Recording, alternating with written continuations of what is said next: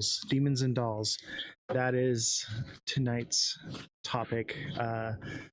Different things that have been possessed by demons, and they are inanimate objects, obviously. Is there anything you want to add to that? Or No, I mean, I think we're specifically looking at the ones that are the most popular and the ones that have had movies made about them, and then but mostly these dolls being not like spirits or whatever, but demonic possessed. Like, you know, everyone has a theory, but this is so like my mother-in-law. That's probably true for most people. But going over the stories of them and how these dolls have left its mark on culture, on our pop culture. So if you're watching right now, we are on YouTube, we are on Abstract, we are on X, and that is at Ozthecryptogoat, all lower cases, no spaces. So don't forget to smash that like button, subscribe to the channel, share the show with your friends. If you're watching on YouTube, make sure you subscribe. If you're watching on Abstract, make sure that you follow us. And obviously the same goes for Twitch and X as well. And whatever platform you choose, we appreciate you, but we are trying to build our YouTube, so if you can go over to the YouTube and hit the subscribe button, like and engage, much appreciated. All right, let's get into it. All right, our first doll, you want to pull up the picture? Yeah, which one is it? Annabelle, because she's the most popular doll. And what people don't understand is she does not look like she does in the movies. Annabelle is very much a Raggedy Ann doll that has been said that it is possessed by a demon. So I didn't realize that this doll isn't as old as I thought it was, this whole story. So this starts in 1970 when a student was given this large Raggedy Ann doll as a birthday gift. And her roommate just noticed that the doll was moving on its own.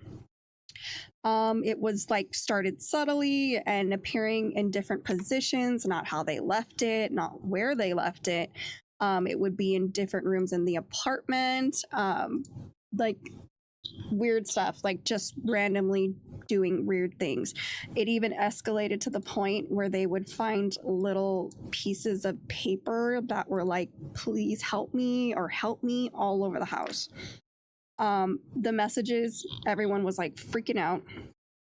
So it intensified to the fact where people were getting scratched when they came too close around the chest. People could feel someone pulling on them anytime they were too close to Annabelle. They even had a medium who said that the doll... A medium? Does that mean they're like... No, they're not not a large steak. shirt size. They're not a steak. Medium well. No. Okay. So like just want to like clarify for the chat. A medium, guys. Like a seance. So a psychic seance. I have my one of those. They have like the little finger bells and they dance with the pointy shoes. I don't know. When I think of seance and psychics, I think of like the big crystal ball and everyone's holding hands and saying weird things. Or maybe that's just because everybody thinks I have a crystal ball. They're like, Oz, can you look into your crystal ball and tell us the future every single day? And I'm just like, you know what? Every time you ask me what's in the crystal ball, it gets a little bit fuzzier every time. No, that's definitely not. Unless you donate, obviously. If you donate, it gets really clear. Either. It's like it polishes it up, Okay, so I'm just messing. The medium claims that the doll is possessed by a spirit of a young girl named Annabelle Higgins, who had died on the property several years before. And feeling sad, they gave the spirit permission to stay with them. When the paranormal activity escalated, the original owners were called in. They concluded that the doll wasn't inhabited by a child spirit, but which they said doesn't possess objects, but was being manipulated by a demonic entity, which means they were just manipulating the doll, making it like, oh no, I'm a cute little girl stuck inside a doll, don't get rid of me, when it really was just something horrible and demonic. Because that's like the case with most things. They pretend to be a little girl. like, oh, I'm a little girl, you know, Little don't girls are the devil. They aren't, but that's how they Little girls. used it. Anyways, because My mama said little girls are the devil. no, her activity got worse and worse, and then they put her in the box. Activity? You mean like she was physically okay? So she was either physically lashing out, knocking things over. She was never where she was supposed to be. They'd put her in one room, they'd find her in another. You know, there's this story I have, and we had this like tiki face thing, and me and my friends like growing up, and there were a couple of girls that were in the house, you know, my friends' girlfriends at the time, and we were pretending that this thing was alive and it was doing things, and it would move, and we would turn it upside down and put it in different places. They'd wake up in the morning and be like right next to them on the pillow. It was so like I could imagine that there could be some human interaction with this, like everyone just messing with each other. Yeah, like I mean it's all fun and games. Like it's kind of normal for people to play tricks on each other, so like absolutely I give that a little bit of validity here.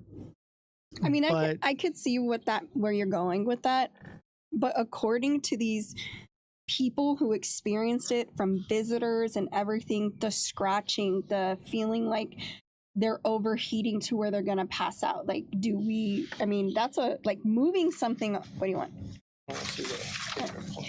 Like moving something, that kind of stuff, that's a whole different ball game. Like scratching people, these people really believe these things happen. So is it in their head? I mean, how do you fake some scratch marks on your back? So here's the thing. Okay. This is what makes it valid for me. Okay.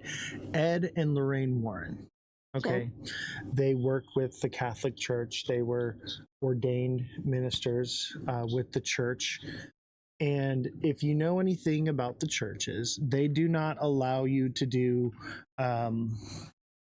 basically like exorcisms and things like that without approval from Correct. The Vatican, right? So you have to have approval from the church. Somebody has to come forward and say, hey, there's some validity here. It has to be proven that there is something, because they do take into account, you know, for mischief and mental health and different things like that, right? Well, they didn't always used to do that. That's fairly new. Right, but they were, at that time, they were doing that. Okay, so when Ed and Lorraine got involved, that was the case. So the fact that the church got involved and were like, this is serious enough to do something about it, is what makes me feel like there's some validity to what happened, because there had to be some type of thing that they saw in the doll that, you know, made them take it. Otherwise, they just thought it was a collector's item, and they were like, you know what, we could totally just take this thing and we'll put it in this little case and it'll become very valuable. But I don't see that. It's not valuable. It's terrifying. It's very valuable. It was stolen. It was stolen. That was actually debunked. That never happened. No. It never happened, but people wanted to... See. This is another thing. And here comes the conspiracies. Pranks. No, but people play pranks. And I looked into that because I thought that too. And I was like, well, that's not great. I don't like dolls. I've always made that very clear. I hate dolls. Dolls are creepy. Their eyes follow you. It's odd. Like, I never owned dolls growing up. But the fact that they were so scared of it, it literally says, warning, positively do not open. The box gets taken. She does not get taken out of it. Okay, so here's my thing is, if Annabelle is this supernatural doll thing, right? And they decide, oh, we're going to take it on tour and we're going to show it off to people. And yeah, because people are weird and they like being around that. Right, and I get it. But who's to say if this thing that literally, when they brought it to Louisiana, the plantation burnt down. Okay. And I have a clip. We're going to watch the clip here in just a minute. But what I want to say is if it did go missing and it was gone, would you believe the official story that, oh, we totally found it, it was never lost? No, I would. First thing I would do is I would go get a Raggedy Ann doll, stuff it in the box and say, look, we found Annabelle. There she is. For all we know, Annabelle is lurking in the shadows behind your bed in your closet right now, prying from around the corner, looking to menace society right now, for all we know.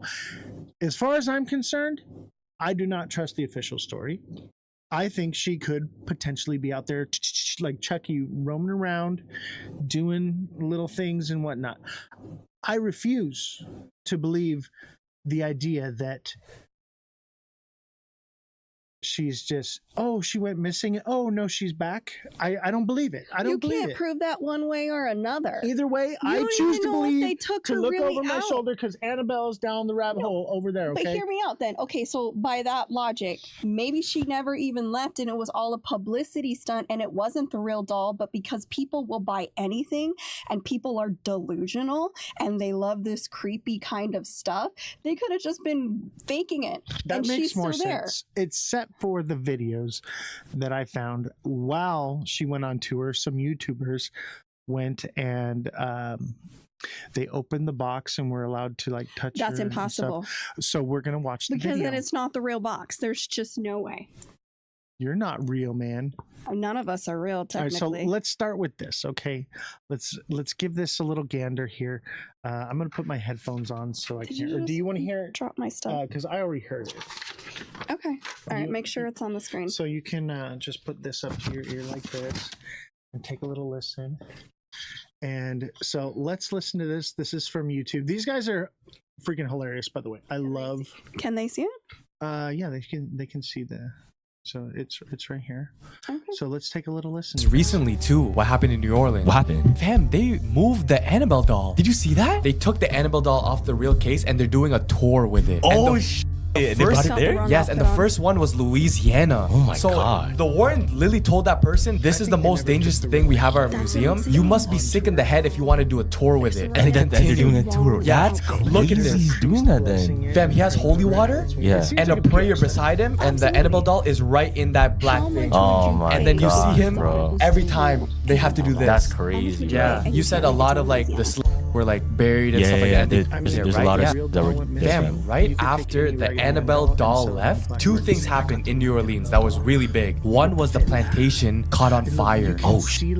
One of the longest standing plantation houses burned. I saw a video where people are saying when they took pictures of the fire, there would be silhouettes everywhere, ghosts. And I'm like, yo, that makes sense because if people died there, so boom, if you see right here, zoom in on the circles, the ancestors. Damn, so right away they brought the doll into the fire. That's crazy. The Nottoway plantation started burning. That's crazy. Yeah. You see all these silhouettes like actual like ghosts, fam. No, and just recently too, what happened in New Orleans? What happened? Fam, they moved the Annabelle doll. Did you see that? They took the Annabelle doll. Okay. You want a real answer to that? Because I got a better answer than the doll.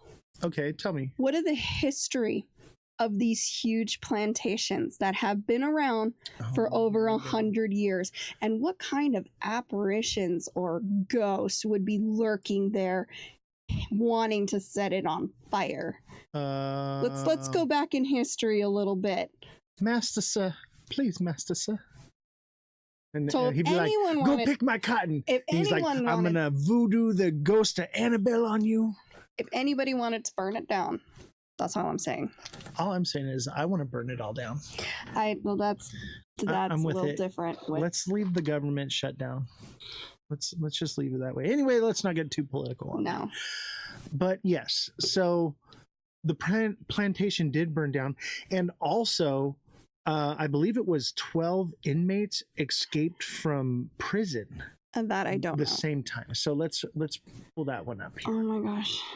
So the rabbit hole gets deep, chat. All right, the rabbit hole is deep. So they're moving the Annabelle doll to the French Quarter. He's blessing it and praying over it. Right, this is their little ritual thingy that they're doing. Right, and that's his little prayer. He's got to read. He's got it written down so he doesn't forget. Just like Jessie, she got Most gracious Virgin Mary, thou who would crush the head of the serpent, protect us from vengeance from the evil one.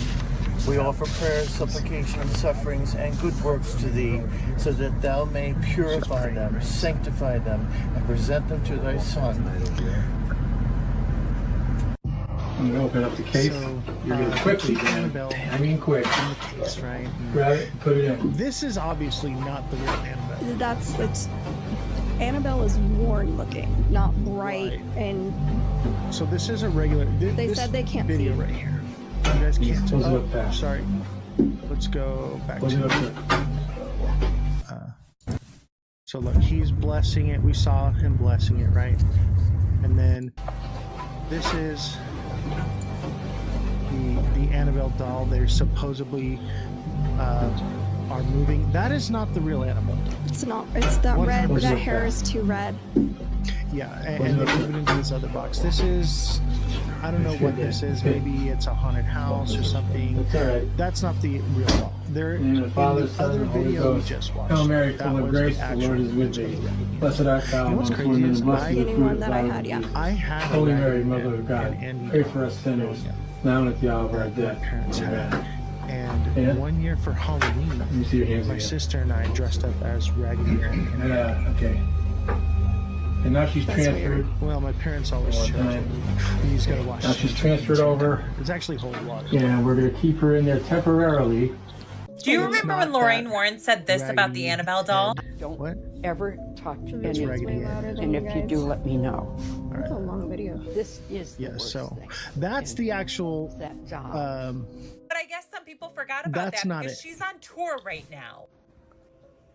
Right? So they took her to New Orleans, and why does a plantation house from There's no- 1859 burn down after? No. So This here's the mansion was thing. about 53,000 square What happened feet in with 1859 on 64 that little rooms, plantation and it there, burns my down friend? after Annabelle You tell decides me. to visit the city. The fire is Slavery. still Well, under hold on. investigation, Well, yeah, so you we could- know that, but let's.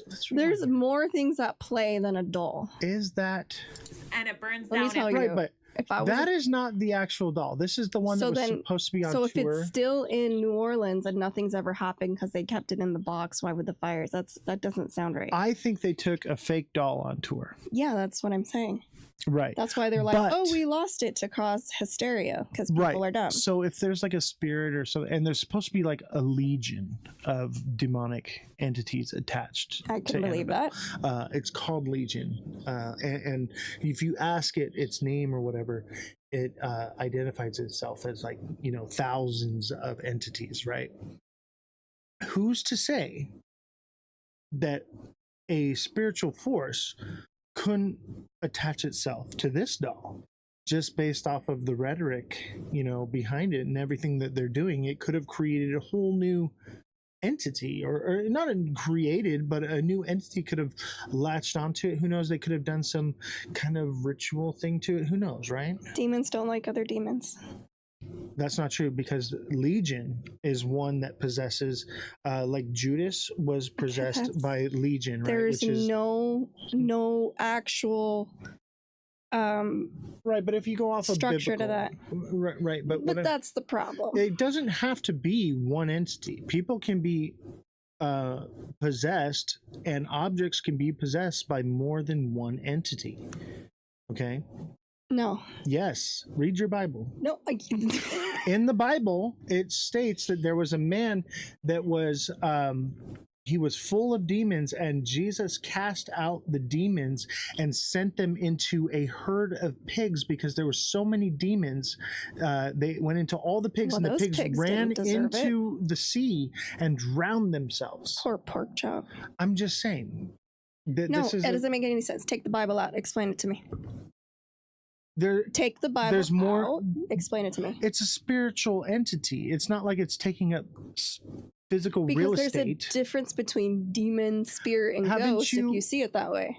Haven't you seen people okay, so there were these people that I interacted with, and I'll tell this full story later on. Now is not the time and the place, but I'm going to breadcrumb you guys a little bit right now. This is part of the breadcrumb trail that I am leaving for you guys. But there was this man, and he would talk, and sometimes he would talk really high like this, and then and he So he went from Elmo to Louis Armstrong. yeah. Okay, He got was it. like, I see skies are green, And now you're just Schwarzenegger. plantations too. I whip them too. Don't sing. All right. Just me and you. And I think to myself. Okay, I'll stop singing. What a wonderful world. I have to hear this like live. Yeah. Please So- feel sorry for me. This guy was possessed by multiple entities, and each one of these entities that he had in him had a different ability. One of them was this, Schizophrenia. I mean, if that's what you want to scientifically call it, but I seen it in a way where God showed me through my path and my walk and my journey that there was something more than that. Take the Bible out of it. And then there's no argument anymore. And that's, I mean, you can label it as whatever you want, but here's the thing is we have to have an open mind that there are some things that science cannot explain. Well, clearly, or we wouldn't be doing this. Exactly. So tell me when I can unmute. What do you mean unmute? So Unmute what? Are we muted? I don't know. But basically the Oh, he's talking about your horrible singing. Now I know what he's talking about. my God. You are correct. You're not allowed to mute say me. that. Okay. You I have get to it. watch I the can't whole mute, show. but you mute for me. Okay, so we have to understand that yes, we can put a scientific explanation on everything, okay, and we can look at it from a logical perspective, but we have to, especially with these things that we're talking about, that we're looking into, we need to have an open mind, and we need to start, in my personal opinion, I think we should blend science with spirituality. I think that they go hand in hand. Because we have the separation of church and state and all these things, right? That's a no-no, right? But I do believe that they are similar, one and the same. Yes, we have physics, but there are things that defy the laws of physics. You know, there are things that we can give it this label, and that's how we can describe it and give it a way for our puny little brains to understand. But there are just some things out there that we cannot explain. No matter what scientific explanation you want to put on it, for me, in my life and my experiences, I have come to find that yes, there is versions of people who are mentally unwell and they are schizophrenic, and then there are other people that are possessed by demons and they are granted powers because of those demonic entities that are within them.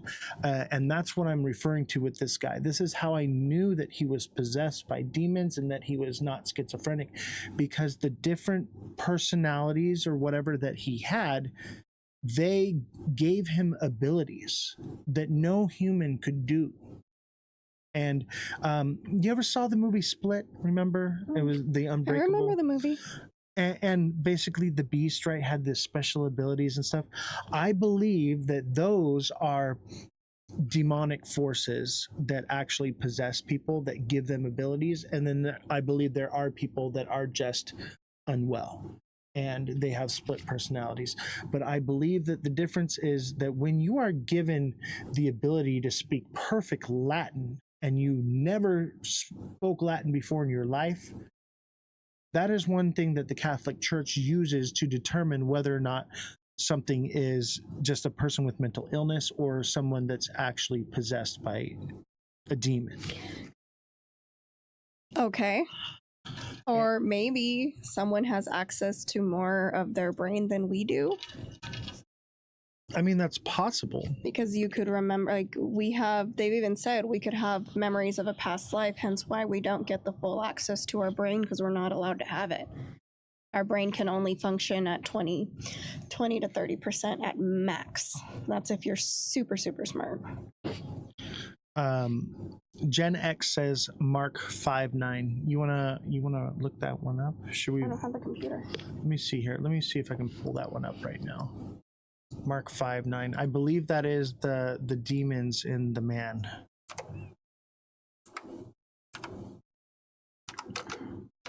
So I have actually read every page in the Bible. So have I. We both went to Christian school. Well, most people who went to We Christian got school tested never on actually. it. Okay, so here it is. And this is from the King James Version, Mark 5:9. And he asked him, "What is thy name?" And he answered, saying, "My name is Legion, for there are many." If you believe the Bible, right? I do believe the Bible. I don't. And you're entitled to have that opinion. But those of you who don't believe in the Bible, I would encourage you to read it. And as you read it, reach out to God and say, "I would like for you to reveal yourself to me," and he will, and you will see that it is real. Okay, I'm not having a Bible lesson with you today. I'm just saying. And the reason that we aren't allowed to use our full capacity of our brain, we have no idea. But as of now, most people don't ever use more than 20%, and only the high elite use a little bit higher percentage. But for whatever reason, our bodies cannot actually process using our brain at 100% capacity.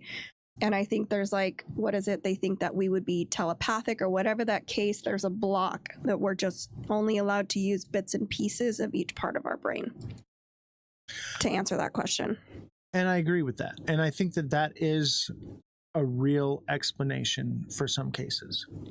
And in some cases, I believe that there is a more likelihood of a demonic possession.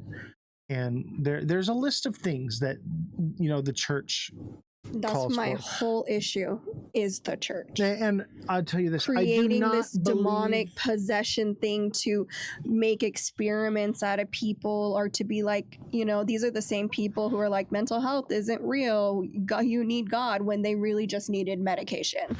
And I agree with that. But I think that there's also something else that is real out there that can't be explained. Possible. How do you explain the spirit box thing? I believe that ghosts are real. Right. And I believe that I don't believe that all of them are ghosts. I think that some of them are demons, which are basically the fallen angels, and whatever you want to call it. Like in any religion, right? First of all, I'm not religious. Okay. I just understand that there's something bigger out there that we can't begin to understand. I do not believe in church as a religion. I think that most churches and the people that are in churches are very hypocritical and are probably some of the worst people, and I do not find myself equally yoked with them because they have these righteous blinders on, and they refuse to see the truth because they think they're holier than thou. So I do not find myself having church with them in a building. I do not believe God is in a building. The best church I ever had was with my grandfather. We used to feed the homeless every Sunday from 1983 to 2007. Every single Sunday, never missed one. And one time, my grandfather, it was just me and him, and on a Sunday, we went down to the liquor store. We grabbed a couple 40 ounces of malt liquor and went to the park. Just me and him. I was 21 at the time. This was much later on. And we just sat down with some of the homeless people there. And we said, "Hey, you guys want to share a beer with us?" And we passed around the 40, and we were just sitting there talking, and we were just fellowshipping with one another, telling our past stories and things that we've been through, our struggles. We prayed for them, and that was the best church I ever went to. It was helping people, even with just a beer as a way to open it up. Nowhere in the Bible does it say you can't have a beer. I don't understand where all these if you believe the Bible, he turned water into wine. Exactly. And that's lit. Just saying. That's what I'm saying. That's the kind of God I want to have. If someone could do that in front of me, I'm like, I'd be a believer. But I turn water into wine. I just add a little bit of fruit and sugar to it. That's not how that happened. That's how I do it. You're done preaching to me now. I'm just saying,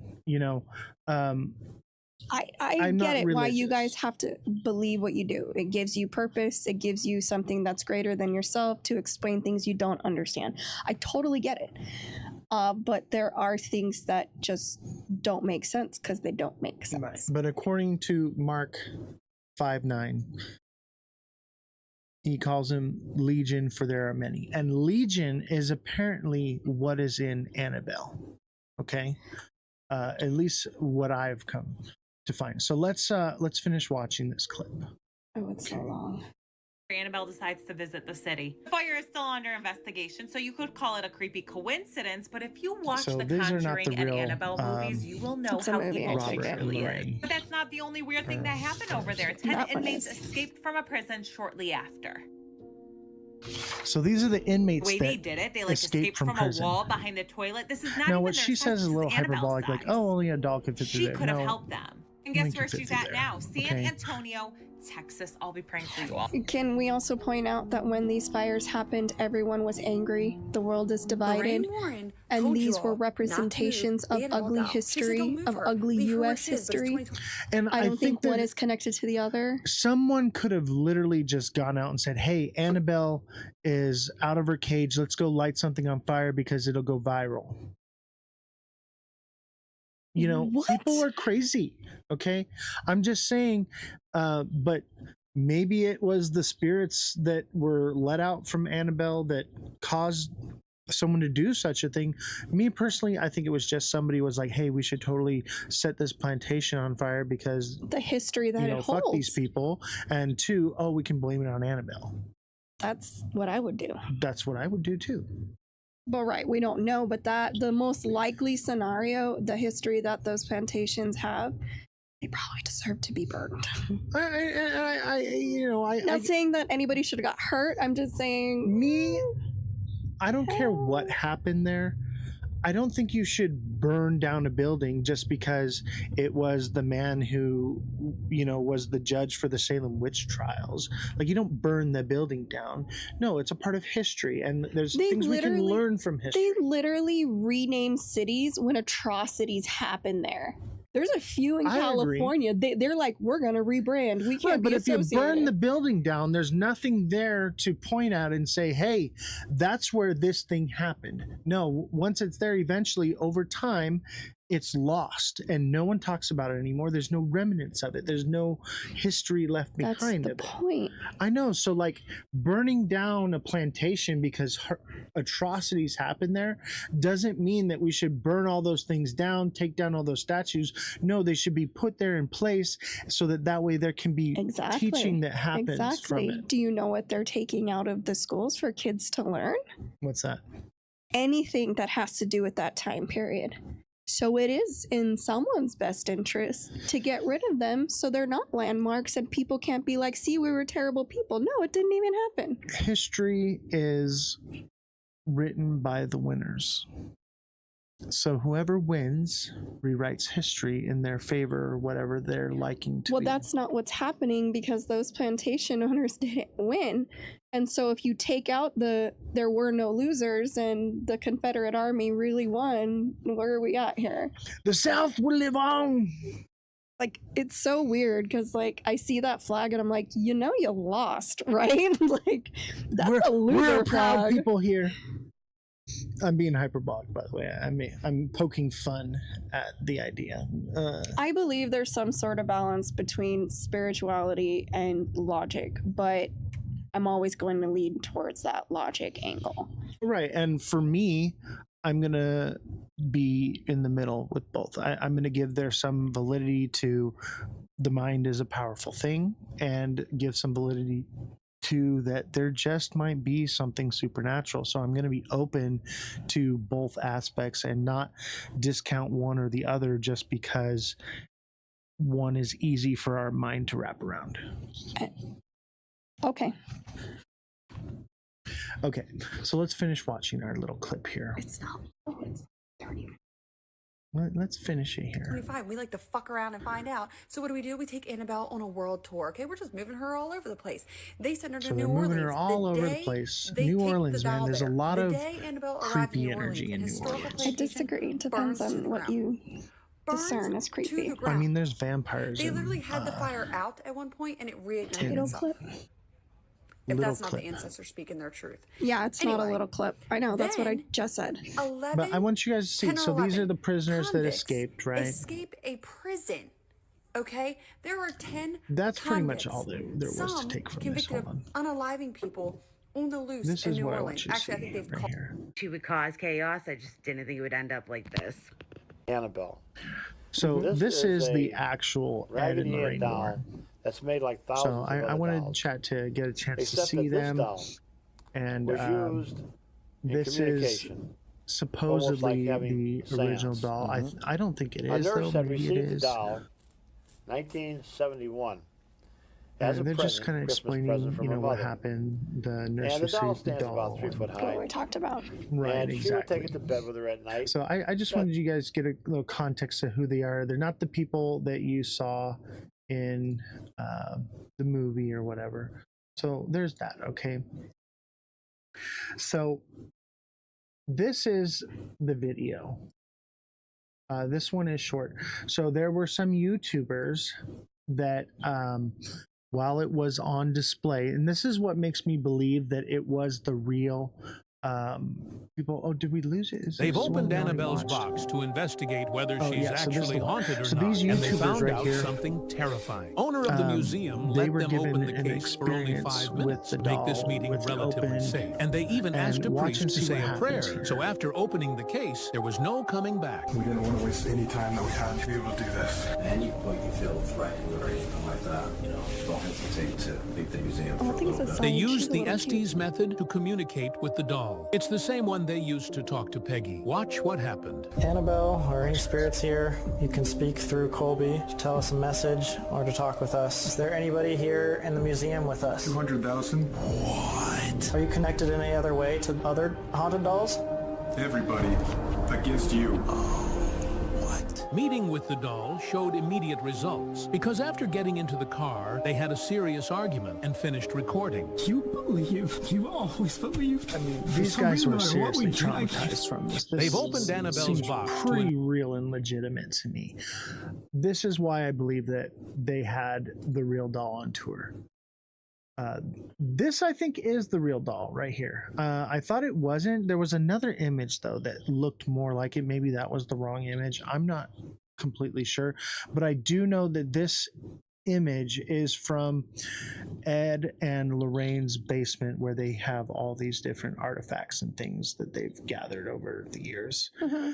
Maybe they're just pack rats and they saw cool things and they're like, oh, it's got a demon, we better take it with us and add it to our little collection. I think that's plausible. Maybe not. I mean, my dad's a pack rat. Okay, my dad wants, if you've got something that he doesn't have, he's got to have it, and he would blame it on the devil to get it away from you. I'm just saying it is plausible, right? I think you're way out there with this one. Why not? Because, like you said, they were religious people. It's the devil. Give me your action figures. You know how I feel about hiding behind God for your bad actions. Own them. Don't say, oh, I did this bad thing because the devil made me do it. I know, but that's what I'm saying. That's maybe what they were doing. Like, for instance, I have this. Those of you who have been around for the show for a long time, on my desk I have the baseball here, right? Signed by Mike Trout. Now, if I had this and you were a preacher and you were like, oh, the devil lives in that ball, I better take it with me. I better take that ball from you. People use God to do terrible things. You're proving my point. And I believe that is a possibility. Like, I'm not taking that off the table. I'm open to the fact that there are some things that we can explain and we can wrap our head around, and there are some things that we can't. And just because something happened doesn't mean that we just jump straight to ghosts, right? Right. We should look at the logical explanation. Why would they have this whole pack rat, display of things? Have you seen New Orleans? They just do stuff like that. Well, this isn't New Orleans. This is Ed and Lorraine's basement. All these little artifacts are supposedly. I got that picture from New Orleans. Oh, this is from New Orleans? That's New Orleans. Okay. Well, there is a place, and it's Ed and Lorraine's basement. And we can maybe post a They clip moved of it it later. though. That was the whole thing. They gave it to this place and they kept it in that box and gave them the box so that people in New Orleans could go see. You can go see it they got today. older and they were like, you know what? we need I to don't make think some they're money around off anymore. of this stuff. Yeah, now. they're not around anymore. We've been pack ratting this stuff for umpteen years. It's time to cash in on our Don't investment. you think it would be weird if you were religious and you want to have all this negativity in your basement? Don't you find that odd? That's why I'm leaning towards the idea of maybe they're just hoarders and they were like, oh, that looks really cool. I want that. It has the devil in it. Let us take it off your hands. Free of charge. Sure. It seems plausible. No, it doesn't. All right, next doll. Okay. All right. So Yeah, I know.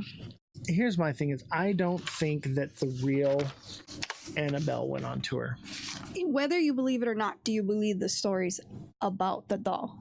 That's what it's about. Whether do believe it the went stories. wherever, whomever, wherever it came from. Do you believe that this doll had a demon in it that was literally just harassing and terrorizing people? I do, based off of the video of the YouTubers. Because the YouTubers, This you is know, where we are. I mean, But there's history. I'm not saying that it's wrong, but what I'm saying, there's a lot of history of people like, oh, we visited in the doll. Well, you know what I mean? Like, right. So there's a long track record of things happening. Obviously, YouTubers can be YouTubers, right? We're YouTubers, you know. right. I make up things on the fly all the time just for show value, right? That's fun. It is what it is. But, you know, let's not, you know, Because when you bring religion into anything, you make it a touchy subject. I understand that. I just think Not that just for me, I don't care. there's but some for others validity. that don't want to hear that. There's some validity in the fact that it may have been the real Annabelle doll that went on tour. There's some validity in the fact that it possibly does have demon possession because of what happened with the YouTuber. And there is some validity to the fact that it may or may not have gone missing and is still out there lurking in the shadows underneath your bed, waiting, watching. In this world, all of those are very, that could happen. I don't know. Yeah, and that's the main thing here. It's like, let's think about it. Let's have an open mind, chat. Like, let's, you know, explore every possibility that it possibly could be, because we don't know. We have no hard facts here. No. That's the fact of the matter, is there is no hard facts. Everything we talk about, there's no hard facts, whether it's alien, ghosts, whatever conspiracy theories that we are jumping down, there are no hard facts. Well, the moon It's all landing is a hard speculation. fact. That's Okay, we definitely have the video footage of something Okay, happened. so Millions that- of people saw no. it. So what I'm saying is it's all speculation, and we all have to come to our own logical. Right. And the idea is for you Answer. as the viewer to decide for yourself. We're not here to tell you what to think. We just decide what we think and our opinions, and everyone has their own. You know what I think? Little girls are the devil. That might be true. The devil is in the doll. I'm raising psychological warfare. All right, bring up Robert the doll. All right, Robert the doll. This story is a little older. This one's freaky. Okay, I'm not gonna It lie. looks so sweet and innocent, but oh my goodness. I'm not gonna lie. This Okay, one so is the freaking story, weird. this one. Hold on, before let me just set the room real quick. I had never heard this story. I did. Until you told me about it. And then I started deep diving into it for the show. And I got a little freaked out. Okay. Yeah. This is crazy, chat. If you haven't heard Robert of is Robert something the else. Doll. Robert the Doll. So tell us who is Robert the Doll? I'm sure most of you haven't heard of Robert the Doll. I would say Robert the Doll is creepier than Annabelle. Oh yeah, and not only that, Robert's been around for a very long time. Right. So tell us about Robert the Doll. Who is he? What does he do? So Robert the Doll, this toy was given to a little boy in 1904. 1904. He was originally given to Robert Eugene Otto, a young boy from the Key West. So that's 120 years ago. Yeah. Yeah, 121 years ago. Dang. The doll was manufactured in Germany and was brought to Otto's grandfather during a trip abroad. They speculated that the doll may have originally intended for a window display, and it was not to be for sale, but the grandfather convinced them to sell it to him.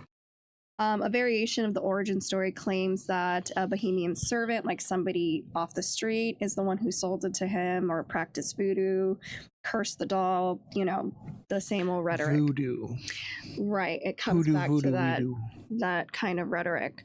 Young Robert Eugene Otto became so attached to the doll that he gave it its own name and instead on being called Gene. So this boy goes, okay, this doll is named Robert and my name's Gene now because I love this doll so much. Wait a minute. So let's jump down the rabbit hole a little bit here before we go any deeper. So the little boy's name's Robert. Robert Eugene, yes. Right. And so the boy says, I want the doll's name to be Robert and for me to be Gene. Right. Now that is a sign of demonic possession. Well, that's a sign of some kind of connection where either the doll's like, I want your name. Call your name. Right. Or basically he's like, I no longer live in my body. I'm a vessel for this entity to take me over. And now I reside in the doll and it has possession over me. So it is odd. Sign number one. It is odd for the little possession. For a little child to be like, I'm Gene now. The doll is Robert. Like I don't know if my 5-year-old came up and said that to me. I'm like, oh, okay, that's a little weird, but sure, son. Like I don't know how I would react to that. Every time you say Gene, I think of Gene from Bob's Burgers going a jiggly, jiggly, jiggly, jiggly. Anyways, as a child, Gene would often blame any mischief or misbehavior on the doll, saying Robert did it when toys were mutilated or objects were overturned in his room. Neighbors, according to legend, neighbors claimed to see the doll moving in the upstairs window when the family wasn't at home. The Ottos and their guests also reported hearing giggling and seeing the doll's face expression change wherever the doll was. Okay. Let's rewind a little bit. Mm-hmm. So the story that I read about it is basically the doll was doing weird things and moving on its own and creepy, weird things were happening. So they locked it away in the attic. Okay. Well, before we get to that, that wasn't just the only case. The incident that occurred for that to happen. Okay. So one night after hearing commotion in Gene's room, his parents found the room in disarray. Gene was terrified, shaking and screaming in his bed, insisting Robert was responsible. All of his toys and everything were mutilated. Everything in the room was destroyed. Hold on. Don't you think that a kid could be having a temper tantrum and did a bunch of crazy stuff or maybe split personality disorder or whatever very personality logical yes. and then uses that as a reason to blame it on something? Because I'll tell you what, right now, my 5-year-old, or I think she's like 6 now, when she was younger, even now still, she would do things and blame it on the devil. The devil made me do it. I believe that. So, is it perfectly logical for a child to lash out and do something like that and then blame it on a doll? Yes. Absolutely. Yeah. The question is this. They were not home, and the neighbors saw it moving around in the attic. Right. That's what's creepy to me. That's what leads me down the crazy rabbit hole of this is some demonic thing, right? But here's my issue. So Gene, and he stayed with this name. He never went back to Robert, even after he went to college. And he kept the doll. He kept it. Okay, so not me. I'm gonna light it on fire. You know, I had a Furby one time, and this thing was possessed. Okay, and it was like going. It was going like crazy. And we took the batteries out of it, and it kept like going. So we torched it with a torch. Yeah, that was the right move. Those things were creepy. And it was literally on fire, still going like yeah. It was creepy. No, so this dude. He literally brought it back to his childhood home after studying and being abroad. His wife, Anne, was reportedly uneasy with Robert and had him moved to the attic. Visitors claimed to hear giggling and footsteps coming from the attic after the doll was confined. So this is Robert's reputation. He's obviously in a museum now, locked up, like you see right here. Mm-hmm. And the story is, if you take a picture of him without asking for permission, you just get bad luck and bad things happen to you. And they literally Elaborate. Okay. like car accident, something bad happens, they lose their job. You get the bad juju. Yeah, they get that bad vibe, that bad. And so what they have to do is send in an apology or come apologize to the doll for taking its picture Dear without Mr. permission. Doll, Robert the doll. Dear Robert, we are so sorry that we used Flash. Please forgive us. Our utmost apologies. Could I please get the winning lottery numbers this week? I've been doing so bad. I believe the government was surveillance through Furbies. I think that was like a test program, by the way. I believe that too. They had like that little like camera sensor thing. And you just do you remember the Simpsons? Oh, you didn't watch the Simpsons. There's a Simpson episode that made fun of the Furbies, and they were literally monitoring children to see what kind of toys they like, so they knew which toys to make for Christmas. I mean, that checks out. It does, right? Yeah. I would not when it comes to the government, yeah, anything's possible. I would not put it past any government entity to do something with toys, especially toys, right? Because children, because it's about money, right? Like that's why they monitor everything we do online. They want the data. The data can literally, Facebook knows when you have to poop. They know you have to poop before you do. This is a real thing. Are you talking about that? This is how we all only watch cartoons. Are you talking about that American Dad episode where she finally got a conspiracy theory right, and it was Project Poop, and they were filming everyone while they were people who were on the toilet looking at their phones, and they were filming them? Yeah. and like, so the camera's looking at you and it's looking down. So if you're beating it in the bathroom, the CIA's got footage on you. They're watching you. Big Brother is watching you. Spank the monkey. All right. So you just remember that. And one day when you run for Congress, they're going to say, you better play ball or we're going to show them videos. We got a whole spank bank full of them, baby. Spank bank. No. I mean, it makes sense. Why, next time you're beating your meat and you're in the bathroom, look at what direction the cameras are looking right at your face. Who takes their phone in the bathroom? That's disgusting. That's where germs live. I mean, never, like, I get, like, I put when I have music, when I take a shower, but when I'm using the restroom, like, why would you take your phone in there where germs and poop and pee live? What the hell is wrong with people? I get my best TikTok work done while I'm on the toilet. Oh, that's so disgusting. Those are my best lives ever. No.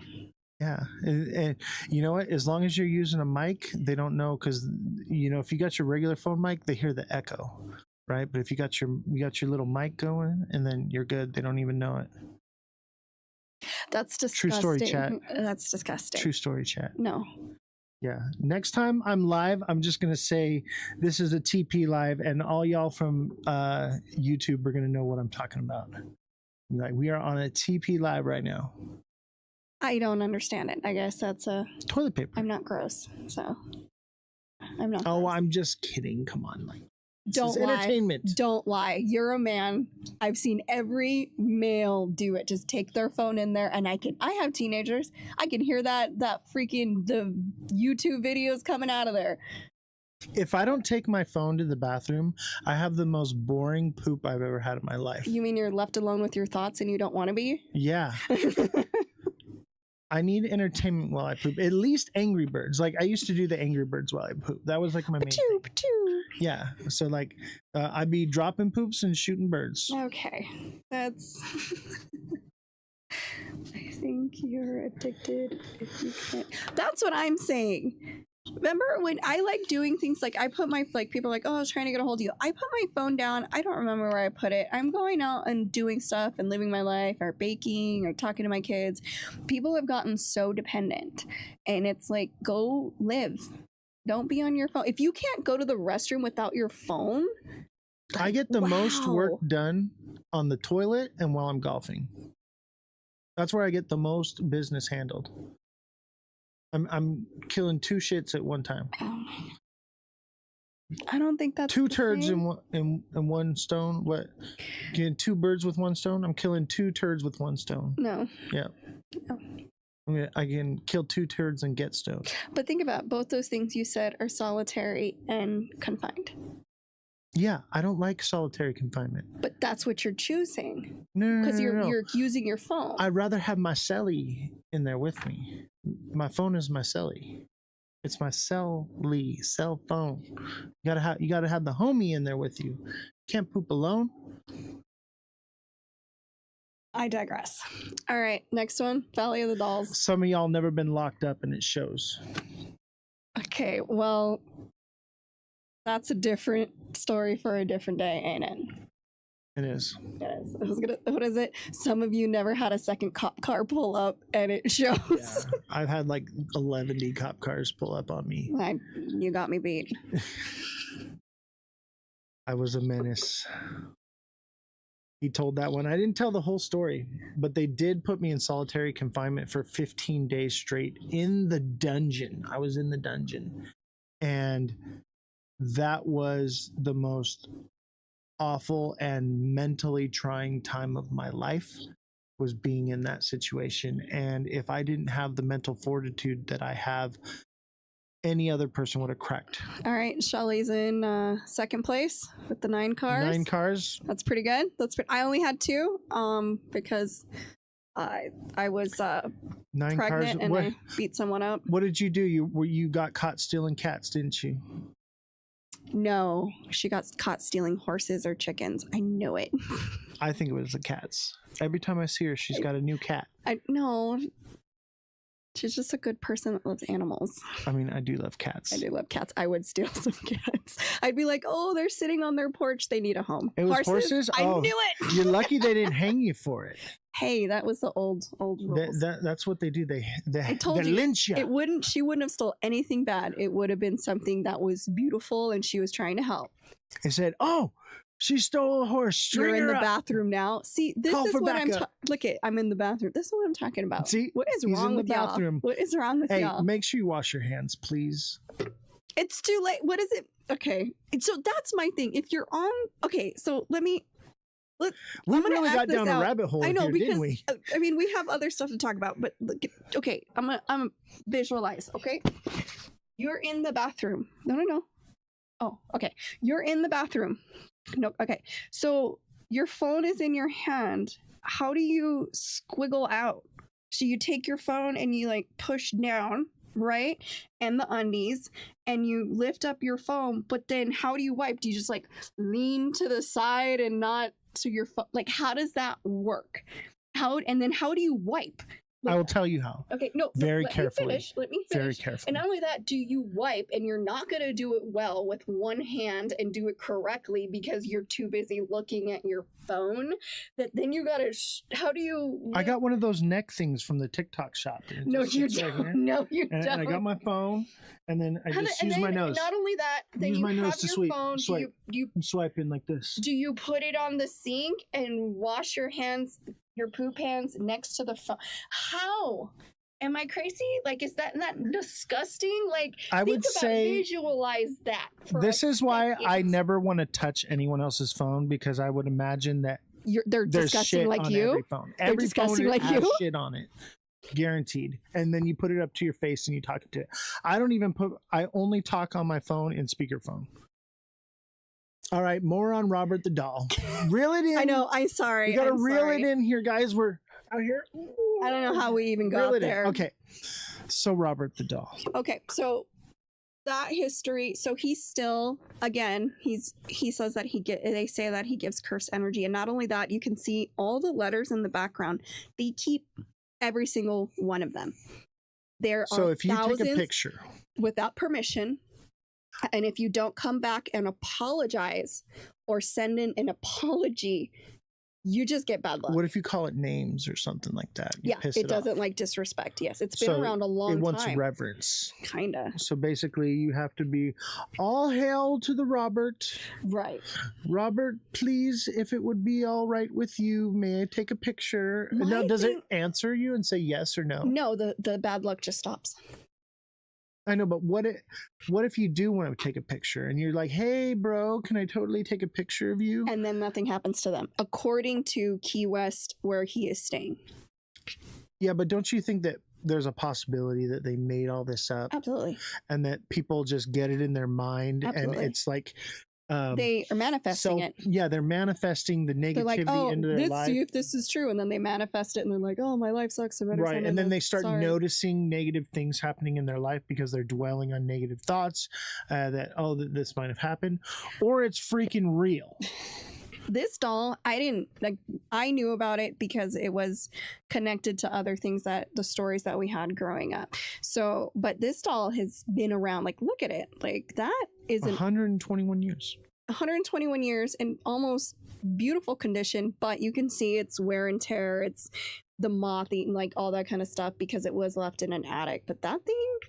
Was this doll ever cute and loved before? Yes. I would imagine so. Okay, so this doll's name is Robert, right?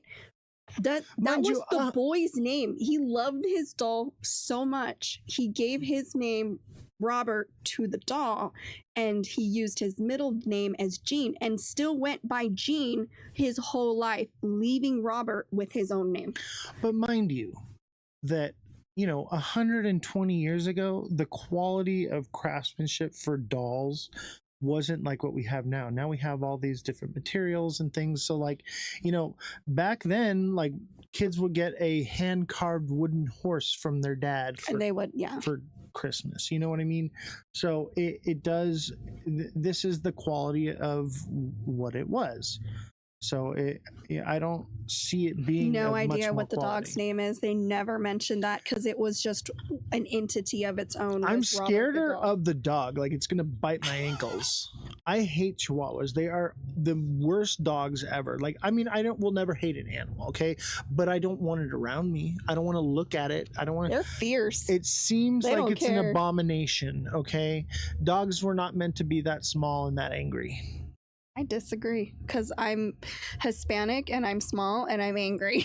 So And let's go down that road. So if your we're new good. nickname is Chihuahua. Chihuahua. We'll call you Yo Quiero Taco Bell. No, that ain't it. Okay, Valley of the Dolls.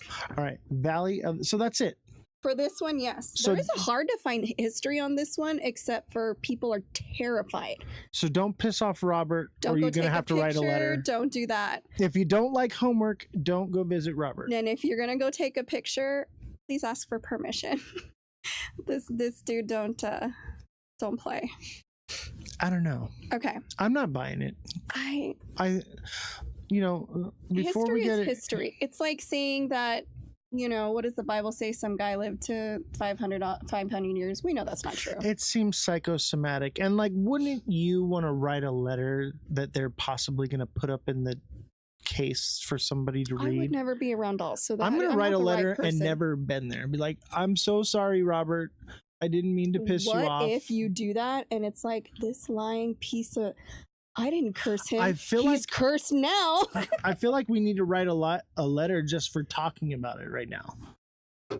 Right? Because What? I if have it the is worst real, he luck. must Like, know that we're talking shit right now. Well, if we send the letter. You wrote those, you better write a letter. You better write an apology. Look, my life already sucks, and I already have bad luck. Come at me, bro. There you go. I'll call their bluff. You know how I am. Do it. Jesse is Do gonna it. get. So we got another image of Robert the doll. Let's check it out here. Cutie pie. Let's take a look I just here. can't see how this doll did so many bad things. So this is another image of the doll from the side, and what I want to know is who is this guy that looking like Walt Disney right here? That's what we're focusing on. I'm just saying, did Walt Disney have something to do with this? I don't know. Maybe they had beef. This doll's been around forever. Yeah, maybe A this doll that's is- been preserved, and it's very rare, over 100 years. There had to be, whether you believe it or not, there had to be something very special about Robert for them to keep. Let's see here. That's Walt Disney. No, it's not. Actually, That that is looks like Walt Disney, Remember, chat. this doll was made in Germany, and that looks like a German. That's the devil. No, it's Germans are not. Certain people. What about this? Look at this. This looks like an official seal Mhm. from the government. Maybe They're the ones who own it. that looks like it a was given state to seal. Key West Historical Society. This looks like the Florida State seal. Obviously, it's a bit pixelated. You zoom out, And then this looks like maybe it says like the something. So there's some kind of something to it. But look at this. This looks like the swastika with the eagle above it. No, it doesn't. I'm just saying, I deep dive into this stuff. I was looking at the background stuff here. What I want to know is, what is this? I think it was the little boy holding it. What is that? I don't know. It looks like a goat eating a child. What? You don't see the goat? That's a goat. I think just everything's a goat to him. That's not a goat. That's a goat. You always think you see goats when there's no goats. What is this? What am I looking at? I don't know. I wasn't looking at that stuff. I was looking at Robert. TikTok seller says, I blame Israel. I'm sure that you're probably Hitler Youth right. does as well. McDonald's. All right. Okay. Reel it in. Okay, where's Jesse? You keep getting off topic. It's not me. It's not me. All right. Here we are. We're back. So bring it up. The next one. I think it's this one here. Okay, that's a good one. You want to do that one? Yeah. Oh, we lost us. Oops. Oops. Hold on, chat. We're here. Okay. So the Valley of the Dolls, and I'm sure most people, especially if you're Hispanic, you know about this place and its history. But in case you don't, this is part of the Chimilago, I can't say it, canals in South Mexico City. This particular A D in island, English, Bobby. You speak English. dedicated to, okay, so there was a hermit caretaker, Julian Santiano Barrera, reportedly discovered a body. Yes, and this was in the 1950s. The body of a young girl who had drowned in the canal. This canal is infamous for the horrific things that have happened. While some say he found her body and a doll floating nearby, others, including relatives, believe he might have imagined the girl entirely due to his reclusive state. Haunted. Wait. Hold there. Yes. So they're saying, because he was basically a hermit to this island, that he was seeing things, is what people are trying to say. See, that's you. Your missus, everything has to be scientific and has to have an explanation behind it, right? Okay. Don't you think that he could have seen something? I do. Now, I'm not dismissing what he saw, because there's something that deeply troubled him that started him on the venture that he went, because I don't think he could have just decided one day, I'm gonna be weird. And when he grew his own food. He didn't bother anybody. People came and, he traded food for other stuff. Nothing about him screamed crazy. He just didn't like people. Being a hermit doesn't mean crazy. Being a hermit means I don't like people. That's my thing. It seems like maybe trauma could have been due to it. Seeing a dead little girl might be traumatized. Right, and that would totally do it. But and that would explain some of this. But at the same time, don't you think like maybe there was something that happened before? Like, let's say that, because he said he found a drowned girl, right? But where's the girl? There was no body found. There was, I'm getting to that. Right. So my question is maybe this is induced paranoia. But I'm the logical one? I'm just saying, like, we got to look at it logically and illogically. That's what I was getting to. Right? Yeah. Okay, so elaborate. Okay. All right. Haunted by his inability to save her or by her spirit, Barrera hung the doll he found in a tree as a memorial, and it is still there, but it's in the spidery part of it. Driven by a perceived need to appease her restless spirit, Barrera spent the next 50 years scouring canals and trash heaps and trading produce for more dolls. He hung thousands of dolls, many of them mutilated, dirty, and broken across the island. So pretty much anybody could bring a doll and hang it as tribute to the little girl. I'm hanging a doll. In 2001, Barrera was found dead, drowned in the same spot in the canal where the little girl had said to have died decades earlier. I don't understand. Like, how is hanging dolls? It was like in a tribute to the little girl. So when he found the little girl, she had a doll. He took the doll since he couldn't help the little girl. I don't think the little girl liked this. I don't think this is what the little girl meant. She was deceased. How would you know? If she existed at all. She had a little doll with her when she passed away. What are you talking? Every girl has little dolls. Well, most girls. I didn't. Yeah, dolls freak me out. Dolls freak me out. That's why we did this show, because I was like, what's something I don't like freaky? Dolls. Like, dolls are creepy. But my thing is that she apparently when he found her and she was drowned, she had a little doll with her. So he took that doll, and to appease her spirit, because we don't know what the little girl just drowned, nobody came looking for her and all that kind of stuff. So his way of dealing with that trauma was collecting the dolls for her. I'm leaning towards, like, the dude was smoking some good stuff and, had a traumatic experience, thought he saw something, maybe went a little bit off his rocker and started doing this to find a way, like a coping mechanism for. Yeah, I would think this seems more psychological than it does. Like the other ones seem more demonic. This seems more psychological to me. Okay, so remember, he was found dead in the same spot the little girl had died. His nephew Anastasio, who had inherited the island, continued the tribute. Then he also died of a heart attack in the same location. All three of them died in the same spot. The island is now. Legend centers believe the dolls are possessed by a spirit of the drowned girl. Over time, it included the souls of the other dead children as well as Barrera's own spirit. And there's also the conspiracy that he was killing children, and this is why he put up all the. It depends. Where's the children? Yeah, I mean, you can kill somebody and no body, no case. So that's a lot of kids. But their thing is that it was to appease the spirit from bad things happening. But 3 people dying but here's the thing about this canal, and what people don't really understand. This is the same canal that is connected to a lot of folklore. I can't say this one either. Nojales? No, that is right. Dark spirits that disguise themselves as black-eyed girls or animals like fish and leopards lure victims into the water. This is the Like same canal. Yes, the canal that is connected to this island.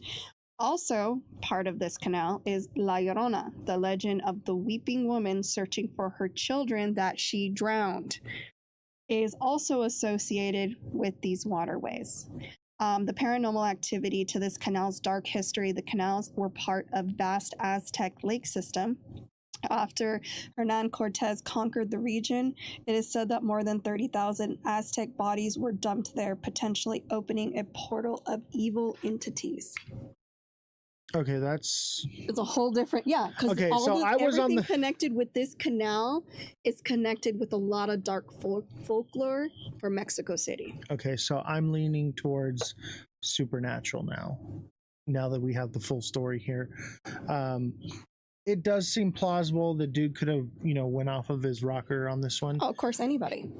But maybe something drove him to that. Maybe some type of spiritual entity. Like, if La Llorona is in my backyard, I'm probably not going to be the sanest person. Well, think about the water. It's all about the water.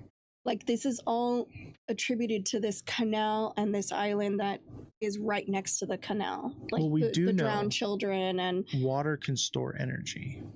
Right, and I don't know how familiar people are with Aztecs, but they were not kind. And if they were leaving this world, they did some horrific things. Child sacrifices. Sacrifice anything that they thought would please the gods, they did it. That's terrifying. And this is why I don't like religion. For that reason right there. I'm not a religious person. I'm a spiritual person. I see it more as like a relationship. But yeah, I think when you get religious in things, it can send you down a very, very dark path. They say the road to hell is paved with good intentions, right?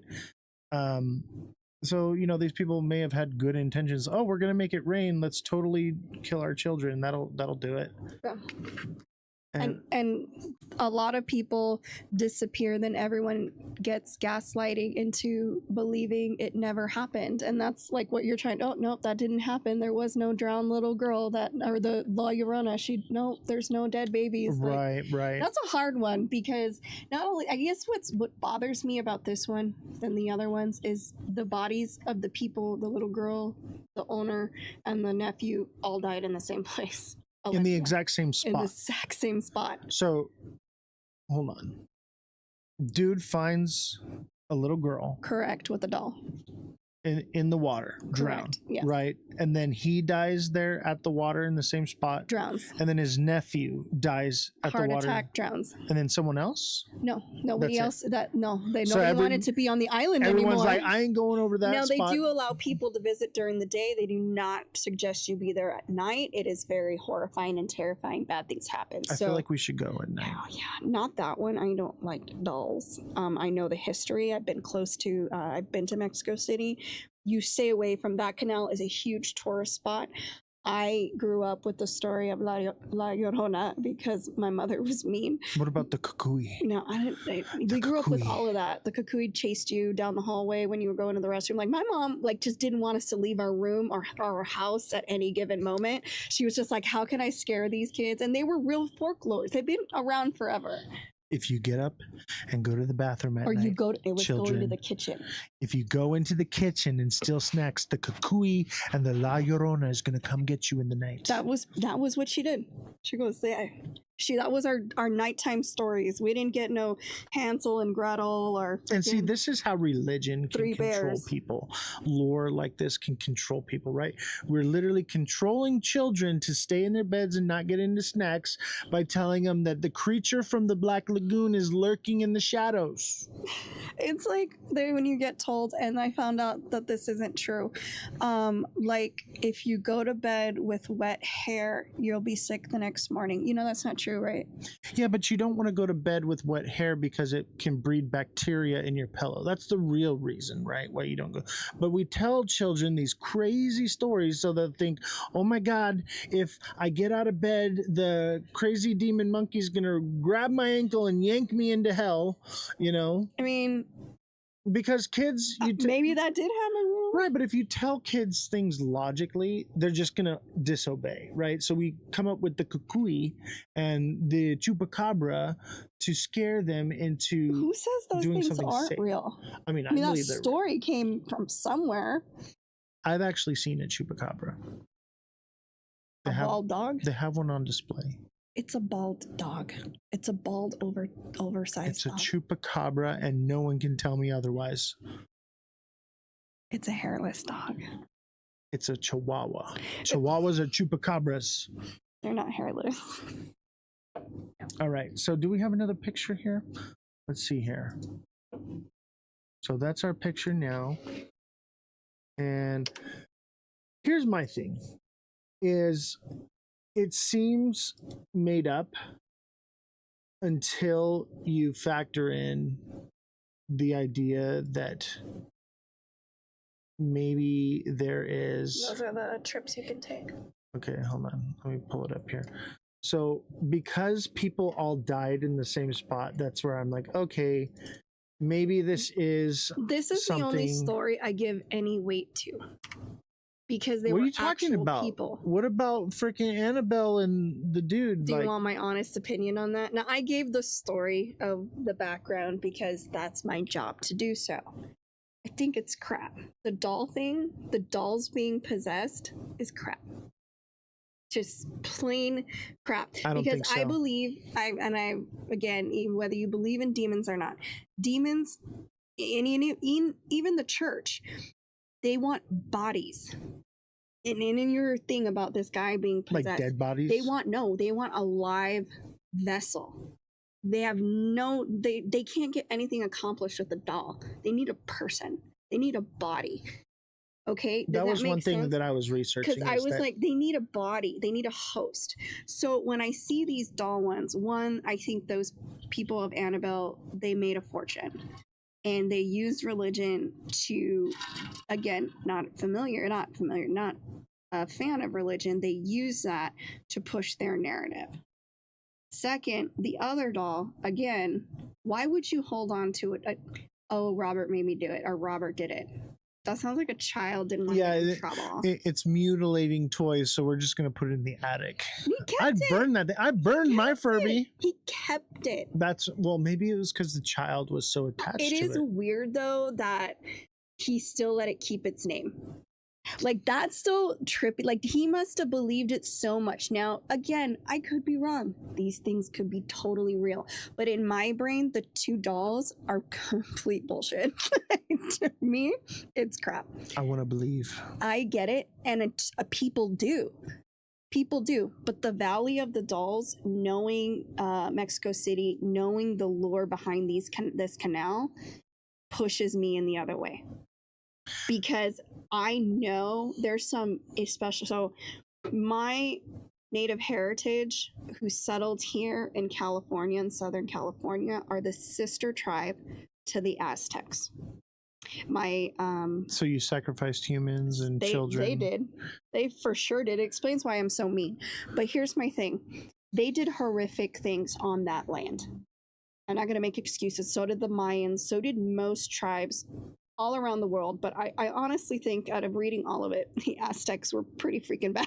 Right. So, and like the Annabelle doll thing, it goes back to what, like the 70s.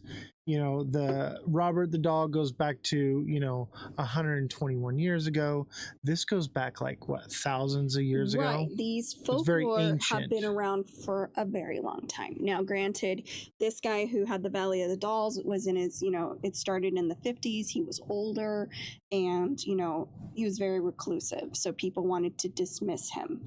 And he literally traded like fruits and vegetables for dolls to keep her happy, to keep her spirit alive. I saw that he was literally farming to basically survive and to buy dolls and to get the dolls for the little girl. What would he wasn't asking for money.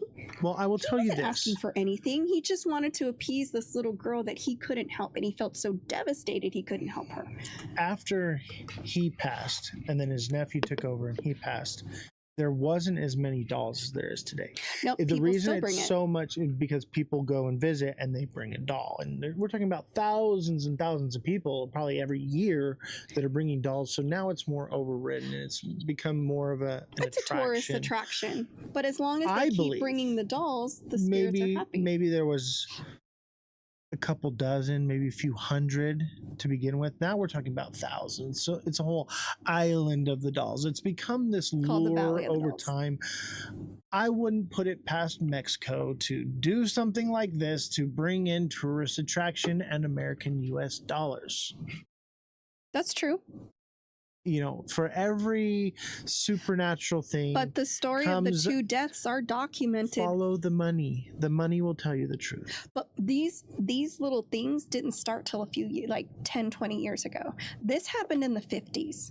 I think we forget that we're not in the 1900s anymore. We're in the 2000s. And so the reason why this was cornered off for a while, because Mexico is very superstitious. Whether you realize that, I get Americans are. No, Mexicans, Spanish, any of that in that family, were superstitious to the max. And I think their big thing was, we need to stay away from it. The canal wasn't used for a long time unless it was necessary, because they were afraid of the bad now they're spirits. Doing tours through it. Because Americans it must have not been that bad. Because Americans will pay to do dumb shit. I don't know. We went from we're not going anywhere near it to like, oh yeah, let's just totally take families with their children through the canal. If it was unsafe, why would they do that? No, I'm not saying it's unsafe. I'm just saying it's haunted. There's a big difference. I live in a house I know is haunted. I see it all the time. I'm not move. We gonna live together, and someday I'm gonna try to get them to pay rent. Do you understand? This studio is haunted. I believe that because the house you live in, the house I live in, these houses were made in what, 1930, like 80 years old 1940. They're more. almost 100 years old. Yeah, there's some sketchy shit. Everything around here is old, and I think the older something is, the more likely it is to have like something attached to it. So Yes So and something no. can be haunted. Okay, people. Okay, you're saying that. Oh, people don't. Why are they? Okay, you say that, but how many people go to the Winchester house? How yeah, many because people? it's freaky and weird and different. Because it's haunted. Is it though, or is it just Because a there's staircase that leads to nothing? But A that's door what I'm that goes saying. out to People will pay. nowhere. But I'm saying though, ghosts or not, people will pay to see haunted stuff. And Absolutely. it doesn't mean they're not haunted, or they are. Or the story when the 50s was something completely different, and then they rewrote the story for cha-ching. But what you I'm know, so saying that is way they you can coexist have their without, tourism. but you can coexist without being possessed. I think that's what people don't understand. You can coexist with the ghost. You can coexist with aliens. You can coexist with things you don't understand. Well, I think there are good entities and there are bad entities. And I think in this circumstance, I would say this is a bad entity because, you know, 2 people evidently lost their life and possibly a little girl. So there's probably something evil and demonic. You know, when I look at the La Llorona, okay? Doesn't that tie in? She was looking for the children she drowned, and there was a little girl that popped up on the guy's island. I think this is La Llorona. This is probably the That's real the one story I believe, it's because the postquel, right? Like it's not the prequel, it's not the origin story. It's this is what happened a very long time. Right. So I'm thinking this is what happened after. And what I think is La Llorona's origin story comes from the Aztec background that comes with this. So like correct. That's a lot of more likely. A lot of evil and demonic and you know, killing of children and people and mutilation and all that stems to cause a dark force and energy, which then possessed a mother to drown her children, which then possessed a man to see. Yeah, basically he saw the, you know, them getting drowned, right? So here's the thing: is it's like a cascading domino effect, right? So he now saw an apparition of this drowning girl, or maybe it was a real drowning girl, or maybe he drowned a girl there. We don't know, right? But it obviously is this cascading effect of demonic energy over the years, and it's probably the same entity because these things are timeless. They don't die, right? And so over the years, it's transferred itself, and it transferred itself into this man who caused him to go crazy, or maybe it was in the doll. Right now, you say it's not in the doll. I think it can be in the doll. Maybe it's in the island. Maybe it's in the water. Maybe it's in Annabelle. Maybe it's in the air, in the ether. Right. I do believe that entities can attach themselves to you without entering into you. You have to give an entity like permission. A tick? No, like you have to give it permission to enter into you, right? Okay, so I would like to hear when a demon asks for permission. Well, it's like, I mean, when you do like a Ouija board, right? You're giving it permission to communicate with you. You know, those are fake, right? No, they are not. And let me tell you something. I will give you a firsthand experience of a demonic entity trying. I played with Ouija boards growing up, and the only creepy thing was my dad turning on and off the lights so that we would scream. Right, maybe there was no entity that, you know, no energy in that space and time. What I'm saying is those things do exist. They are real. There is a scientific explanation for the Ouija board, and we'll do a whole thing on Ouija boards probably one of these days. But what I'm saying is I know for a fact from my personal experience, I have dealt with demonic entities. I've dealt with these spiritual forces and battles that have happened. And I have seen, or not seen, but interacted. And they would basically tell me that, I'm getting chills just thinking about it. Every single time I've encountered one of these things, it's always said the same words: let me in. Let me in. And I always am like, you can get off, but you can't come in. Bye. Get out of here. Okay, so So you've experienced that. Yes. Okay. So then you should believe all the other stuff, right? You weren't I there. do believe it. We were talking about. I'm saying, like, we need to have an open mind to scientific reasoning and to supernatural. I just can't buy the supernatural part on this one. The only one I can, and it's not so much the Valley of the Dolls. I believe he saw what he saw. I believe that he believed what he believed. But I also know with the folklore that I was raised with, the reason she drowned her kids was, you were correct, the Aztec Indians were going to sacrifice them, and the better way so that they weren't mutilated and slit their throats, she drowned them.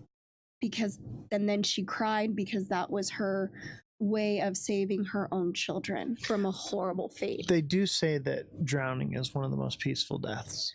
I mean, I don't really want to try it, but I know the most peaceful death is actually freezing to death.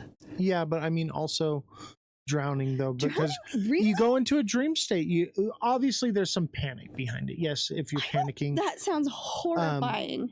But like there are people who have drowned, died, and then were resuscitated, and their experiences, what they talk about is that it's not a painful death. It's not, basically you go into like a dreamlike state of hallucination and you're just gone.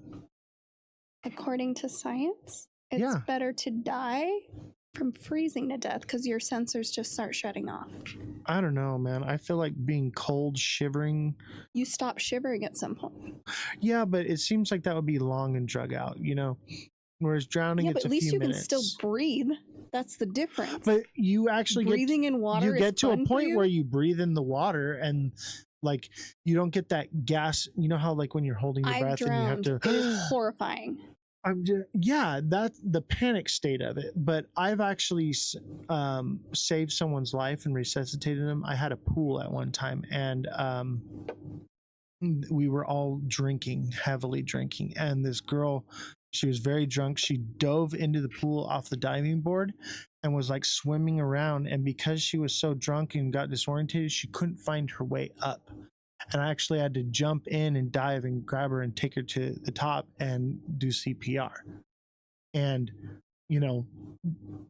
someone in that state, they're drunk, they don't know which way is up, they're just swimming around. They're probably not thinking it's probably not a horrific thing. You're drunk, you're not okay. So all under there. The right circumstances, drowning is fun. I mean, no, listen, I'm just saying. but I get what you're saying, and you're getting frustrated with me. But that sounds insane. That does not sound like like heat exhaustion would even be better. Like you just fall asleep and you just don't wake up. I want one that I can just fall asleep. I and feel you don't like wake low up. oxygen would be the way. Whereas That's what I'm saying. Cold. That is. Anywhere you go, the best way to die is to freeze to death because your oxygen slowly lowers, your sensors slowly turn off, you just fall asleep and you never wake up. Yeah, and I mean, so like I used to collect insects, and one of the ways that we would collect insects is we would collect them and then put them in the freezer, and they would fall asleep, and that's how they would go. That's what I'm saying. There's a humane way to do it. So I could see that. Okay. Also, lack of oxygen. Basically, you get really tired and you take a nap and you don't wake up. I don't know. I hate the heat. I hate. But if you were hot. to go lay down because you were so hot and your breathing starts to, you're doing. So hot. I had to. Did I go too far? I had to see. I went too far, chat. I don't know. Maybe it's the mustache. That's what's so hot. Maybe it's the red beard. Help me. Anyways, but heat exhaustion. You just get tired, go to sleep. Yeah. Anyway, so back to what we're talking about, the Island of the Dolls, right? Honestly, I want to know what people think because I don't know how people are familiar. Again, I love Hispanic heritage, and this isn't just Mexico. Spain has a lot of their own folklore as well, and that's where most of my ancestors are from, is Spain, and from the sister of the Aztecs that settled in Southern California. But my thing is that what is the difference between taking this tour bus to this haunted island that it is all these Americans and foreigners who go to the haunted houses that are all over California, or I mean the United States. How is that any different? People, you're like discrediting it. Well, it's not that scary if people go, but there's haunted houses everywhere. I think people will find any reason to monetize something. Well, yeah, but this wasn't monetized till, I guess you want to call it that, for a while back. Right. So, yeah, maybe it was just ancient lure that turned into something that they could market. But what the point is for, you know, this is why this all comes together for me, is the drowned children, the black-eyed girls luring people into the water. Doesn't that seem like, even though they came at different times, doesn't that seem like it's all connected?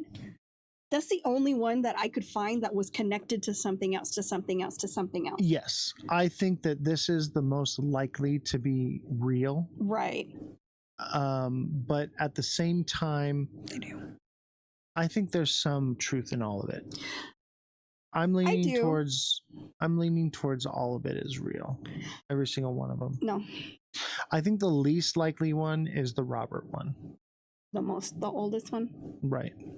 Well, it's not the oldest because this goes back to the ancient Aztecs, right? Right. But I would say that one because I would write a letter just to get my letter posted up there. Of course you would. Yeah. Why would? What? You know who? So many. Because I'm not weird. It's not.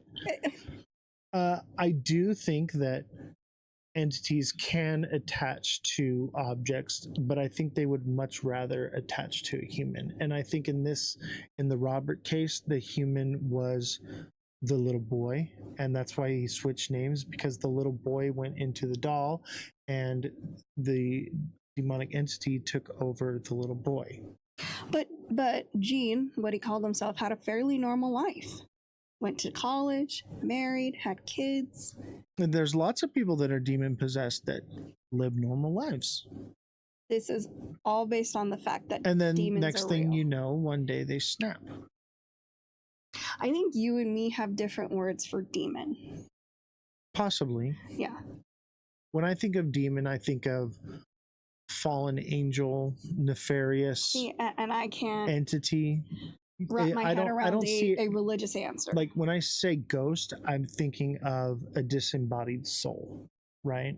Roaming the earth. That I believe. Limbo, that's where people get stuck at. I mean, I don't believe in whatever, but I do believe that we either reincarnate or we get to have we get just the same life over and over in a multi-universe. Like, we don't know anything. When I say demon, I'm referring to some nefarious, evil entity that has, ill intentions. Okay. That's what I refer to as demon. I think that ghosts can be good or bad. I think more or less the ghosts that are bad are more likely demons, and the ghosts are more likely just disembodied people. And I think people inherently are good. I think people do evil things. And I think there are very, very evil people out there. Correct. And those are probably some evil spirits, But I think generally if you're going to encounter a spirit, it's more likely for it to not be evil, because people, I think the majority of people inherently want to be good. At least I feel that way, because I want to be good. I want to be a good person. I want to help people. I want to do good things. I think, people as a group, as a whole, as a society are very ugly and gross and very malicious and selfish. And, yes and no. But I think the individual deep down inside has a yearning want to be good, right? Okay, but that's not what we're talking about. You're talking about, I don't believe in this whole demonic thing. I do believe in lost spirits, I guess what you would call them, ghosts, spirits that are stuck in limbo and they have nowhere to go. The reason I don't believe in the whole demonic thing is, one, science can prove that it could be mental illness, schizophrenia. But one of my problems is most criminals, do you know what they hide behind? The devil made me do it. And if that Isn't there a wasn't show used- called The Devil Made Me Do It? Yes, which I've watched in its entirety. But here's my thing. That is my issue with this whole demonic thing. It needs to be labeled as something else. Do you understand what I'm saying? I get it. It's a That's why cop-out. it's a religious. That's why I have my whole thing with people who are like, oh, you have to one, I don't forgive and I don't forget, but one, oh, you have to forgive them, the devil made me do it. First of all, that is not an excuse. Do you know right from wrong? Great. Now people who don't know right from wrong, who suffer from psychopathy, that's different. They don't know right from wrong. They think what they're doing is okay.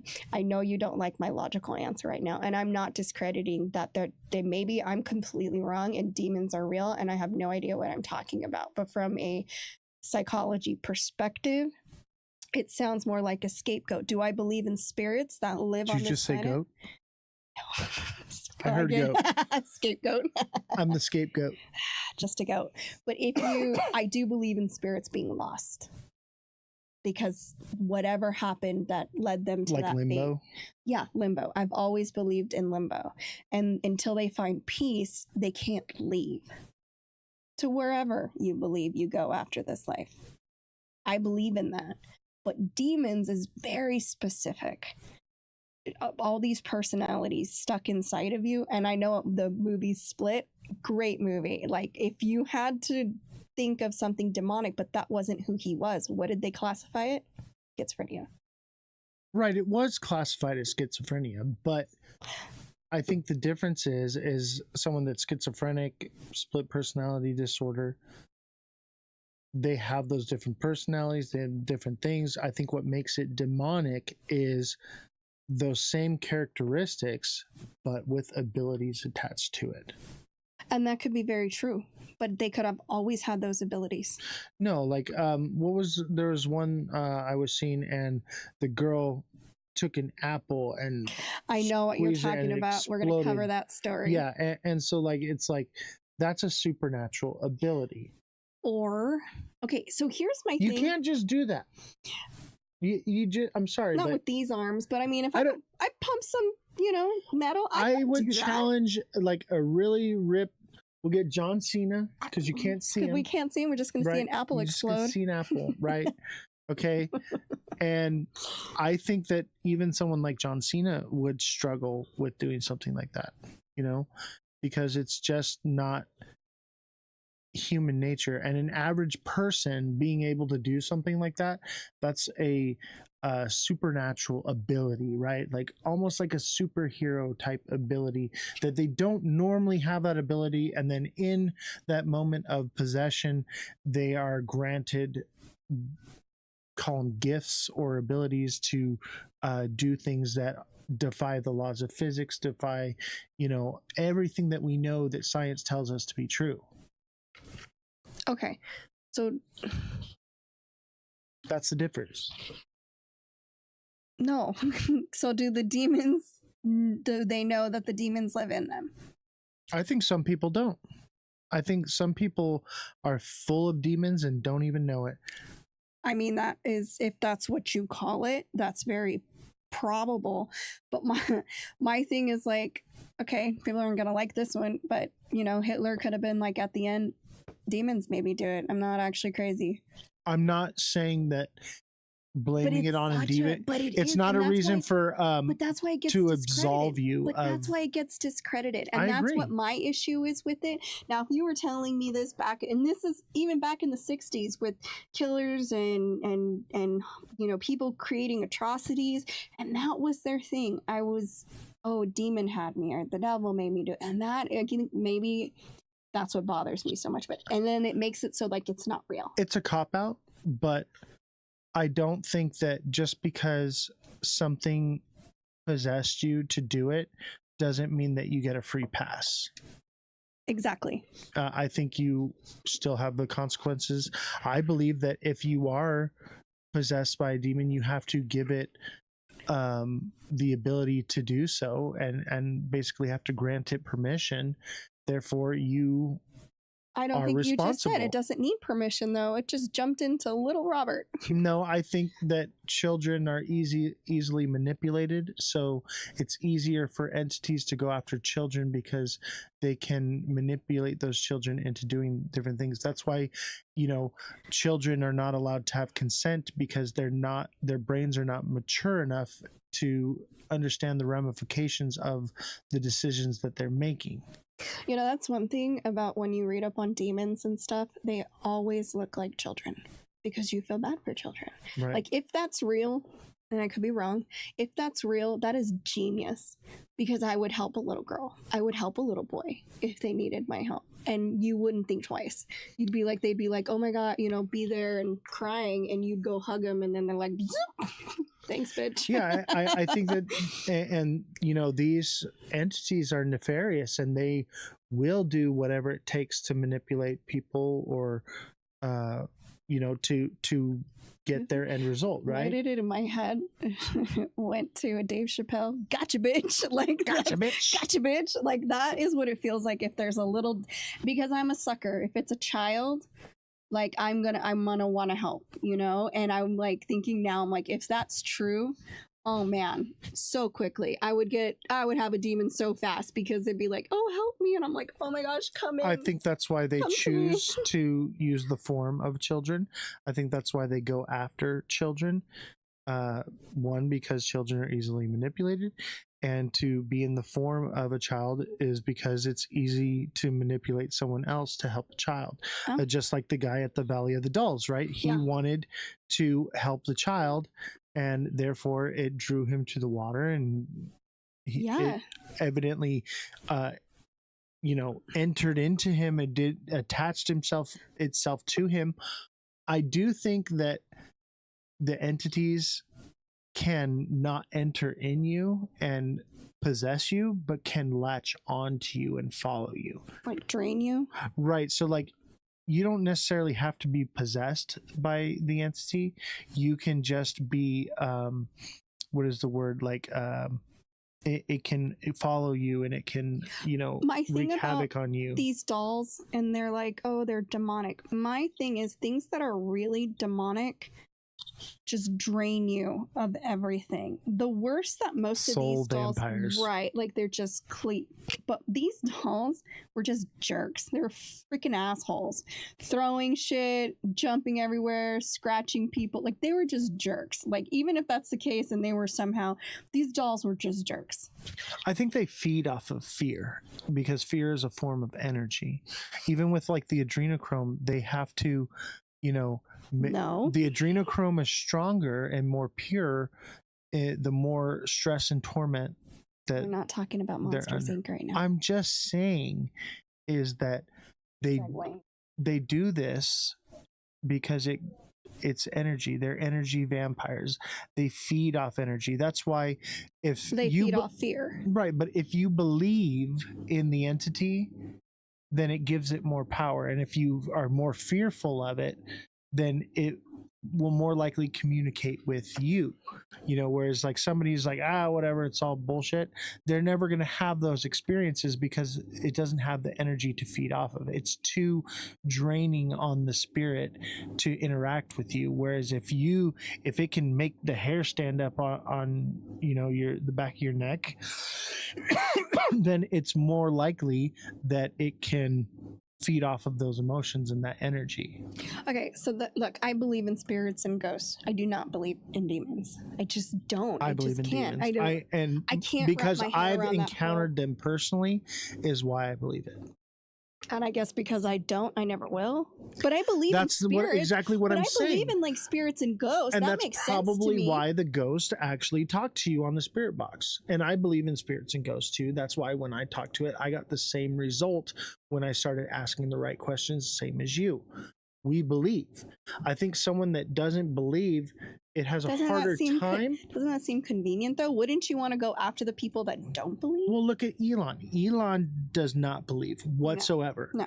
But he's a believer now. A little bit. He's a little bit now. Still hesitation of what he. Right, because he's very logical. And he's like, well, maybe I didn't hear what I thought I heard. Right. But he doesn't have as many encounters as we do. Because he doesn't believe in it. Because he doesn't believe in it. It's too much energy wasted on someone that doesn't believe. But if it can make someone So who then already I'm does, good. Like you're in danger. I'm not in good. danger. I'm no, covered. you believe in it, so I'm good then, right? I'm like, filled with the Holy Ghost, so I cannot be possessed. Okay. Me personally, I feel like you're in people- danger I because you think don't believe. People, the majority of people that do get these demons are religious. Look at it. Look into the history of I all believe- of it. They're religious people because you guys buy into it. And I don't believe that you have to be a religious person in order to be saved. So if you are someone, you call it whatever you want, but if you believe that you are protected, then therefore you are. That's the difference. Someone who doesn't believe is not protected, therefore could be manipulated. That's different conversation for another day because I know what I wanted to say, but I feel like you guys are the most vulnerable then. I think because you believe in it and you're religious, and if God can't save you, no one can. I think me personally, I feel like I'm I'm not vulnerable whatsoever because I have that protection. But it also does say in the Bible that you should not, engage in those types of behaviors, right? And what are you trying to do? I don't want to engage. I didn't even want to do that thing. Honestly, I was just like trying to see, okay, was this actually interference? And I probably should have never done it. But, the curiosity killed the cat. Okay. True. So curiosity got the best of me. I'm a human being. I make mistakes. I'm not perfect. But, Because you don't know what you were talking to.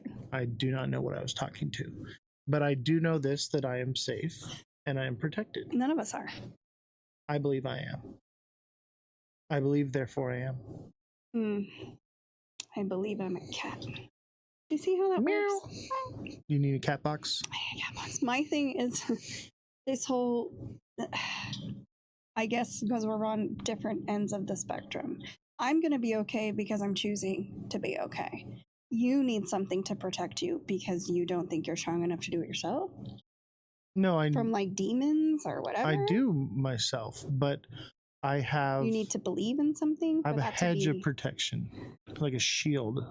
Like what if it's not called real? putting on the armor. My thing is, I've listened to your sermon, this and if whole it's time. not real, what if you're wrong, and this is all a simulation or whatever it is, and we reincarnate?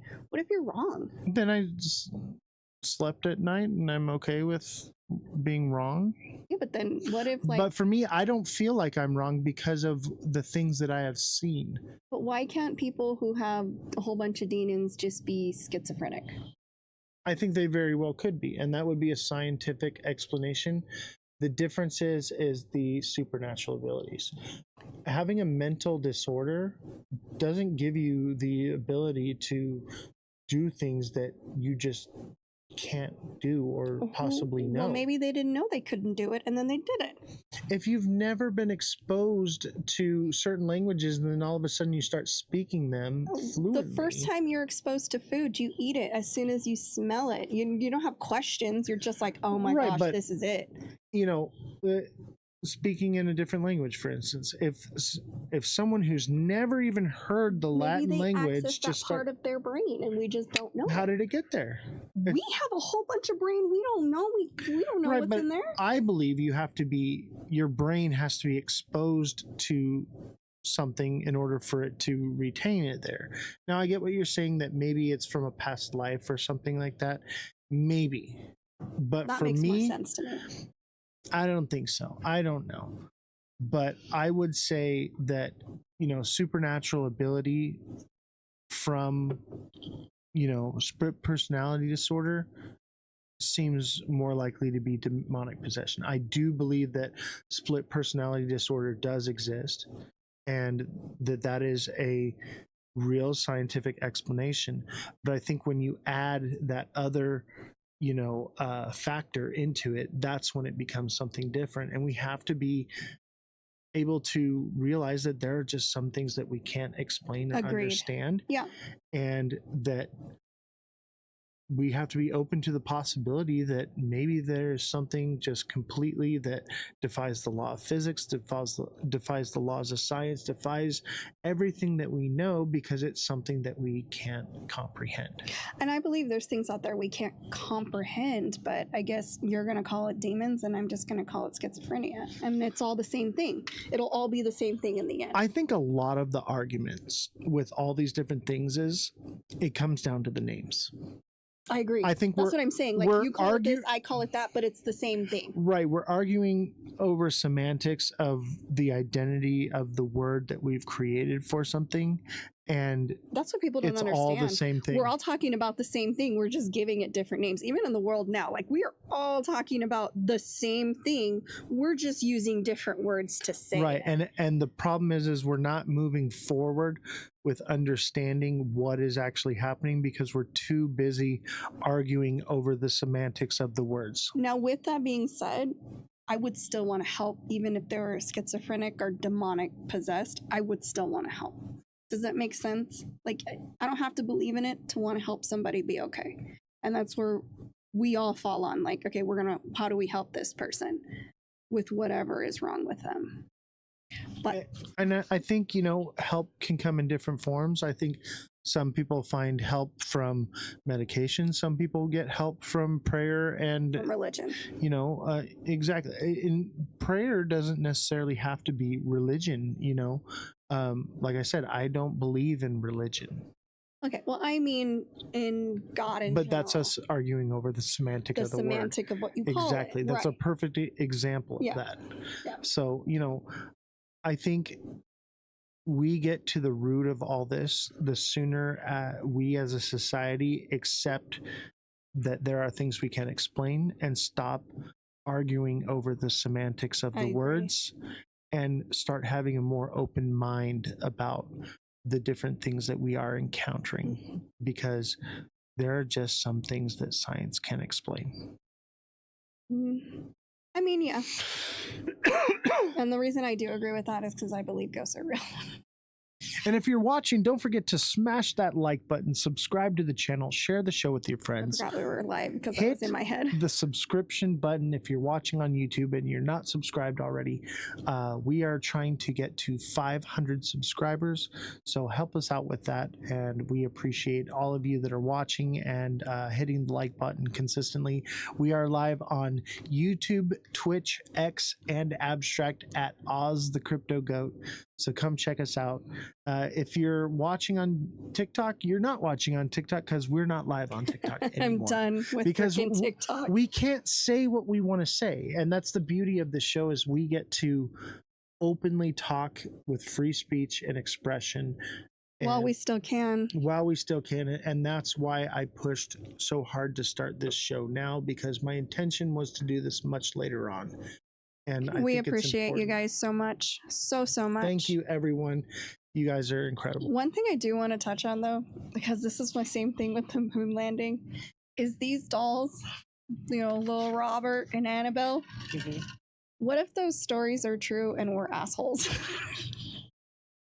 Like, we're discrediting their whole experience. Like, they're terrified and scared for their life, and we're just like, it didn't happen. I think that's why it's important to have an open mind. That's my only thing. Like, that's always sits in the back of my head. Like, I know I'm wrong sometimes. I mean, it's not really that much, but like, I know I can be wrong sometimes. I am me. How often am I wrong? All the time. Never. That's why you're the fact checker, because you're always freaking right. I hate it. It's annoying, right? But more times than not, I try to be as as educated as possible about everything. But in the back of my head, it's that you could be wrong. And that's what hits me with these dolls, was like, gosh, what if I'm wrong? And these dolls did all these horrific things, and I'm just telling these people, your experience is wrong. What you felt is wrong. Everything you went through is wrong. That's not fun either. I don't want to do that to anybody.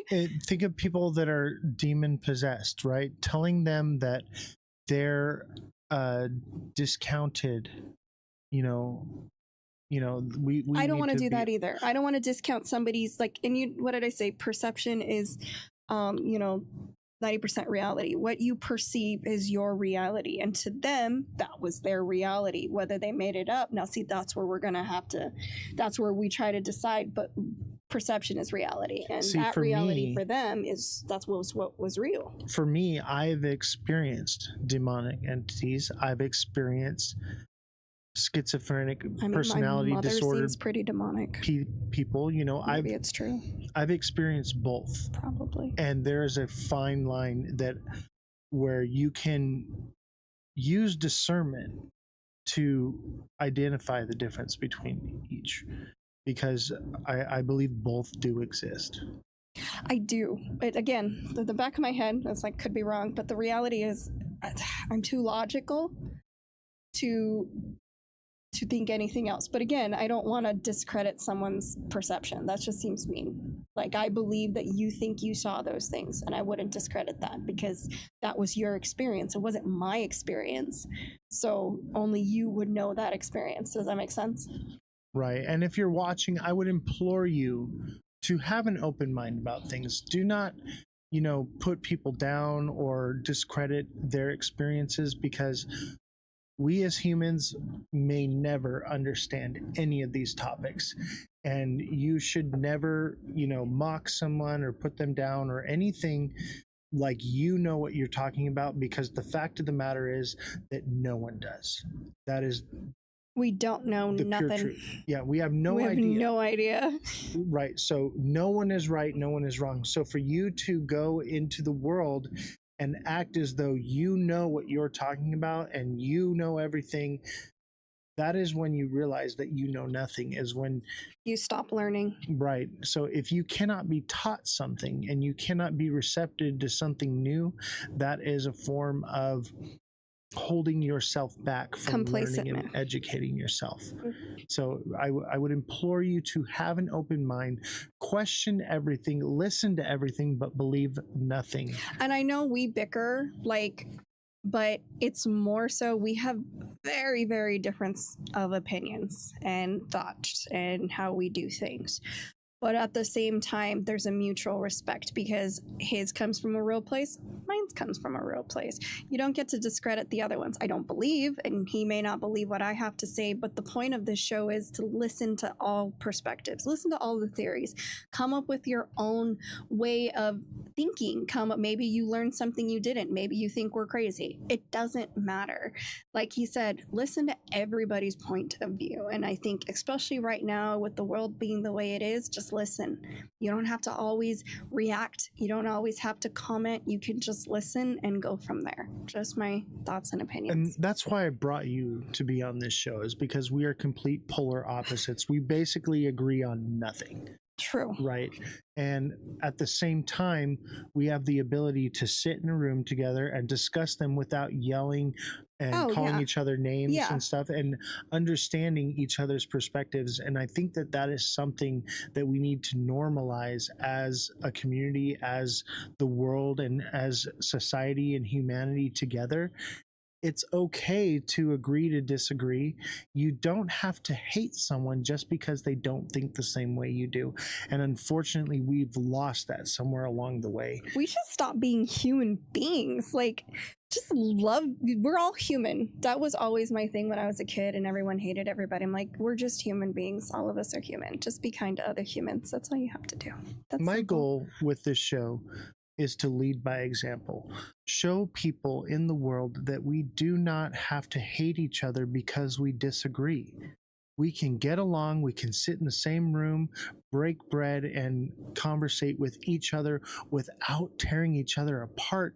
And let me tell you something right now. If you are in an argument with somebody and you stoop as low as to start name calling and using derogatory marks, you've already lost. You lost. Yeah. I can't stand that. Like, you know how I am. I'll make a factual statement and it'll bother somebody and they're like, oh, you're a stupid bitch. And I was like, I won. Yeah, okay, exactly. Say it again. Say it a little louder. Please say it. Argue with people with intelligence and facts and even opinions, right? That's how you win an argument. When you stoop down to hateful rhetoric and violence, then you've basically lost. You've already lost because you could not come together and put down a complete thought. And the moment you realized that you lost, you decided to lash out. And that's how you know. Like a tantrum, like a child. Like That's what it bothers me. Even my kids have better composure than most adults these days. And it's like, just, they're all listening to each other. They're all joking. Nobody you know what I mean? Like there's camaraderie, and we no longer have that.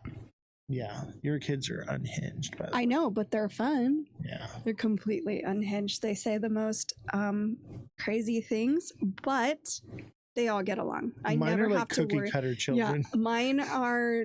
They're like me. We're like, nothing matters. Everything matters. It doesn't matter. Live your life today. There could be no tomorrow, and we have a lot of fun with that. But there's a camaraderie and a closeness because of the way we are. And I'm sure you have a different kind, but it's the same. And my kids, they will make fun of everybody and anybody. You are not off the table. They don't care what anything you are. Yeah, with this show, everyone's getting roasted. Yeah, everyone's Everyone's roasted. on the table. What is it? I used to tell my It's mom. all or nothing. My mom would say, "Oh, that's racist." And I'm like, it can't be racist if I hate everyone equally. Period. And I'm sure you're on the other side. Well, I love everyone equally. Exactly. I hate everyone equally. Therefore, I don't care. I can't be prejudiced. I will roast anybody. And that's just because, I don't know, I have thick skin. Come for me. I don't care. The most hateful, evil people in my life, I still have love and compassion for them because I feel like something must have happened to them to bring them to that place of such hate and anger. And I feel that maybe with compassion and love, there is a way that something good can come from it. Horribly disagree. I think you get out of this world what you put into it. So if you put in good things will come out of it. I believe that, which is why I try to be the best kind of parent I can be. But there's a parent in my life who made the choices they made, and they deserve what they get. There's no forgiveness. There's no, oh, I feel sorry for them because of their upbringing. I had a horrible upbringing, which made me change it, change the direction, then being brought up the way I was. I don't have that love. I don't know, I'm different. Once you cross me, that's it. You're done. You get exiled. There is no second chances. I will forgive you, but that doesn't mean that I need you in my life. If you are going to destroy my peace and what I am doing to live and put me in an environment where you're taking away my happiness and my joy, then there's no room for you in my life. That's understandable. But that doesn't mean that I don't forgive you for the things you are. I still have compassion. You're a good person. What is it that made you that way? You're a good person.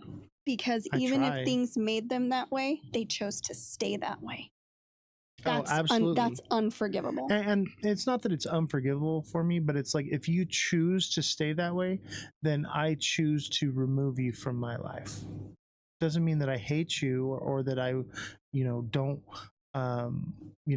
love you or whatever it may be. I just choose to not have that in my life because my peace is more valuable. And I get that. Like I said, you're a good person. I clearly took a different direction because I cannot forgive. I don't forgive and I don't forget, but I also don't dwell on it. That's what people are like, oh, it's going to eat you up. It doesn't. I live my life perfectly fine. And I dismiss and disregard. That's just who I am. That's just this particular person did that to themselves. And I had to break generational curses that she had every opportunity to do, but she didn't. Yeah. And that's what we're doing here. We're breaking generational curses by coming together and listening and understanding and having an open mind. Because, like I said, so different, but yet I respect you and what you are trying to do here.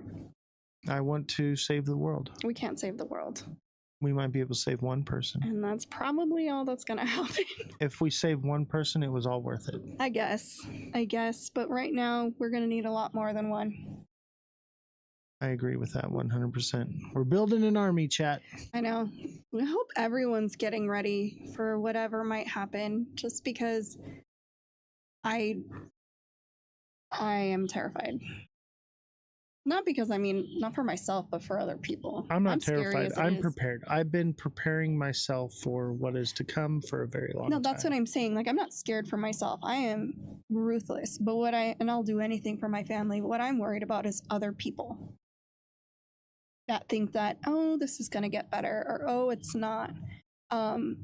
The theater is on fire. I saw that. Oh, yeah. The theater is on fire, but it's not on fire. The screen says it's not. Yeah, screen says it's not.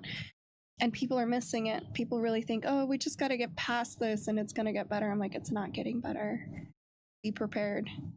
Stock up. What if it's a special effect in the theater of fire, and then that's why they put it on the screen? The theater's not on fire because you're watching backdraft, and it's a 4D immersive experience.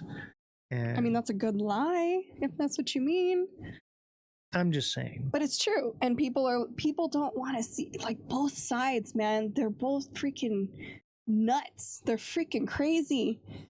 Yeah. And I'm like, and the more people reel it in, baby. Yeah, reel it in. Come back to earth. This ain't happening. Like, it's. You think my kids are unhinged? The world is unhinged. Oh, absolutely. I mean, my kids a little bit more though. I think your kids are unhinged in a good way. Yeah. They question everything. Oh yeah, they don't believe nothing anybody tells them. My kids, they believe everything you tell them. You tell them that XRP is made of cheese, they're gonna believe you. Every show, you gonna bring in just a little sprinkle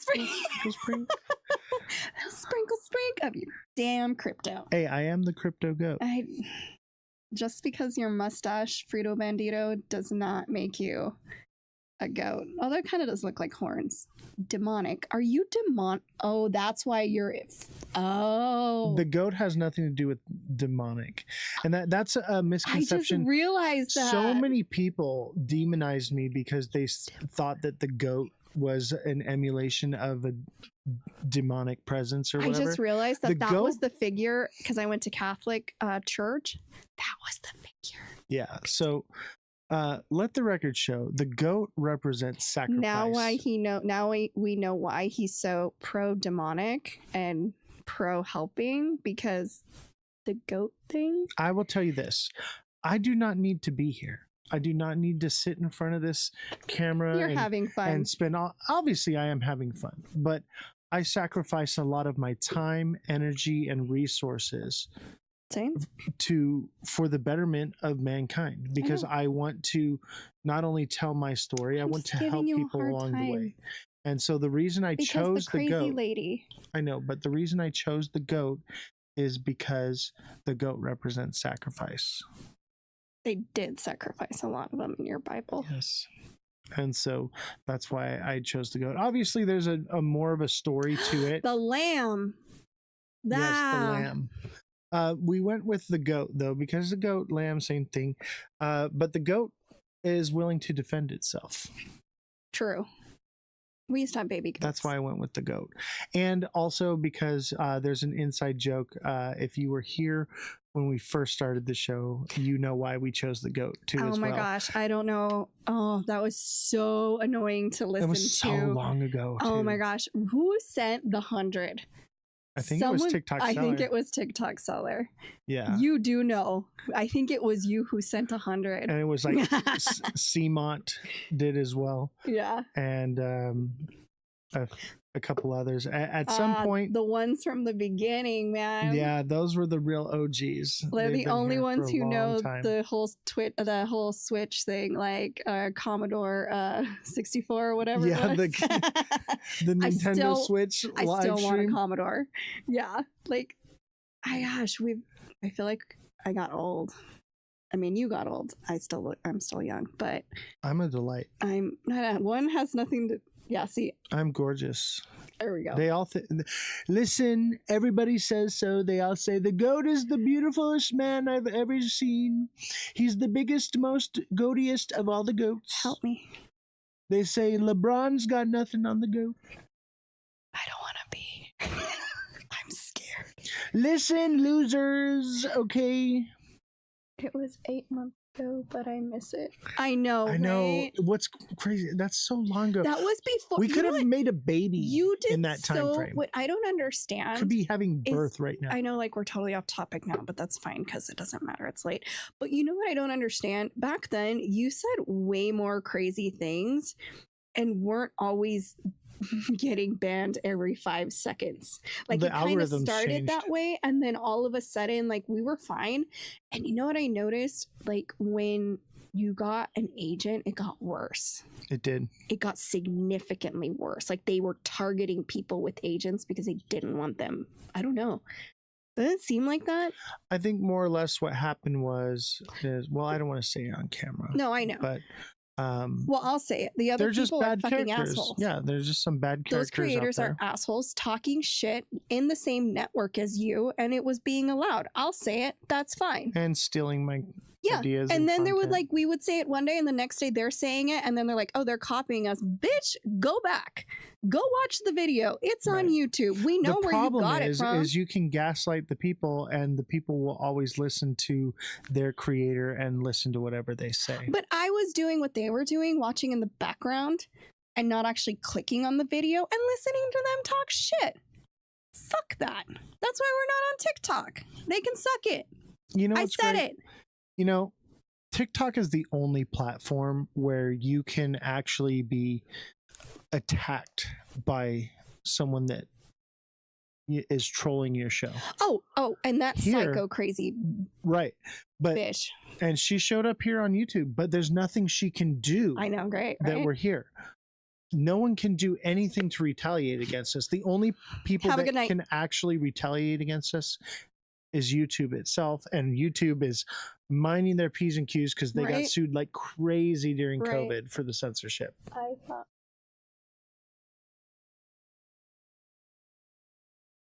The Yeah. love letter. He's talking about from Crazy Bitch Lady. Yeah. Yeah, they do copy, and that's he can be nice as he want, and he's a better person than I am. I'm not a good person. But I sat back and I listened to the things they said. I was even in their chats while they were talking shit. And it's the big ones that you can think of. The girl and the boy that worked together, the other one with the weird, hair on his face as his emblem. They're all douchebags, period. And the fact that they're going out of their way to get rid of people that might be competition for them and push them out of the space because they are wrong and this one's right is fucked up. You know what's great is since I've left TikTok, they have nothing to talk about except for argue and bash each other now. It's like freaking They've the become these novelas. That's all it is, novelas. Yeah, it's what is it? Crypto Days of Our Lives. That's all it is. The crazy angel lady gave you another love message. The crazy that one angel too, lady TikTok seller. literally is messaging people going around saying that I'm a bad person and not to listen to me, but then in the same breath, like I'm speaking major truth, and everyone in the chat is like, yes, everything you're saying is right. And then she's saying, don't listen to him, and it just makes her look even more crazy. And then at the same time, she's like, I bought XRP because angels told me to. My problem is that they buy into her and they spread that because she gifts them like crazy for listening to her stupidity. Yeah, they're bought and paid for. Dude, that's another thing. I yeah. want people to go look at people's chats when there's like 200 people in it and there's only like 4 people commenting. Why is that? Just take a good look. Yeah. Why would that massive crazy numbers, yet no one engaging. Yeah, crypto days of our lives. That's pretty much what it is. And my thing is like 200 people, only 4 people commenting. And it's the moderators. Bought and paid for, but what do I Yeah. know? Doesn't That's make why any I sense. call TikTok LARPing. Yeah. When I realized that the TikTok people run the same way as the news, I had to stop following them. Yeah. You know what's crazy is now that I'm not doing crypto content, they have nothing to talk about. I'm not even making it on YouTube. Like the only Alexa place said, it's days of our lives. It's just the freaking novella is talking. They're all talking. And Nothing's crypto. the only place you can get TA from me or any crypto knowledge is through my Discord. And so if you are watching and you're not a part of the Discord, join the Discord and I will be more than happy to help you. I have not left crypto. I am still doing crypto. We're still doing the TA class. We're still, trading and doing all that. I've taken a bit of a step back from crypto, but if you need help, I'm here to help you. You have a class tomorrow, right? Yes, I do have a class tomorrow. Good. Okay. 2 p.m. tomorrow, Pacific Standard Time. We have a special guest. The CEO of Wi-Fi is coming into the class to help teach some really of his cool. strategies. Also, for people in the Discord, if you are not in the class, you will be taken out of certain chats. It's for the class only, because I'm going to say it. So. Yes. So if you are not in the class, you will be removed from the moonshot. Which is the funniest, the funniest one. Yeah. But yeah, I can't read that. I'm just holding some right now because I'm afraid news will rug everything. So, and it's going to. Oh yeah. Please be careful with the news right now. It is so misleading. Oh my gosh. Like moon cycle. We had the full moon. Now it's time to come back down to earth. The world is on fire. Theater's on fire. The world is on fire right now. The theater is not on fire. But the screen said so. No. But everything's on fire right now. The markets are bad. The food prices are out of control. Gas prices are out of control. All of that is out of control. Yeah, people think that things are going. Who has money crazy. To invest right now? Yeah, I'm on YouTube. The liquidity is more spread out than it's ever been, and people don't have money to invest. And what are they going to do? If you can't afford food, you're going to start pulling out investments. Exactly. Because you need food. So people are like, oh my God, the market is dropping. Yeah, of course it is. Dude, I can't. Did you see the shit show at the airports today? I did not. Oh, are you talking about in California? Because they took out the people that are needed for the landing, and they had to delay flights and there we go, 30 of them, because they cut. Remember, he did a huge cut, and I guess something happened. There was chaos. Well, they shut down the government, so there's the 30 traffic control. So what happened? There's no TSA, but there's ATC. Yeah, traffic control went bye-bye, and they had to either cancel or delay flights. And now, what is it? They don't want you to leave. They want you to stay, pay the prices. They don't want you to leave. Prison nation, martial law. We're already there. They've occupied Chicago. And the thing is, all the Supreme Court says can't do it. They're doing it anyway. I feel like we should do a prison nation show for the rabbit hole. You said you wanted to do spooky. I do want to stick with the spooky weird stuff, but there's real life things going on right now. If it keeps going, we'll probably Oregon, take a tangent California, and Illinois. Yeah. Literally occupying them, which isn't, what is it? It's not the Third Amendment, or what is it? The Third Amendment? Fifth Amendment. Fifth Amendment. Yeah. We don't have to. It's occupying soldiers in your home, though. That's pretty much what it is. They went into an apartment building. I know we're off topic, and it doesn't matter because they went into an apartment building and ripped out people, and these children were like naked. You can watch the video online. I believe There's a couple of them. I believe it. That's occupying an apartment. Why don't we do another live in a couple days, and we can cover that one. Then we'll go back to spooky stuff. You want me to go on Hinge, don't you? I do. Yeah. What do you guys think, chat? Should we do more of these lives more often? Because I was thinking like a couple times a week. But I saw that, and it was U-Haul cars too. They threw them into U-Haul trucks. That one that I'm talking about, they ran into the apartment and ripped all those people out. Let's save it for the show. Let's do a whole show on it. And they're slowly moving into red states, and they're telling them it's for your protection. We can do a political rabbit hole show. What do you think? That's fine. What do you think, chat? Should we do a political rabbit hole show? In like a couple days. And I have to research. I'll post it to the Discord when we're gonna do it. I research everything. I type it all out because I can't. The news show needs to come back. We can do news once a week. I can do the news show, I guess. But it'll be on here. It will not be on TikTok. If you want me involved, I will not go on TikTok. Here's the issue is the rabbit hole show gets a lot of engagement.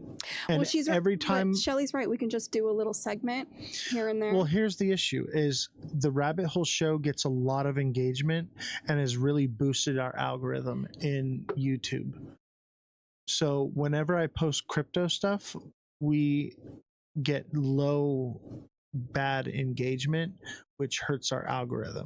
So let's not do it for So YouTube. I'll Let's probably do it for every a other TikTok platform. only, or maybe just I will not abstract. go on- I will Why not don't we go on do? Okay, I will bring the news How back to about we- abstract.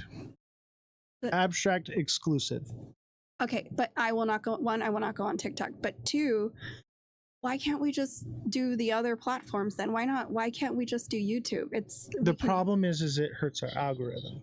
So every time I post something on YouTube that You don't think something political isn't gonna push the algorithm? I think political would, but we're talking about bringing the news show back, doing the news 5 days a week, like I'm I not used doing to. 5 days a week. We can do. No, I would do it, but I'll do a shorter show. I won't do 4 hours, and I'll do it I won't 5 do days it a if week. it's on TikTok. No, I'm it not would be gonna do just it. me. Okay, that's fine. And because That'll be your thing. I can't afford to bring you in at No, 5 I'm days. doing a lot of work already. Yeah, so we'll do the Rabbit Hole Show. But the thing is you I'll don't need to do the 5 news. days a week of a segment. Jesse, I think we do less because work, that's regular a 15-minute news. segment. That's what I said. Jesse, less work, a 15-minute segment. We'll talk about it. We'll discuss it, and we'll see how we can move forward. But I do want to continue, doing. I like the media show a lot. and being like a news anchor, right? That's basically what I was. But we'll scale the hours back on that, and we'll put the long hours for the Rabbit Hole Show. If it's TikTok, I'm not. I'm not really going to be doing TikTok. TikTok is our promo show. We're going to be doing live battles and just building a platform there just to get new viewers to come to YouTube. That's the Right. only reason I'm still doing On it. YouTube, I can say whatever I want Yeah. about whoever I want. On abstract, we can really do whatever we want as long as it's not diddling children like Trump. Oh, okay. Diddy? Diddly? That's Diddy what you diddle? said earlier, didn't you? Diddy diddle. Oh my gosh. That's another one. I'm gonna see if I can pardon Maxine Glenn. I can't believe that. He acted like he totally gaslit everyone, like he had no idea who she was. You don't remember the person that sold you children? Yeah, that's crazy. 15 months. All right, if you're watching, don't forget to smash the like button, subscribe to this channel, Recommend share it the to show your with friends, your friends so that we can all have fun together. We do look at the chat, and I know we get off subject a little bit, but it makes it a lot more entertaining seeing your feedback. And if you like this content, thank you, please. Shelley. And if you like this content, please. I'm trying to do a little promo. I'm clip. sorry, I can talk too. Let's be professional for just one moment, just for a nice little clip. If you like this show, please hit the subscribe button if you're watching on YouTube, and don't forget to hit that like button and share this show with your friends. When was the last time you called your mother or your mother-in-law and told them, hey, I saw an amazing show, you gotta check it out. We'll see y'all next time.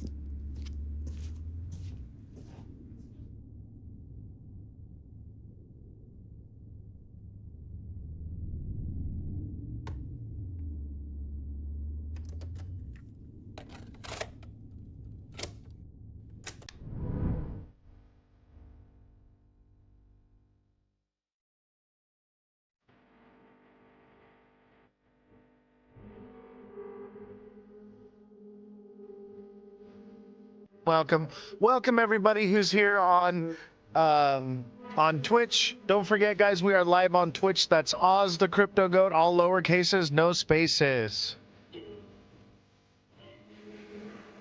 How we doing today, everybody? Welcome, welcome, welcome. It's a beautiful Good Friday.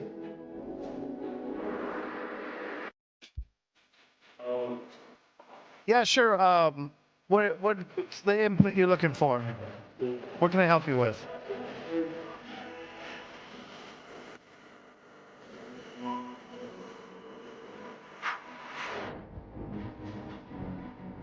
Happy Good Friday, everybody.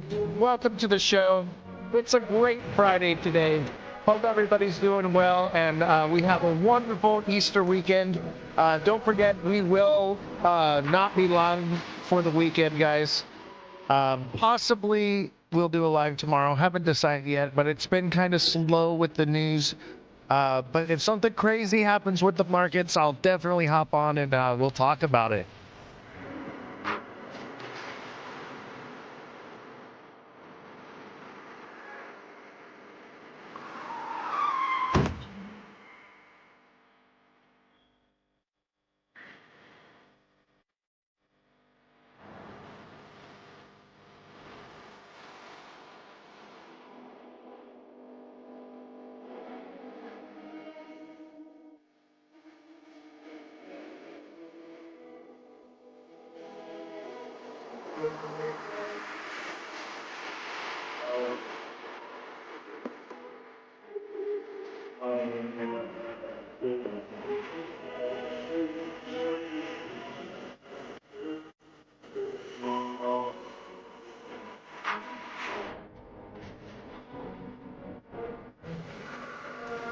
Service Tech, what's your question?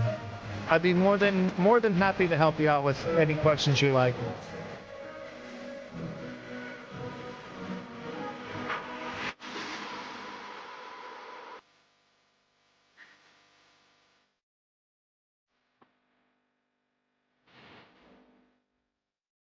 With Uphold, you say? That's a good question. I don't use that service. So it could be a scam. You may have sent the funds to the wrong place, and that's why you guys want to become deluxe subscribers on TikTok, and I can help coach you with those things. I'll never ask you for your key phrases or anything like that. I don't want your money. I have my own. But if you do want to give to the show, you can send that to the Cash App or to the Venmo. That's Ozzy, OZZY 122-33-504. Or you can just send a couple of Let 'em Cooks on TikTok. But Service Tech, if you become a deluxe subscriber on TikTok, I can help coach you with that. But it sounds like you may have been scammed. And guys, this is a perfect opportunity to cover why you guys want to use Arculus wallets and why you want to have coaching when you set these things up, because the scams are in full effect right now, guys. The markets are tanking, and because of that, people are running scams to cover their losses. There has been a lot of news that's been happening lately where people's wallets have been accessed. If you think this is a large bullish pattern, it's actually a large bearish pattern. But it could bounce out on the way up. This is a descending channel. However, it's also a descending wedge because the $2 line is flat right here. They didn't take any money though. Well, that's good. Yeah, there's multiple trends showing. It was a Head and Shoulders. It's more of a diamond top, but I use the Spooky Ghost because it was a Head and Shoulders before. However, it makes for great clickbait, and it's fun and silly to look at. It's remember, this is entertainment, guys. But I don't put the descending wedge, which is what it actually is, because it can be deceiving. People think that it is a bull flag. So I don't want people to be misled. So I put the Spooky Ghost instead, because we are in the Yeah, the crown. Exactly. We are in a like a diamond top descending wedge pattern. But I don't put the descending wedge because it's like a descending triangle, descending wedge. I don't put that up because people mistake it for a bull flag, and I don't want people to be misled. And the ghost is cool. It's fun. It's something to talk about. It's a little clickbaity, you know, but you know, that's part of the fun, is to get you talking and asking questions and engaging, you know. That's how we grow and we come to understanding in this, is by everyone putting in their input, and we coming together as a community to help each other out. But don't forget, guys, smash that like button, subscribe to the channel, share the show with your friends. Today's a bit of a slow news day. It's Good Friday, you know, so the news is meh, you know. There's a couple things to go over. There's been some scams that we covered yesterday. That's kind of the big news, and things are going down because of it, but it doesn't seem to be too crazy of a drop. And let's get into the show. And don't forget, guys, if you are looking for coaching on your wallets or things like that, information, you can ask in the show, and you know, I can give you somewhat of insight. But if you want to deeper dive into things and get some coaching, don't forget to join on to TikTok and become a subscriber there. As a deluxe subscriber, you can message me directly, and I can help coach you with your day trading or long-term trading, setting up your wallets. You can ask me, and I can help you from potentially harmful scams, things like that. If you're an expert in this, it's probably not for you, but if you're new to it, or you just feel like you need some help, or you've been making some bad trades, it's probably the place you want to be at.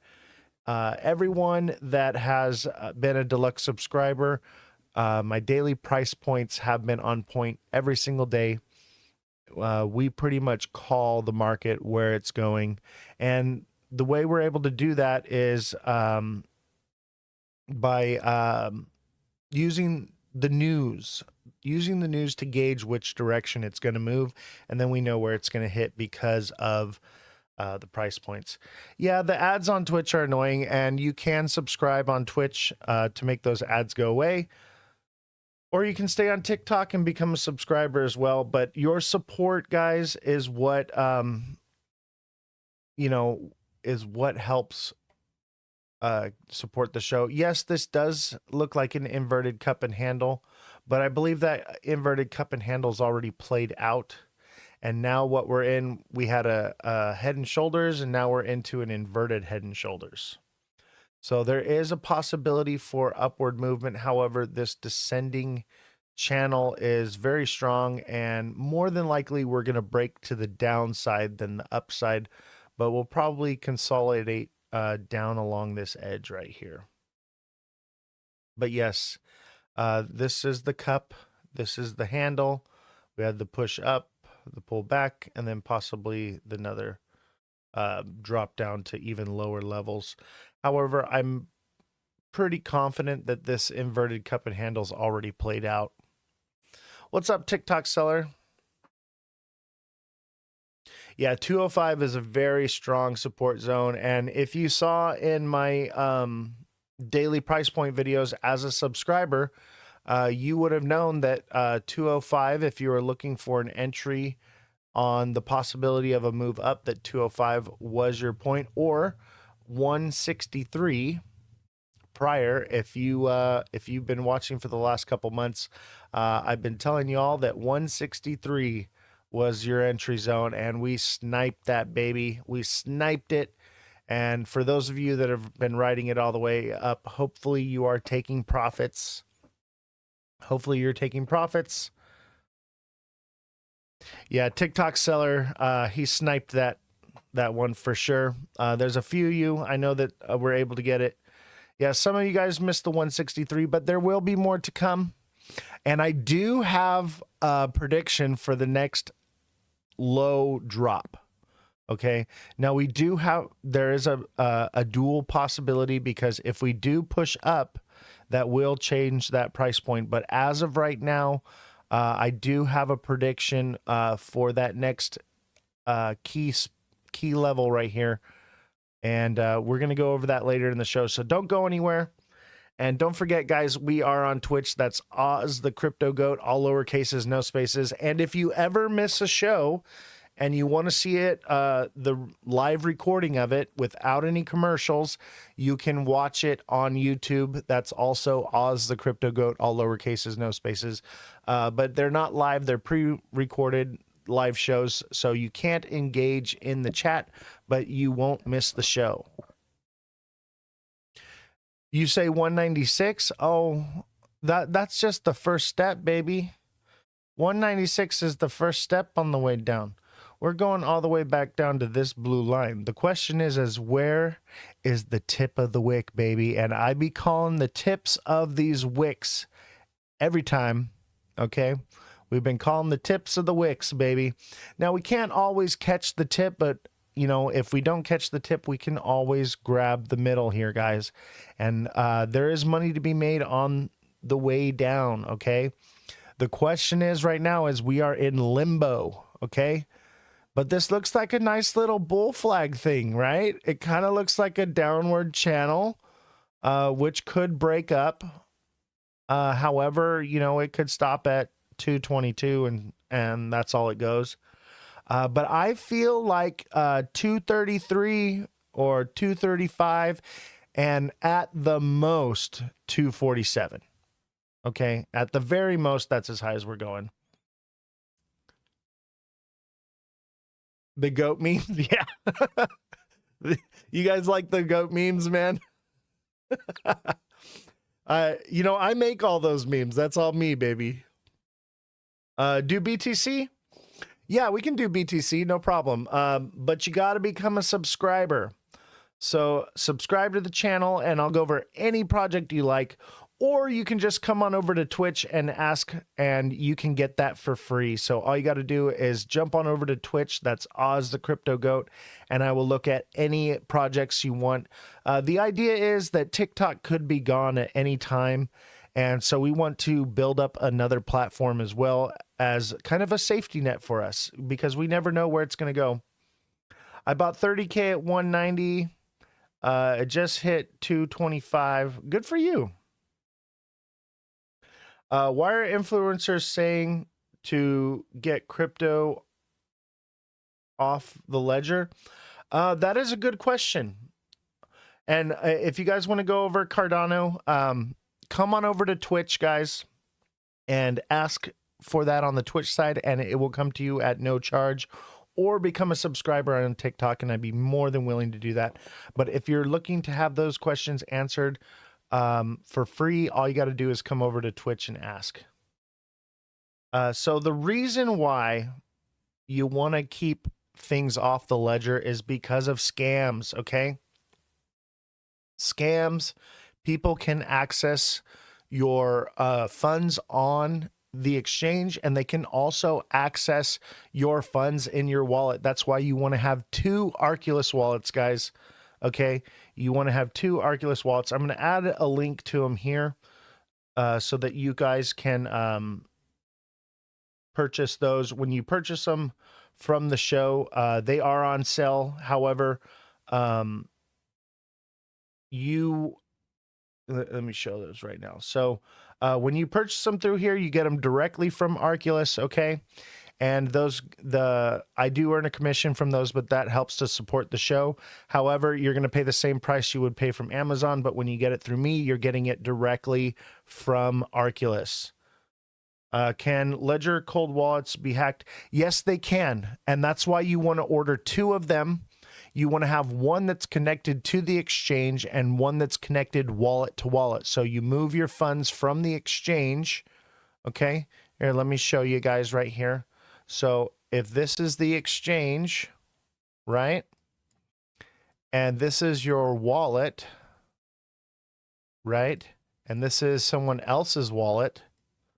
They can take your funds from your wallet, because your wallet's information is saved to the exchange, and they can send your funds from your wallet to theirs.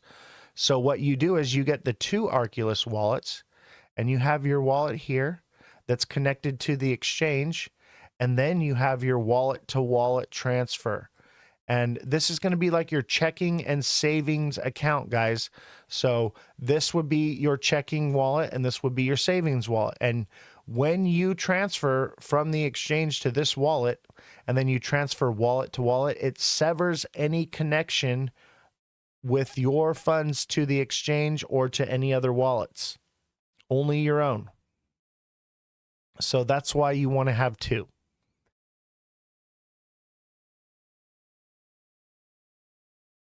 Move from the Ledger Live to Flex.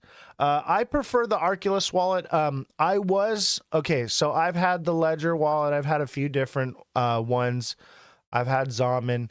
And let me tell you right now, out of all the wallets I've had, the Arculus is the way to go. Okay.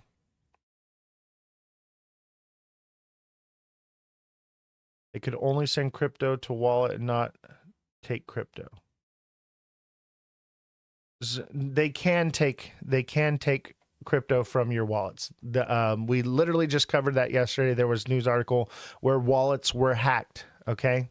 Wallets can be hacked if the address is connected to the exchange.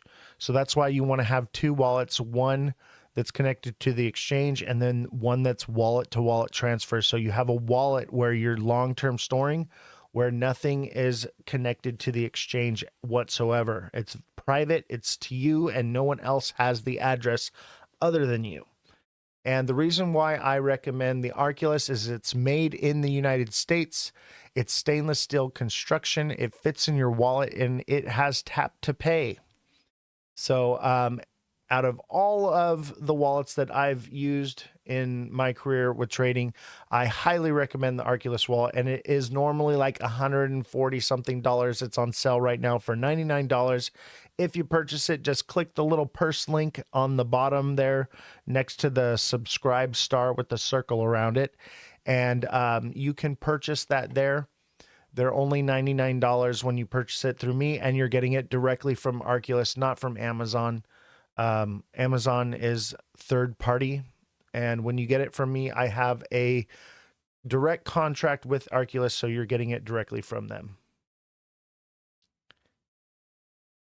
The membership is for the daily price points. So every day I post where the market is going, and I've been accurate every single day for months now. If you are a subscriber and you're on TikTok and you're a believer and my price points have been on point every single day, let the people in the chat know, because I have been calling the market every single day.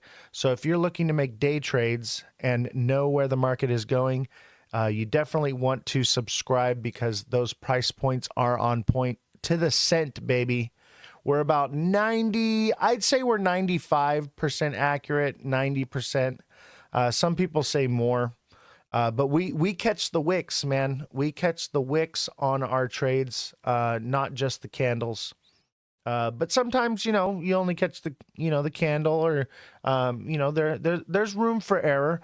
But we have a set system of smart money trading, baby. And we basically never lose. So those who are subscribers have been subscribed for several months now. And we have over 100 subscribers, and everyone is very happy. I don't see the link for the Arculus. Let me check here.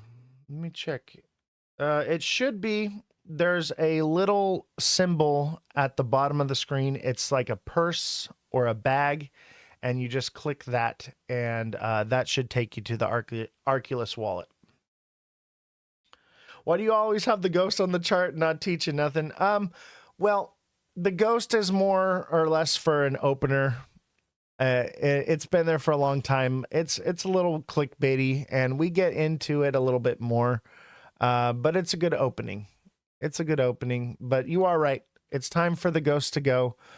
We are in a descending wedge, which is a bearish pattern. However, I use the ghost because a lot of people aren't very educated in this field. They're very new to it.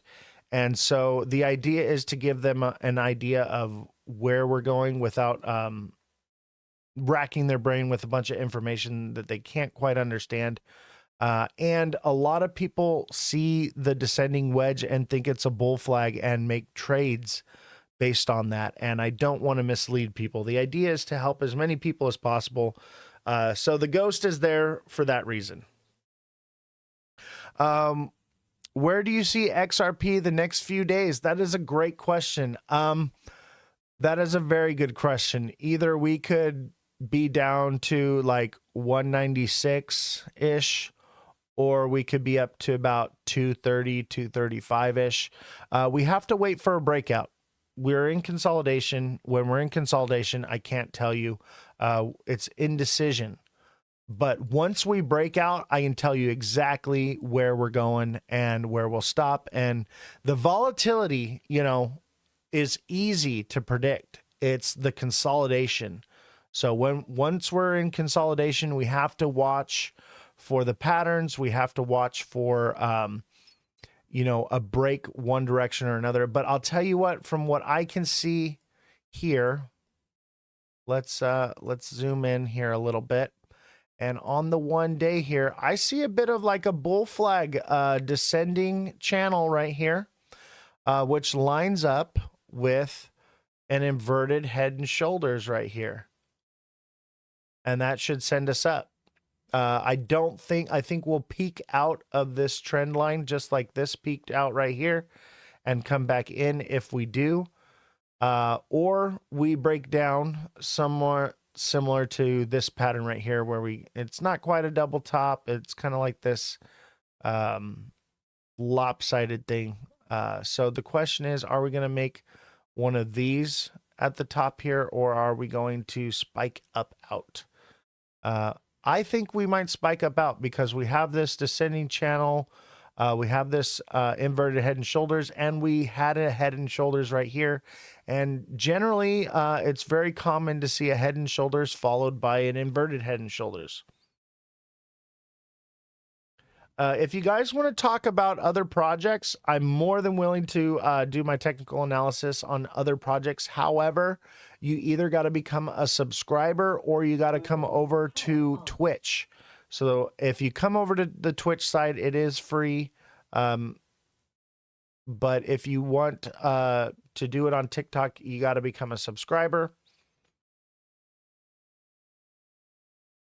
And we do have a staff here, guys. So we have a fact checker and journalist that goes through all the news and fact checks everything. We have an IT guy that sets up and uploads all the videos and everything daily and does all the technical stuff. And obviously we have me. I do the show 4 or 5 hours a day, 5 days a week. Plus I do the technical analysis. I'm making memes. I'm making price point videos every single day.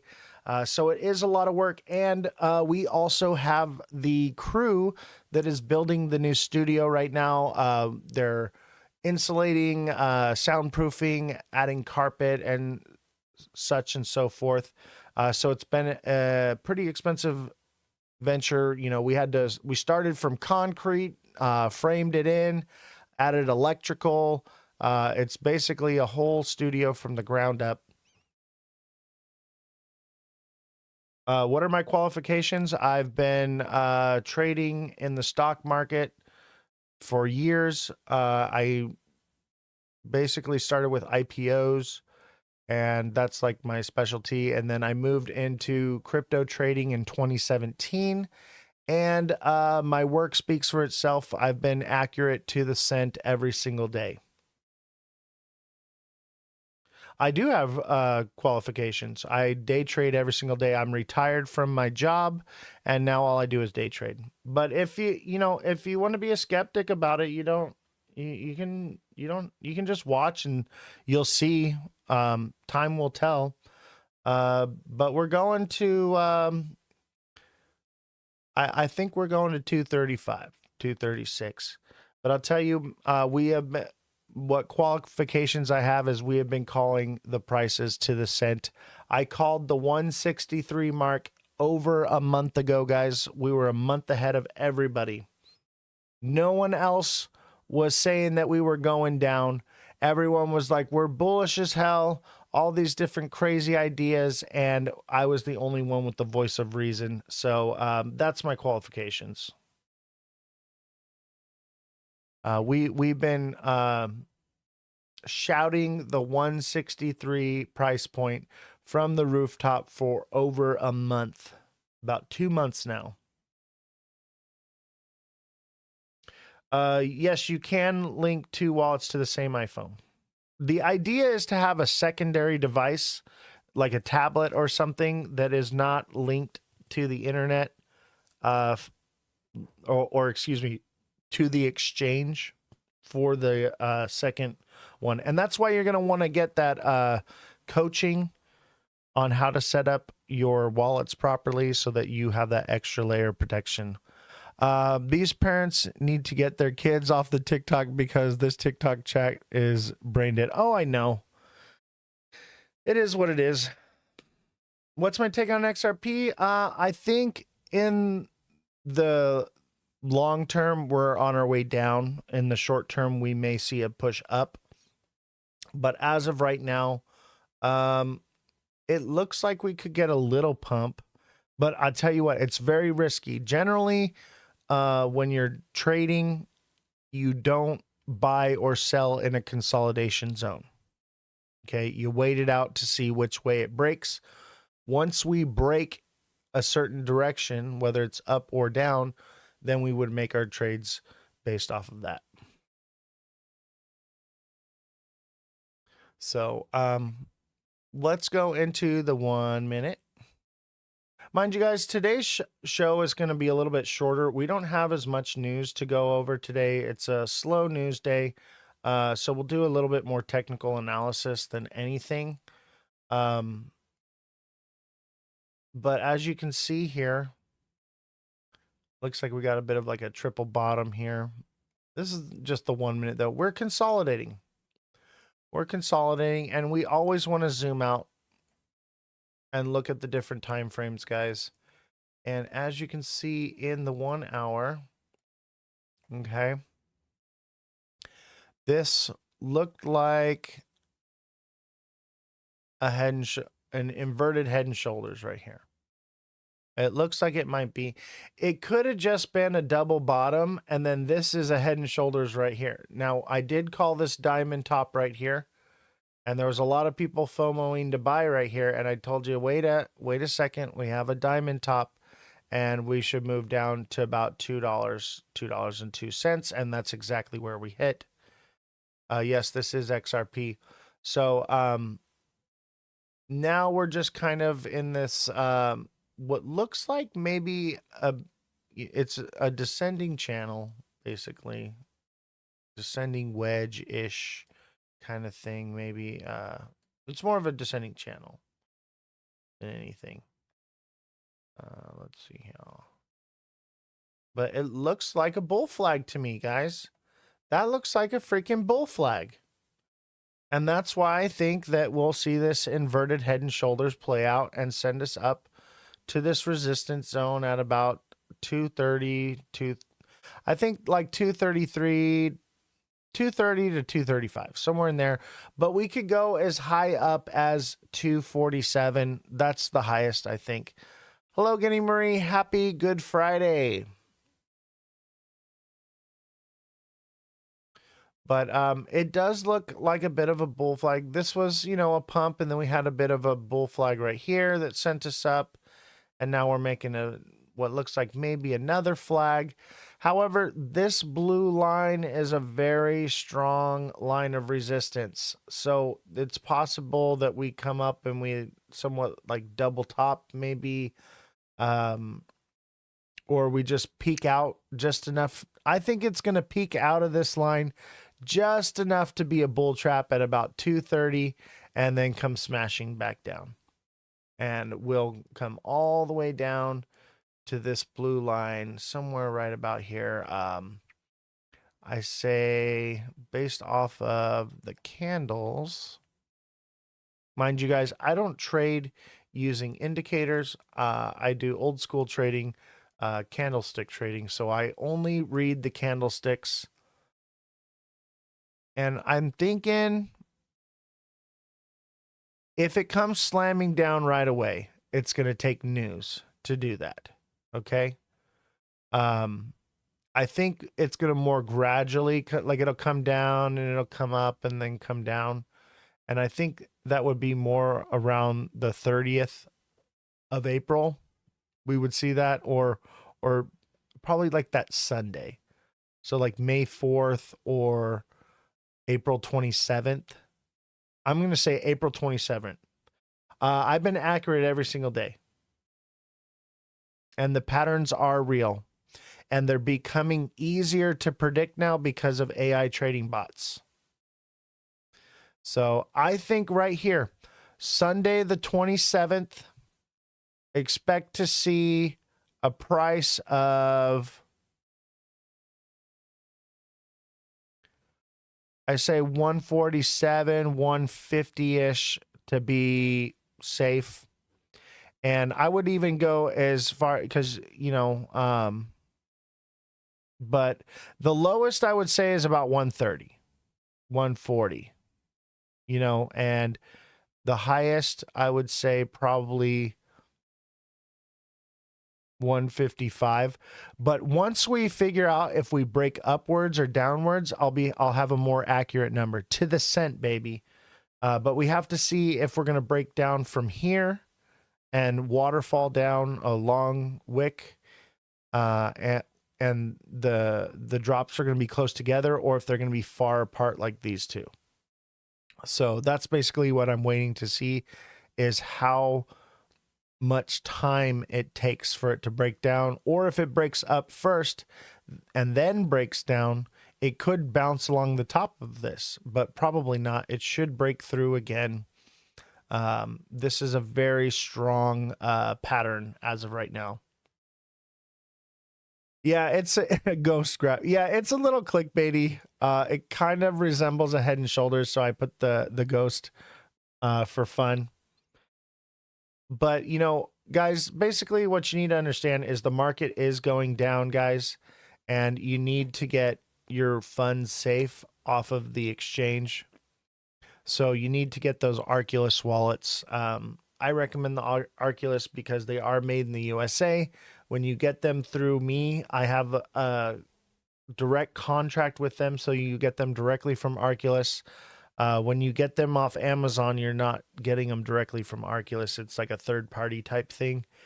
And it is the same price as Amazon. So they are on sale right now. And you need 2 of them. Okay? This is the exchange, and this is your wallet.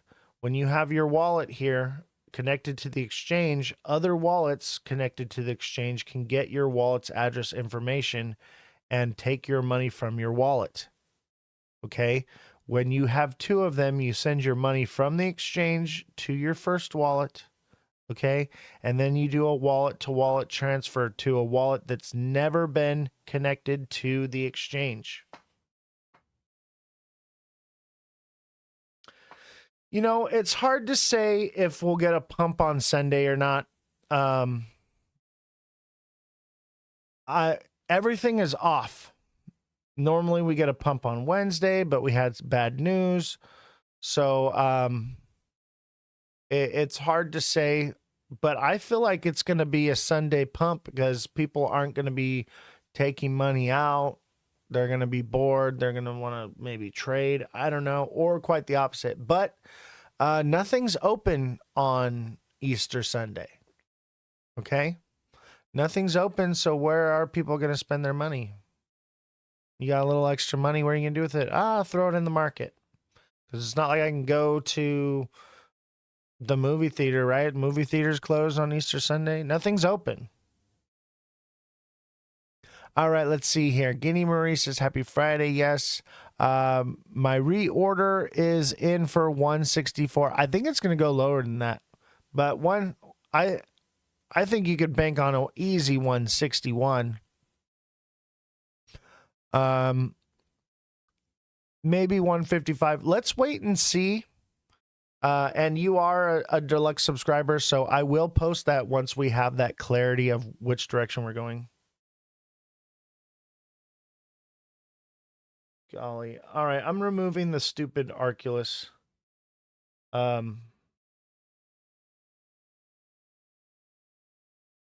Because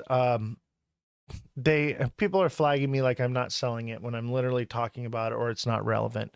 So we're not gonna do that anymore. I'm literally trying to not be in trouble anymore with TikTok. And that's why we're over on Twitch now, guys, because TikTok is a nightmare. I'm tired of filling out like 12 to 25 appeals after every live.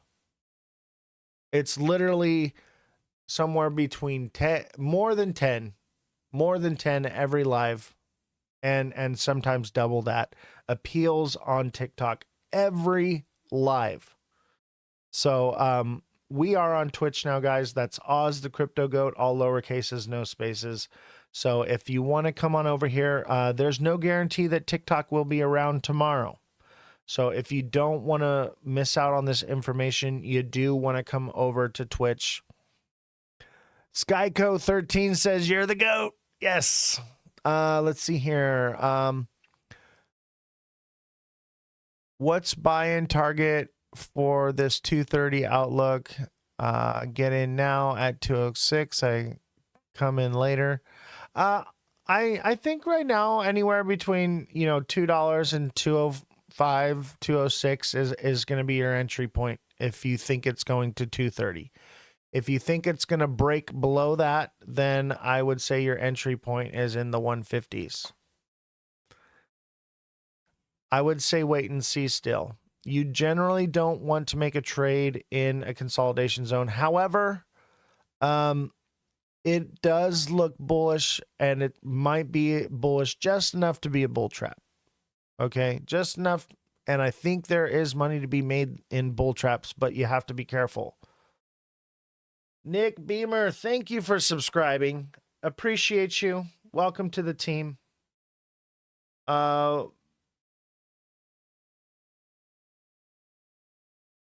If somebody wants to get down,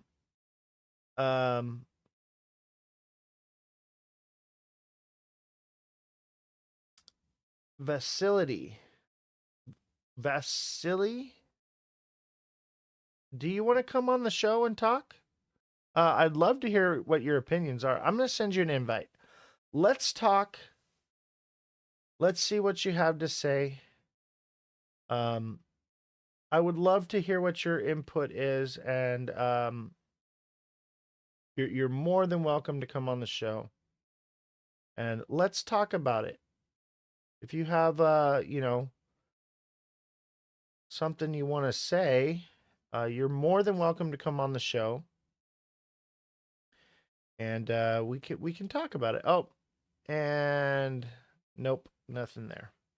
50 cents incoming. Yeah, I think so. At some point. Let's get a little podcast. Yeah, they ran away. They're not here anymore. Neo, thank you for the heart me. Yeah, people will talk all kinds of nonsense, but once you offer them a platform to speak what they really want to say with their own words, they have nothing to say. Yeah, keep checking the subscribed posts. Got your two Arculus wallets. Yeah, no problem, man. If you have any problems, let me know. It's pretty self-explanatory, but there are a few things like with certain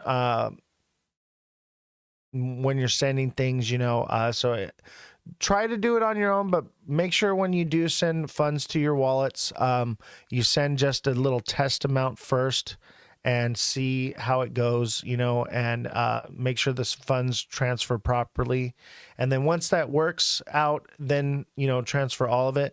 But if you have, it's pretty self-explanatory, very user-friendly, very easy to do. And if you have any problems along the way, feel free to reach out to me. I understand it can be very intimidating. So, Poway Rock, go ahead and reach out. But I do encourage you to, there is instructions. Try that, and then when you hit a roadblock, reach out to me. But before you send those funds, make sure you guys are doing a test fund of a couple dollars to make sure that it's going to the right place. Armando, thank you for subscribing. You'll never see $2 XRP again. Absorb. Yeah, you might be right. I mean, we're at 206 right now, but it could go down, but it will go above that. It always will. It's always what people are willing to spend on something, and there is a large community of people that do support it. So when's it supposed to boom? It already did. It already boomed. That's the point of this whole show, is to let you guys know we pump on speculation, we dump on the news. You buy the rumor, you sell the news. We got the rumor, okay? Donald Trump got into office. The rumor was that Donald Trump was going to go easy on XRP and change all these things, get rid of Gary Gensler and all the stuff, right? And then it pumped up, and then it kind of fizzled down, and then Trump got inaugurated and pumped up again, and that was it. We've had nothing but tariff drops. And the tariff nonsense is not over.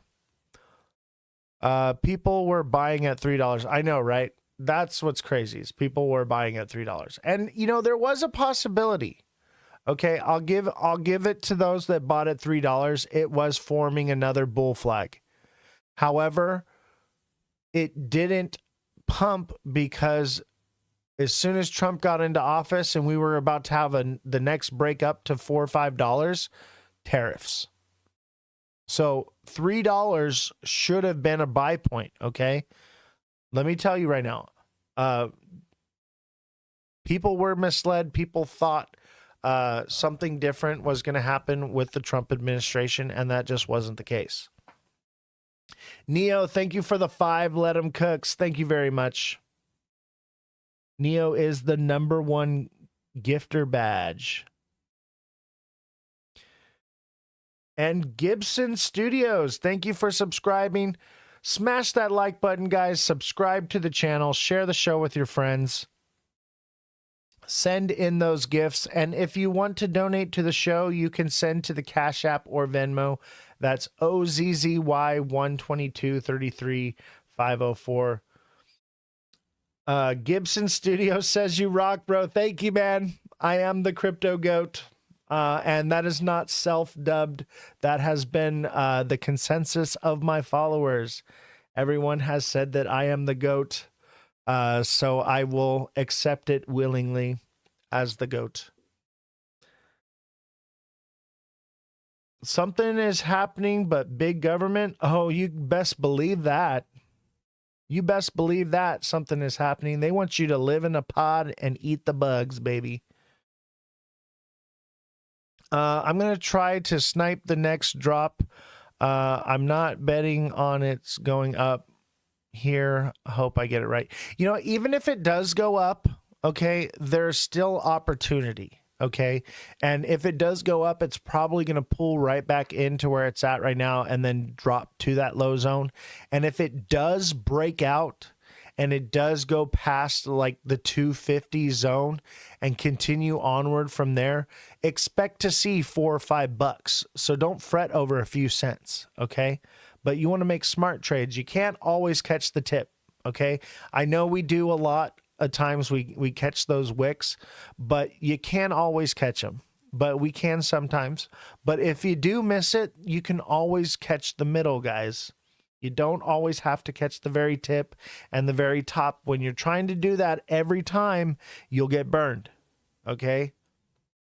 I'm guessing $4-ish by the end of Q3. No, I don't think so. I think we're going to dump down to the $1 range, and we may get a pump up to like $2.80, maybe $3. I don't think it's going over $3 again. I just don't see it. We've already pumped hard, guys. A lot of people have lost money. A lot of people have lost faith. I just don't see it. And it would emulate the previous cycle right here. Okay, what is this? This is April. This is May, June, July, August. Okay, in August we got a pump, and it only went back up 50% of the way. I think that we're at somewhere right here, guys, and we're about to drop hard and hit that bottom, and then we'll want to get back in, and we'll ride it up one more time, and then it's downhill from there. But I don't think we'll see $4 this year. Maybe, okay, if we kangaroo jump, okay, there's a pattern. It's called a kangaroo jump.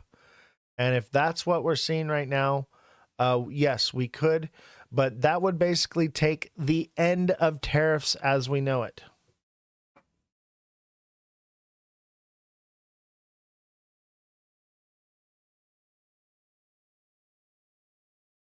I'm not even, well, my account has been restricted of selling products. I don't even have products. I am so sick of TikTok. Come on over to Twitch, guys. We're not doing this. 11 violations. 11D violations, guys. Oh, wait, excuse me. 19 now. 19 violations just since we started 42 minutes ago. Okay? I have to fill out 19 appeals on TikTok. We are leaving TikTok, guys. So come on over to Twitch. If you did subscribe, I will be keeping TikTok for those daily price point videos, for the coaching. So if you guys want to message me directly, that will all still stay on TikTok, okay? But if you guys don't want to miss a live because of nonsense on TikTok, make sure you guys sign up on Twitch, guys, because I have been removed from TikTok for a week sometimes, and you guys can't get a hold of me. So the way to mitigate that is to come over to Twitch. You're showing too much skin on TikTok. I know, right? You know what? Maybe we should just end the TikTok live right now. And if you guys want to come over to Twitch, come on over right now, because I don't want to have to deal with another 20 appeals to go over. So that's Ozthecryptogoat, all lower cases, no spaces. Wow, another one. Okay, I'm dropping the live. I'm dropping the TikTok live. Sorry, guys.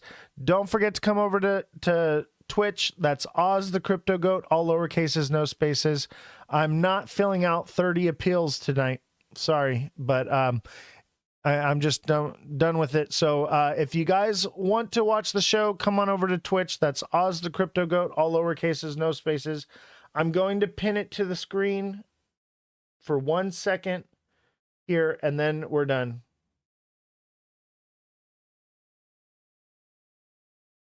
So click on that, or, well, you can't click on it, but go to Twitch, and that's Ozthecryptogoat, all lower cases, no spaces, and you can continue watching the show. Otherwise, you're going to miss out, guys, because I'm not doing it anymore.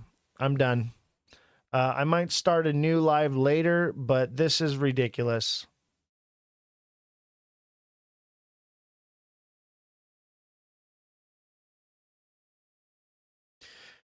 Wow, that was annoying. Welcome everybody from on Twitch. We are done. I'm done with TikTok. I'm done with it.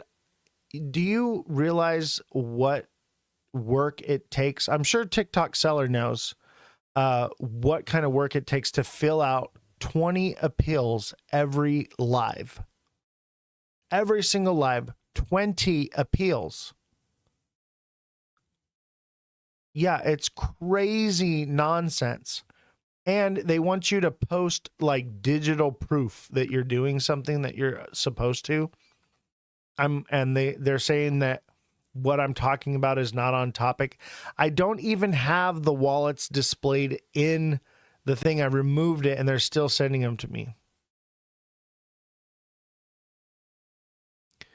Exactly. People are interested in the wallets because I'm talking about crypto, but I'm not going to talk about the wallet the entire freaking time. It's ridiculous. It's ridiculous. And even when I do it the entire freaking time, people still flag me because they're haters or whatever. So I'm just not doing it anymore. And look it, we shut off TikTok and now we have 12 people watching. Thank you guys for getting off of the TikTok addiction because it is crazy. My God. I just can't continue. Like, they want me to sell their products. They're literally getting 50% of every dime that I make. And they're like shutting it down when I'm literally selling the products. People are literally clicking on it, shows that they're clicking on it, shows that they're buying it, and they're still sending me nonsense. I literally can sell products without even talking about them. That's how good I am. And they're going to lose a good creator. They're going to lose a good creator over this. They need to get their shit together. Get it all in a bag. Just get it together. And if they got to take it down to the shit store and sell it, go down and sell it. You got to take it to the shit museum, put it in the shit museum, but get your shit together, TikTok. Get your shit together, okay? What's going on, everybody? I hope you're all having a wonderful, wonderful day. I am not stoked about what I have to do now after the live. So, we went over price points pretty much. We're still in the same boat. I do think it's bullish, partially, like slightly. And I think it's going to be bullish just enough to get people to FOMO in, and then they're going to crash it right back down. Okay. I think there's plenty of money to be made doing that. Okay. So, buckle up. I think we got a little bull flag right here. Look at this thing. That's a freaking bull flag if I ever saw one. Okay. That's a bull flag. That's an inverted head and shoulders. Okay. I think they're going to let it pump just like how this one pumped out. And I mean, this was crazy, amazing news that pumped this all the way from down here up to here. Okay. Crazy, amazing news did this. But I think we'll pop out of the line just the same amount as this one did. Let's see what that is. Let's see here.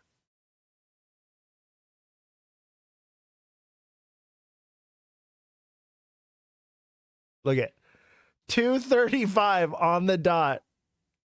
Right there, baby.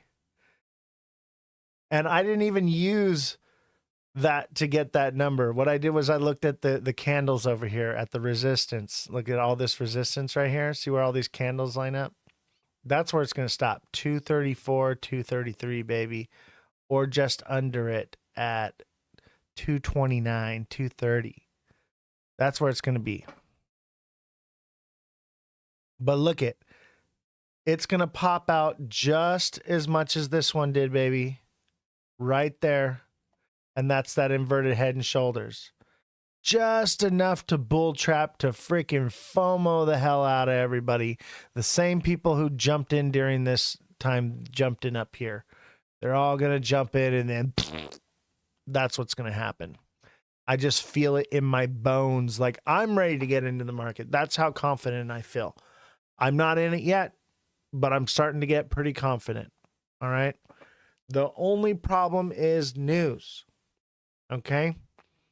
Only problem is news. I'm basically waiting for Monday. I think because we'll probably start to move up a little bit, but I want to see us get closer to this line again before I feel like we're going to break out. Because it could this could be a bull flag, and literally as high as it goes is like 223, and then that's it. You know? So just keep an eye on it. I'm tempted though.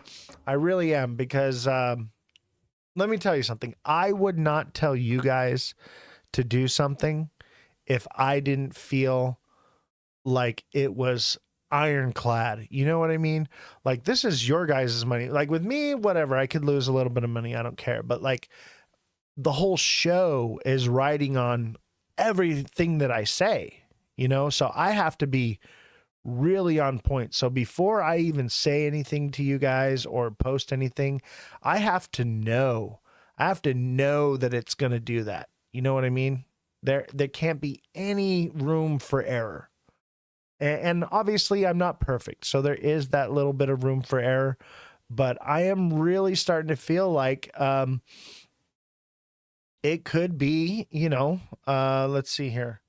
Today's Saturday, Sunday, Monday. Sunday, Monday, baby. I think we're going to get like a Saturday, Sunday pump. I really do. I really do. Okay. Let's see. When was the last Sunday? Sunday was this little drop here, that first drop. I think Monday, baby. Or Saturday. Maybe it's Saturday. It just freaking takes off. Wow. That's today, right? Today's Saturday. No, that's tomorrow. Maybe it's tomorrow. I don't know. I think it's coming soon though, guys. If it's gonna happen, let's see. Let's measure here. We got 1 day, 2, 3, 4, 5, 6, 7, 8, 9. Okay, 9 days. Okay, 1, 2, 3, 4, 5, 6, 7, 8, 9 days, baby. I'm telling you, if it's gonna do it, it's gonna do it very soon. Okay, it's gonna do it very soon. Oh, I can taste it. I can taste it. I'm not sleeping the next 2 weeks. I don't think it's gonna take 2 weeks. I think it's going to take 2 days. It's going to be a nice pump for 2 days and then boom, sell it and wait 2 weeks and then don't sleep. Get some sleep for the next 2 weeks after. Okay? That's what I think is going to happen. I think we're going to push up here real nice and deep like and then pow to the ground. But it's not going to happen overnight, guys.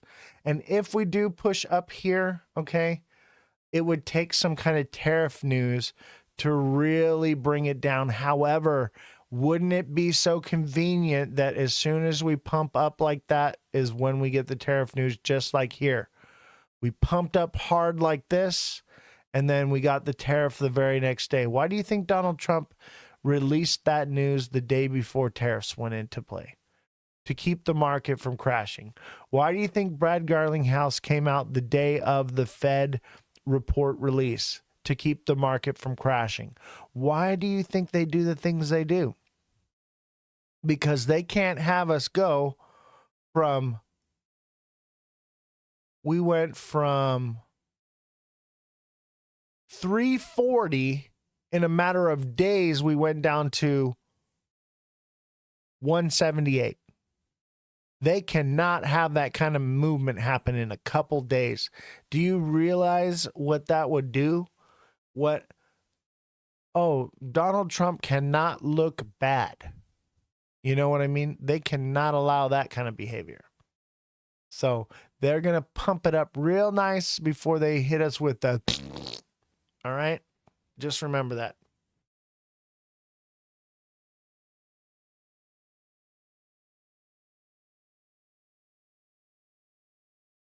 So let's see here. TikTok is stupid.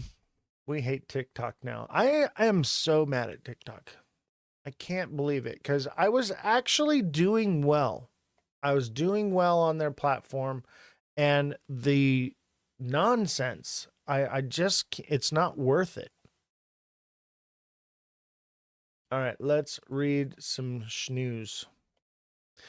XRP price recovery shows promise, but faces critical resistance ahead. Okay. On April 15th, Ripple announced the integration of its RLUSD stablecoin into Ripple Payments platform, aiming to raise the bar for institutional-grade stablecoin transactions. Despite the rollout, the news did not spark an immediate rally in XRP's price. Still, XRP continues to trade within a bullish wedge pattern that's been in place since the start of the year. That is not true. The bullish wedge pattern is actually a bearish wedge pattern. It can be perceived as a bullish wedge. However, it's a flat bottom at $2. Would you all agree with me that $2 is like the strongest resistance zone ever? Would you agree that $2 is a flat freaking line? I would say so. It does not like to move past $2.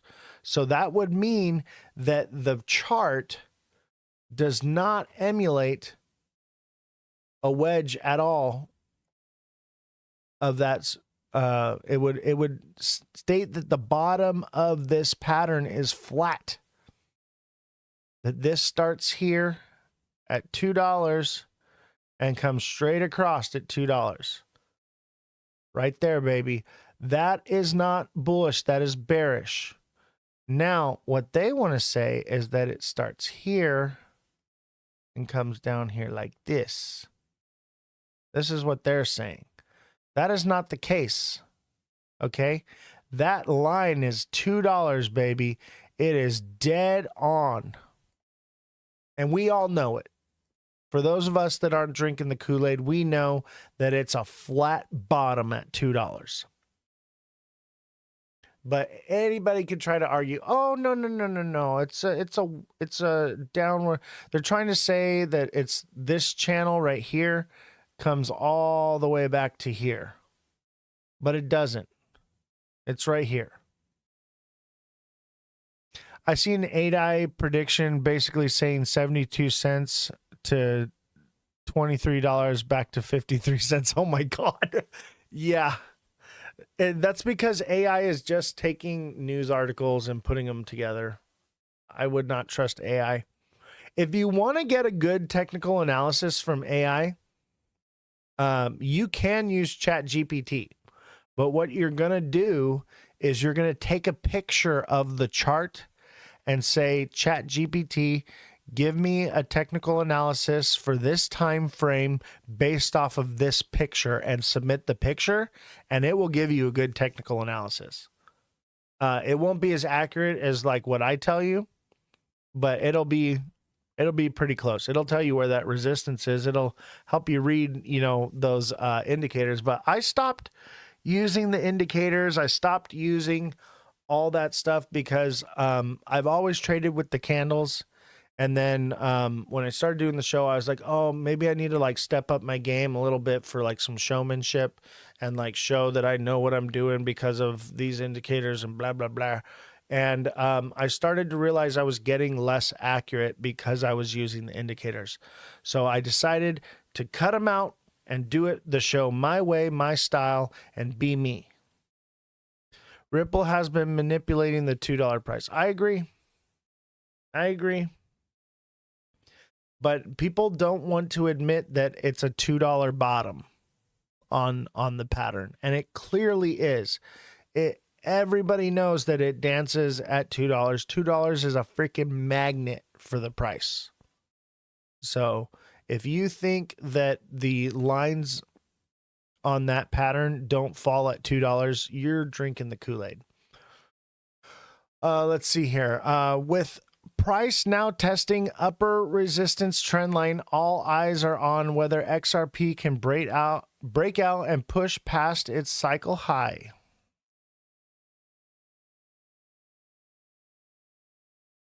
The XRP price has fallen inside the descending wedge pattern since its cycle high of 340 on January 16th.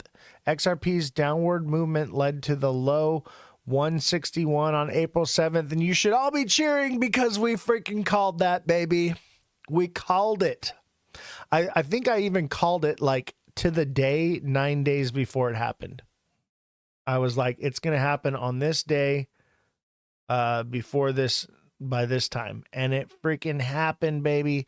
I mean, it was kind of easy to guess because of the time frame when we knew the tariffs were going to come out. Everyone was talking about the Liberation Day was going to be a Doge check, And I was like, no way, baby. It's fucking, it's going to be tariffs. It's going to be tariffs. And I was telling everybody, everyone's like, no, man, he's going to give us Doge checks, baby. It's going to be bullish. And I was like, nah, it ain't happening. And it lines up perfectly with my timeline for the 163 price. And, you know, I knew it would probably fall to about 160 to 161, but I always add a couple cents just to make sure it hits, especially on a large move like that.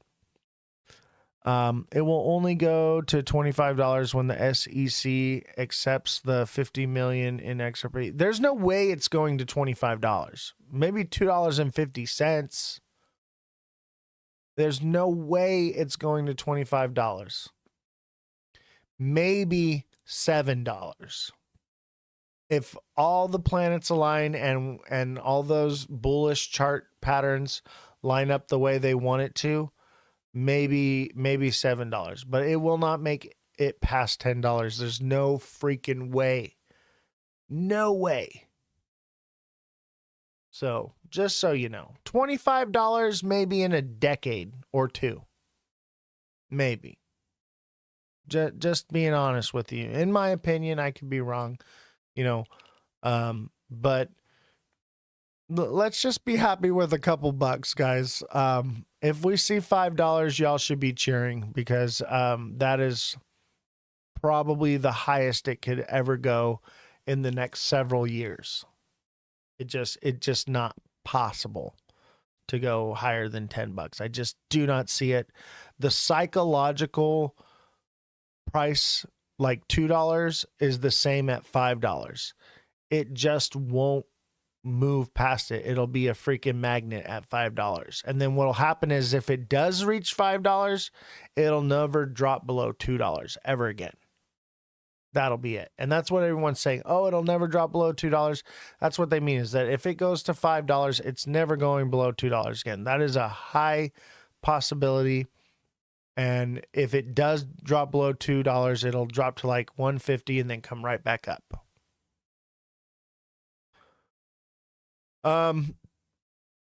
Let's see here. However, XRP bounced green on con, validating the wedge support trend line and moving above the $2.05 resistance area. Today, XRP price trades at the wedge resistance line, aiming to break out. If it does, the next resistance will be $2.55. No freaking way. No freaking way it's going to hit 255. It's going to stop no higher than 247. But they're not going to tell you that. They're not going to tell you where it's going to stop at, because they want you to hold all the way to the top and then lose out and it come crashing back down. 247 is going to be the absolute top. If it breaks past up to 255, expect it to do bigger numbers. Expect it to go up to 280. How close am I to getting in? Hours. Minutes. Whenever it breaks. Waiting for it to confirm that pattern to break out of it. Basically, this little bull flag right here, once it breaks in the upward position and starts heading for this line, baby, I'm in. That's where I'm in. But I'm going to wait till it breaks above it. I'm going to wait for it to break above it. I'll catch it at what is that at? It lagged where you were considering jumping in. No way. I don't think it could take a long time. I think it could take hours or days. I am watching closely, okay? This is our pattern here. Let's clean this up a little bit here. This is our pattern. It already looks like it wants to break out. It never makes it to the tip, guys. It always breaks out right before, okay? It acts like it wants to break out tomorrow. Sunday is usually a good day, and we've had no good days this week. So we've pumped on Sundays before, okay? We've done it before. I could see it pumping on a Saturday and a Sunday. Okay.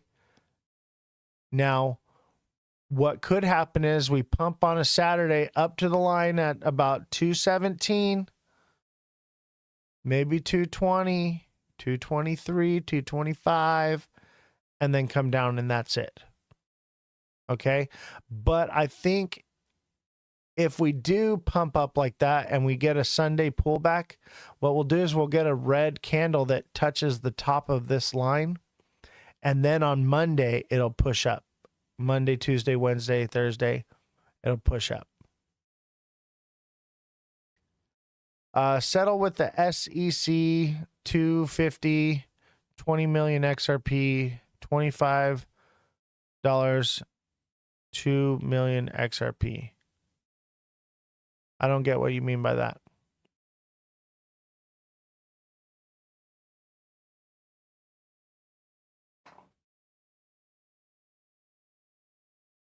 I don't think settling with the SEC is going to fix anything. Okay.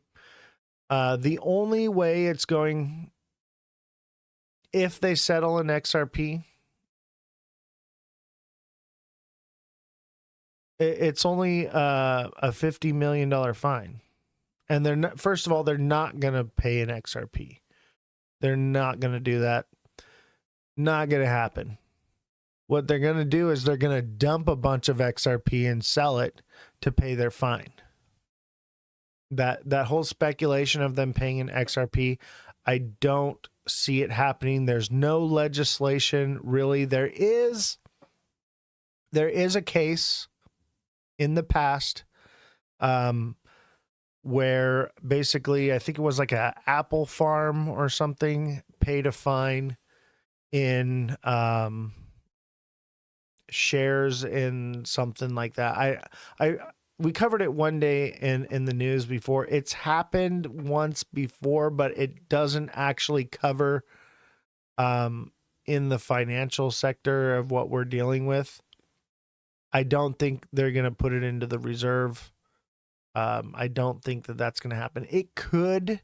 They may negotiate it. It could be part of the negotiation that that's what they're going to do. But there is no indication from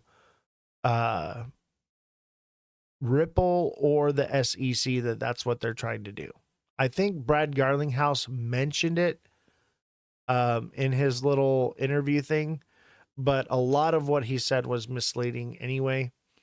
That doesn't mean anything. And, 20 million XRP is not a lot of XRP considering they dump 1 billion XRP into the supply every month. And last month they dumped 500 billion. So keep that in mind. That's a drop in the bucket if they do. Will people FOMO over it? Probably. You know what I'm watching right now, though? I'm watching to see if this pops up out of this trend line right here. Let's go into the 1 minute real quick. We are getting close. We're getting close to that line, baby. And it's right in the top side of it, which means it wants to break upward. But we got to break past this blue line, baby. But let me tell you how XRP could get that $25 price. Okay? XRP being worth $25 would take institutions buying it. All right? Institutional money coming in. So let's say the SEC case is dropped, okay, and the injunction is removed. All right? Can institutions still buy XRP?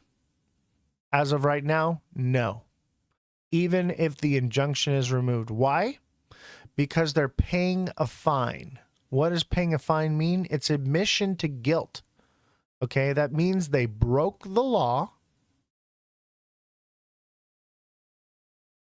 Yeah, about the ads, guys, I had to raise the time on the ads because I've only made about $30 on Twitch, and if I don't have the amount of ad time run, then I won't reach $50 in the next 2 days, and I won't receive a payout. And I need that $50 to pay the staff. So I do apologize. So if you don't want to deal with the ads, it will go back down after the month cycle ends if I can meet that quota. I tried to keep the ads as low as possible, but I have to meet a certain quota on Twitch. So if you don't want to deal with the ads, subscribe. But unfortunately, my hands are bound too with the whole ads thing, because you know, I'm that's $50 that I could be putting towards the business. And I mean, $50 is $50, you know? So I'm trying to make sure that I'm earning that revenue and it's not just going to Twitch and I get nothing. So I have to meet a certain threshold. So I do apologize for that. My intention, okay, is to one day have no ads, okay? And everybody's just subscribed or everything is paid for by buying t-shirts and things, but we are just starting, we are just growing, so it does take time. So I do apologize for that. It's temporary. Probably only a couple more days of the longer ads, just so that I can meet that threshold, because I haven't received any. First of all, TikTok, I'm basically receiving nothing. I'll go live for hours and I'll make like 20 cents, 30 cents. On Twitch, I'm earning nothing. I've stacked up about $30, but I have to meet a minimum of $50 to get anything. And we made some donations. And to those of you who have donated, thank you very much. Your donations have been carrying the show. But over the last week, we haven't really received any donations this week at all. And I do have a staff to pay.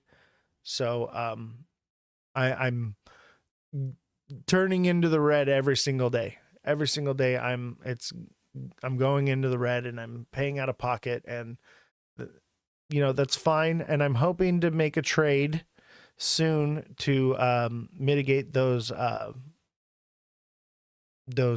financial needs for the show, but it hasn't been available. It hasn't been available, and I didn't catch the 163 because I thought we were going to go much lower because of the tariff thing, but then they fake newsed us, so that's why I'm accounting for moon cheese now. I'm trying to take into account moon cheese because we should have dropped way lower than 163. What about the 19 pending ETFs? Would that move the needle? First of all, ETFs cannot be approved unless the SEC case is settled and it is deemed that XRP did not break the law. However, if they pay a fine, they're admitting to guilt, okay? They're admitting to guilt, which means they broke the law, which means even removing the injunction, it still means that they broke the law. Okay, so institutions cannot buy XRP. They would have to either do some new filing or something. I don't know. Maybe there's a paperwork loophole to get through it, or Congress will have to pass a law to change the law. But as of right now, nothing like that has come across Congress's desk. So, and I get you on making good trades to donate. I'm kind of in the same boat. Anything that I make in trades is I'm donating to the show as well. So I get it. But Congress has to change the law before anything can happen. You think, let's see here. You think we're going up, Oz? I want to jump in and make some money to donate. Poway Rock says me too.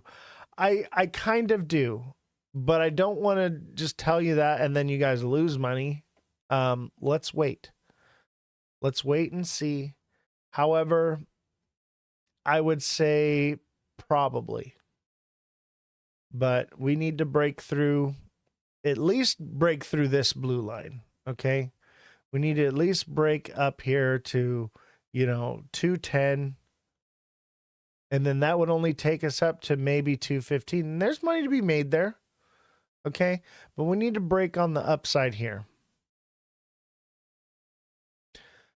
Yeah, it's a good price point to get in, but I think what's going to happen is we're going to continue to move sideways around this 205 to 207, 208 price range, and maybe break out from there, and then that could shoot us up to 215, but it could stop right there and come back down. So keep that in mind. For the weekend, I think tomorrow we could see a pump. However, it's a holiday weekend. People generally want to take profits to go, do whatever it is they do on Easter Sunday. Go watch the Easter bunny poop eggs. I don't know. You know what I mean? Or it could be the opposite. That was what happened to me last weekend. I was up 500. Before I knew it, I was down 200. Yeah. And, make sure you guys are taking profits. Buy Easter brunch. Exactly. Take the family out to dinner. Okay? That's what people are going to be doing. They're going to be buying chocolate Easter bunnies and Easter baskets.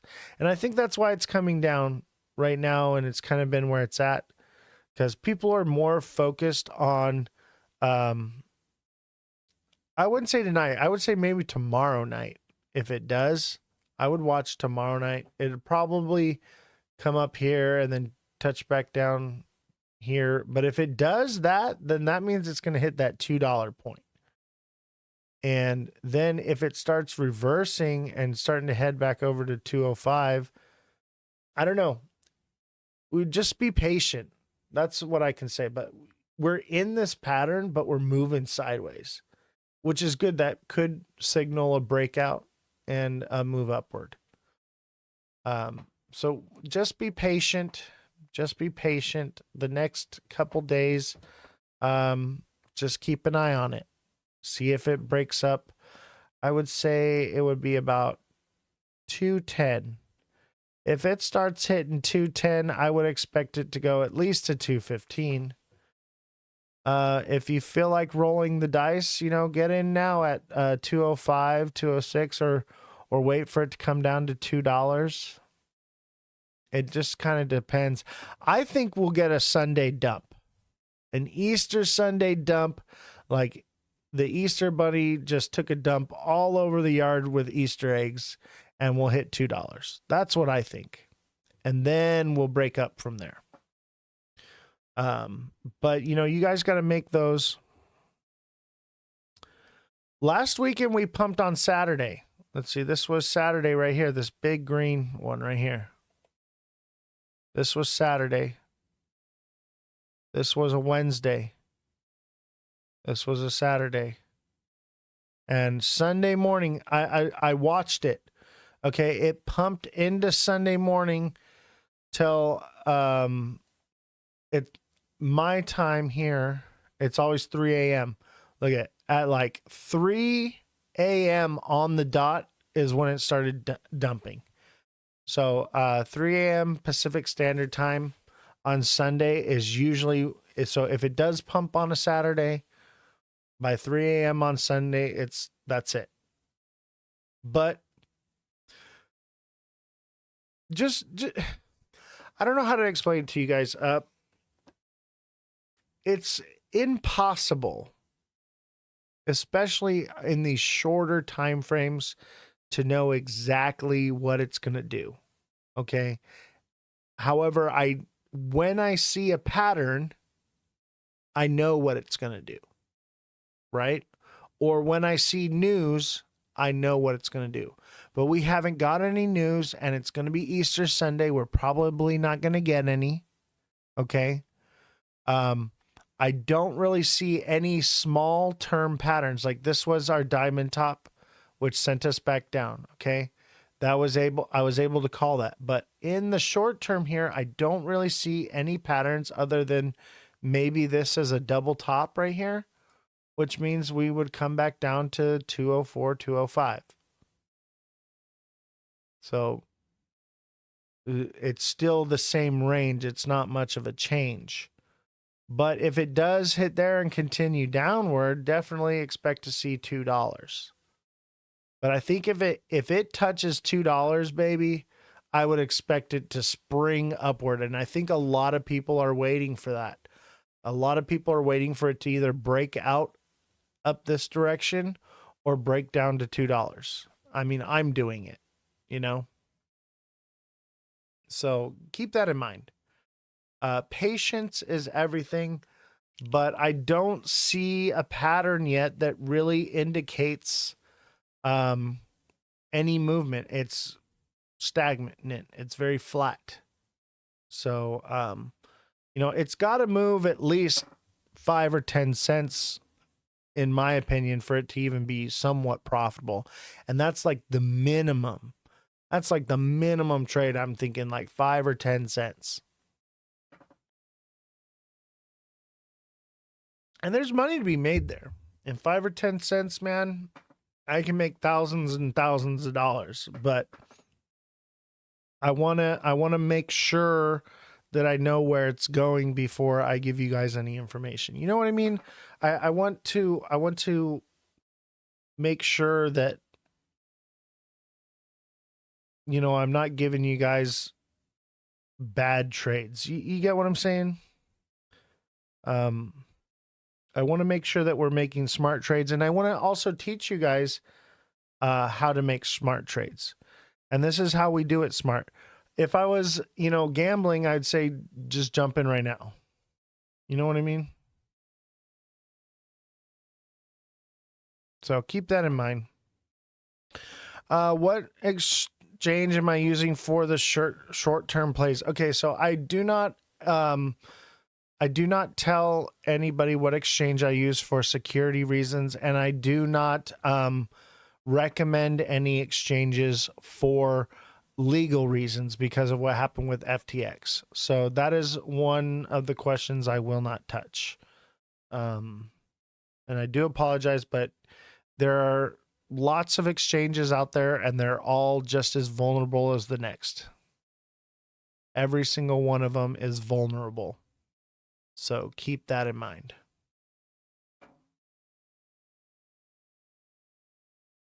So let's get back into the news. What happened to that news article? Did we read it? I guess we read it. Oh, here it is.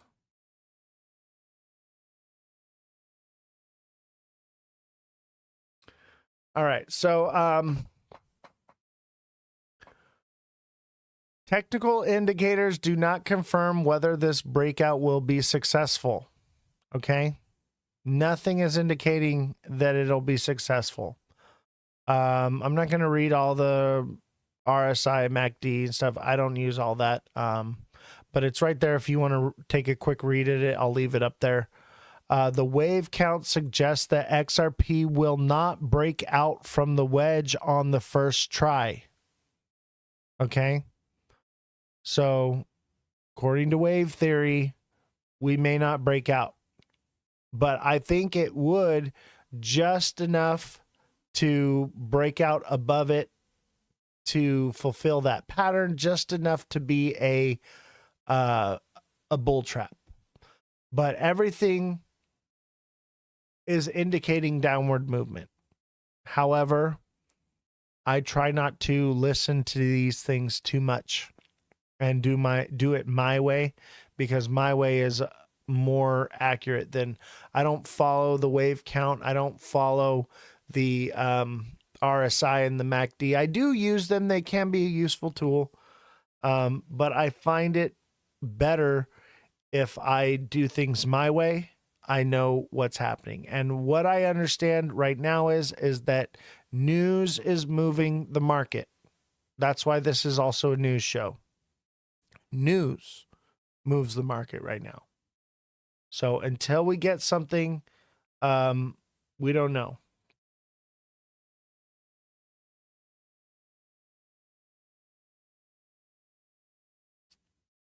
And you know, it could at some point drop below $1. It could at some point drop below $1, but I don't think that's happening anytime soon. So I mean, if you got in below $1, make sure you're taking profits. Is all I can say.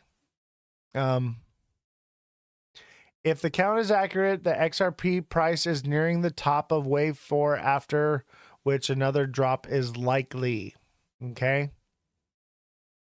Look at, see it here? 1, 2, 3, 4, boom. And they're saying 153 according to the Fibonacci support level. Okay. I don't use Fibonacci. I would say 155 because it's a psychological number. So I would put my price point at like 156. Let's look at it real quick here. 1 hour, 1 day. 156, right? So I'm using the candles to determine where it's going to land. It's probably going to land at 154, 155. But to be safe, I'd add 156, 157 just to make sure it hits. But according to this trend line, it says that we could drop to 151, 152. So I just kind of have to see where it starts falling from. If it comes up and tests again and then comes down, it's going to be further down. If it drops right here, it's going to be further up. So we're kind of waiting to see what it does. And then I'll have that more accurate price point. But according to their technical analysis, they're saying 153. And that's right in the wheelhouse. I would say, to be safe, 156. 156, baby, because 155, and that would be probably the tip. But see, they're saying like a long stretch downward to get there. I think it could waterfall again and be even a longer or a shorter ride down. Like how these are really close together. I think the next two would be closer together. I don't think it's going to wave pattern out like this. But the news would do that. It would have to be some kind of news. However, I think the news coming out about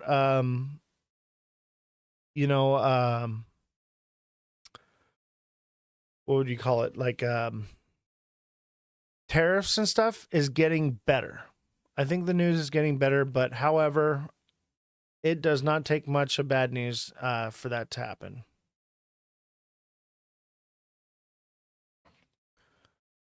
Can you expand the chart? This chart up here?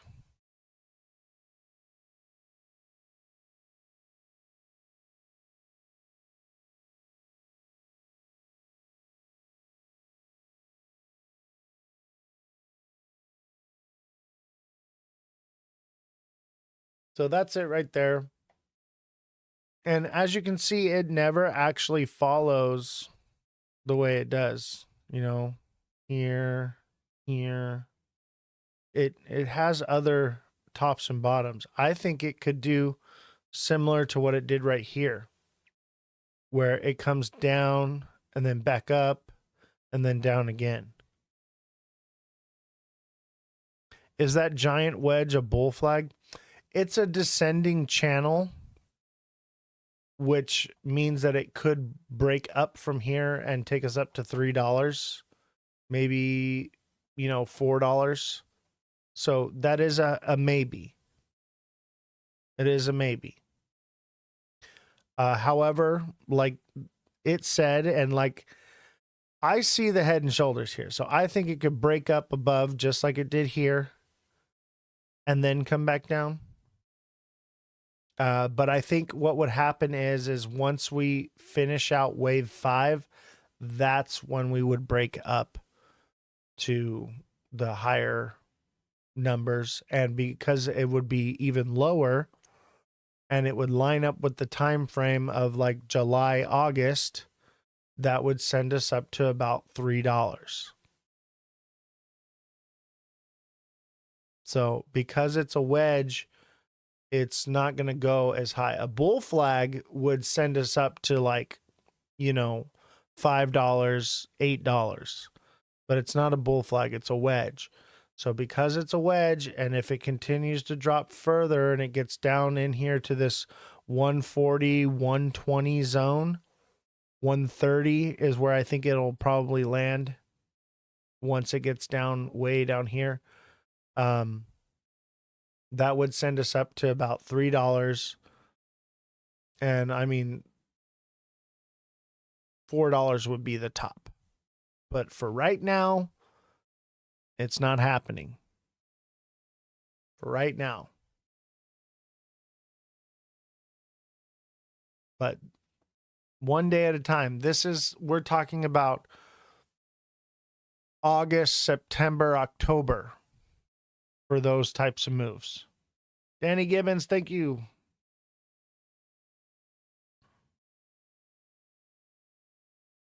By the way, I did turn TikTok back on. So if you're fiending for TikTok, you can go back there. But I do appreciate all of you that do stay on Twitch. It does help with the Twitch algorithm. We are trying to grow Twitch. AV, thank you for the 3 roses. But yeah, I'm thinking July, August, September, we'll see some better numbers and we'll be more bullish. But also, it could just die and not be a bull flag because of tariffs. If tariffs don't calm down, it ain't never going to happen. Let's see here. That's it for this one. So keep in mind, could be a short pump, big dump, another pump up, another big dump.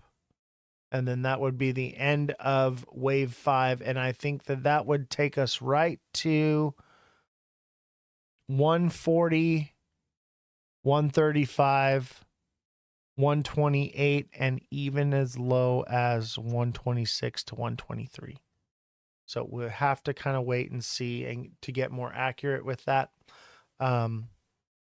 It's easy to call the 163 like 2 months or so before, but it's 3 months out and the news is pretty horrific as far as, tariffs. So it's still kind of hard to tell. Little hard to tell still. But we'll get more accurate as time goes by. All right, more news. Let me zoom in here. Indonesia. This is from Reuters, by the way. Indonesia says to increase U.S. Oh, man, I totally forgot to start recording. No, I forgot to record. Guys. I do apologize. I may be able to steal it from Twitch and download it. So hopefully I can. Look at render token. Yeah, give me a moment. Let me read the news here. Indonesia says to increase U.S. imports, lower orders from other countries. Indonesia will increase imports of U.S. food and commodities and reduce orders from other countries where Southeast Asian nations currently buy the products. Chief Economic Minister Erlangga told reporters in Washington. Erlangga in the United States is part of a delegation of senior officials to meet the U.S.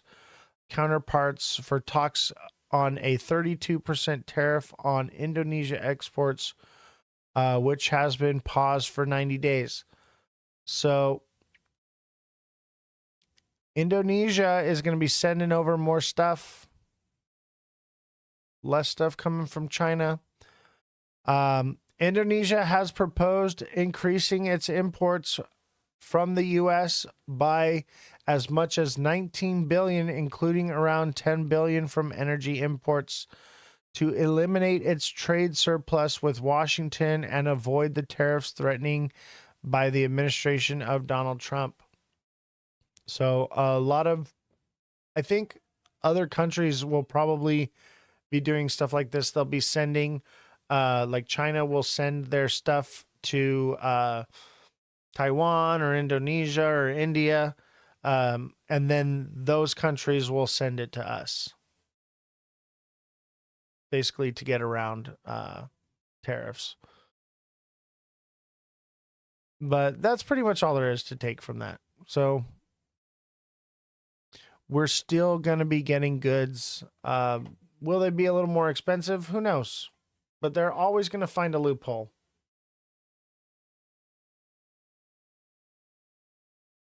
Rate cuts are not coming. That is next. Let's watch that next. I'm glad you said that now. It's great to be back in Chicago. And thanks for that kind introduction, Austin. So I'm looking forward to my conversation with Professor Rajan. It's great to be back in Chicago. And thanks for that kind introduction, Austin. So I'm looking forward to my conversation with Professor Raghu. But first, I'll briefly discuss the outlook for the economy and monetary policy. So, at the Fed, we are always focused on the dual mandate goals that Congress has given us: maximum employment and stable prices. Despite heightened uncertainty and downside risks, the U.S. economy is still in a solid position. The labor market is at or near maximum employment. Inflation has come down a great deal, but is still running a bit above our 2% objective. Turning briefly to the incoming data, we'll get the initial reading on first quarter GDP in a couple of weeks. The data we have in hand so far suggests that growth has slowed in the first quarter of. What, you guys got another mini PC? This mini PC has amazing performance. It's from Geekom. It's the IT series of this year from last year's solid pace. Despite strong motor vehicle sales, overall consumer spending appears to have grown modestly. In addition, strong imports during the first quarter, reflecting attempts by businesses to get ahead of potential tariffs, are expected to weigh on GDP growth. Surveys of households and businesses report a sharp decline in sentiment and elevated uncertainty about the outlook, largely reflecting trade policy concerns. Outside forecasts for the full year are coming down, and for the most part, point to continued slowing, but still positive growth.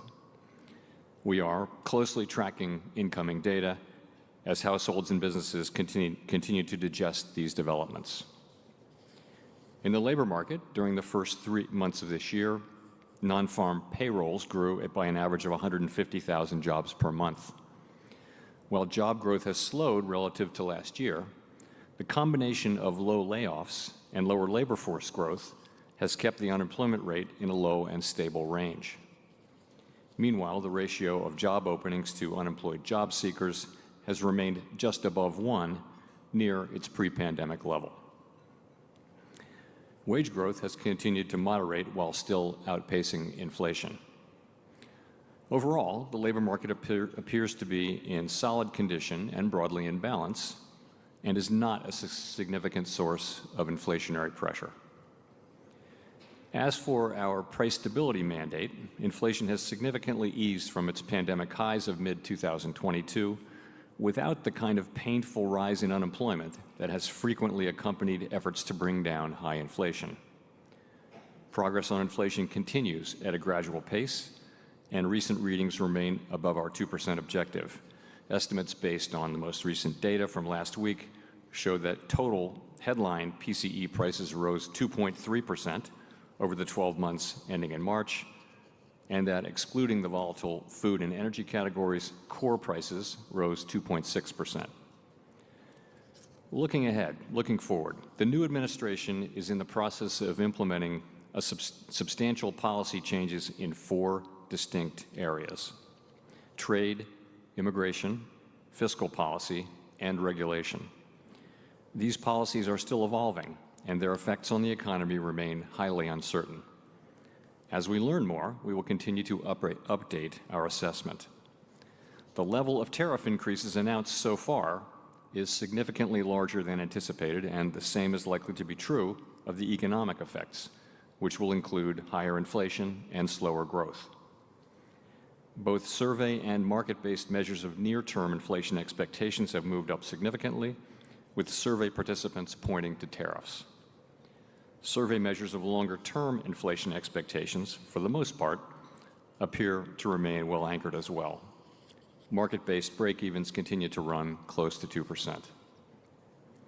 So, as we gain a better understanding of the policy changes, we'll have a better sense of the implications for the economy and hence for monetary policy. Tariffs are highly likely to generate at least a temporary rise in inflation. The inflationary effects could also be more persistent. Avoiding that outcome will depend on the size of the effects, on how long it takes for them to pass through fully to prices, and ultimately on keeping longer-term inflation expectations well anchored. Our obligation is to keep longer-term inflation expectations well anchored and to make certain that a one-time increase in the price level does not become an ongoing inflation problem. As we act to meet that obligation, we will balance our maximum employment and price stability mandates, keeping in mind that without price stability, we cannot achieve the long periods of strong labor market conditions that benefit all Americans. We may find ourselves in the challenging scenario in which our dual mandate goals are in tension. If that were to occur, we would consider how far the economy is from each goal and the potentially different time horizons over which those respective gaps would be anticipated to close.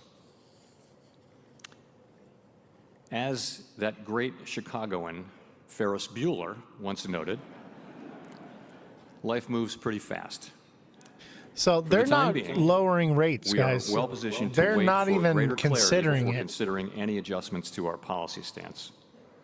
We continue to analyze the incoming data, the evolving outlook, and the balance of risks. We understand that elevated levels of unemployment or inflation can be damaging and painful for communities, families, and businesses. We will continue to do everything we can to achieve our maximum employment and price stability goals. Thank you, and I look forward to our discussion. So if you think that they're lowering rates, guys, you are drinking the Kool-Aid, okay? They are not lowering interest rates, guys. And I think it was Carrie Wu too. Hopefully you're still watching. Interest rate cuts are not coming anytime soon, okay? They literally just said that nothing is indicating that they should drop interest rates, at least right now. So I wouldn't see any indication of them dropping interest rates at all. And people are saying, oh, well, Donald Trump's going to fire him and they'll bring in someone new. First of all, if he does step down, if he does get fired, whoever comes in and takes his place is going to do the exact same thing. Second, Donald Trump cannot fire him, cannot replace him. The Federal Reserve, even though the word federal is in it, has no connection to the federal government whatsoever. It is a private institution. Okay? So he's in there to stay. All right? And he's not dropping interest rates. So keep that in mind, guys. It's not happening anytime soon. Maybe August, September. It's unconstitutional, you say? What's unconstitutional?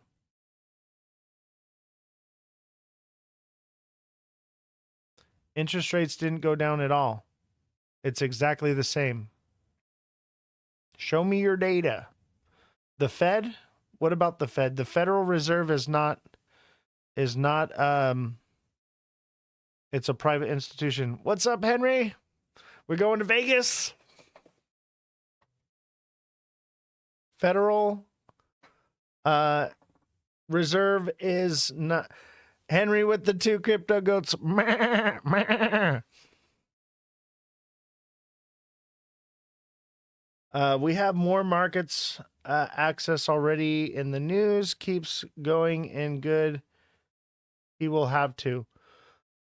The thing is, it's not that it's that inflation is still high. Inflation is still high. It's the highest it's been, and it's only getting worse. They're still printing money and sending it to Ukraine. That has not stopped. Until that stops, don't expect interest rates to drop. Okay? Keep that in mind, guys. There is no indication whatsoever that the Fed is going to drop interest rates. He literally said in his last speech that the only thing that would really do it is if there was an unemployment crisis, and the job reports came out. It was basically double. We had double the amount of jobs available than were indicated. So there is no unemployment crisis, even with all the Doge cuts. Okay, so keep that in mind, guys. Interest rates are not dropping anytime soon. You can't drop interest rates now. It would guarantee us directly into recession and collapse our economy. Agreed. Pro Pictura called it. Okay. We literally cannot drop interest rates. They may raise interest rates, guys.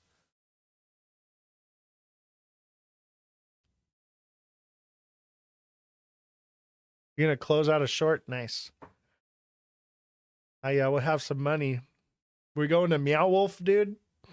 Have you ever been to Meow Wolf in Vegas? I want to go so bad. I've never been. It looks pretty freaking psychedelic. Pretty badass. If you guys have never heard of Meow Wolf, Google it. Meow Wolf is crazy. All right, so yeah, I don't see them dropping interest rate. I went to Meow Wolf off 5Gs. Ding, bro. We can't talk about that stuff though. We can't be talking about. You're gonna get me in trouble with TikTok. Meow Wolf is sick though, bro. Meow Wolf is so sick. I've never been. I've always wanted to go. No, it's all good. It's all good. You didn't really actually say anything, but we gotta be careful what we're talking about. June interest rate cuts for the US 90%. Never gonna happen. What happens in Vegas stays in Vegas. Hell yeah, bro. Fear and Loathing, baby. Go Fear and Loathing in Meow Wolf. But I don't see interest rates getting cut anytime soon. Yes, render token. I do apologize. I got sidetracked. Render, you say?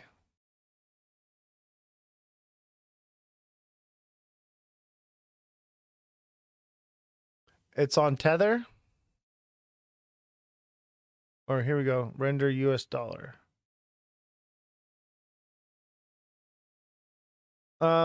Basically we watched the Jerome Powell. So it looks like a double bottom on the 1 day, but it's stuck in consolidation. Let's zoom in. Everything seems to be stuck in consolidation because of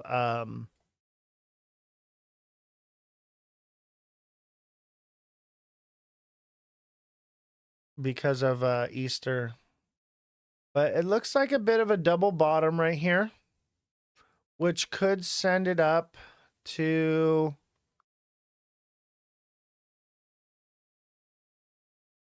let me see here.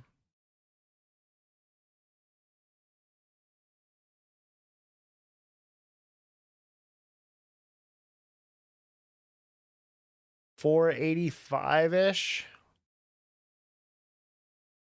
464. I think it would go up to like 85-ish. That seems like a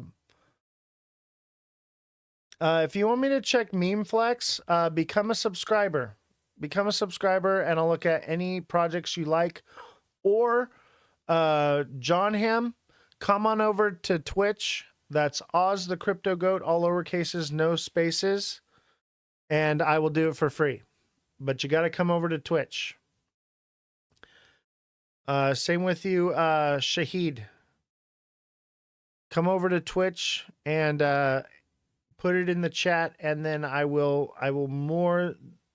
be more than happy to cover over XCN, MemeFlex, any other projects you like.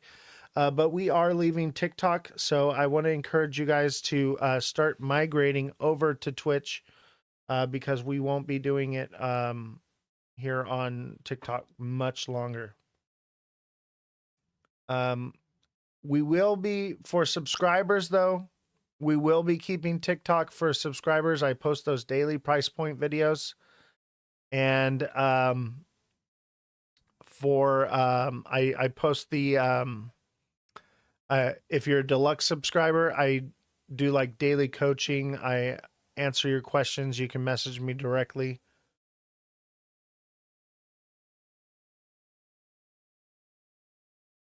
Is the ghost drawing an actual drop pattern to look for? I mean, it was, but it's actually a descending wedge, but I don't put that up because people think it's a bull flag. But the sentiment is the same. What are we looking at? This is render. So let me look at render a little bit more here. So I would say in the next couple days, 285-ish. And that kind of goes with the sentiment that everything's looking. Bull flag is a bullish pattern, but the descending wedge is a bearish pattern. But let's look at the 1 day.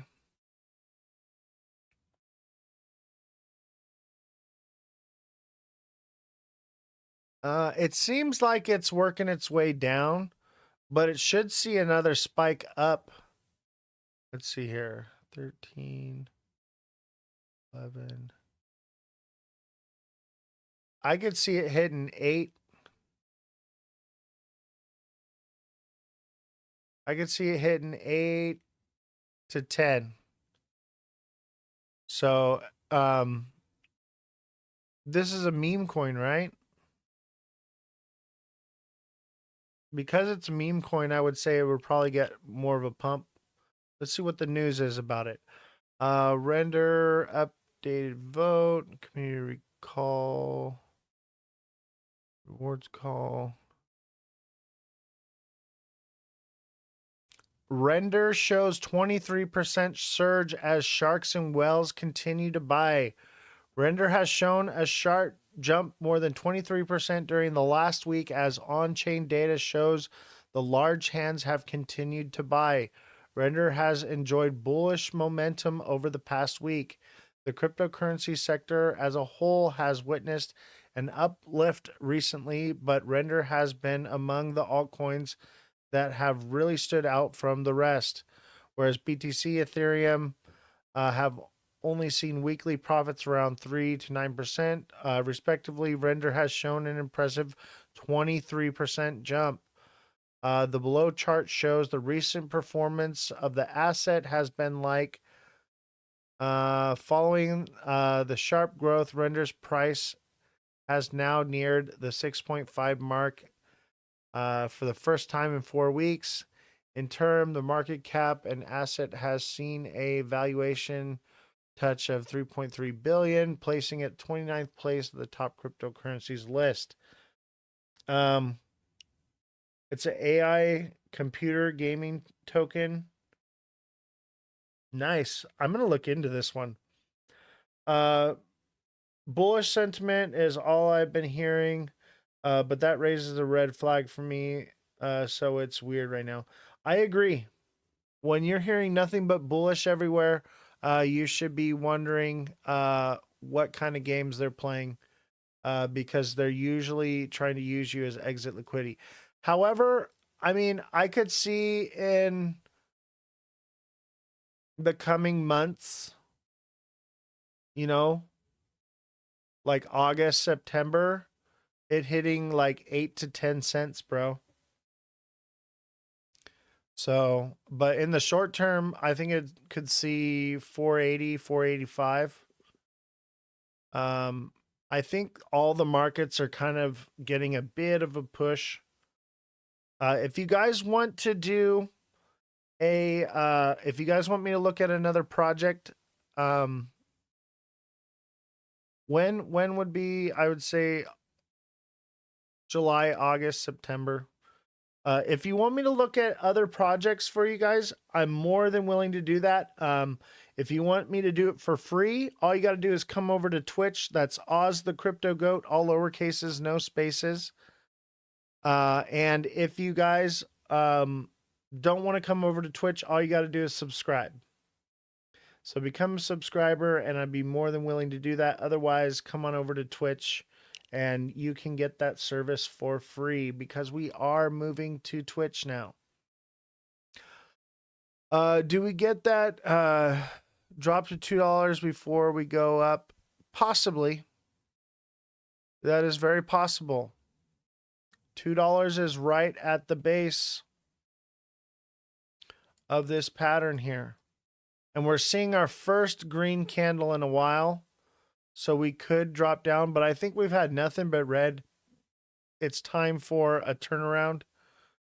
However, we are coming into the weekend, so keep that in mind. Keep in mind that it's a holiday weekend, so it's going to be even harder to assume what's going to happen. But I think we'll pump. I think 205 the other day, I posted the price point. That was probably, you know, your lowest entry point, but it could go down to $2. If you bought a TikTok sub, don't worry. I'm still going to be using TikTok throughout using Twitch until TikTok is basically gone, because it could be banned in the US. Okay. It's got a 90-day extension, but it could be banned in the US. So if you did sub on TikTok, don't worry. I'm still using TikTok to post those daily price point videos and for you to message me directly if you are a deluxe subscriber. So you still need the sub on TikTok for now. We will see. Can you make a video on how to switch from Twitch? I'm unfamiliar with the platform. That's actually a great idea, Red Fred. I will do that. What app are you using? I like zoomable charts. I'm on TradingView. Red Fred, I will make that video just for you and post it. Expect to see that coming in this weekend. Expect to see the video this week on how to get on Twitch, so that way you guys can be there for the show on Monday.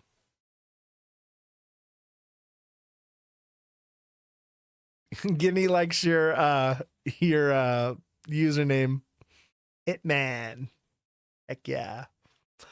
How do we communicate if TikTok is gone? I don't know if we can message you here. So you can message on Twitch. It's called a whisper. So there's a little icon that's like a chat bubble thing, and you can send me a whisper. So if TikTok does for some reason just go away, send me a whisper.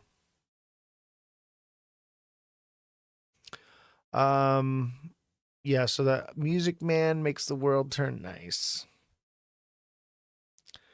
What time Monday? Monday will be at, I don't know, let's take a vote. Do you guys prefer the 12 to 5 time slot or the 5 to 9 time slot? Pacific Standard Time. So like noon to 5 p.m. or from 5 p.m. to 9 p.m. Guinea Marie says 5 to 9. Your Eastern time?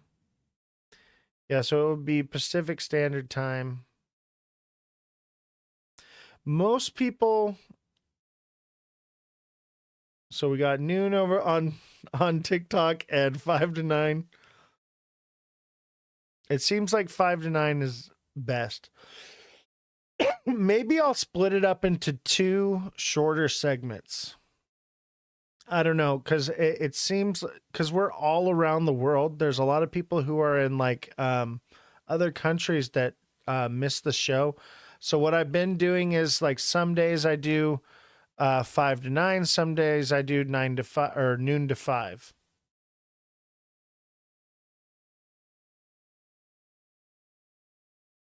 Yeah, it is hard to stay on late.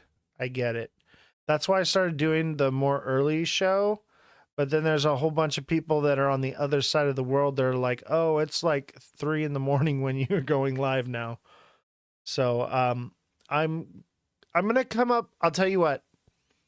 By Monday, I'm gonna come up with a more firm schedule. And what I'll do is I'll do alternating every other day. So like Monday, Wednesday, Friday will be, maybe like 9 to 5, and then Tuesdays and Thursdays will be noon to 5 or whatever. But I want to do where Fridays is the late show and Mondays as well, because those are pretty good days.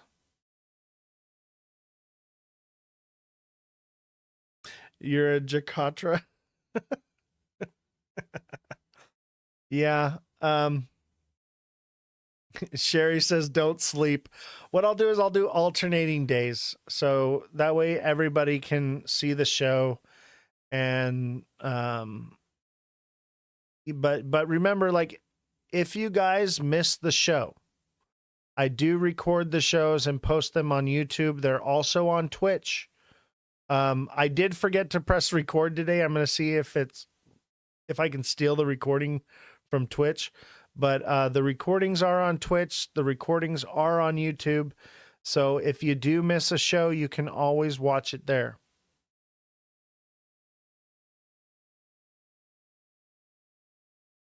Oz, send me your contacts so I can show you a Bitcoin machine and mining servers. What do you mean? Like, you can't send it to me on TikTok? You want to send me like a link? I don't really click on links that people send me for my security. But if you want to send me like a message on TikTok of what to Google, I'll Google something.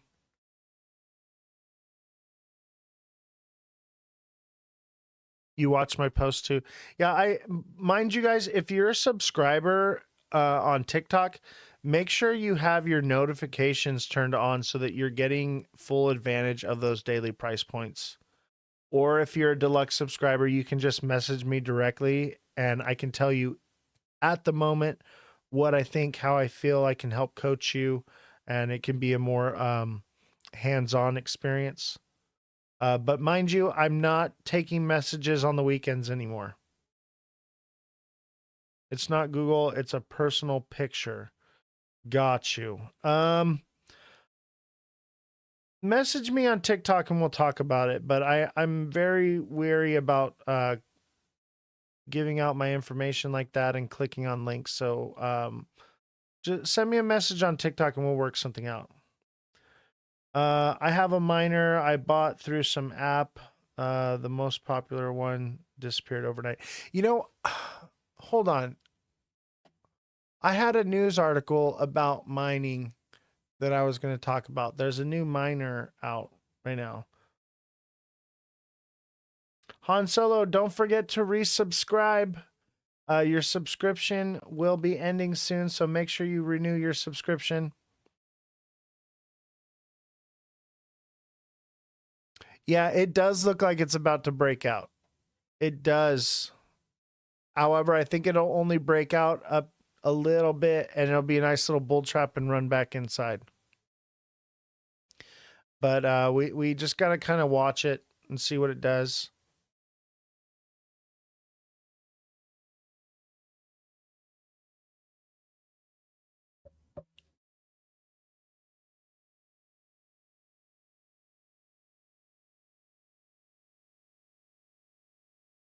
Well, if it's always wrong, then you don't want to be here. How about that? Han Solo said your info is always wrong. So he doesn't get to watch the show anymore. Since the info is always wrong, then he doesn't need to be here. So hold for the drop to $2. I'm not going to say that. I'm saying let's wait for a breakout. Let's see let's see what it does. If you want to hold out for, a 5-cent difference, you guys can't catch the very tips, guys, every time. You want to try to catch the middle. If you're trying to, catch that all the way down to 2 cents, you could miss it. Because it seems like it's going to break out tomorrow. So, I would just be patient, and don't fret over 5 cents. We want to look for, bigger movements than that. But yeah, it could drop to 2 cents, and then, basically, if you feel like a breakout is coming, right, and you feel confident about it, and I wouldn't even call it confident. I would call it risky, this move right here, getting in somewhere around $2 to 205. I'd call it a risky move. But if it was a confident move, like if it dropped down here, and let's say you bought in at 150 and then it dropped even lower down to 145, you would buy in at both zones.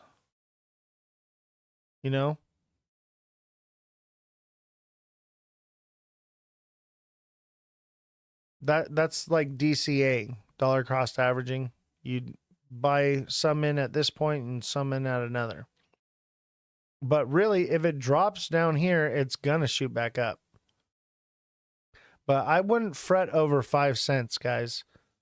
If you're not always going to catch the very tip of every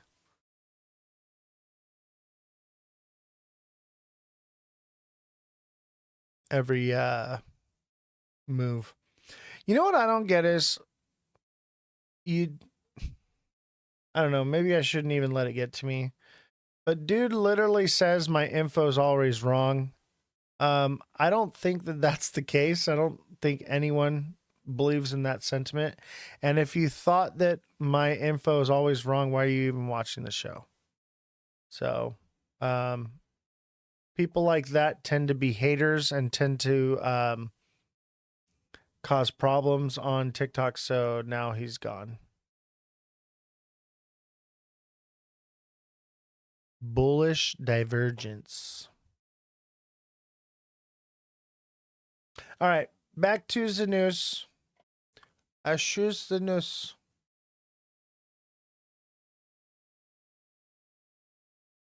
Zoom in a little bit. Trump floats plan to nix federal income tax and replace revenue money from tariffs. HD Melissa says 95.99% right. Thank you. I appreciate that. What's the news today? The news today is 50-50. Maybe up, maybe down. It's still kind of consolidating, but I'd say up. I think it's going to go up. However, we're going into a holiday weekend. So maybe it'll be after the weekend. Maybe it'll be during the weekend. Everything's kind of off. But we pumped last weekend and we've had nothing but red days. That doesn't mean we can't have more red days. So I'm waiting for a breakout. You said if we pop up, we got to about 215. Want to take some profit in that area? Yeah, I would say so. I would say so. Here, let me take this down for a minute. So yeah, if we pop out, we're at least gonna go to 214, 215 ish.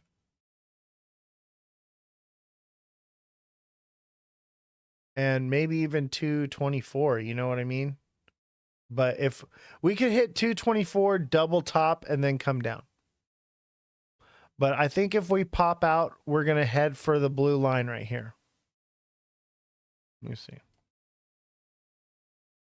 So if we pop out of here, we'll probably head for the blue line. And, you know, we've had nothing but red days. I would assume normal price action says that we're going to move up.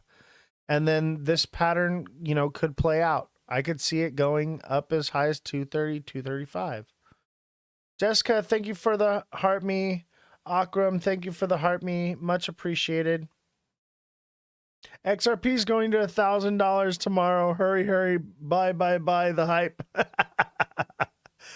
Oh, that's funny. No, I don't think so. Have you guys seen my meme? No, you're not. Hold on. Hold on.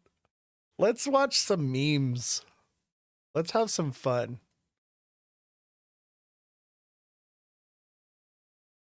Let's see here. Just a moment.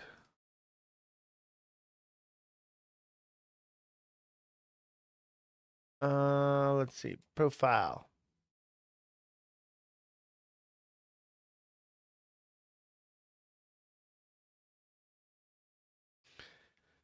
All right. Have you guys seen some of these memes? No,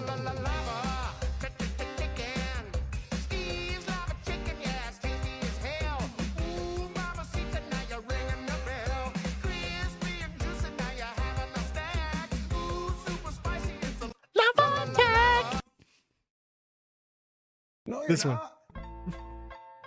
Yeah, no, you're not. No, you're not. Stop. No, you're not. Oh, man. So I'm also making memes all the time, guys. This is my favorite.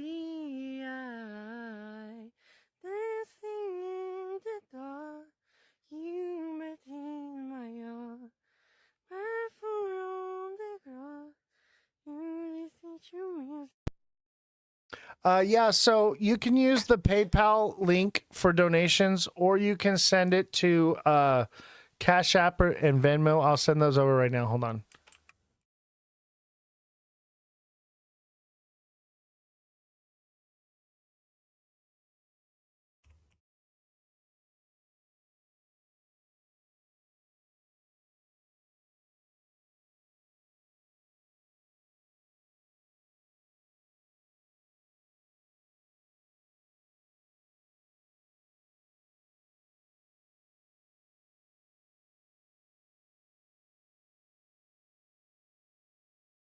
So that's the Cash App and Venmo. The this one. The cheese tax. Hand it over quick, or things might get ugly. I can get really loud. I'm a really bucky puppy. I'm not just asking. So, you know, I'm making memes here too, guys. You know, it's entertainment. Look at this is when the market crashed and everyone was saying I was a clown before. Great stuff. I hope you guys enjoy it. Look at this. This one. Y'all laughed at me. Y'all laughed at me. Well, who's laughing now?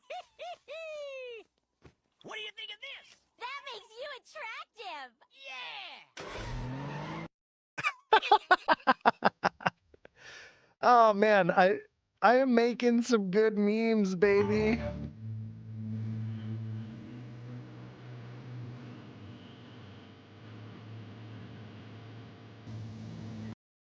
And I make all these memes, you know, myself. It's a lot of work. I am looking for somebody that does what is it? Graphic design. If you do graphic design, you can help me produce logos and memes and stuff. I am looking for somebody. So DM me. Yeah, Aussie Tin Man, Oz Tin Man, Aussie 122-33-504. Same as the Cash App. That is the TikTok. And you know, guys, I did stuff long before all of this stuff. Before we did all this, I used to make other content as well. Let's see here. So this is me at work.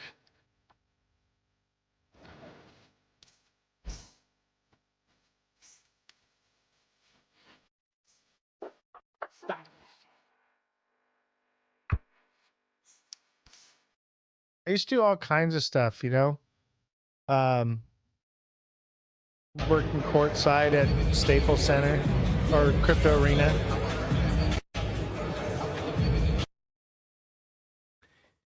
I was doing all kinds of content creation back in the day. I'm good, yeah, I'm feeling alright. Baby, I'ma have the best fucking night of my life.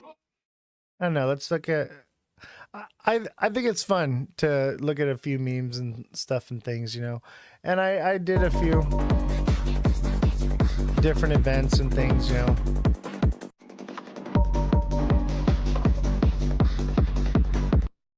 But I used to make all. Oh, I like this one.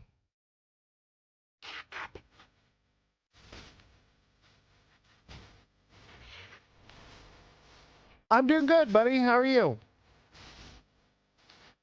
What's happening to Bitcoin? Let's take a look. Anyway, yeah, just some fun stuff, you know. That's a picture of me.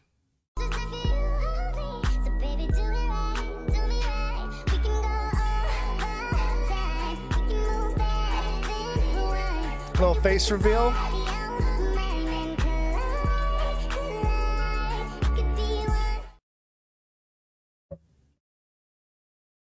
So yeah, that's my face. I want to know who sees my TikToks, so like my video and leave a comment of where you're from. All right, let's do Bitcoin. That was fun just to look at a few different things. But if you guys go onto my profile, all my earlier stuff is my early content creation stuff that I used to do. So definitely check out those videos. But in the meantime, let's look at Bitcoin.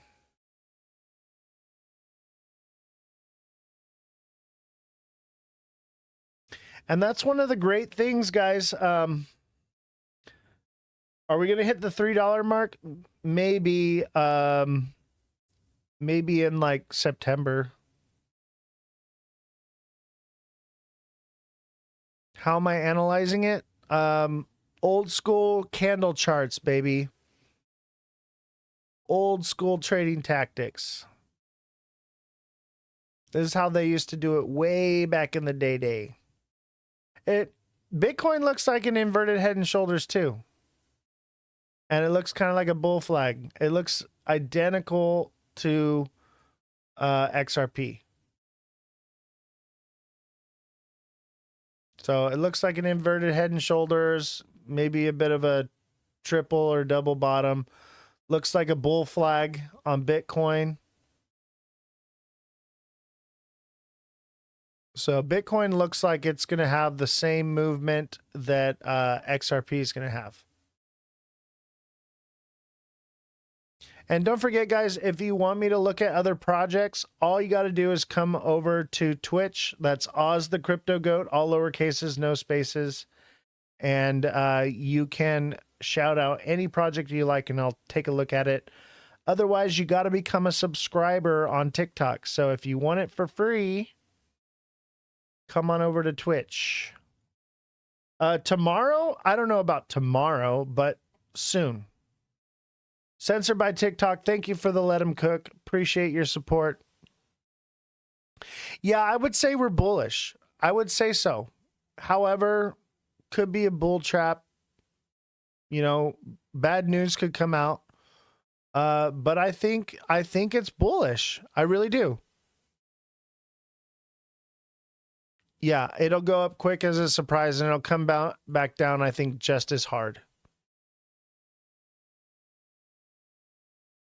Well, it could take a few days to go up, and it could go up quickly and then keep going and going and going, and we could see $4 on XRP. That is possible. Is it probable? Probably not. But if good news comes out about tariffs, like a deal with China or something like that, you know, I could see it happening. I'm tempted to get in. I really am. XRP 196? I don't think so. I think $2 would be the absolute bottom before it moves up again, but it will come back down unless it continues to go for it, you know. I'm still kind of waiting to maybe see that $2 range or lower. I like to buy more down along this line than along this line. You know what I mean? It's a safer buy down here. These are smart money zones. These are more of a roll of the dice. Brian, thank you for subscribing, but remember your subscription does end in 48 hours, so don't forget to renew that subscription. Thank you very much for subscribing and supporting the show. Keep the show alive, guys. Become a subscriber if you haven't already. It does go to help pay the staff here, and donations as well. Don't forget donations. TikTok seller says shitcoin to what? Bitcoin? Bitcoin is shitcoin. So will Bitcoin go back to 90? I think it'd see 88 at least.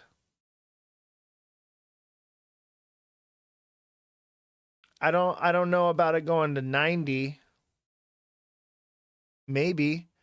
I think if XRP goes to $4, expect Bitcoin to go back up to at least 100,000. Maybe even more. You know, but I don't see XRP going to $4. I really don't. It just doesn't seem probable. But you know, if some crazy news comes out that tariffs on China are over, that would be big news. But I think short term we're bullish, and that goes across the board, guys. Pretty much everything moves in unison except for like meme coins. So it does go a green flag. So you do think is bullish. I do think it's bullish, but there's no confirmation. But pretty much, guys, pretty much, I would say so. But remember, it's been a lot of bull traps. But I say yes. I say bullish, okay? All right. You guys dragged it out of me. Yes, I think we're bullish. Look for your entry zone. It's not 100%. It is a risky trade, guys. It is a risky trade. But I feel like everything's going to get some kind of a pump. The question is, what's going to pump the most? You know, which is it going to be? And it's going to be news that probably drives something like that. It's going to be some kind of something, or it'll be because no news is coming out because of Easter. Pepe, let's look at Pepe.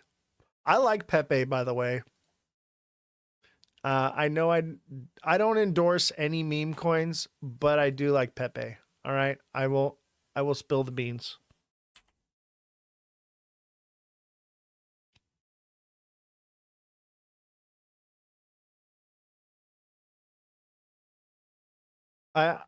You know what? Let me tell you this. Pepe's got a nice little bull flag forming as well. Nice little double bottom. Everything looks bullish, baby. And I'm telling you, we're going into meme coin season. If you want me to do Melania, come on over to Twitch. That's Ozthecryptogoat, all lowercases, no spaces. And send me the message Melania on Twitch, and I will be more than happy to do that for you. Or become a subscriber on TikTok. But you got to become a subscriber, or you got to be in on Twitch. Yeah, I think everything's kind of turning bullish right now. Everything's just been dropping steadily for so long. Pepe looks fire, bro. Pepe is going to, I don't know, that's a lot of fucking zeros, but Pepe is going to at least 1021.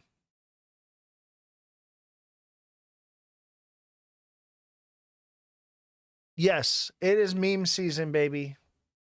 It is meme coin season is on, baby.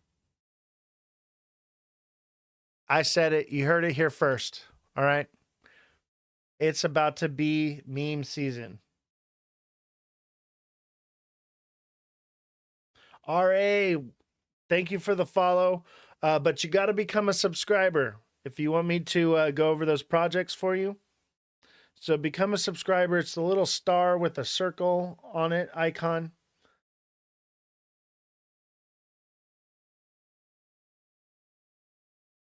Or if you want to do it for free, just come on over to Twitch. That's Ozthecryptogoat, all lowercases, no spaces on Twitch.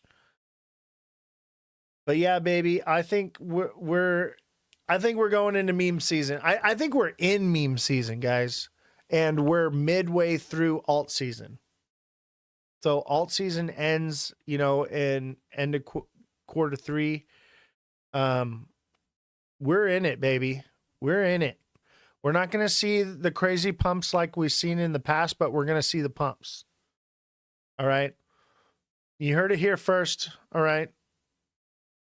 We're in meme season. So I get it. XRP, July, August, I would say put XRP on the back burner till then. I mean, there is a little bit to be made on XRP, but I'm feeling like Pepe right now, bro. I'm feeling Pepe, bro. RA, if you want me to go over Melania, I would be more than happy to, but you got to become a subscriber or you got to move over to Twitch. If you move to Twitch, it's free. That's all you got to do. That's Ozthecryptogoat, all lowercases, no spaces. Because we are leaving. We are leaving TikTok. But baby, Pepe, fire. I'm loving Pepe right now. Okay? I'm looking at the Pepe chart, bro, and I'm telling y'all, this one's going to pump hard. This one's going to pump hard. When everything else is dumping, this one's going to do it. This one's going up somewhere right around here at least, and probably even higher. Probably up here at least. Pepe is the only meme you ever bought. I never bought Pepe, but I do like it. I do watch it. The only meme coin I ever really got into was Shiba. Let's look at Shiba. Let's take a look at Shiba. Because Shiba was pumping today, wasn't it? I think it was only like 5 points, but still.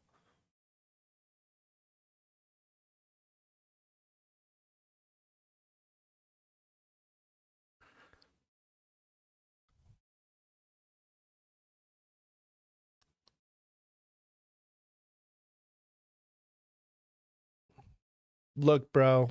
Shiba is showing the same thing. Shiba's just behind it. That's all. Shiba's about to get cracking too. It's starting to form its little bull flag thingy. It hasn't formed yet. It's on, dude. Meme coin season is on. I'm calling it. Man, look at Shiba, bro.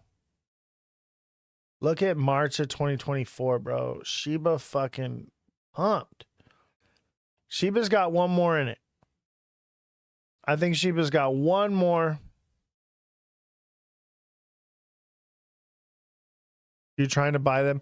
Hey, mind you, meme coins at your own risk, guys, okay? Meme it at your own risk. I made a shitload of money off of Shiba in the past, though. It doesn't show. Oh, let's go back. Yeah, let's see. Oh, Shiba doesn't go back that far on this chart. Yeah, I think Shiba's got at least another little pump somewhere right up here.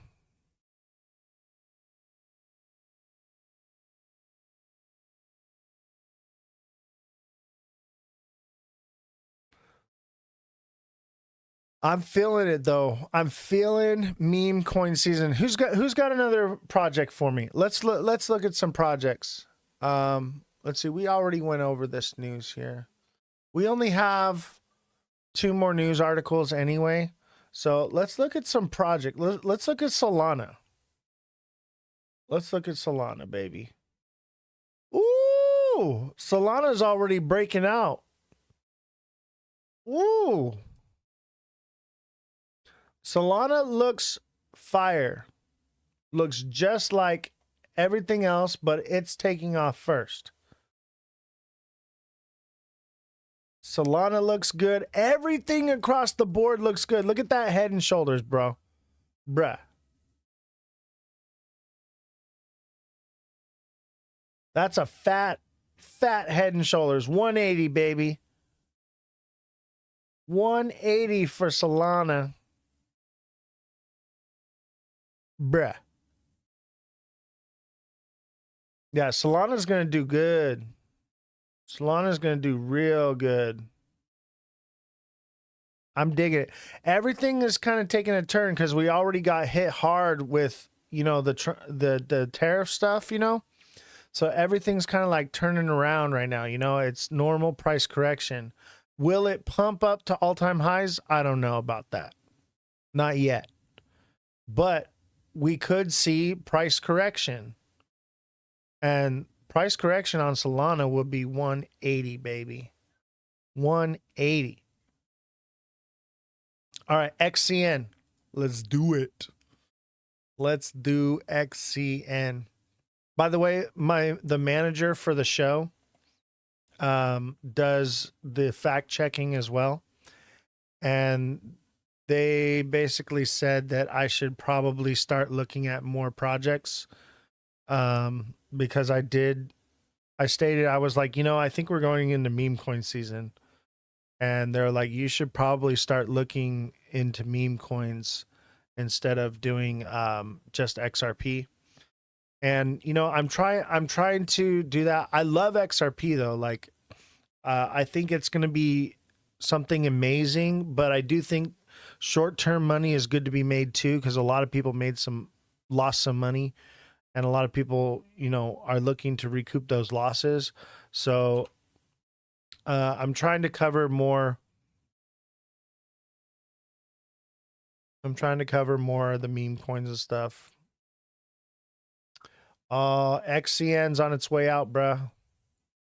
XCN's coming down to 1 cent. XCN is on its way out. Unless it comes up in double tops.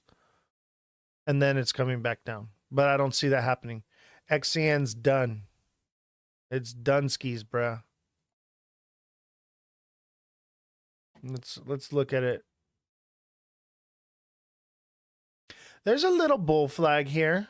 You know, XCN got a little bull flag too, and that would take it up to 2 cents. So XCN will probably see, nah, I wouldn't even say 2. Yeah, 2 cents on the money. On the money.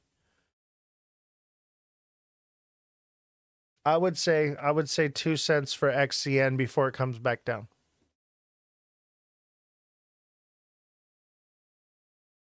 Let's see here. Let's look at some more. Who's got some more projects for me? XDC, you got it, bro. Let's start looking at some more stuff. All right, hold on. XDC looks like a Head and Shoulders that didn't quite play out. Okay. Long term, okay, over several days' time, this is a diamond bottom, baby. XDC is going to 9 cents, baby. Maybe even 10. El Mimo, thank you for the rose.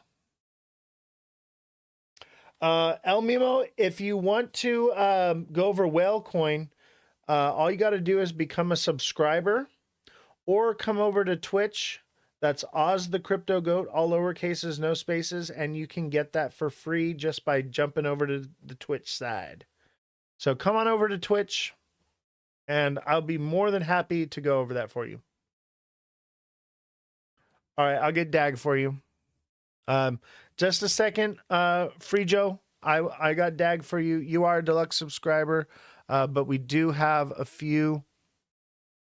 Hey, is there a bruh coin? If there's a bruh coin, I want to buy it. What's up, bruh? You own bruh? Let's see here. SEI. I've never even heard of SEI. What is that? Is that a meme coin too? SEI, baby.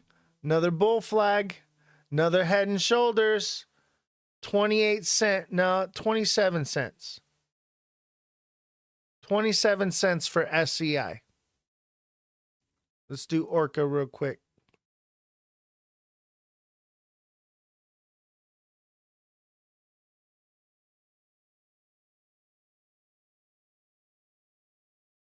El Mimo, thank you. I appreciate the ice cream cone.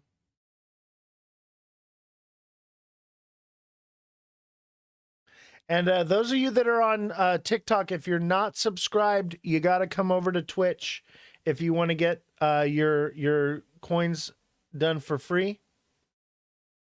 If you want to have them, if you want to do it on TikTok, you got to become a subscriber. El Mimo, I thank you for the ice cream cone. So Orca might be Dunskies, bro.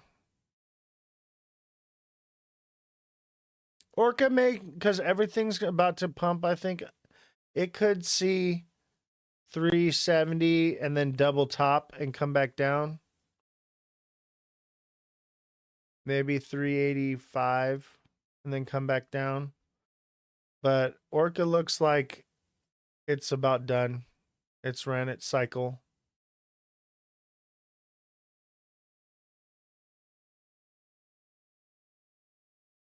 Hey, El Mimo, since you sent the ice cream cone and the thing or whatever, I'm going to go over yours. Which one did you want? I got you, El Mimo. Hey, D, don't forget to renew your subscription. Your subscription does end soon, so don't forget to renew, guys. Let's see. DAG. D-A-G. Let's do DAG for Free Joe. Free Joe Biden. They got him locked in a basement somewhere.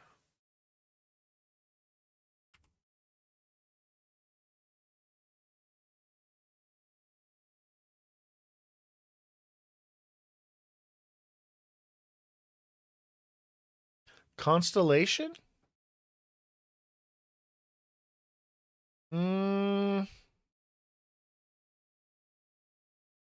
That looks a little bearish to me. Oh, no, you know what? Okay. Damn, everything looks bullish. I see it now. We got a diamond bottom to 5 cents, baby. DAG's going to 5 cents short term.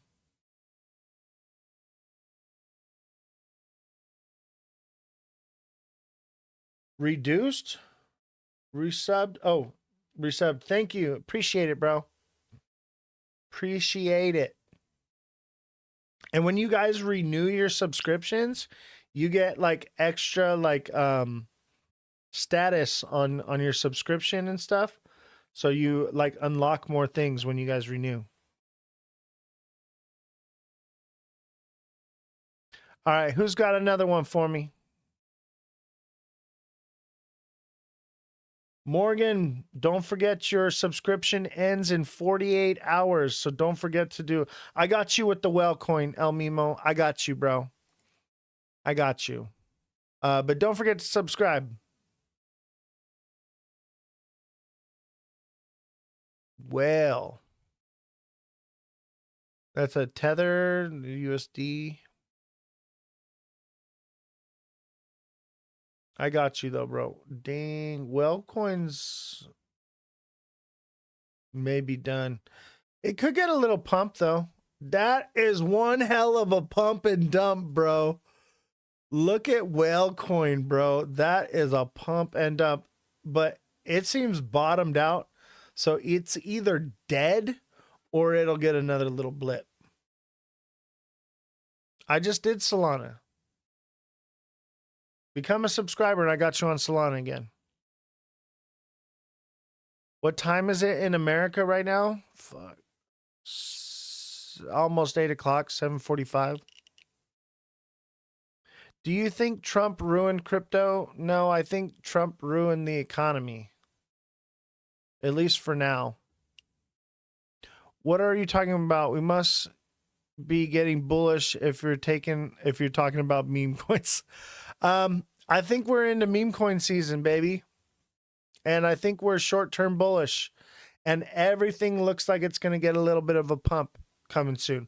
I'm looking cross the board. Give you one? Pepe, bro. Pepe. I think Pepe is going to do all right. What's a good meme coin? I had Pepe before. I say Pepe.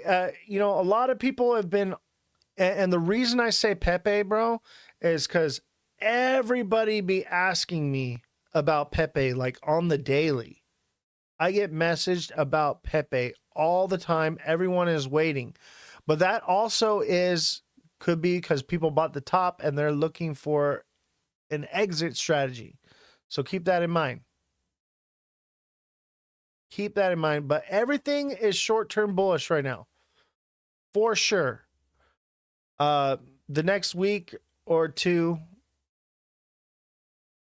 Yeah, I looked at it. Pepe looks good.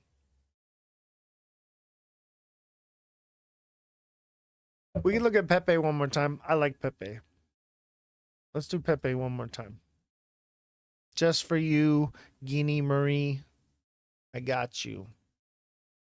One more time with the Pepe.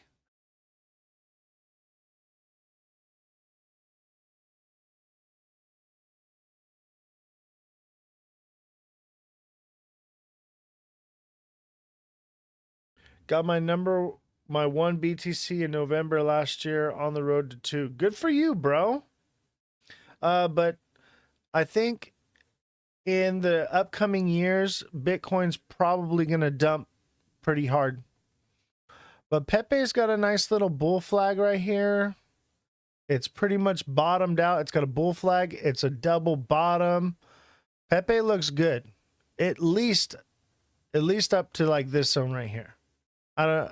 That's like a lot of zeros. 0, 0, 0, 0, 1, 0, 0, 2.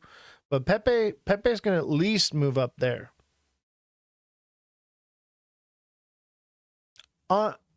Okay. Good buy-in time. I'm not going to tell you guys when to buy, but I'm going to tell you this right now. Everything looks bullish. You could pick any one of them out of a hat, and I bet you it's going to get a nice pump this next week. Everything looks bullish. You could literally pick one out of a hat, and you'd probably do okay. And we're looking at decent sized pumps. So any time around here, it would be an entry point. I'm thinking Sunday. Sunday is probably going to be your entry point day because we get that Sunday dump and we're coming into a holiday weekend, but it could be the opposite because it's a holiday weekend. Do I think this is the bottom for this week? I think, yeah, I think so. I think Saturday and Sunday is going to throw us for a loop and be pump days. I think it's going to be off. Not what we're used to. Not what we're expecting. You know what I mean? It just makes sense. And that would be a way to FOMO people in. Be like, oh shit, it's pumping on a Sunday and it'll pump next week. And that may be it. It may just be a nice green week next week. But we had red all week this week. You know, normal price correction would point towards an upward movement side, but everything looks good, man, as far as the charts go. But all it takes is some bad news. Remember that, guys. All it takes is some bad tariff news and everything goes. That's all it takes. Keep that in mind. But as far as the charts go, I say look for your entry point on pretty much anything except for like XDC. XDC already got its pump. I didn't have a meme coin season in November. Didn't we have any? Oh, last November? Yeah, kind of. What happened is you're locked in right now. That's right. Good for you, bro. Be locked in. Tomer, don't forget your subscription ends very soon, so don't forget to renew your subscriptions, guys. I had Pepe and double my money. Yeah, Pepe, the meme coins move. All right, when the meme coins move, they move. Algo, ooh, I love Algo. Algo's up there. Let's see how Algo's doing. Algo looks good too. Inverted head and shoulders, baby. Algo's going to at least 21, 22, probably 21.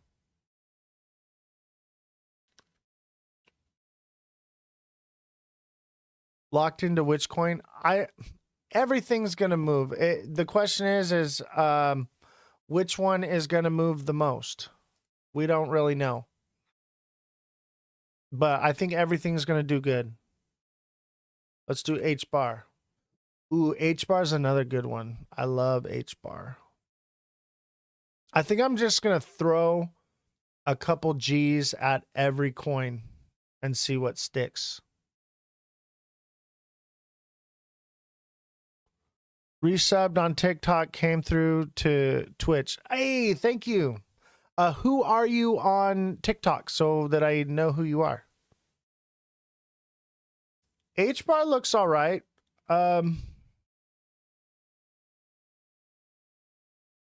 H-bar, I'm not really seeing it though.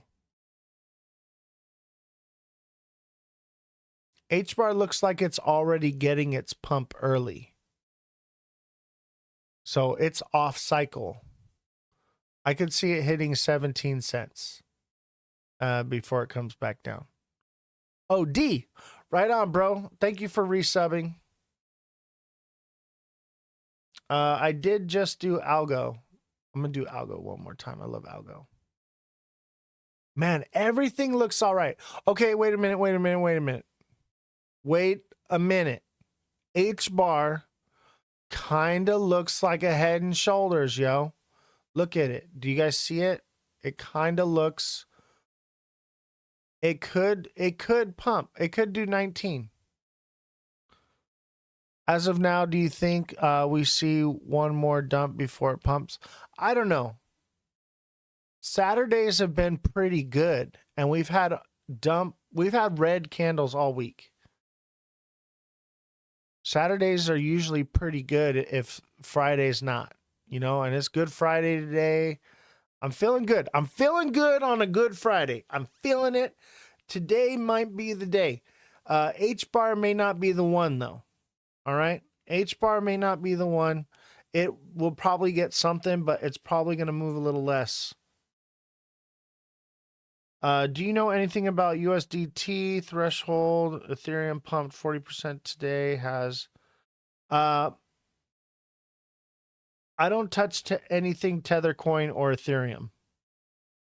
I don't touch either, or Bitcoin. XRP is not going below $2. I think my 126 short is done. I think 126 is going to happen, but it's not going to happen until May, June. I think you'll hit 126, but it's not going to be till June. I'll do bonk right now. Look it. Right here. June, it's probably going to hit 125, 126. I would hold out. Let me tell you, those shorts, when we're in a bear market around this time of the season, selling may go away. You have to hold them. Shorts need to be held, okay? You're buying Sol? Yeah. 50K short. Ooh. You got to be patient with the shorts. So Keth took out a short in February. Wait, no. Yeah, February. Okay. Or was it March? Like February or March, like right after the green candle, right? And he held it all the way to 163. All right. That took so much work he held it from March 3rd all the way to April 7th. All right. And it moved a lot up and down, and like bro was having a heart attack. And he held on and he made the money. Solana, we did Solana, but I'll do it again for you. For Guinea Marie, anything. Whatever Guinea wants, she gets.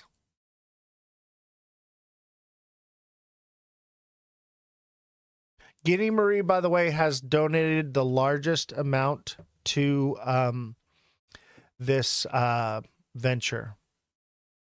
She's the highest donating person. So thank you very much, Guinea.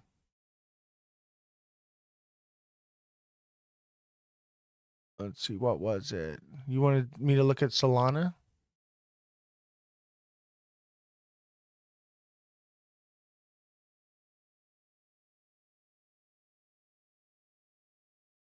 All right, Solana. I'm actually having fun doing this. This is kind of cool, doing like lightning rounds of technical analysis. This is pretty cool. Because the faster I do it, the better my brain sees the patterns. Like, because I do it all happens in my head like very quickly. I see a bit of a head and shoulders here, Guinea. Check it out. Now, it could come down more before it goes because it's pumping now. When everything else pumps, it may pull back and make a head and shoulders, but I think it could see 180. I think it could, but I think it's already starting to get its pump. And what it could do is it could stop at 144, double top, and come back down all the way to 99. So keep that in mind. It's kind of a head and shoulders, but not really. I would say be careful. I would say probably 144. Solana's probably 144. It could pull back, you know, at a double top and not go all the way down and stop and then go back up and be a head and shoulders. But it seems to be like out of pattern from everything else. And I do know that it pumped while everything else has been down. So I think it's already starting to move. The idea is to catch the ones that haven't moved yet, because it's like a cycle. The money flows from like one coin to another, and it's the same money. These same whales have this money, and it's transferring and cycling through all of the coins, right?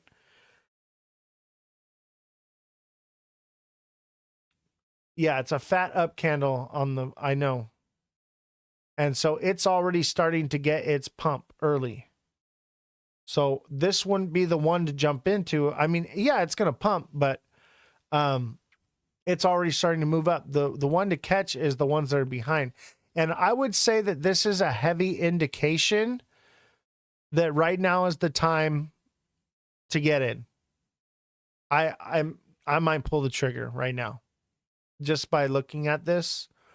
If Solana is starting to pump, and mind you guys, you're saying on the 5 minute, guys, you guys got to get off the lower time frames and look at the bigger picture, because this is basically flat.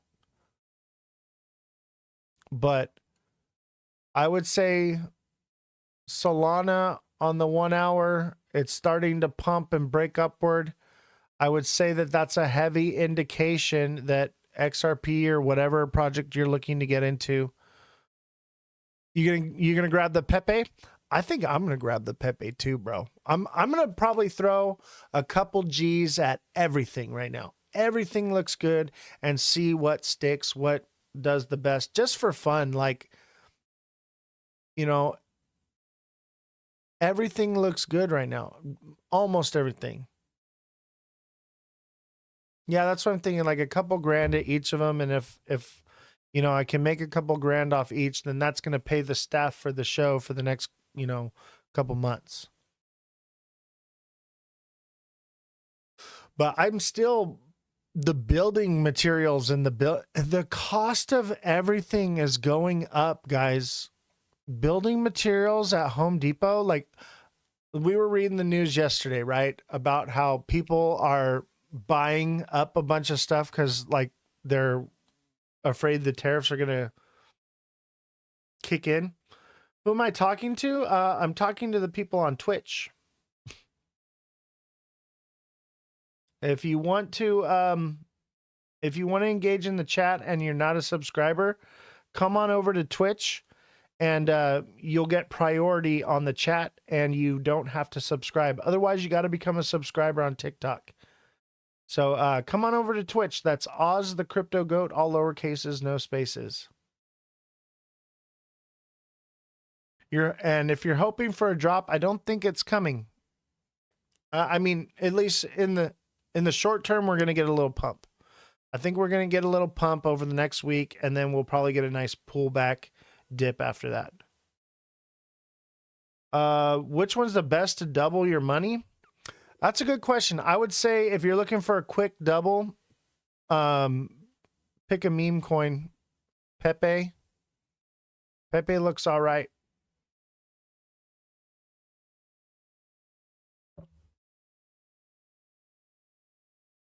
But I think we're only going to get like a 1 week pump.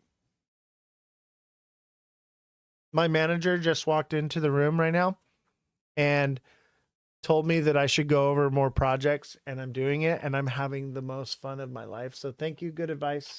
I'm always good advice. Yeah, great advice.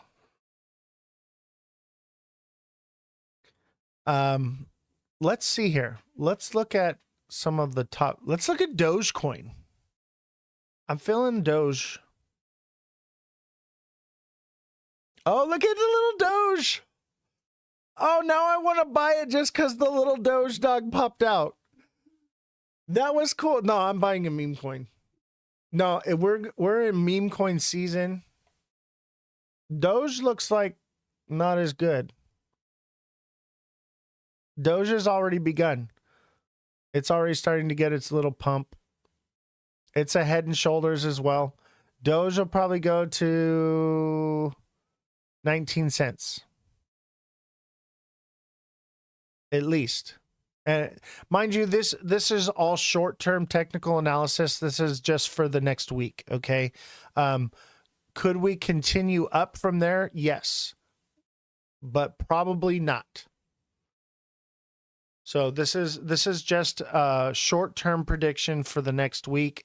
Everything looks short-term bullish for the next week to 2 weeks. And if you look at XRP in the previous cycles, you can see this was April, the end of April. It was April 20th. We dropped down and then we popped back up April 27th. So, you know, if it emulates what it did last cycle, it could drop. But I think we're more or less like kind of delayed or like early. I think we're more or less like what it's going to be in May. But I think we already got the drop in April and we're looking towards that end of April to May quick pump before it drops. 10 racks on Pepe. Damn, bro. All right, I'm going to do the same. 10 G's on Pepe. I'm doing it. I kind of want to throw a little bit of everything, though. Guinea's got 2K on Pepe. Mind you, guys, don't get too hyped up, okay? Don't. I think there's some money to be made. Make some money. Let's get let's get some money flowing, but don't get too crazy, okay? But everything does look a little bit bullish.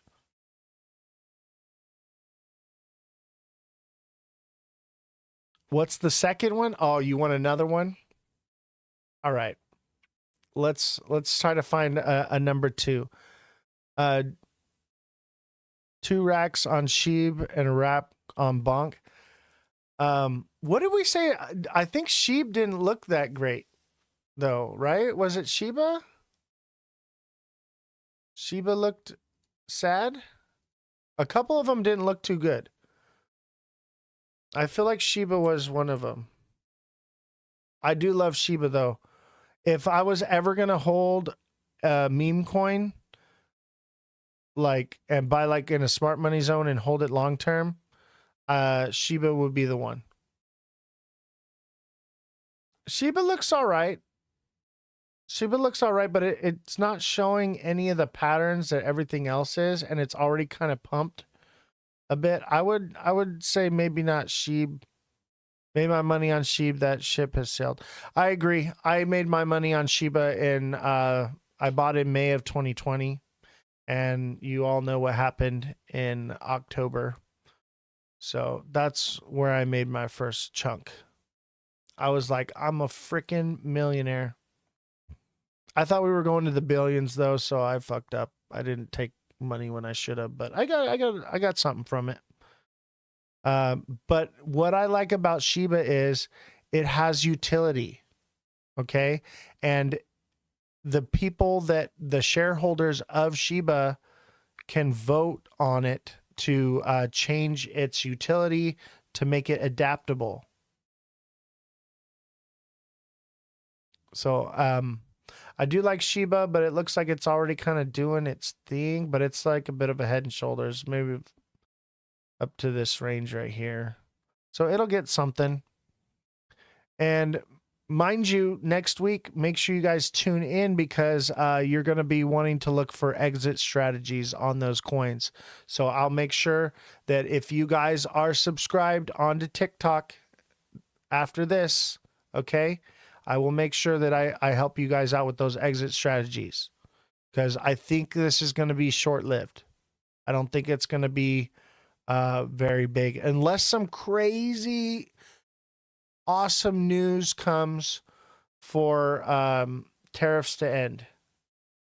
It's about time crypto gets this show on the road 1 year since the halving. I know, right? But you have to understand a lot of the liquidity is spread out, bro. So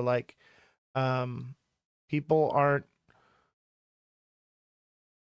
getting as much pumps out of their coins because the liquidity is more spread out. There's more projects. Oh, Gibson Studios. Thank you, bro. Hitman. Now I know who you are. Yeah, remember, guys, if you are on TikTok and you jump over to Twitch, make sure you shout out who you are on TikTok so I know your name. Guinea Marie was easy because it's the same name. And don't forget, guys, TikTok may be going away. So if you want to continue to watch the show, make sure that you do come over to Twitch, even just as a failsafe in case we get removed, Don't get too hyped. We're still in the womb. Yeah, we're also still in the bear market. Let me know when to exit Solana, Oz. Okay, we'll do Solana again real quick. But this is ballparking. These are quick technical analysis, guys, but this gives you an idea that once you get close, to be careful. This is Solana looks fire. Where full chart?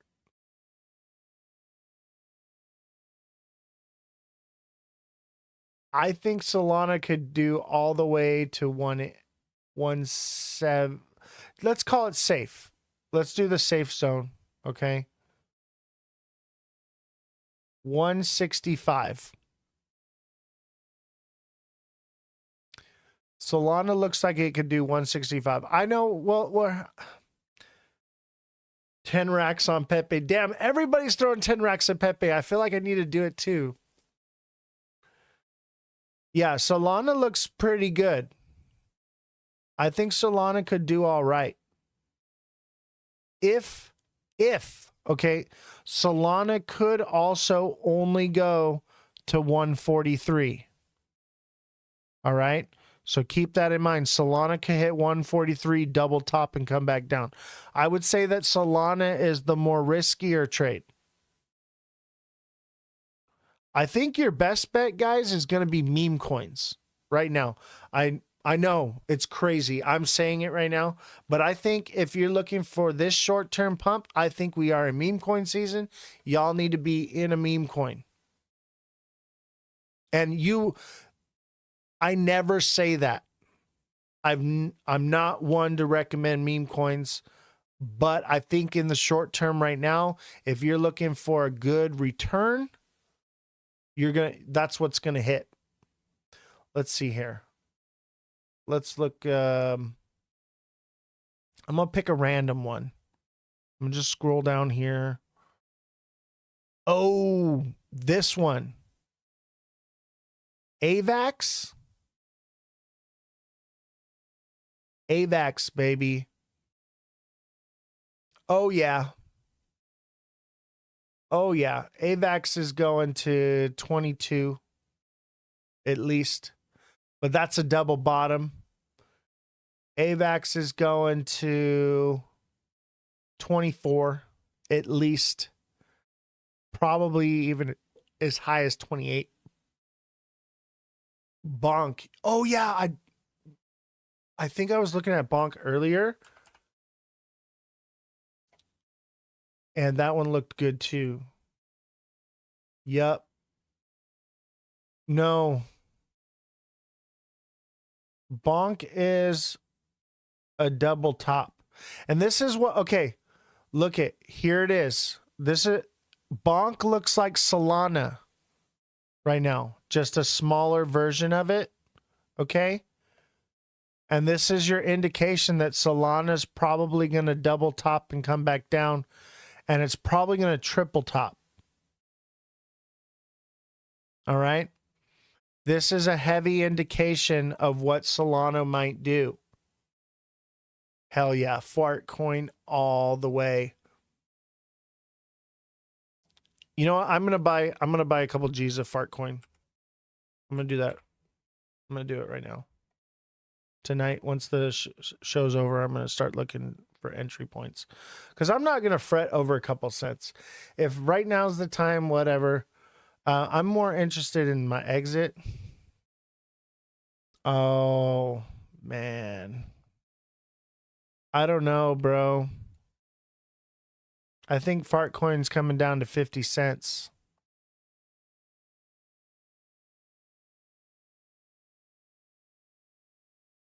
I don't know. I don't know about Fartcoin. Fartcoin already was getting its pump.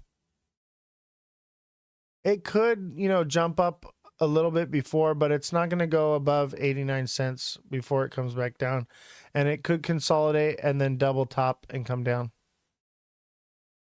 Yeah, I would say Fartcoin's a little risky. Fartcoin's already been pumping. You want to look for the stuff that hasn't done it. Let's do IOTA.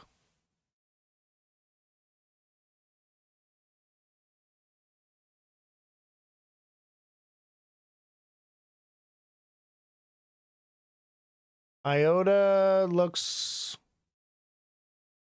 That's a tough one.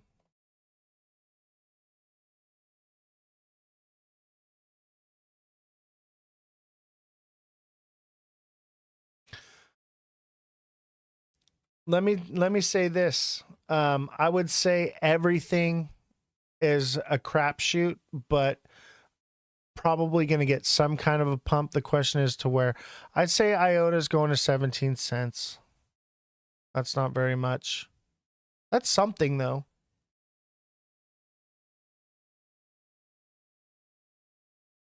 But I mean, it could do more. It could, because it's pumping early. It could die off, double bottom, and then move its way up to 20 cents. But I'm looking at like over the next couple days, pump. For these projects, mind you. What's up, Lexus Mom? Glad to have you.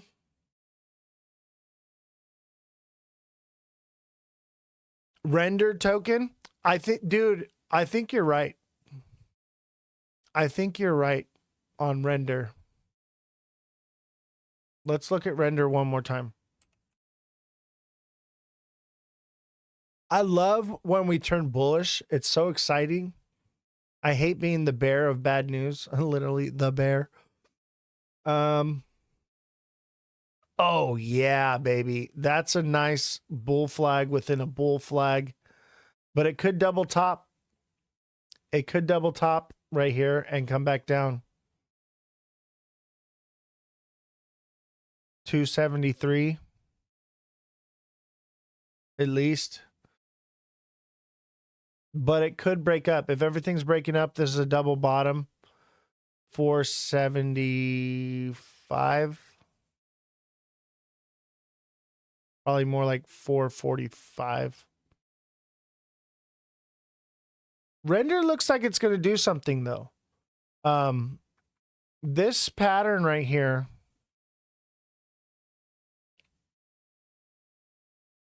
Let me show you this pattern. Let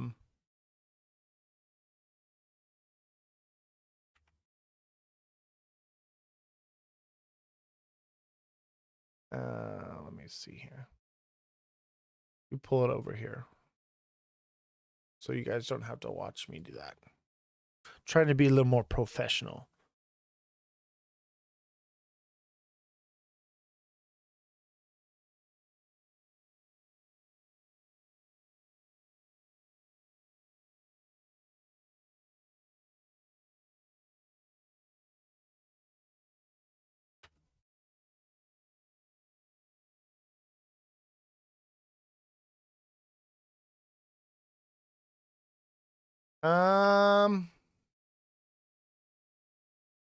Nah, bro. I hate to tell you, Morgan, but I think you're going to drop down. I think it's going to hit at least probably $3. I don't see it, bro. This is a bearish pattern. Yeah. Look at.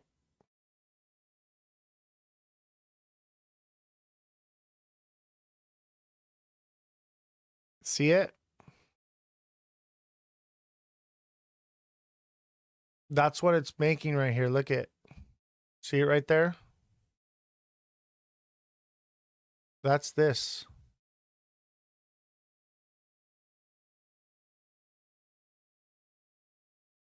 So be careful on that one. That one looks scary to me. And it already got its pump early. I would say probably not. I think in the long term, though, it could turn around. Maybe by June or July, you could see like, you know, $6.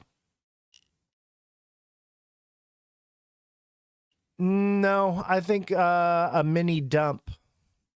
I think you're going to see at least 338. That's just based off of the pattern that it's making right now. However, look at, if I zoom in and I look at it in the 1 hour, it's probably going to look more like a bull flag. So, I mean,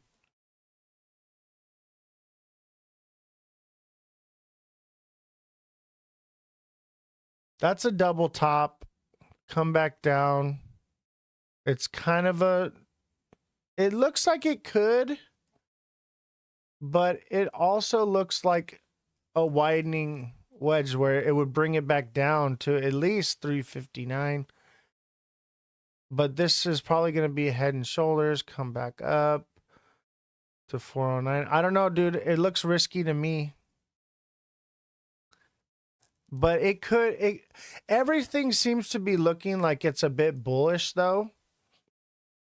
So, I mean, it could just turn around. But because it dropped down right here, it's getting wider. So keep that in mind, Morgan. AV, thank you for the rose. This is for render token. I know, it's crazy, right?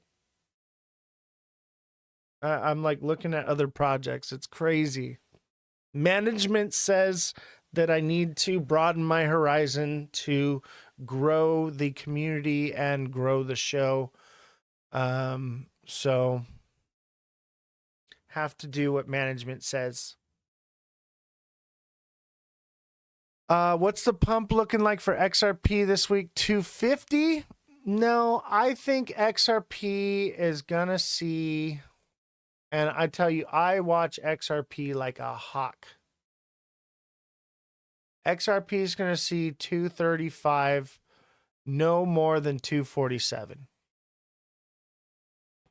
I know it's exciting to get the bullish sentiment, right? Even though it's not gonna be a lot. You know, it's going to be something. And if it continues to go up over the next couple months, which it's not going to do, guys, sell in May, go away. All right. This is the last push before the big dump, okay, to use people as exit liquidity to get them to FOMO in one last time, one last bull trap. Yeah. Sell in May, go away. All right. This is the last little bull trap before the hard dump. And let's make a little bit of money so that we can all enjoy our summers and go on vacations and have a good time, right? Because we're not going to feed into the FOMO. We're going to make smart decisions. And I think this is the last bull trap before we really just bottom out for the summer. So I think this is it, guys. I really do. Everything is pointing towards upward movement. Everything. I'm buying, okay? I'm buying. You have my word. I'm going to buy. So if we lose together. All right? I'm feeling it. Everything looks good. Let's look at Ethereum. I hate Ethereum. Let's look at it. Look at, even Ethereum looks like a nice bear flag. That is a bear flag if I ever saw one. Ethereum is on its way down. I'm out when you suggest. I appreciate that, but you guys, I'm just some guy on the internet. I can't be your end all be all. But yeah, let me tell you about Ethereum. They literally came out at the crypto summit and stated that they do not have the infrastructure to basically operate on a global scale, and they're basically maxed out already. If you didn't watch the Crypto Summit video, go watch it again, and it's literally listen to what Ethereum has to say.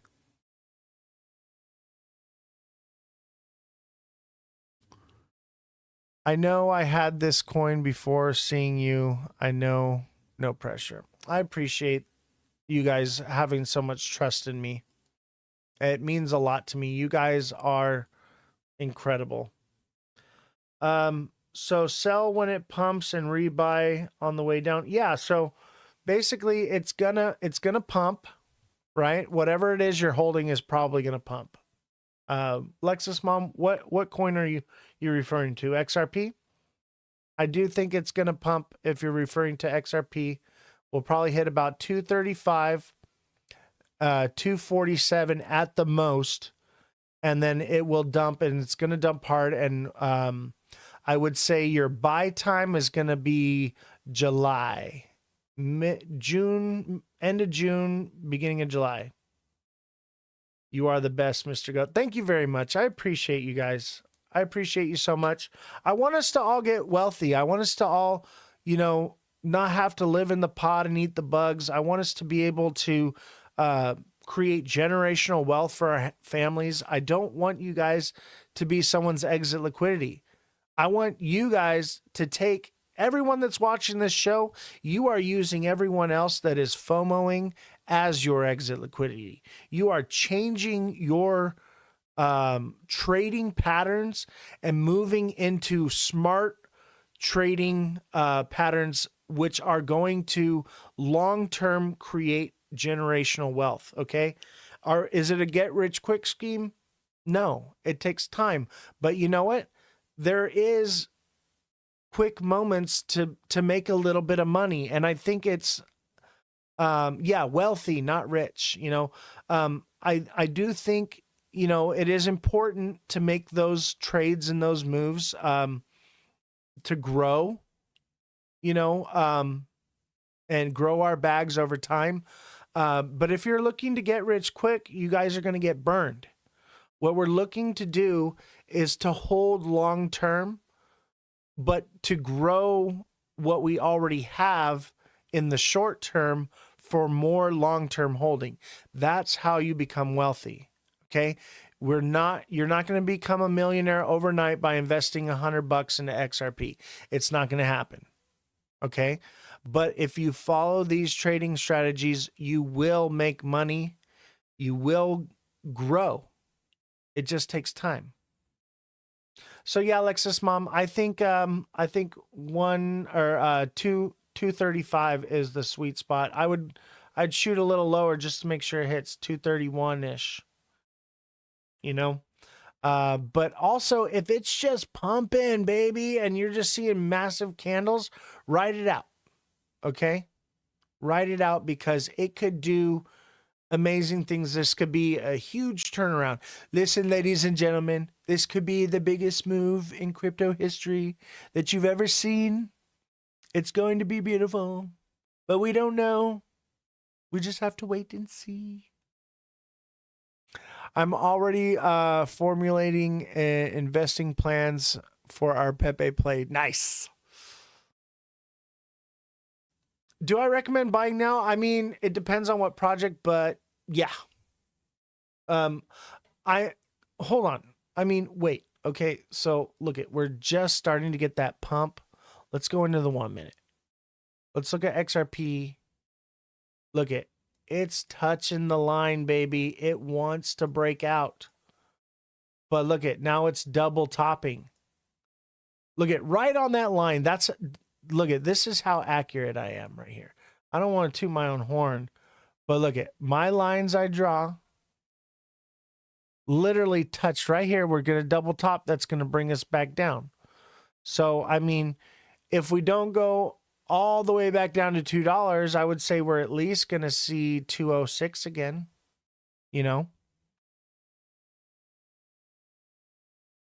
bought another 2K Pepe as your second choice. Nice. Sound that Bugatti. No, I'm a Lamborghini guy, bro. Actually, I'm a Corvette guy. I don't know if you guys have seen my Corvette. Got a sick ass Corvette. Love that car. It's my baby. I owe you guys a Corvette video too. I feel bad. I have not had any time. TikTok seller, I owe you a vet video. I do. I have no time. Building the show and doing the videos and price points and everything, and building the studio is just completely taken up. I know. I'm so sorry. When I promised all that, we were nothing. There was like 10 people watching the show, and no one was subscribed. There was nothing to this show. But it has just freaking grown so much overnight, and the amount of responsibility has just compounded daily. Yeah, and we just continue to grow. So I do apologize for that. You guys broke your thumbs, but I'll tell you what, when I do get the studio done and I have more staff where I can just hire like a film crew or something, I'll just have them do it for me. Like it'll get done. Just give it some time. The problem is the weather has been fucked up out here, man. Like, it's either raining or it's so windy I can't do anything. Where's Big Baller been? He's why I keep coming in here in the beginning. Big Baller, man. He's in here. That is, let me find his name so I can. B Walter 73 is Big Baller. I live in your mother's bed. That's where I live. I'm just kidding. I'm just kidding, bro. I'm in California. I'm in SoCal.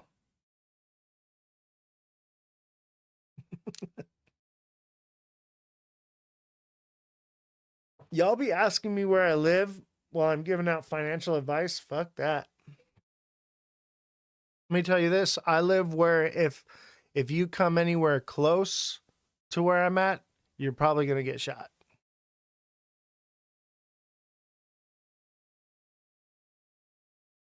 Visited Cambria in October. It was so beautiful. Cambria. Where's Cambria? You guys ever listen to Coheed and Cambria? You don't want my mom's bed. The East Side. Nice.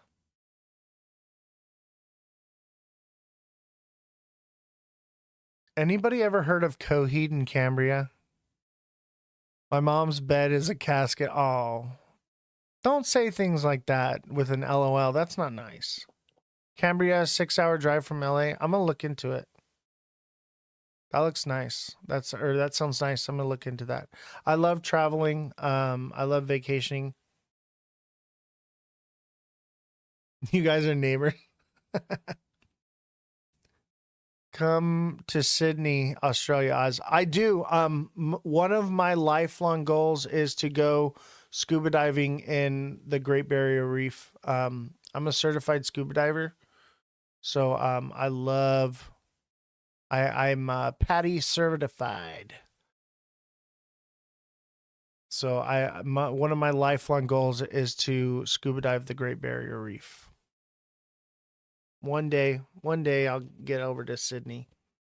Problem is now I was traveling all the time. I had just retired recently, and I was, I had just gotten back on a cruise from Mexico, and I was going all over the place. And now that I have this show, I don't really get to go do very much now. What I would normally have spent on my next vacation, I spent on building this show for you guys. And I want you to know that that's how much I care about you guys. You're like my family. And I do have a family too. And that's kind of why I'm like fluctuating with my hours right now. Cause like I'm not getting much time to spend with my family lately. And And when I was working, I would leave for work. I'd be gone for like weeks or months at a time. So I'm used to being a bit of a workaholic, but I'm trying to find a way to mitigate that. XRP double topped, did not fulfill the double top, and is working its way upward, guys. XRP wants to break out. Cambria, a seaside town on the central coast of California, exudes serenity and ensconced in a sense of calm. That sounds beautiful. Central coast, like so by Frisco. I go to Frisco a lot. I like to drive there.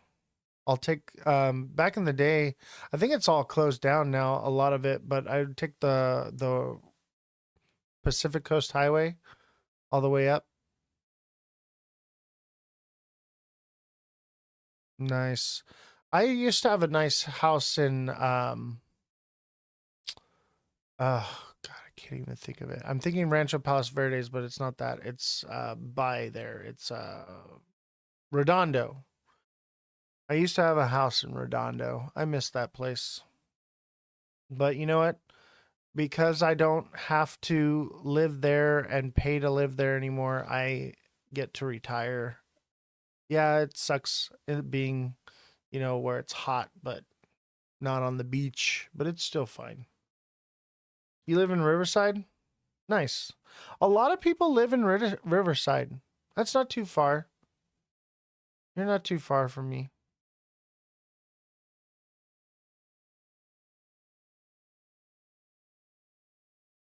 You graduated from, or your dad graduated from Redondo High. Nice. You probably know, or your dad probably knows one of my friends that lives out there. See, I used to work at SoFi Stadium, so when I lived in Redondo, it was nice being that close to work. I was the head audio engineer at SoFi Stadium for a while. Some of the Beach Boys went to nice. So you're an old timer. No, I'm just messing with you, bro.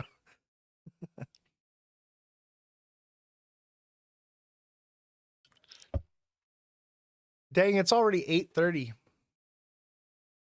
Oh, XRP's breaking out. XRP is breaking out. Is it a bull trap? It's happening, guys. It's happening. I think at least 215. Oh, it looks like it's kind of coming back down again. Let's watch it. It's coming back down.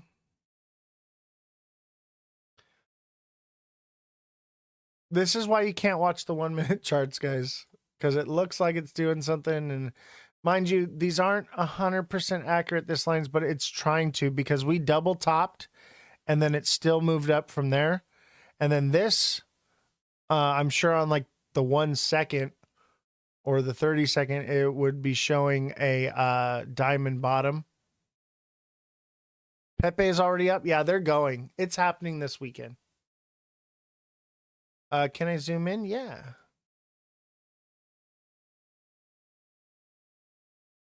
But Free Joe, if you come onto Twitch, the screen is cast directly to your device. So you're going to get a better viewing experience if you come over to Twitch. That's Ozthecryptogoat, all lower cases, no spaces. So look at it's forming a little bull flag. XRP is going to do it. They're all going to do it. I'm about to drop the live on TikTok just so that I can get into the trading platform. Let's see, which one do I want? I think I want Pepe. I think I want to buy some pip. I'm not gonna trip over a couple cents though. Like,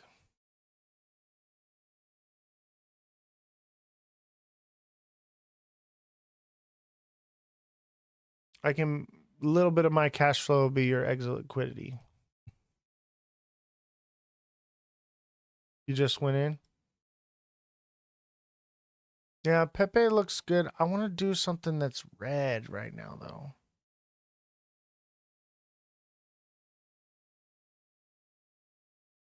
Jay Haynes, don't forget your subscription ends soon, so don't forget to renew your subscriptions, guys. That way you get access to those daily price point videos.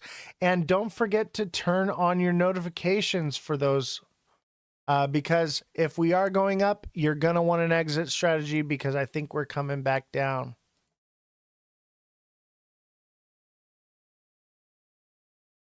Let's see here. I'm going to find... Oh, you know what? I'm going to look... I'll tell you how we're going to find one. Crypto bubbles, baby.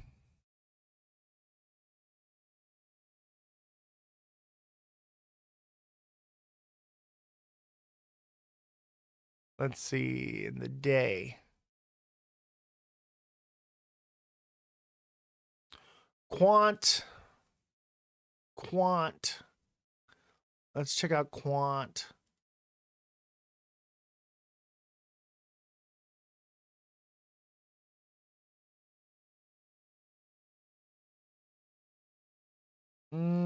Quant's a good one, but it's not, it's probably too early to get in. Quant will probably double bottom and then go up. So if you're looking for one to maybe get in later, like because you missed right now, I would say Quant is probably going to move down to 59. That way you can set a limit order and get in on one of these. Which one did you say? Somebody just said one. What's a good entry for Pepe? I think it already happened. But I think it's still going to do more. But I think Pepe was earlier today. Somebody just said one.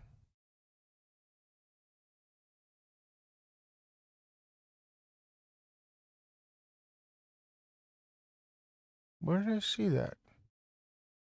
Stacks?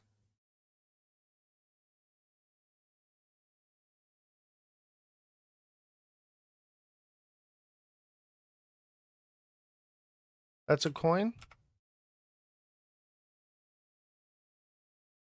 STX? Oh yeah, STX, duh. Oh yeah, Kava. I like Kava. You guys ever drink Kava? Yeah, Stacks looks like it could do something. I don't know. It looks like it's looking for it could take a nice pump actually. I wouldn't know where it's going to land, but I think it's going to be like same as Solana. Probably double top at 72. Let's look at Kava. I like Kava. Kava did well this year too, huh? You guys ever drink Kava before? Kava's actually pretty awesome. Kava's a bear flag, yo. Kava's gonna drop.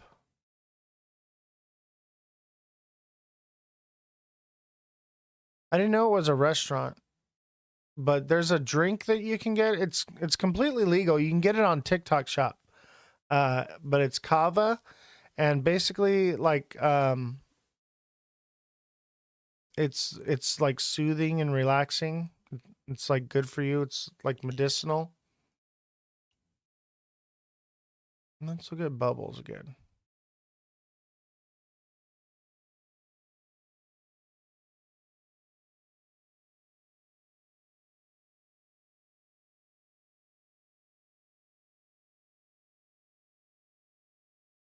Ooh, Ohm is down.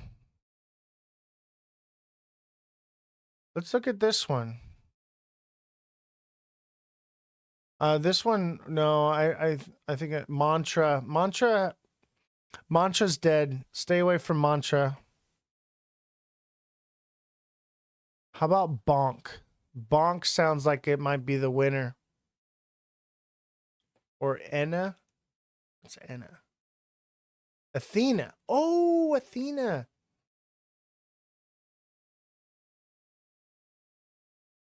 Might be Ondo. Ondo might be the one.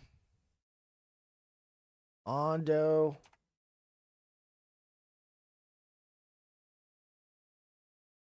That's what's great about this is if you missed like your entry point, you can always, oh, look at that. Ondo. Bruh. That looks like a nice Head and Shoulders, but it looks like Solana too. Double top to move back down. I don't know. I don't know. Ooh, Toshi's a good one.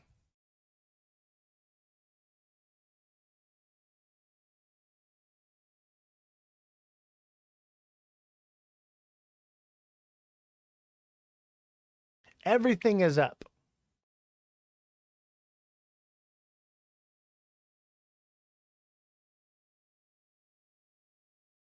Is Toshi new? I thought Toshi's been out longer than that. Is it really only a couple months old?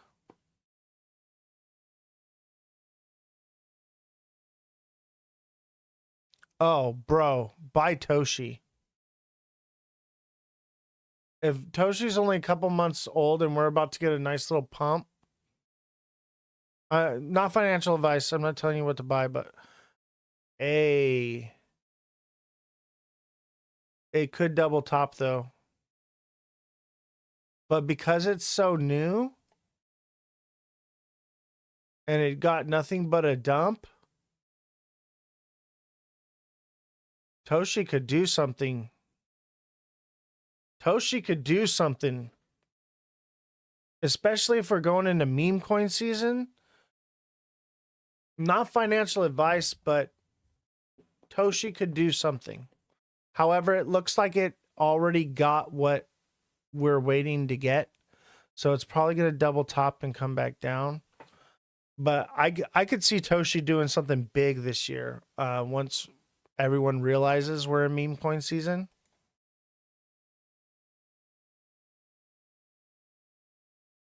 Let's look at Crypto Buggables again.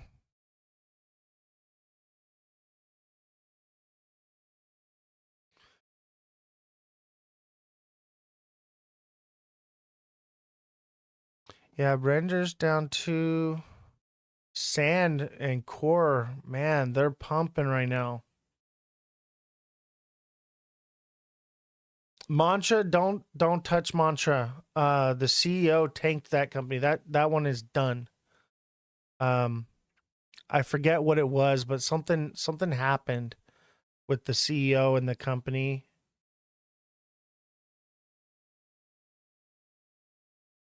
Let's see. I'm thinking TRX.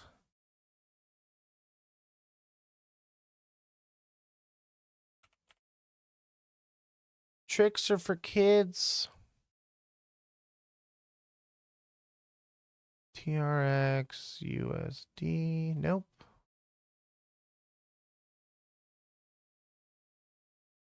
That's a Tron, right?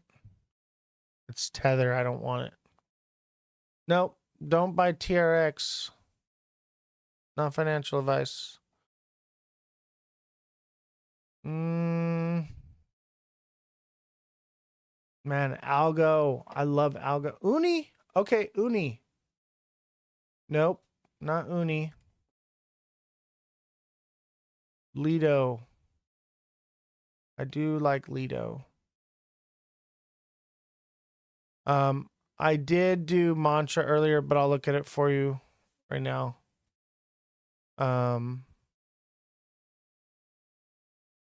Mantra's dead.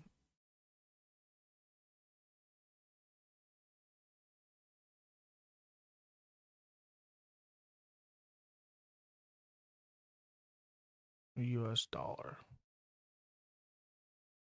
Yeah, that's a bear flag at the bottom of a massive drop.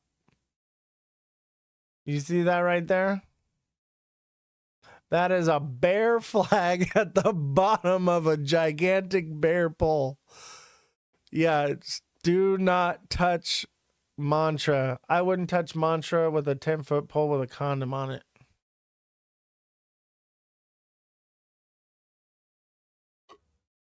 That's a hard pass, homie.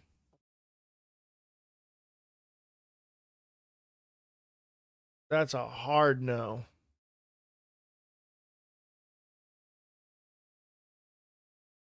Jasmine?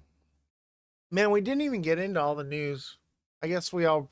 Actually, that's all news that you've already guys have heard. This was actually good because today was a slow news day.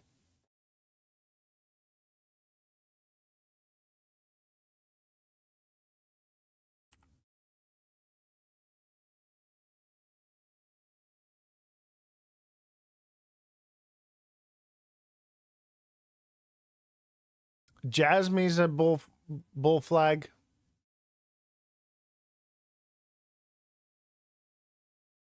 $0.02 minimum.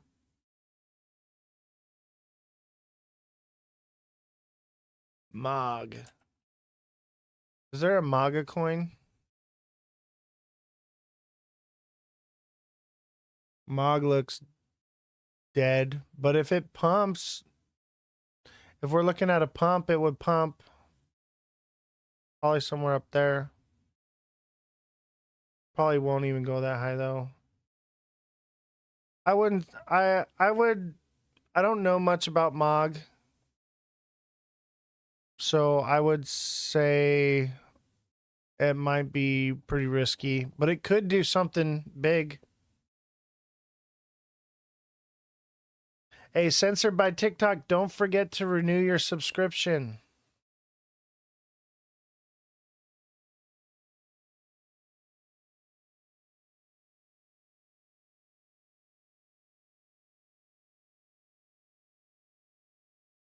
Let's see here.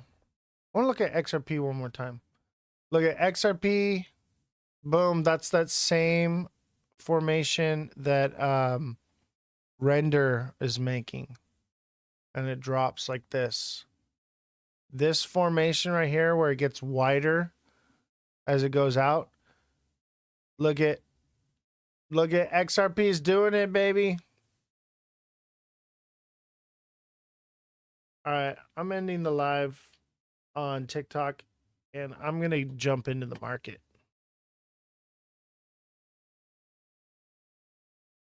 I want to do a meme coin though. Will it double top here is the question.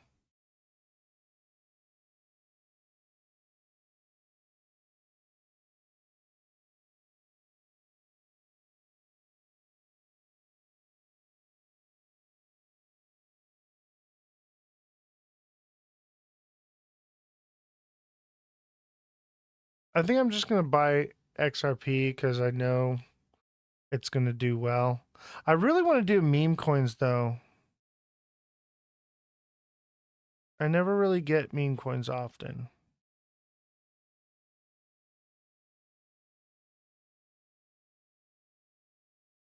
All right. 10 racks on Pepe.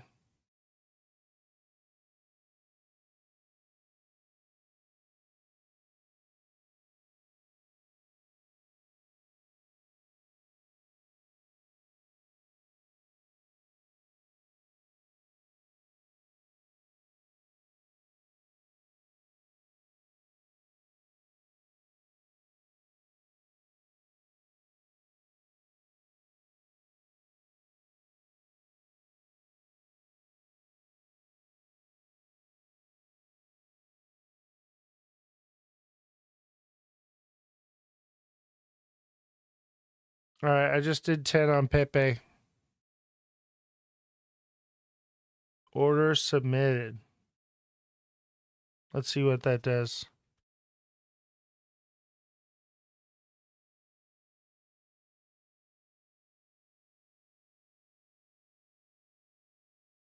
Dang, I'm already making money.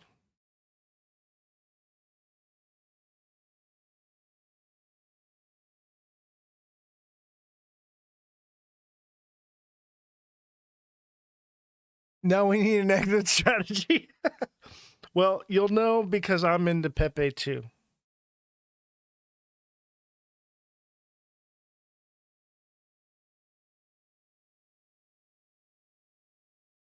We just gotta wait.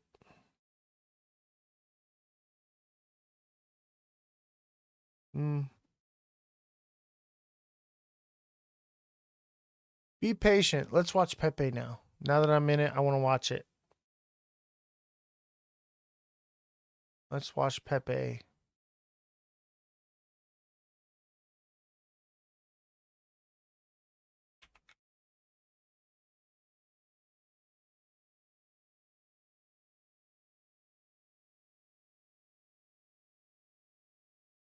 Oh yeah, I just bought 10 G's on Pepe right now.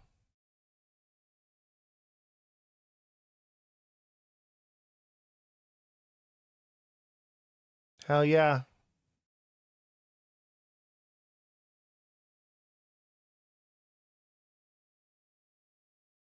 Is this the same coin? Yeah, Pepe USD.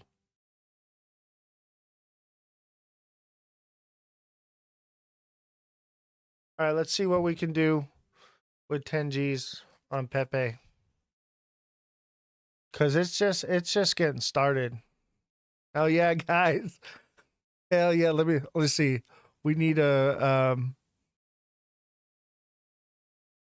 emoji for this one.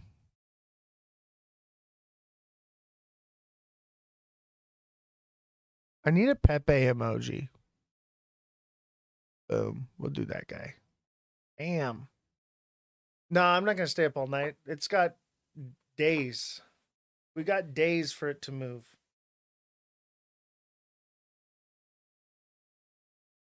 I'm just gonna set a sell order.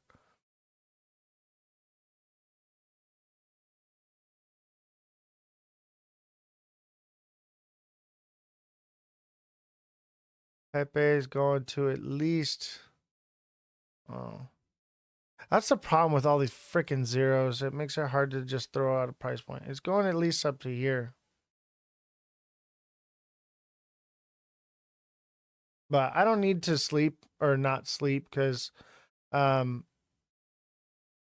basically the market moves in a way where it's probably not going to tank until Sunday at 3 a.m. So that's the night I'll stay up. But I'll watch it. And if it crashes, oh well, big whoop. You know, I didn't like throw everything into it. You know, I just put a small little trade in.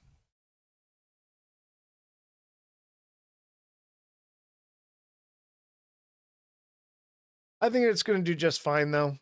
It's got definitely some pump in it. Sheesh, it's already freaking 9 o'clock. You guys want to watch the news? Let me put the news back on. Because we should watch this. Italy's prime minister today to talk tariffs. The president expressing high confidence about reaching a deal with Europe and signaling some progress with China as well. But he says there's no rush. ABC's Rachel Scott is at the White House. No rush. Tonight, President Trump welcoming Italian Prime Minister Giorgia Meloni to the White House, the first European leader he's met with since imposing his sweeping tariffs. President Trump, how confident are you, sir, you can make a trade deal with the EU? Meloni, a hard-right conservative and a Trump favorite. Her visit seen as a chance to bridge the interests of the United States and the European Union. Should the European Union still believe that the United States is a reliable trade partner? Well, I believe in the West unity, and I think simply we have to talk. She believes in the president. She believes in the president. The president says there's a 100% chance of a trade deal with Europe. And tonight, he signaled a possible thaw in the trade war with China. Imagine making $453,000 in a single Stupid month commercials. as an affiliate marketer without China, after imposing a staggering 145% tax on all Chinese products coming into the U.S. China retaliating by slapping a 125% tariff on all American imports, including soybeans from American farmers. You said that you have a good relationship with President Xi. Why not pick up the phone and call him and make a deal? Oh, we're going to make a deal. We'll have a deal. I think we're going to make a very good deal with China. Later in the Oval Office, the president saying that China and the U.S. are talking, quote, all the time, even seeming Buy to the suggest rumor, that sell he the may news. The actually have rumor is a spoken with good President deal. Xi. Has he called you directly, President Xi, or reached out? Well, you'd think it was pretty obvious that he has, but we will talk about that soon. It's not that important because, honestly, we're going to have a deal. But Trump also said that there was plenty of time, which means the impact of the trade war will continue. Fed Chair Jerome Powell with this warning. The level of tariff increases announced so far is significantly larger than anticipated, and the same is likely to be true of the economic effects, which will include higher inflation and slower growth. Today, the president lashing out, calling that analysis a complete mess, adding Powell's termination cannot come fast enough. You said that the termination of Jerome Powell cannot come fast enough. He says he won't leave even if you ask him to. Do you believe you have... If I ask him to, he'll be out of there. Do you believe you have the power to remove him, and are you trying to do that? I don't think he's doing the job. He's too late, always too late, a little slow, and I'm not happy with him. I let him know it, and if I want him out, he'll be out of there real fast, believe me. The president says he's continuing talks with other countries, telling me, quote, the whole thing could be over in 3 to 4 weeks. But so far, no deals have been announced yet, Lindsay. Rachel Scott, thanks so much. So, yeah, no deals yet, but, you know, buy the rumor, sell the news. I would say the rumor is that tariffs are about to be over or settled with China and with the EU. That's good news. I think I'm going to buy some XRP once it comes back down in here. Probably at 208. We'll see what it does. But I feel like the meme coin is a safer bet right now than XRP. XRP is up at the top right now. The meme coins are at the bottom. So look at this, is that widening wedge. It's going to come back down. Oh, yeah, Pepe looks good. Pepe looks good. Mind you, this isn't going to happen in the next few seconds. It's going to happen in the next couple days. Okay? Just hold tight, and hopefully we see good things. But looking at the markets across the board, everything looks good. Everything looks somewhat bullish, and I think we'll see something with Pepe. I'm not going to try to ride it out too long, but I'll pick up a little change off of it. I don't think it's going to be a moon candle, but I think there's money to be made in the market right now. I really do. And I think that just goes for pretty much any project.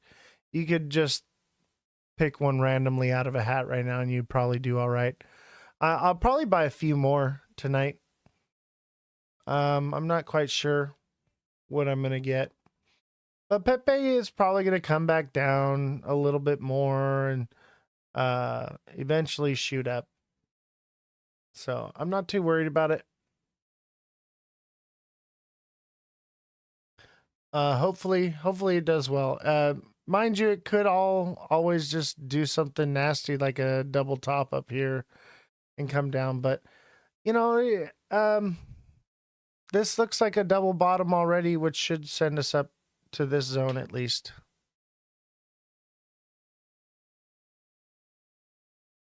Yeah, I think 205, 206, 207, 208 are entry zones for XRP. But XRP, it looks like it's trying, but it also looks like it's forming a bit of a diamond top where it could come back down. Not really.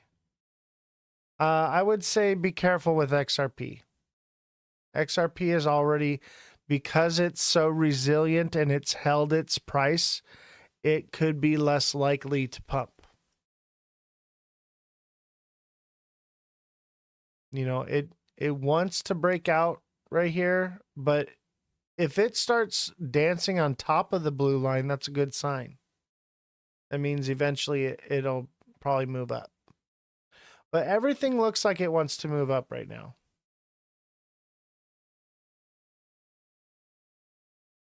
Everything's got a nice little signal of upward movement.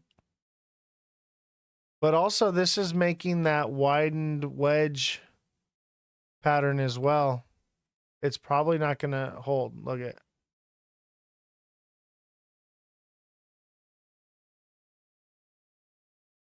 XRP is probably not going to break through. At least right now. It looks like it's going to.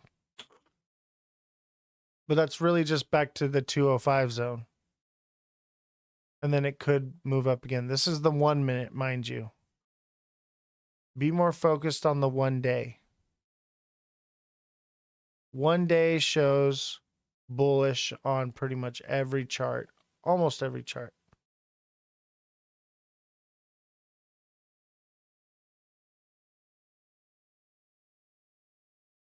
So XRP seems like it wants to break up and at least come to 215. At least. All right, guys. It's 9 o'clock Pacific time. I'm gonna call it a day. If Pepe does something crazy, I'll jump on live tomorrow. But if you guys are deluxe subscribers on TikTok, thank you. Happy Easter to everyone, by the way. If you are deluxe subscribers on TikTok, I'm not taking messages on the weekend. However, in light of what's happening in the market, if you are a deluxe subscriber, I will take messages tomorrow and back on Monday. But Sunday will be my day. If I do see something happening where it's like a red alert to exit or enter or something like that, I'll post the video. So make sure your notifications are on TikTok. But you can message me tomorrow in light of what's happening in the markets. But Sunday, enjoy some time with your family, you know? Enjoy time with your family. I'm going to do the same. If you do send me a message on Sunday, I will get back to it on Monday. And I appreciate all your guys' overwhelming support. Don't forget, if you make a bunch of money, don't forget to donate. I'm just kidding. You don't have to if you don't want to. But donations are appreciated. I do appreciate all of you that do donate. You keep this show going. You keep it alive. And thank you very much. Guinea Marie, I'm talking to you. AV, I'm talking to you. Who else? There's a few more of you. But those are the biggest donators so far. Danny Gibbons. Poway Rock. And Poway Rock is up there with AV and Guinea Marie as well. Those are our top three donators. Poway Rock, Guinea Marie, and AV are our top donators. So thank you all. And there's a few others, you know, that have donated. I can't remember everybody because you guys are donating, and I do appreciate that. But those are our top gifters. They have given quite substantially to the show, and I appreciate you all very much. Thank you so much.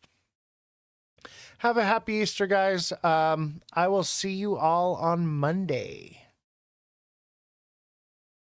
Today has been a really bad off day for me. And I guess it's a good segue into what's going on. What happened has a lot to do with the stuff I've been talking about in Hollywood and the things they do.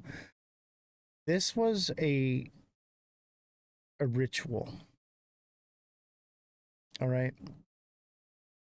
And the time and day and everything and the reasoning behind it has created bad energy, even down to the fact that the day before this happened, the ghost that's here in the studio was very active. It was knocking things off of the desk and counters and stuff, banging on walls. The IT guy does not believe in ghosts and was like, yo, the ghost was doing some shit.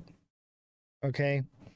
And it's always right before someone dies. Okay.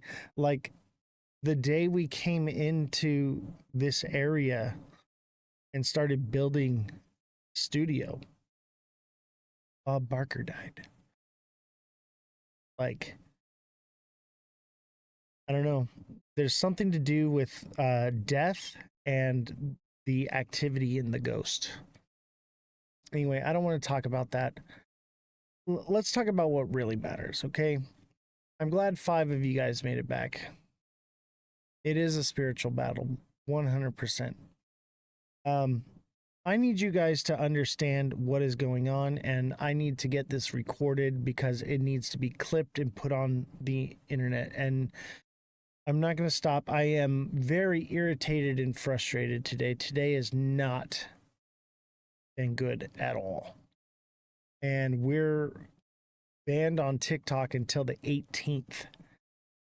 So I guess it's good that I onboarded people before this happened and got you all to know where we're at. But I'm going to need your guys' help once we get back on TikTok to pull us out of a shadow ban again. We are going to have to go through it. This is why I don't want to deal with TikTok anymore. And I don't want to go live on TikTok anymore. It causes too much stress for me as a creator. So I'm pretty dang sure this could be, that live may very well be our last TikTok live. I just cannot do it anymore.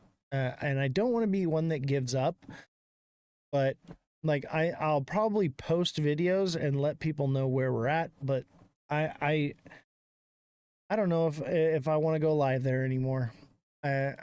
Obviously I have to because we have to build these other platforms up, but man, we were doing so well. We had more people on YouTube than we do on TikTok. And then this happened. So it's just like, golly. Oh, man. It's just very discouraging. And I'm sorry to let all this come out and I'm just not getting to the information. I'm trying to lead myself into it somehow, some way. I feel like if you don't get banned on TikTok, you're just not doing it right. Anybody who has truth to speak, they always going to be silenced. I know it's frustrating, but you're on the right side. I don't know. Am I on the right side, chat? Am I wasting my time? I feel like I'm wasting my time. It would just be so easy to just go back to retirement and just give up on this. I'll tell you, there are so many days I just want to give up, but I don't because that's just not who I am. I know. I'll never give up, but I'm telling you right now, I want to every single day. Every single day I want to quit. Every single day I am just done with it, especially TikTok. It is so toxic on TikTok. What they've created with TikTok is the most disgusting thing I've seen on the internet. It is bad. It is so bad. Dude, I just took a break. That's what's crazy is I literally just took a break because it was so bad. And I'm like, okay, I got to get back to it. And this is what I come back to. And it, like a big break, dude, So I was actually watching one of those TikTok creator videos, and they're like, if you're like getting banned a lot and having all those issues, they said like sometimes it's best to take like a month off and then come back. And then TikTok like resets its algorithm and pushes you again or something. I don't know. I have been contemplating that. But at the same time, like the information I need to give you, you guys need to hear it. Like, but if nobody ever hears it, what's the point of even putting out the information? I feel like you have more fun with Discord and your TA classes and let this just be whatever it is. Yeah, but the thing is I need to grow that. I'd like to get to, because like, Jesse, how am I going to continue having you on the show and paying you? And what am I even paying you for if I'm just doing Discord and then you're out of a job? And if I'm just doing Discord, what do I need the IT guy for? And so it's like, if I stop doing what I'm doing, people lose their jobs. So it's difficult. Very difficult. This is not an easy thing to do. And now I understand why there's so much podcast equipment at the thrift stores. I mean, it's all cheap crap. You know, nothing like what we're using here, but I understand why there is so much podcast equipment at the thrift store now. Because people just can't cut it. I count myself as one of the most tenacious people. I don't know anyone more tenacious than I am. I don't know anybody that, you know, has struggled like I do and just keeps going.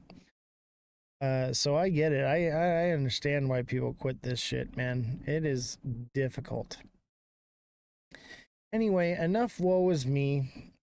Smash the like button, subscribe to the channel, share the show with your friends, all that. Yeah.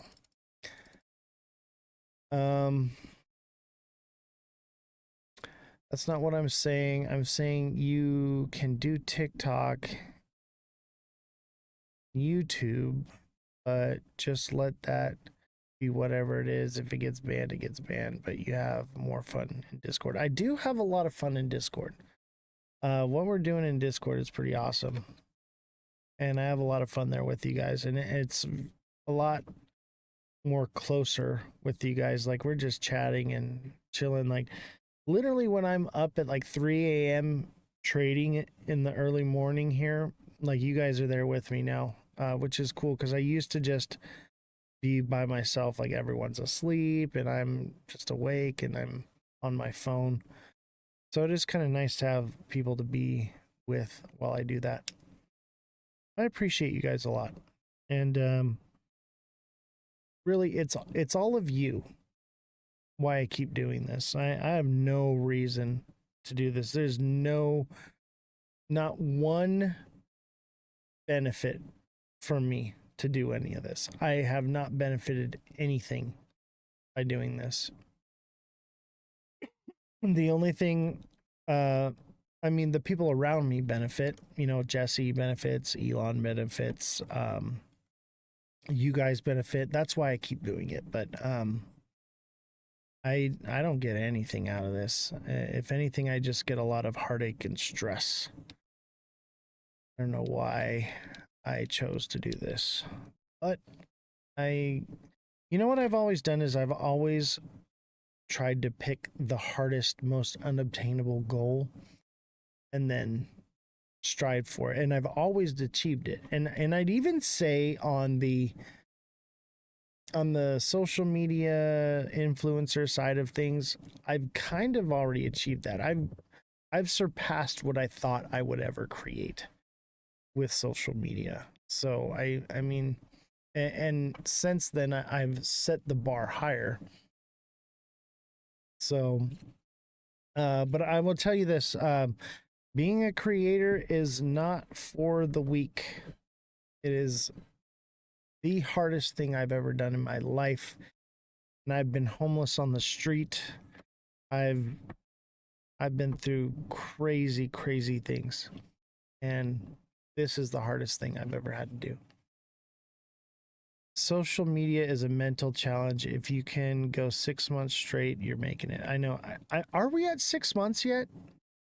I feel like we've been doing it for 6 months straight. I feel like we're pretty much to that point, if not past it already. I think we're past 6 months. It all started, what, in like February? January, February? It's been 8 months. Has it really been 8 months, chat?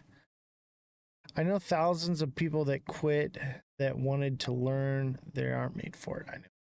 I will tell you this. I'm definitely made for this. Okay? I've seen a lot of creators, and I think I do pretty good. I have to say, like, but it is very tolling, and the stress is very tolling. And, you know, the only currency that I receive from doing any of this is having you guys here with me. And that's really the only currency that I want to achieve, is to have a community to surround me. So I do appreciate you. The 5 of you that showed back up, you guys are the real ones, and I appreciate you. Can you have a second man to step in on times like this? Well, that was the plan to do with Jesse, but Jesse can't even do it. And I don't make enough money to pay her to do it like that full time like I do. I pay her to be here when I need her. And that's just what it is.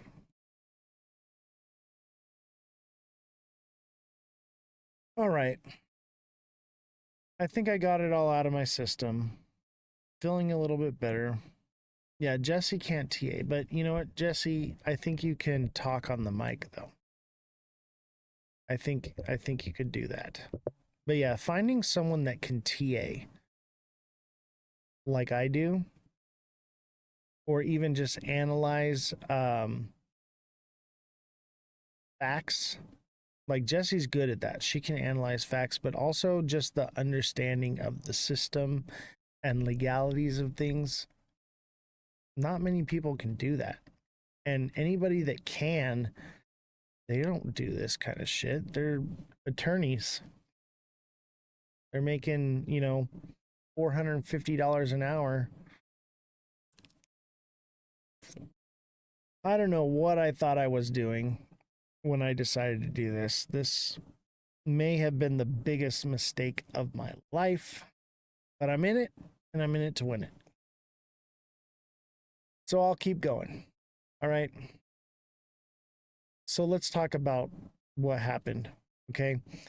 I'm going to play these videos for you guys just so you guys kind of get caught up on it. And I'm sure you guys have seen a lot of this crap on social media. Okay. But I want to just bring us all to the same place. And seeing the same things on the internet. And then after we watch these videos, and I'll probably commentate in between, but after it's all said and done, I will break it down for you and explain to you exactly what is happening right now and why this is happening. And that's the thing that I think is irreplaceable, is people don't understand what I'm about to show you right now. No, there's no blood, no blood. So just, I need you guys to get on the same page with me, okay? I seen the bloody, gory videos. I'm not going to play any of that, okay? But we need to get on the same page, and then I'm going to break it down, all right? So let's start with this one. We watched it earlier. Let's watch it again. Through all that work last night, we were able to make a few breakthroughs. We were able to track the movements of the shooter. Starting at 11:52 a.m., this subject arrived on campus, shortly away from campus. We have tracked his movements onto the campus, through the stairwells, up to the roof, across the roof to a shooting location. After the shooting, we were able to track his movements as he moved to the other side of the building, jumped off of the building, and fled off of the campus and into a neighborhood. We do have good video footage of this individual. We are not going to release that at this time. We are working through some technologies and some ways to identify this individual. If we are unsuccessful, we will reach out to you as the media and we will push that publicly to help us identify them. But we are confident in our abilities right now, and we would like to move forward in a manner that keeps everyone safe. So what I'll release about the suspect is suspect blended in well with a college institution. We're not releasing many details right now, and we will soon, but right now we're not. But that individual appears to be of college age. We are confident in our abilities to track that individual. If we're unsuccessful in identifying them immediately, we will reach out for the public's help and the media's help in pushing those photos. That was a new development overnight, working through the night, studying those cameras. So that's something that's new and that we're working through right now. As far as the security, I cannot speak to that. Neither the Department of Public Safety nor the Federal Bureau of Investigation was involved in the planning or security of this event, and that'll have to be a question later for other agencies. This was a targeted event. We don't believe that the community is at risk. However, we are exhausting every resource to find him, and we will Look at that tie. Through all that work last night, we were able to make a few breakthroughs. That dude's tie. I don't know if I liked it or hated it. Why not release public safety? I think they will. It's just something that's going to take time. So let's, let's just go from the beginning and start here. To say this, Democrats own what happened today. I am devastated. My kids have called panicking. Every conservative in the country called panicking. She's a lawmaker. She's a congresswoman. And she's not the only one saying this. The Democrats are responsible for this. Fox News, Jesse Waters, the Democrats are responsible for this. They're literally telling the conservative, the right-wing viewers, the right-wing voters, the right-wing crowd to declare war on the left. And what's the result of that? This video's in regards to Charlie Kirk. And this video's for the fucking liberals. It's war, motherfuckers. We're coming for you. We're coming for you. And spare me your fucking self-righteous bullshit lectures. I don't give a fuck. We're coming for you. When I said earlier that I condemn violence, I will not condone violence. This is why violence only begets violence. They are blaming this on the left, blaming this on Democrats when we're not the ones that spread the rhetoric of, gun violence is okay. Charlie Kirk himself spreads the rhetoric that gun violence is acceptable. But I need you to understand the communities that are most in danger with this type of rhetoric, this type of violence being threatened, this type of war on the streets being threatened. Not people that look like me. Unless you talk to me, unless you follow me online, you won't know that I'm a leftist. I'm pretty Republican coded. When they say they're going after the left, they're going to profile people to determine who the left is. So if you are black and brown, if you are trans, if you are queer, if they feel like you're trans, if they feel like you're queer, if they feel like you're a leftist at all, then you can be a target of this violence. And no, I'm not saying that everybody in the LGBTQIA plus community or black and brown community is a leftist. That's what they think. So why do I condemn violence? It's because always in this country, when violent rhetoric gets turned up, it's always marginalized communities that pay the highest price for it. Violence only begets violence forever and always. Nonviolent civil disobedience does work. We need to do it en masse. We need to shut the system down. But now, by the actions of one man, everybody on the right is using this as an opportunity to attack. Because guess what? The people on the right, the politicians on the right, they know they're losing. They know that the nonviolent civil disobedience is working. They know that the tide is turning against them. They know that the American people are not standing for their bullshit. So they need something. They need something to take control of it and stop us. They're grabbing onto this violent act to declare war on the left. And the most ironic part of the entire thing is that everybody I hear from the left is condemning the violence, condemning the shooting, and they are now calling for more violence. It is always their rhetoric that calls for violence, and it is always the rhetoric of the left to preach nonviolence and condemn acts of violence. To say this, Democrats Let's keep watching. The man originally arrested for shooting Charlie Kirk in Utah today has been released by the authorities. Y'all got to understand something. This wasn't some regular Joe Schmo. This person knew what they were doing, and we can see this in the quick little 6 to 7 second video of Charlie Kirk, unfortunately passing away. He did die. I can't show it to you, but this is the layout. That's him in the tent, white shirt, holding the microphone. As he's holding the microphone answering questions in his left hand, he lowers the microphone and slightly turns his head. Then we see the initial bullet entry wound. Then you hear the crack of the shot. Then you see him tense up and inevitably passes away. Again, unfortunately. I didn't like the guy politically, but I don't wish death upon anybody.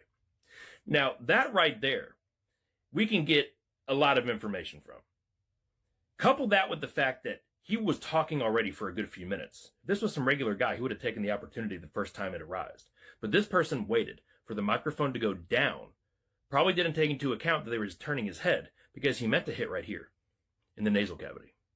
If you're a skilled marksman and you're trained, you know that's where you go for the classic headshot. Not the top of the head with a lot of hard bone, not the side. It's not a lot of room. And if you hit the orbital bone right here. So the man originally arrested for shooting Charlie Kirk in Utah. So this was a professional hit. Okay. This was not an everyday shooter. Now there's some rhetoric going around that, oh yeah, a person with a couple hours training could learn to do that or whatever. I've shot like this before, and it ain't easy. Okay. You have to take wind and all kinds of different things into consideration. This is not an easy shot. 200 yards with a deer rifle. It's such a small target. Okay. Head, neck area is not an easy shot. I don't care what anyone says. If it was not a professional shooter, they probably would have missed. They knew 200 yards right away, but don't know who it was or where it was. Yeah, they knew right away it was 200 yards, yet they drug an old man through the crowd pantsless just in order to make a spectacle that they got the guy. And you should have seen the people surrounding this gentleman that didn't do anything wrong. They were terrorizing him while the cops were trying to remove him, and he didn't even do anything. Who knows? He might have done something, but they just picked someone out of the crowd and demonized him as the shooter. And it could have just been somebody that just, you know, hit somebody in the face because they were laughing at what happened. You don't know. And then we have this video. Mother fucking animals! I bet you're an absolute pleasure to be around. By the way, I'm talking about both of these women. And what I'm trying to show you here is the bifurcation. The way both sides are acting and reacting. This is what they want. They want this. You liberal, progressive, deranged fucking animals. How does she even know if they're liberal or not? She doesn't know. They have no idea who did this yet. We have no idea. And they just automatically assume. We need to stop jumping to conclusions about the information that we get. Who's deranged? Both these women are deranged. The fact that this woman right here can have this look on her face while making this video, but look at the look on her face. Look at that look on her face. Both of these women are deranged making this video. Shame on both of them. You are so hateful in your hearts. Yeah, we're hateful in our hearts. You got a little bit of spittle right there. I'm sure that's sweetness spittle. To go out and shoot a young man who's never hurted anyone. You upset, so I'm gonna let that one slide. With Christian values, a young, beautiful family, a father, a husband, a friend, a son. Man, I wish y'all would have got this fired up over all them youngins that were killed in school shootings over the years.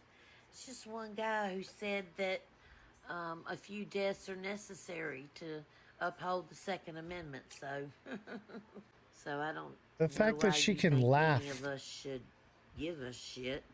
Shot him! Why? Because you didn't agree with his politics?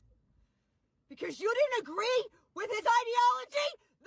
You know how when you're in church and you get tickled and you're not supposed to laugh? That's the reason why he deserves to die! You fucking animals! Bitch, who are you screaming at? You look stupid. I mean... You... Both these women are in the wrong here. I understand one of them is very upset, and this is her way of dealing with her emotions. But she has no right to blame any side.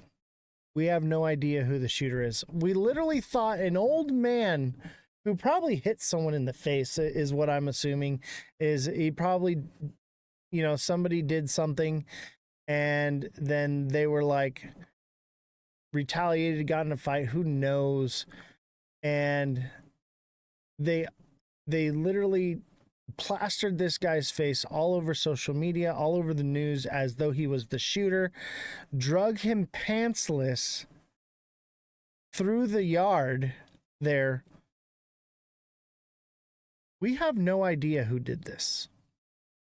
We have no information.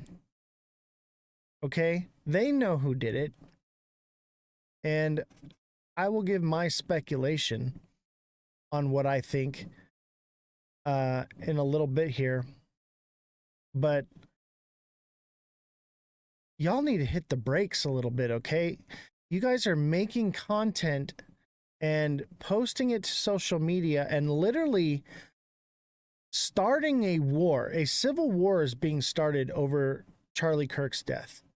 And you're going to social media and you're posting out this information as though you know the facts when you know literally nothing, and you're not helping anything. You are adding fuel to the fire.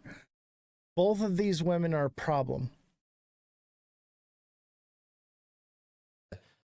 MAGA Fox News host Jesse Waters goes live on air and declares war. He decides to use the most incendiary, divisive rhetoric by claiming, quote, "They're at war with us. What are we going to do about it?" I want to highlight the shooter is still at large.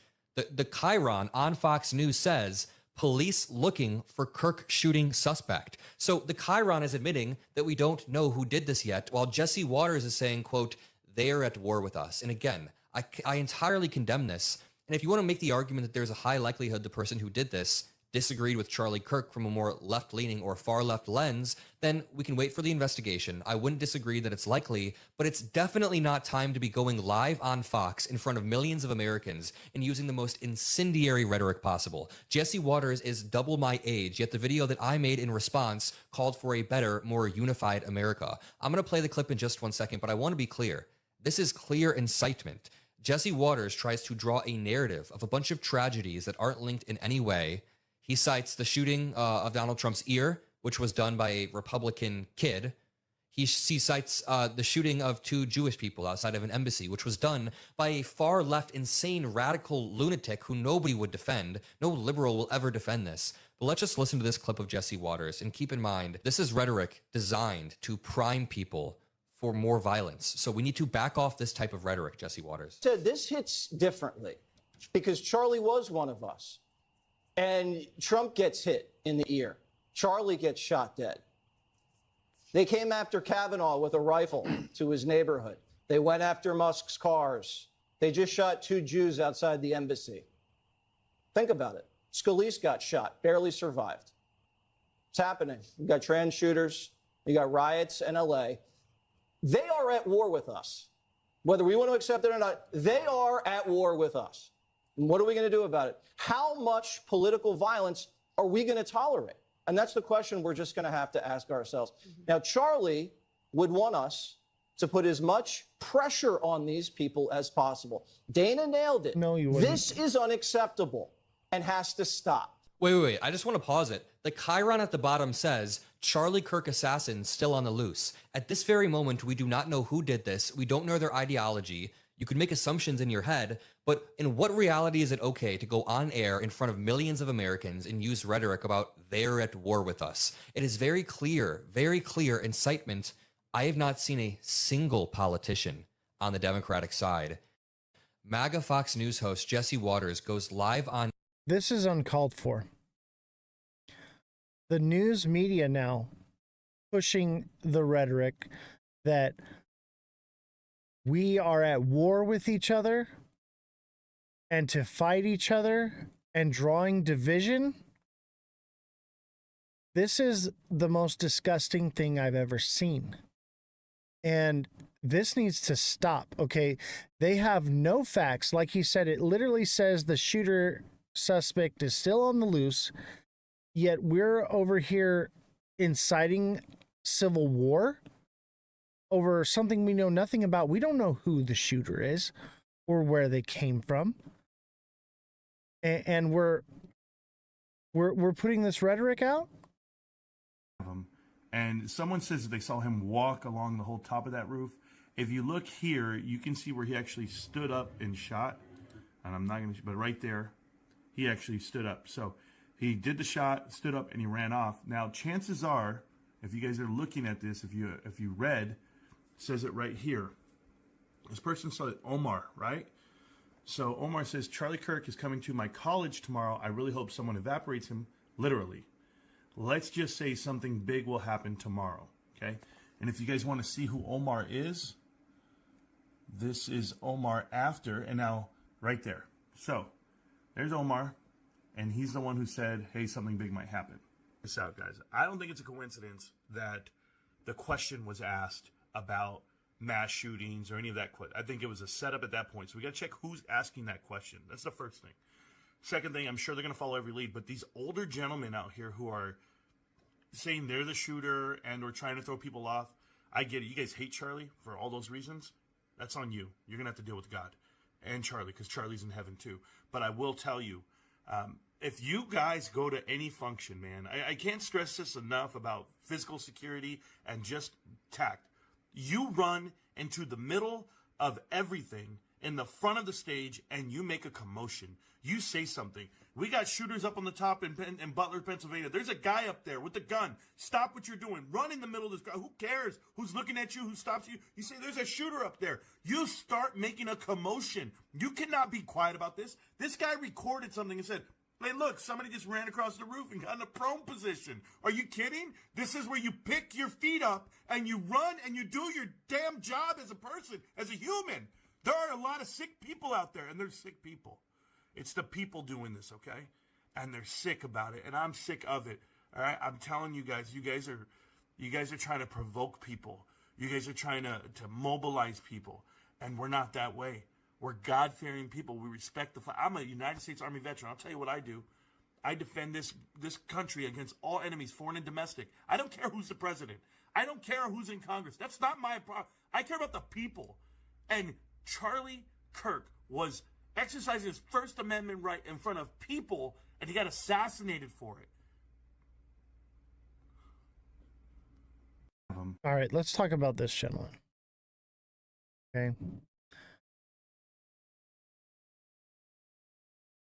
He's wrong to speculate on the internet and pull up someone. Obviously, this person shouldn't have said what they said on the internet.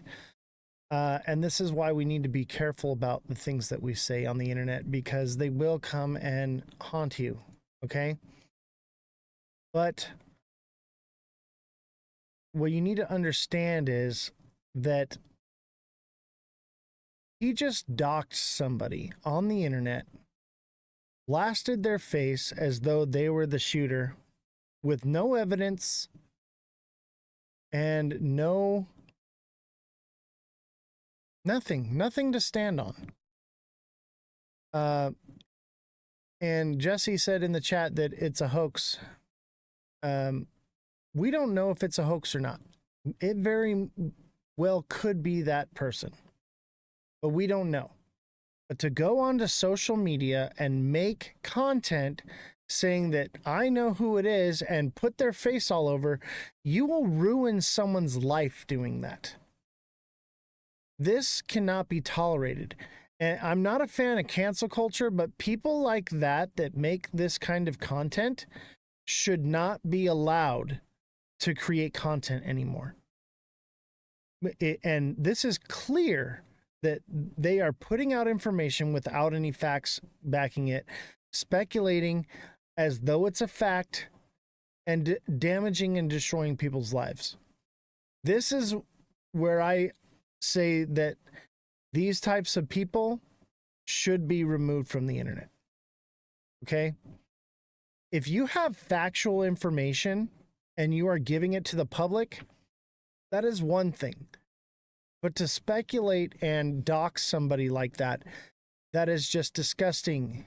And you're part of the problem. All right, this is an eyewitness account from someone who saw what happened.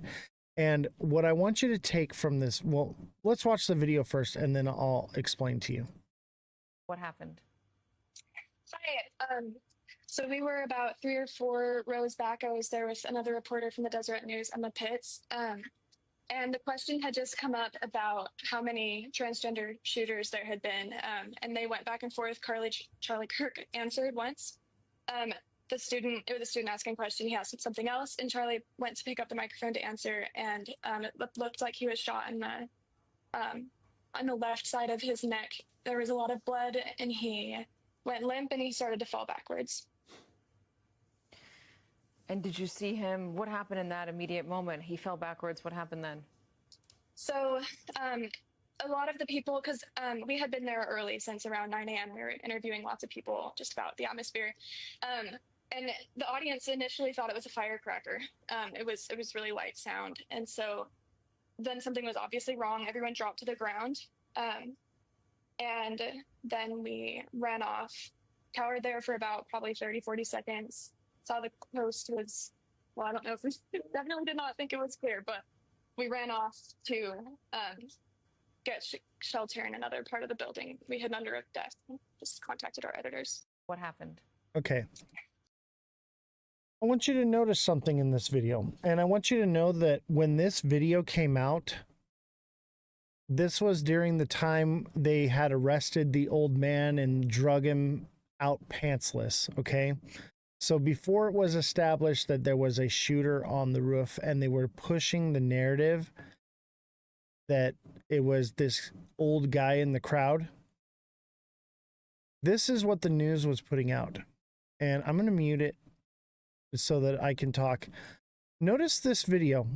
They're showing the roof, right? And obviously this is after the fact, but the news does this where they zoom into the roof and they're looking around, right? And they're posting it at the time where they are assuming that they got the shooter. It's the old man. And they're showing that the roof is empty. No one's up there. Even though this is after the fact, they do this on purpose. See that shot of all over the rooftops? That is to imply that there was nobody on the roof. The news does this stuff. And this is part of what created the rhetoric of, we got the guy. We got the guy, we drug him out pantsless. This is wrong. And the news is part of the problem. This is why we have a show, because the news is so terrible that they would push this. Now, I don't know what happened with the old guy. I don't know why they drug him out. They released him, though, but they were trying to use post footage as though it was of what was happening because your brain, the way it works, they were trying to push a narrative that seemed like there was no one on the roof. And that's why you see the shot that you're seeing right now. Okay. And this is a big problem. Let's look at another one. Going too tough and came and took him out. Okay, that's one. Oh, we'll get to that one later. Let me see here.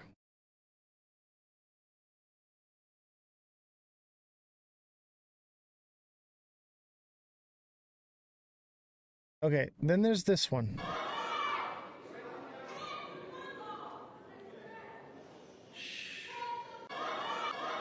Look, it won't even play the whole thing. Look at this. TikTok won't allow me to play the whole clip. Please rise for a moment of prayer for Charlie Kirk and his family.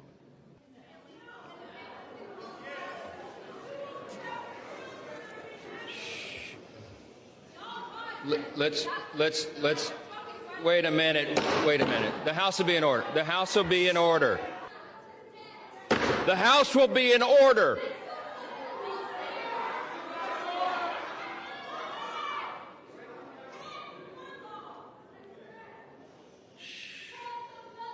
Thank you.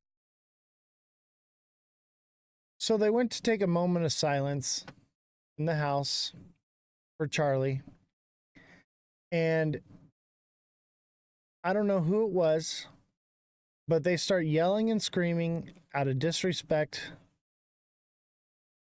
And the issue is this. This video being pushed out and being shown is part of the bifurcation that they're creating. They want to create a divide. They knew damn well that by taking a moment of silence at the point that they did, that would happen. Okay? They knew that it would get recorded and they could post it to social media and they could use it as more rhetoric to try to drive division and hate between us. That is the whole goal of what's happening right now. They want to divide this country. Today is 9/11 and we are more divided than we've ever been. United we stand, divided we fall is something we always said on 9/11. And here we are, the most divided I've ever seen this country, and we've been through a lot. And this is the most divided I've ever seen. Look at this video, chat. Man, fight back! White man, fight back! White man, fight back! White man, fight back! White man, fight back! White man, fight back! White man, fight back! White man, fight back! Man, fight back! They're screaming, fight back. These are Republicans, people with a Jesus flag, Republican flag, American flags. This is the right. Okay? I'm not an idiot. It doesn't take a rocket science to figure out what side this is. And the right is enraged because they are so sure that the Democrats did this, that the far left did this, and they have no idea who did it. We still have no idea who did it. And we have a mob of people chanting in the streets to fight. This is wrong. This is not right. Do not go out and engage with any of this. This is what they want. They want us to fight against each other. And then on top of it, we have these videos. Let's see here. Where should we start? And it's kind of weird because it only feels like there's only a couple angles that are being posted about it. There should be more videos of, there should be more footage of this. Why is he perfectly framed up in these videos? like what I mean by anything is they don't show blood on this shit. They don't show people being shot. Why are they letting us see this? It's because we want to see it. But like, this is really weird. Like, I've been on TikTok for a lot, like since like not on Musically, but like after that, and I was on Vine. And I mean, I watched a dog be put to sleep on my For You page one time, but like, and there used to be like, yeah, cartel TikTok, but I didn't ever see anybody actually get shot on TikTok. You had to go on Best Gore to watch that shit. And it's kind of weird because it only feels like there's only a couple angles that are being posted about it. There should be more videos of, there should be more footage of this. Why is he perfectly framed up in these videos? like what I mean by anything is they don't show blood on this shit. They don't show people being shot. Why are they letting us see this? It's because we want to see it. But like, okay, let's talk about this. One, there were have you ever been to a concert or an event lately? Not a single person, even fireworks, not a single person is watching the actual event. They all have their phones and they have their phone in the air and they're watching the event through their phone. Okay? We should have hundreds of thousands of these videos. Yet we only have these certain ones being pushed out. Now, this can be explained, okay? It's probably the algorithm. The best video with the best footage got watched and engaged with the most. Therefore, it was pushed out. However, I literally posted in the live today, you saw it, I posted a video of Charlie Kirk and his family, and we were rugged off the internet within a second. Okay? Yet this video was allowed to filter around very bloody, very gory video. I know you all saw it, and if you didn't see it, I am happy for you. You do not want to see it. Don't go looking for it. But the fact that it was allowed on the internet as long as it was is not normal. They wanted this information to get out. They wanted people to see it, to become more angry. They wanted this video. I saw it. It is one of the most horrific, gruesome things I've ever seen on the internet, and I've seen people beheaded in the early 2000s. Okay? This was brutal. And the fact that they pushed a rhetoric that he was fine and he made it to the hospital, he was in stable condition, all these different things, I don't understand why they lied so much with this, and at the same time I do. It was all for a purpose. They did all of these things, were orchestrated perfectly and allowed to happen for a reason.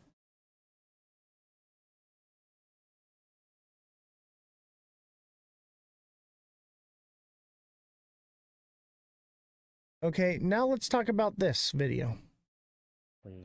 Where he was struck. Where he was struck. Where. Look at TikTok's not allowing the videos to play all the way through. This thing, you know, I'm sorry. But look, there's that black thing. There it is. There it is. Tell me that's not exactly where he was struck. This is another person on social media creating videos, creating content for their own personal gain. I wasn't going to cover this Charlie Kirk thing at all. I didn't go live yesterday. I didn't post any videos about it yesterday. What I did post was that we're being played against each other. And thank you, TikTok seller, for the most perfectly timed political videos. And those were from days before. But people coming out and making this content for their own personal gain, creating narratives, okay, that are misleading, misinformation, on purpose, or it's orchestrated. Maybe they're part of what's going on. There was so much misinformation going around.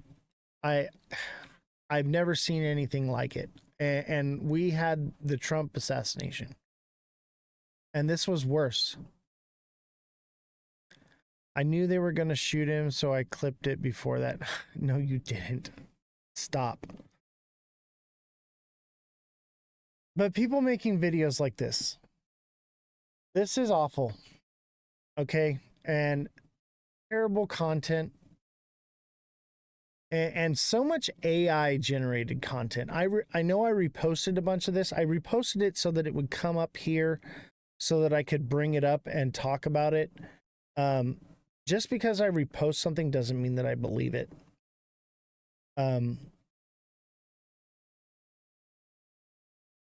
This is unreal. Now there's this. More conspiracies.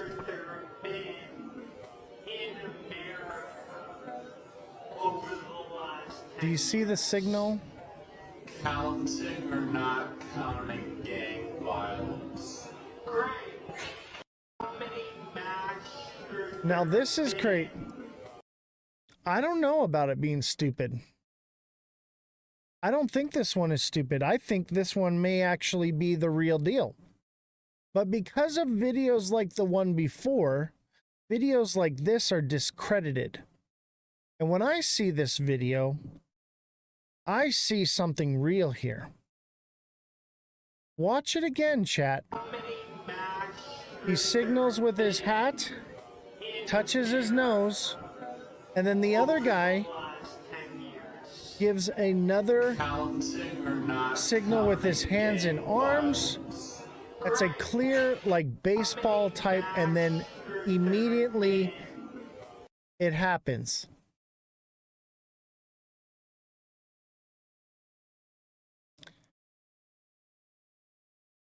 I believe this to be true. I don't think this is a coincidence. I don't think that this... I think that this thing was set up.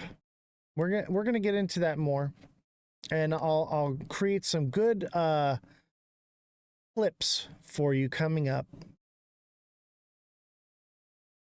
But let's talk about why first, and then I will break it down for you. All right.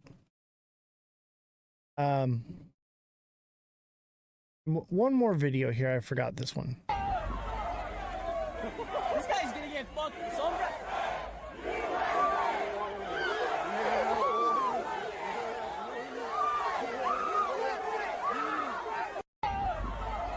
A man was screaming F Charlie Kirk on a scooter, and these people attacked him. Well, I'll tell you something right now. Charlie would not condone this. Charlie was a man of free speech, and he clearly exercised that right. As you all know, he has said some very horrific things. But I'll tell you this, every person has the right to say whatever they want. You do not have the right to attack anyone for it. Period. Whatsoever. You do not have the right to attack anyone because of something they say. Okay? Whether it's Charlie, whether it's a guy on a scooter cruising by saying F Charlie Kirk. Neither one of those men deserved what happened to them.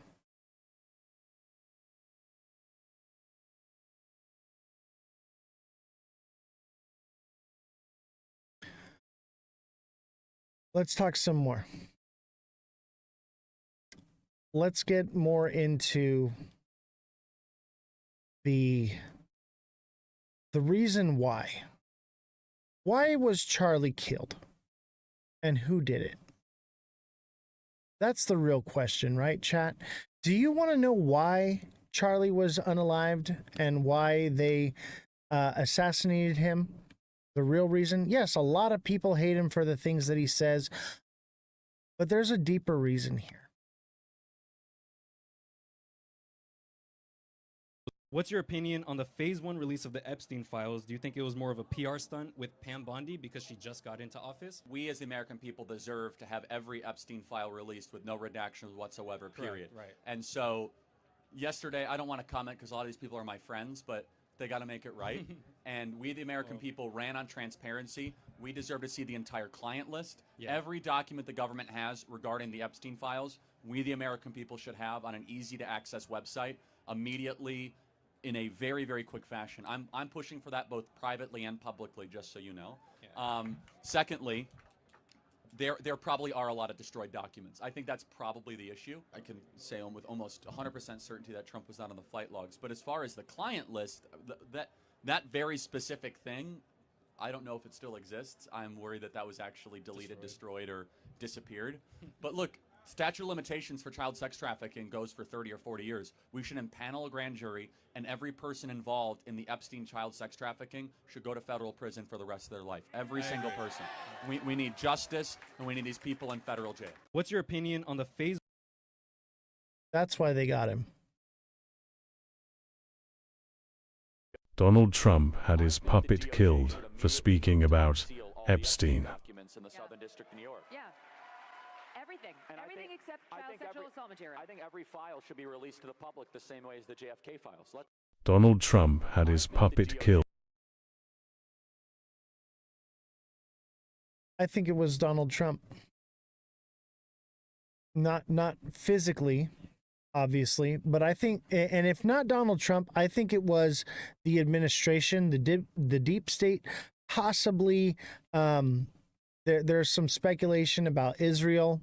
Okay. Whoever is on that Epstein list did this. Somebody on there. And in my opinion, I have no facts to it, but I'm not stupid. And I'm going to tell you why I believe Donald Trump was behind this. Okay, let's watch a few more videos, and then I will explain to you. You know, in the old days, boom, firing squad. No, it's true. Boom, gun, bang, bing, bong. When we were strong, bing, and it goes quickly, right? It's called, you're dead. You know, in the old days, boom, firing. Okay.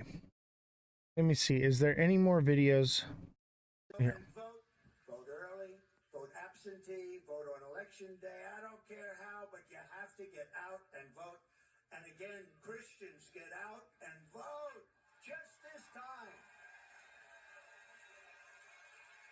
You won't have to do it anymore. 4 more years, you know what? It'll be fixed. It'll be fine. You won't have to vote anymore, my beautiful Christians. I love you, Christians. I'm a Christian. I love you. Get out. You got to get out and vote. In 4 years, you don't have to vote again. We'll have it fixed so good you're not going to have to vote. And vote. Do you hear what he just said? I remember when he said that. Let me explain something to you, chat. Okay? It was quiet. Yeah, I know. I can't turn it up any louder, but let's talk about it, okay? And why I think that this was orchestrated by either the deep state. Basically, he said that you're not going to have to vote again. Go out and vote. This will be the last time you have to vote. We're going to have it fixed so good, you'll never need to vote again. Right? And that's what we're seeing. So if you know anything about times of war, if the country is at war, they don't have to have an election. There's more to it than that, though. In order for that to happen, the U.S. has to be in a state of national emergency. But also there is another thing that has to happen in order for we have to be in a state of national emergency in order to implement the National Guard across the country, which is what Donald Trump is trying to do right now. We have to have a national emergency in order to enact tariffs. We have to have a national emergency in order for unconstitutional edict, which are executive orders, to be lawful. Donald Trump has been in and out of court, and the how do I say it? The tariffs are being fought in the Supreme Court, whether or not Donald Trump has the constitutional grounds to enact the tariffs. It is being fought in court right now at the Supreme Court level, whether or not Donald Trump has the right to bring in the National Guard into the states. Okay? And here's the thing is, the only way that, and I said this before on the live, the only way that he can have a legal standing in order to enact that is if we are in a state of emergency. So let me tell you this, whether the only collateral damage was Charlie Kirk being killed, if they can pin it on a patsy to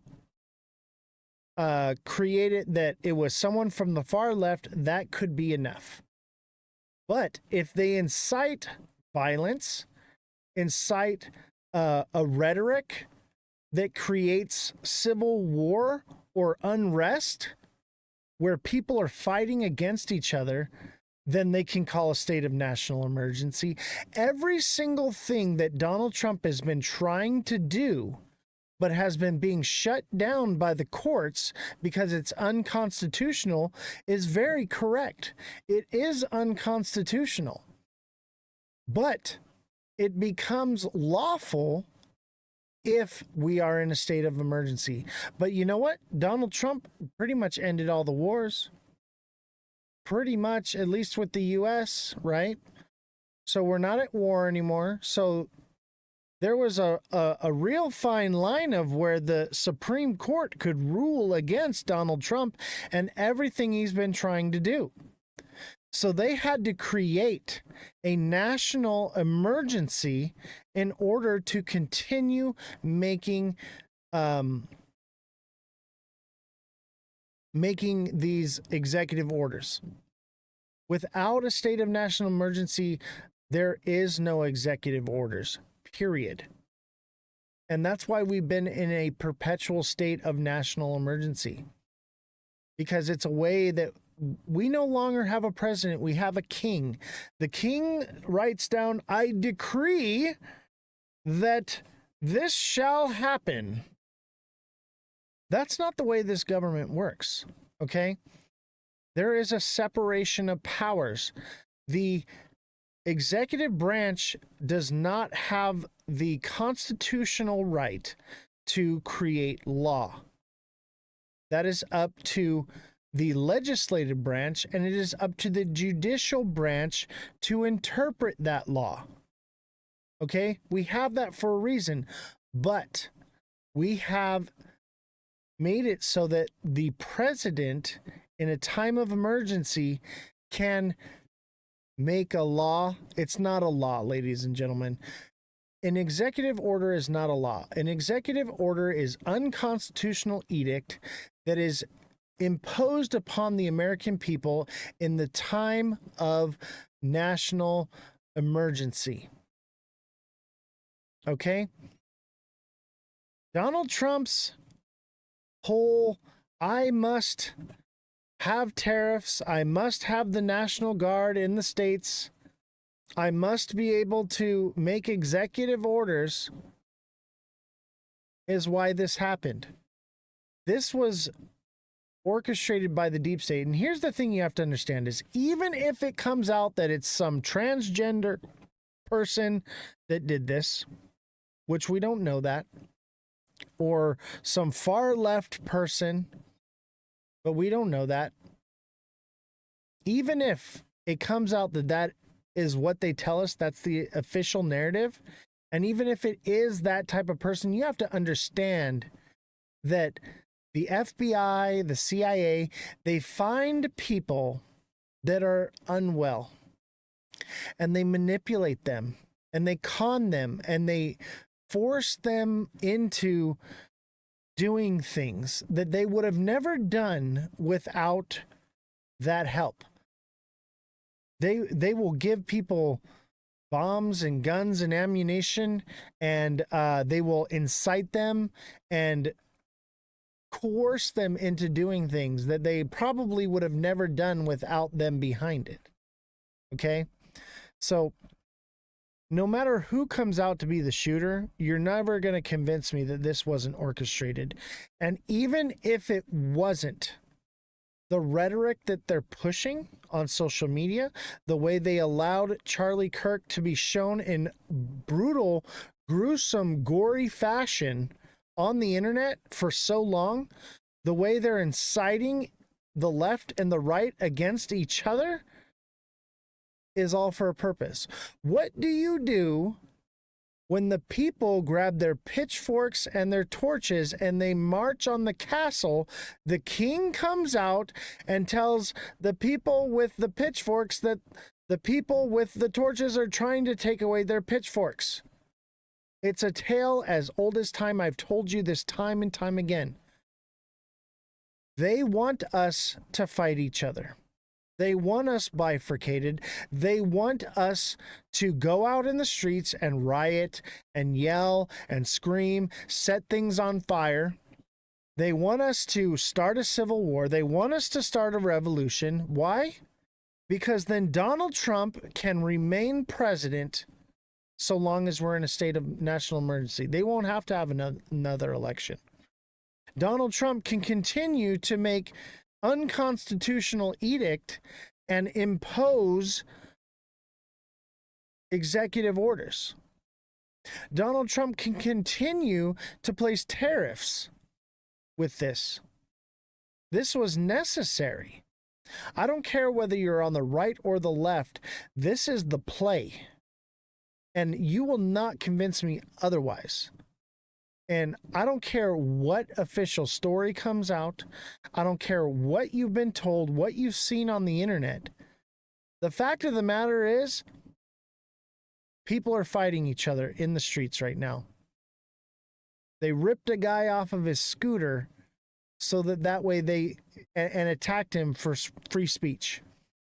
They literally are fighting for a person that was fighting for free speech by exercising that right, I would say, quite to an extent. Okay? This is not what Charlie Kirk would want. Okay? And this is not what any person in the U.S. would want. This is what people who are on the Epstein files would want. This is people who are losing control of the United States would want. This is what plenty of other countries would want. But this is not what the American people want. But they think they do because they've been manipulated. Their brains have been rotted by social media, by propaganda, by the news, and influencers that are making content based on nothing and spreading a rhetoric that is rotting the core of what our country is about. This is 9/11, and we are supposed to be unified together at least on this one day. And this is the most bifurcated I've ever seen this country in my entire life. You guys need to wake up and understand and see what is happening around you. Stop watching social media. Obviously, I'm here on social media, but stop watching this nonsense and this garbage and understand what is happening in front of you. You are being played. And it's all for a reason. And there's another reason here. Not just because of the Supreme Court battles over the executive orders on tariffs and the National Guard, but also the Epstein files. They need to switch and make you look over here. They want you to look somewhere else. Don't pay attention to what this hand is doing. Look at this one.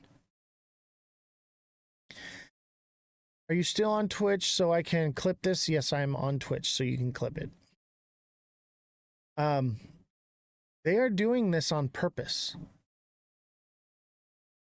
This is all for, you know, a reason. Don't let it, whether you like the guy or not, don't let this young man's death tear this country apart.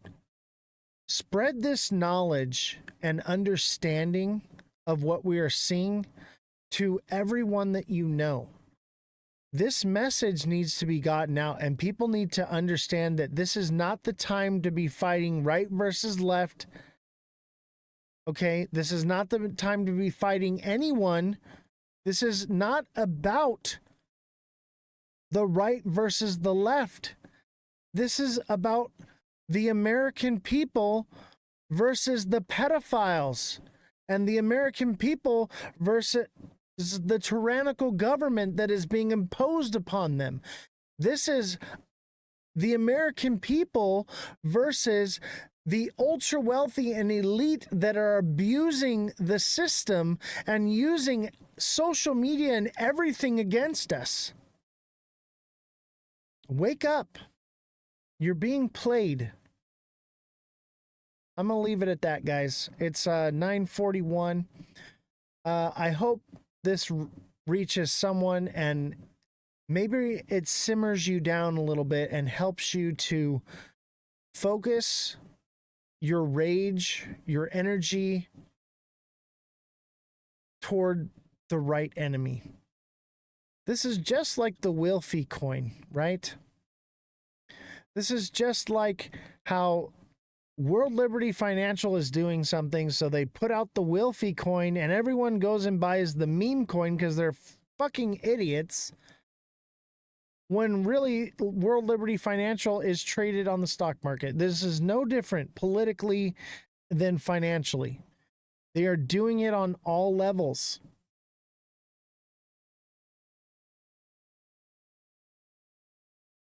So try to educate people.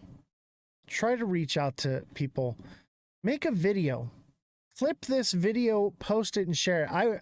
TikTok Seller will be clipping these videos and we will be posting them. When you see this content, like it, share it, comment on it, spam the comments, add it to your favorites, share it out, do every possible engagement that you can, because this is where you fight on the front lines of freedom, guys. And not just with these, and obviously this helps me by you engaging on my content, but every single one of my videos.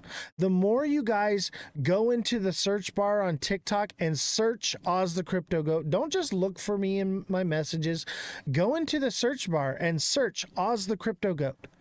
Pull up my videos, engage with them. The more engagement you give my channel, the more this will get pushed out there. And if we can get it to go viral, we can actually make a change.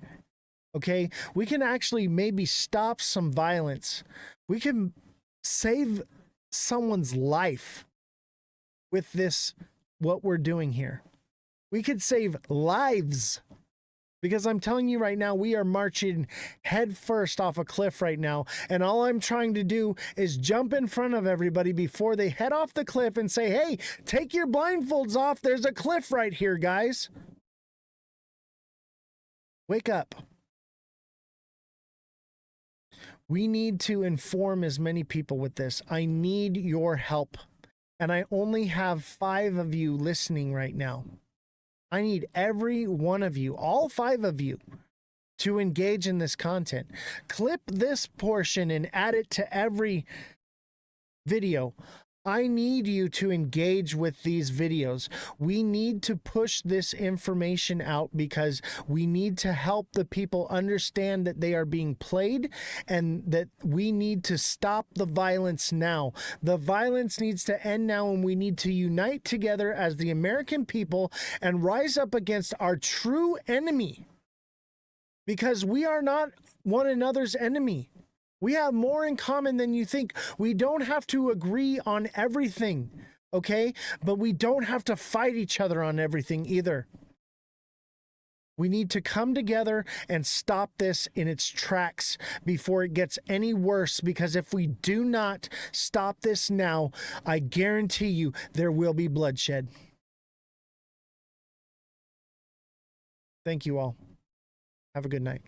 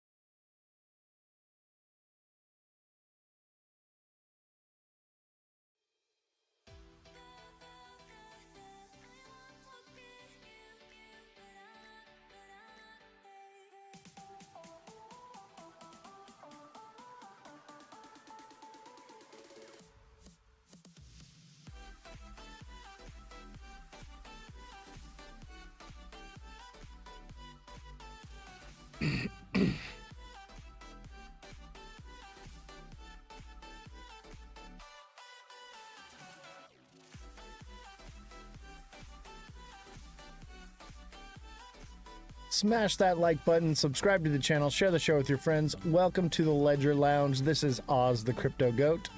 How's everybody doing? Don't forget to hit the like button. Start tapping the like button. Let's see if we can get to 100K likes today. 100K likes. That is the goal. That's what we're headed for. We are on a liking storm. I need my liking warriors out today. TikTok seller, I see you. Thank you. Always liking away. TikTok seller is my top liking warrior. And TikTok seller, I'm going to make a video special for you. I know that I put one out for Nate and Francesca. Those were automated by TikTok, but it didn't make one for you. And you do so much for the show, so we're going to do a special thank you video somehow, some way. I still owe you a Corvette video, but we'll put. I'll see if I can put something together for you. At least a special thanks or a shout out to you with a link to your shop. So DM me about that, so I can get the link from you, and we can put that out. And we should have the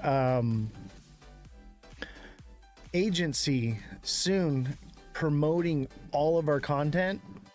We've been getting the views we've been getting without any promotion whatsoever, and so we have promotion coming that will be paid for and facilitated by the agency. So once that happens, I'll post that so that way you get that free promotion as well with it. I appreciate all that you do for this show, all the gifts and all the likes that you do. That's why I try to keep you up. And guess what? Jesse's back.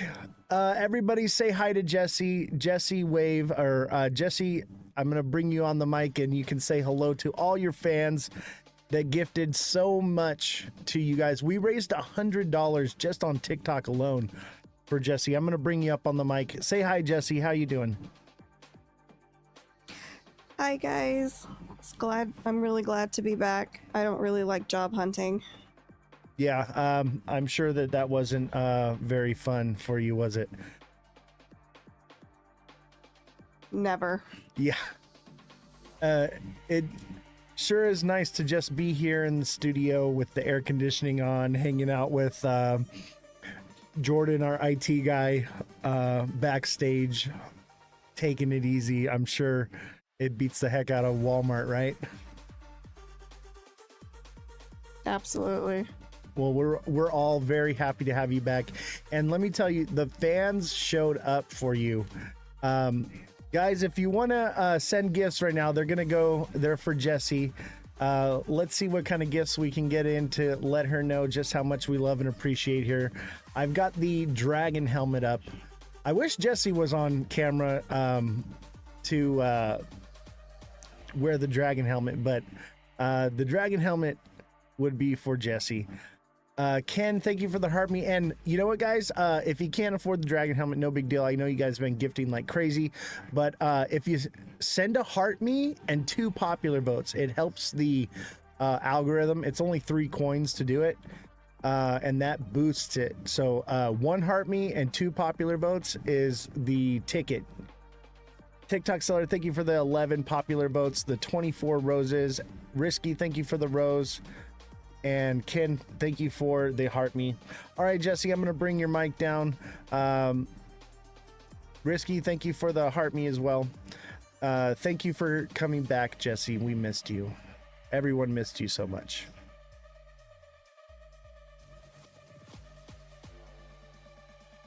All right, I guess she's done talking.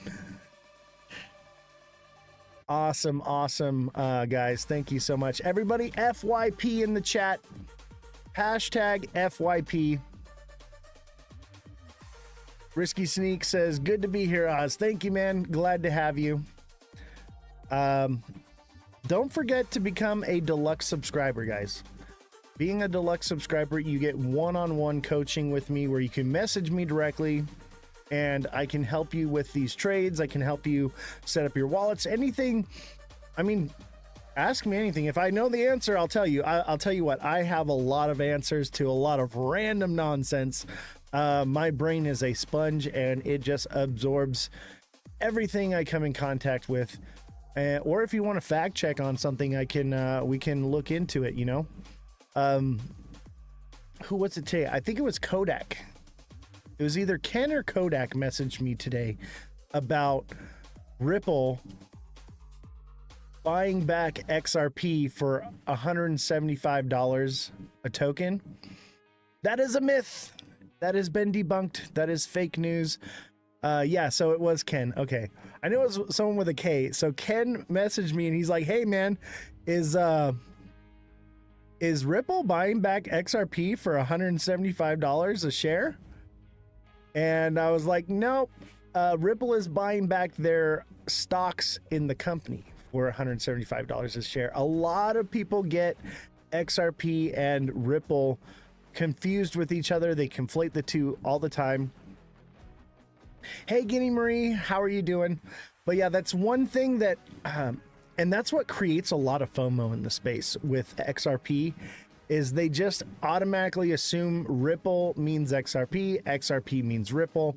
That's the same thing that happens when like Donald Trump says Bitcoin and he means cryptocurrency. This is a common mistake that's made. So something you want to watch out for and pay attention to because you can be misled. Good, I bought Arrow today.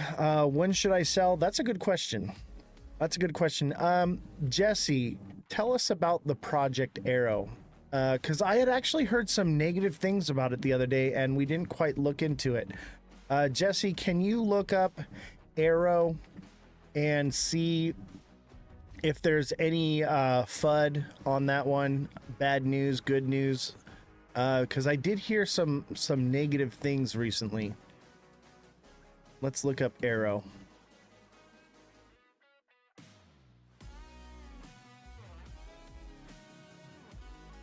That's a stock, right?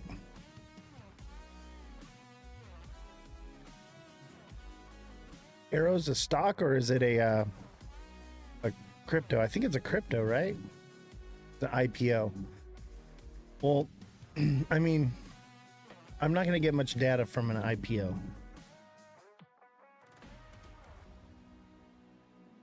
Generally, what you'll get from an IPO is it will double in price. See, look at that. What am I supposed to do with that chart? What am I supposed to do with this chart? Generally what you get is you double your money on the opening price and you get out, or you hold on to Class A shares. That's pretty much what you get. That's the general rule of thumb.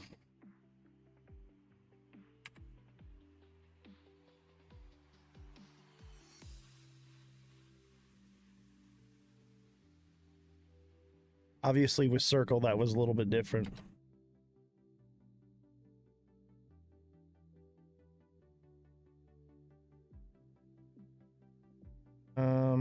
Drone Maker Arrow shares rise up 291%. Wow.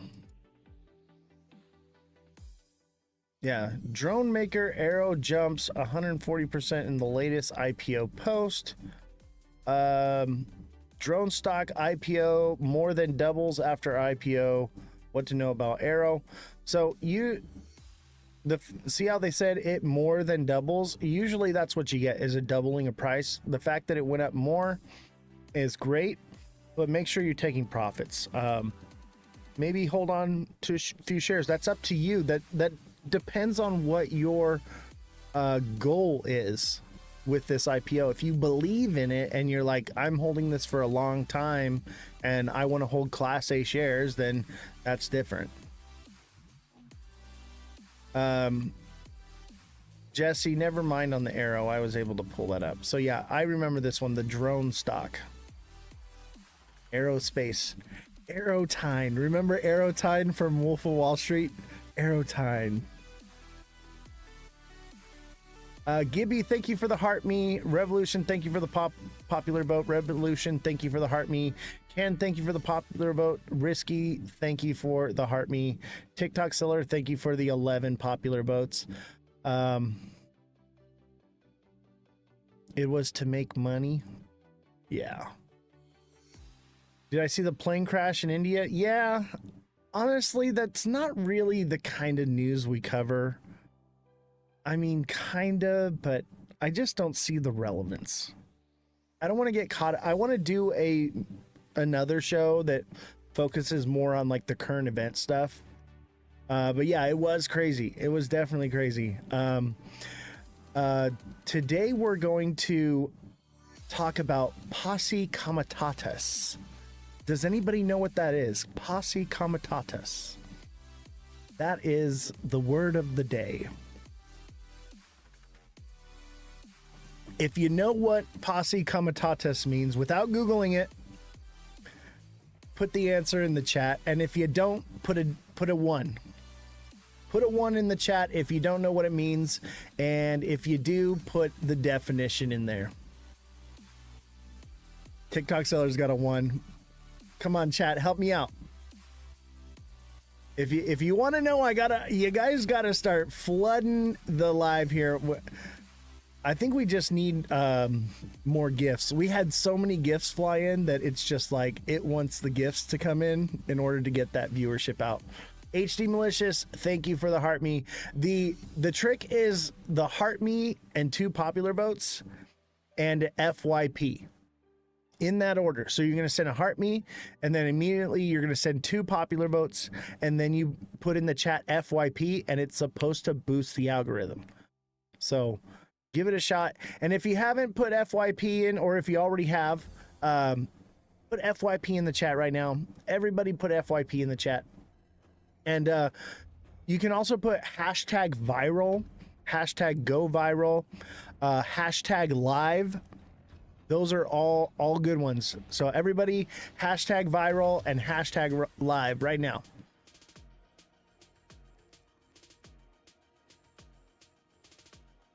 What is cup, Guinea Marie?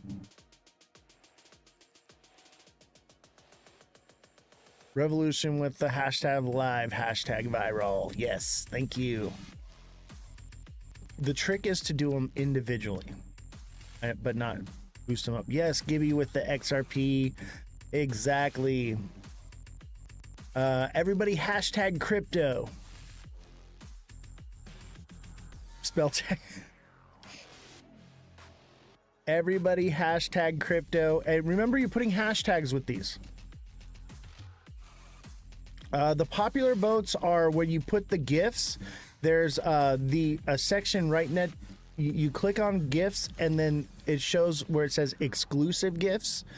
That's where you're going to get the popular votes at. Revolution says hashtag moom cheese.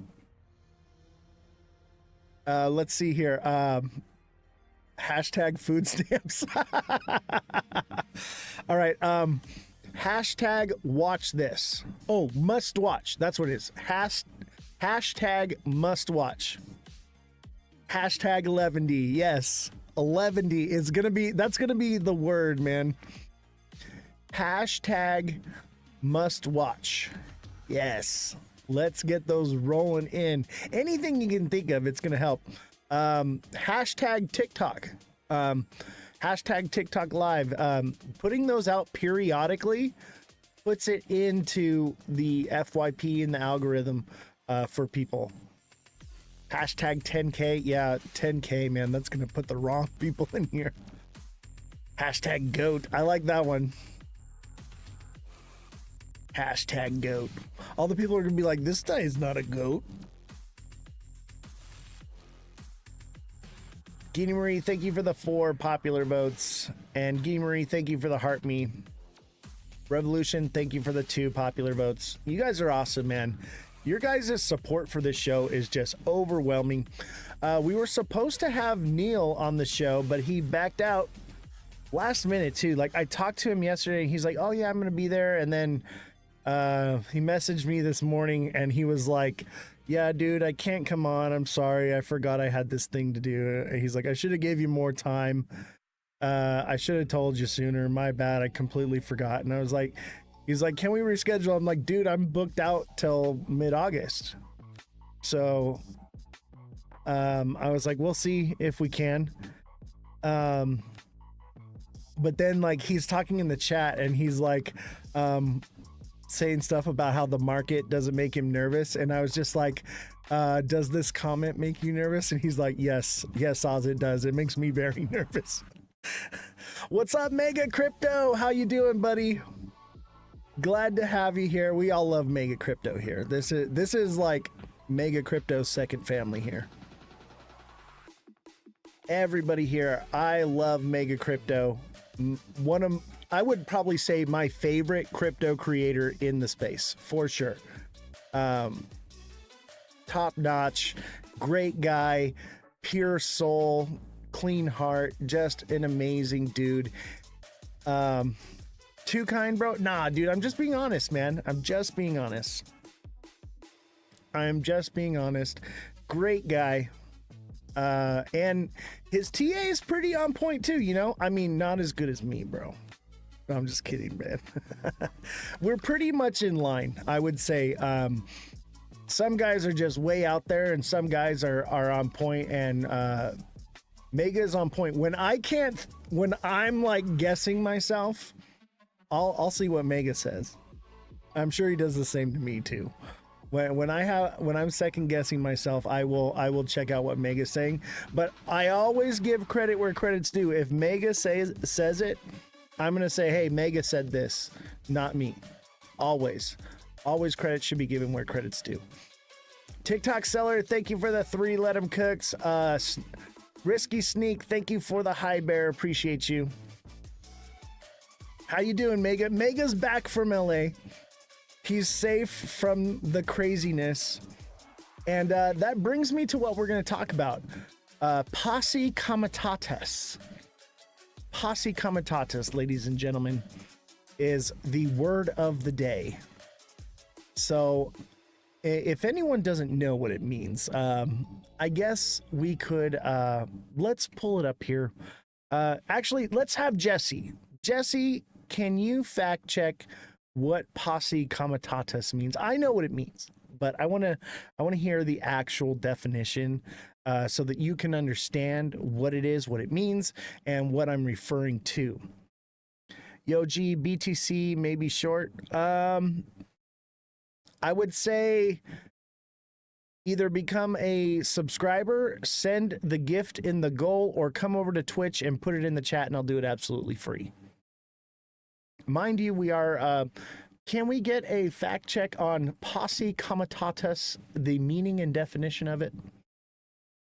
I already know what it means, but I want to give you the proper definition. There's a reason we have Jesse here. So let's make her work for her money, huh? She works hard for the money, so hard for the money. She works hard for the money, so you better send some gifts. All right, you're on mic. I don't think they sign up for you to sing, but okay. Too bad they got it. A body of men typically armed, summoned by a sheriff to enforce the law. Say again? Posse comitatus is what? A body of men typically armed, summoned by a sheriff to enforce the law. Right. Okay, thank you, Jesse, for that. Yes, posse comitatus is when people are deputized to basically serve a role in law enforcement, right? And regular people this can happen with them, and it can also be it can be the National Guard, it can be Marines can do this, and that would happen. The XRP Army, no, this refers to let's pull up the news article here. Oh wait, this is the wrong one. Whoops. This refers to Civil War. Civil War in the United States. Actually, I don't think I have the... Did I pull it up? Aha. Appeals court temporarily allows Trump to keep National Guard in LA. Okay.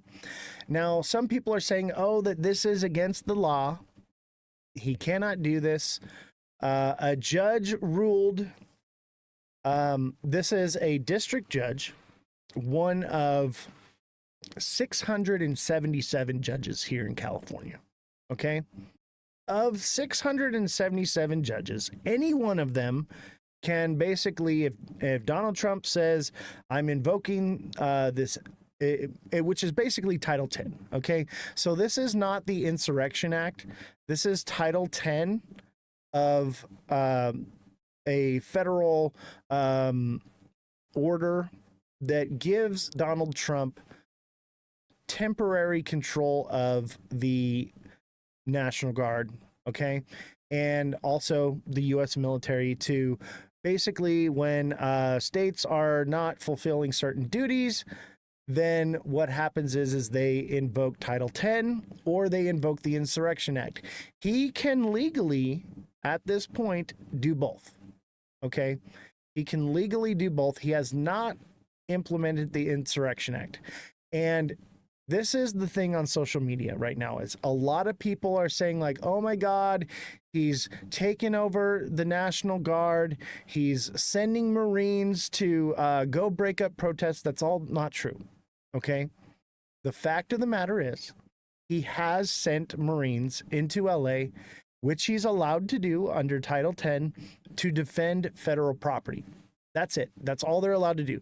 They can't arrest people. They can't do anything. They can detain people that try to attack the facility, but the Marines cannot do anything other than that unless they're given posse comitatus. Okay. And the Insurrection Act would give them posse comitatus, where they would actually be able to act as a police force in California and work alongside with the National Guard.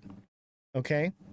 So as of right now, Donald Trump has command of the National Guard in in California, and the Marines that were sent out from 29 Palms to defend the federal buildings. Okay, the military that's there, the Marines they can't break up riots. They can't handle with the protests. They can't go out in the streets and arrest anybody. They can't shoot anybody. Okay, that's all fake news. Okay, the only thing they can do is sit there at the federal building and make sure that nobody takes it down.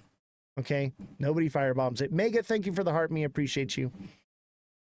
Risky, thank you for the high bear. TikTok seller, thank you for the 3 let him cooks. So that's where we're at. Yeah, tomorrow's the no kings thing. And I'll tell you what, if that gets out of control, there's a possibility that he could implement the Insurrection Act across multiple states. I doubt that's actually going to happen. He could just do Title 10. Okay. But Title 10 only makes it so that they are defending federal property. It's federal buildings, federal property. The federal government has every right to defend it. Okay. They're not out there, you know, shooting bullets at protesters. That is fake news. It is not true. Do not believe the lies. That's why we're here. We are here to give you the facts. Big Baller, thank you for the heart me. Okay. And just know that it's FUD. Nothing but FUD coming out. Oh, still says starting soon, by the way. My bad. My apologies to Twitch. My apologies. Completely forgot. I'm off my game. I started late today and trying to get Jesse mic'd in. I was just behind at doctor's appointments today and barely made it into the studio in time. It was just crazy. You're going back to Twitch? All right. See you there, man. The news, they arrested and deported U.S. citizens is Aaron. He's never fake news. Okay, well, who arrested him? What citizens can still be deported by the National Guard. I'm saying that the Marines, okay? So there's a difference, okay? The Marines today, that's impossible. It has to be fake news. It is impossible. It is not happening. You're getting fed nonsense, okay? Don't believe everything you hear out there, okay? The Marines cannot arrest or do anything that would be considered posse comitatus unless the sheriff himself, the governor, the mayor, or the president gives them that power. So it's not happening. Aaron on TikTok, he's never fake news. It doesn't, people lie. And just because it's never fake news doesn't mean that he wasn't given misinformation. Okay. What I'm here to tell you is if that's the case, I would be getting alerts blown up like crazy that the Insurrection Act has been invoked. Let's look it up right now. Let's fact check it. Jesse, can we get a fact check?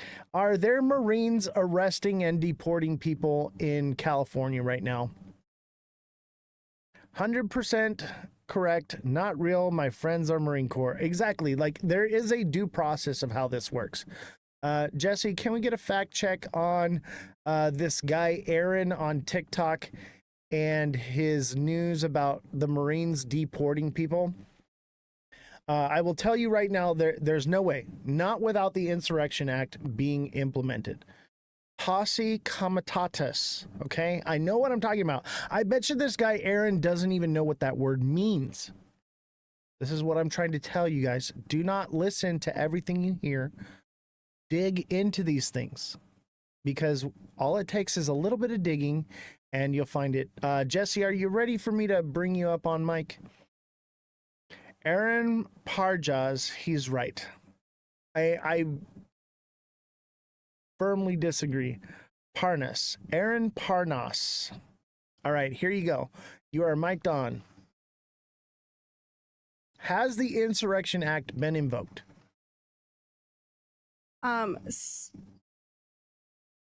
No, the Insurrection Act hasn't been invoked, and the threat was made that the Marines would arrest, but I think people misunderstood. Those were federal agents who made the arrest, not the Marines themselves. Exactly. So the Marines have not done this, and the Insurrection Act is not been invoked. And what is... But they were all together. Okay, and Donald Trump is operating under Title 10 right now, if I'm correct.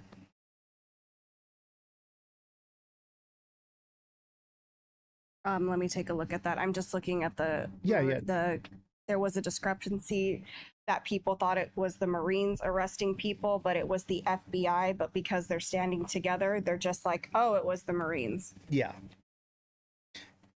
There can be two different forces standing together in a line, and each of them can have different powers.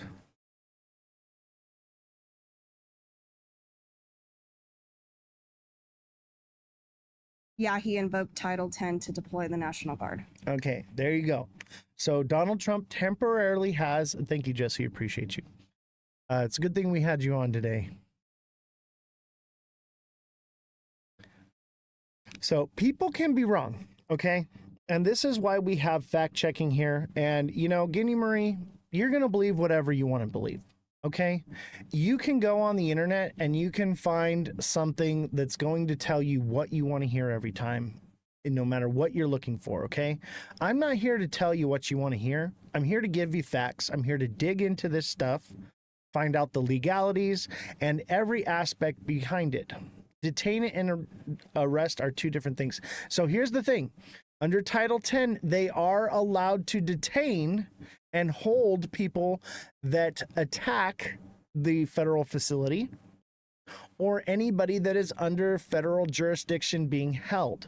Okay, so if there are people in that federal facility that are being held or detained, they're allowed to hold them until the proper authorities come along and file the paperwork and do due process. And it's up to those other authorities to say, okay, we're going to release you from being detained, or we're going to arrest you and deport you, whatever it may be. What's up, Danny Gibson? So understand there are distinctions here. Do not get lied to. Okay? Don't believe everything you hear. That's why we have this show. This show is only popular not because I'm anything cool. It's because I tell the truth. That's why you guys are here. You guys are here to get the facts, right? So that's what I built my whole platform on, is by digging into things, finding the truth, finding the information, because I'm telling you right now that I would say 99% of reporters that are reporting on this issue right now have no idea what the word posse comitatus means. They've never even heard it before. Okay? It's on his Instagram thing, or you're on his Instagram thing. But anyone can post anything. I'm here doing it. You know, don't believe everything I say. Do your due diligence. Go research what I tell you. Because you can get on here and say, oh, this guy Aaron said this, and so I believe it, and then I'm on here saying the opposite. It's up to you to decide who's telling the truth, not by deciding by who is tickling your ear, telling you what you want to hear, but by who is giving you the facts, by digging into the situation and researching it and finding the truth. Because you're going to find whatever you want on the internet to fit whatever narrative you have. Okay?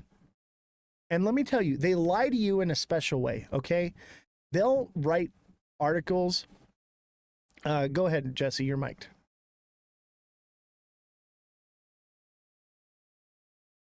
Go ahead, Jesse. I think people are misunderstanding detained and arrested. Right, they have the power to detain. Because detained is just like, we're holding you here for a second because we don't know what to do with you, and arrested is behind bars. Exactly. Arrested is paperwork filed, due process, court proceedings. And the guy that they're talking about who posts... Yeah, this Aaron guy. He is typically, yes, very accurate, but he also conflates things and kind of just says it a little differently to get a reaction. But I believe he believes what he posted, but I'm looking at everything else in the news, and it was one person that was detained for like 20 minutes.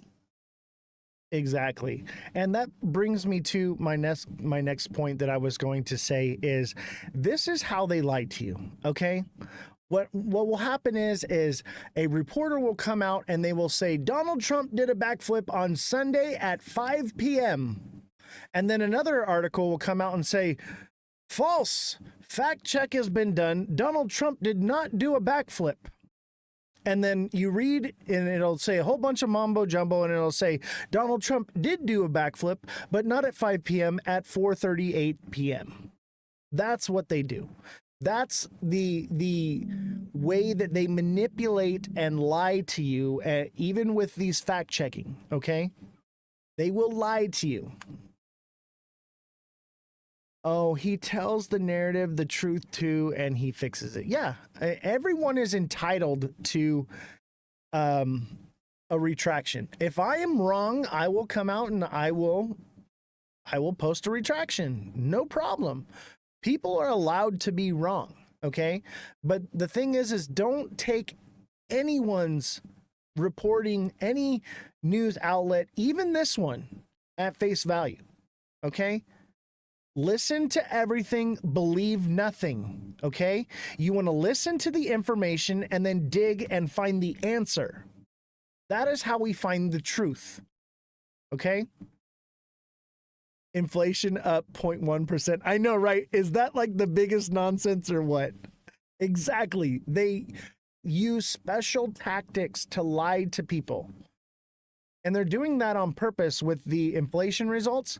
One, to make it look like Donald Trump's not so bad. And two, to make you think that interest rates are coming down so you'll throw your money into the market and the whales can eat it all up. This is what they do. This has been happening for thousands of years, guys. We have to learn from our mistakes. We have to educate ourselves. We have to do our due diligence, okay? We cannot just listen to a creator, even myself, okay? Because I am flawed just like everyone else, okay? We all make mistakes. You cannot just listen to me and take it as fact. You need to look into the things that I'm telling you. That's why I have the news up here.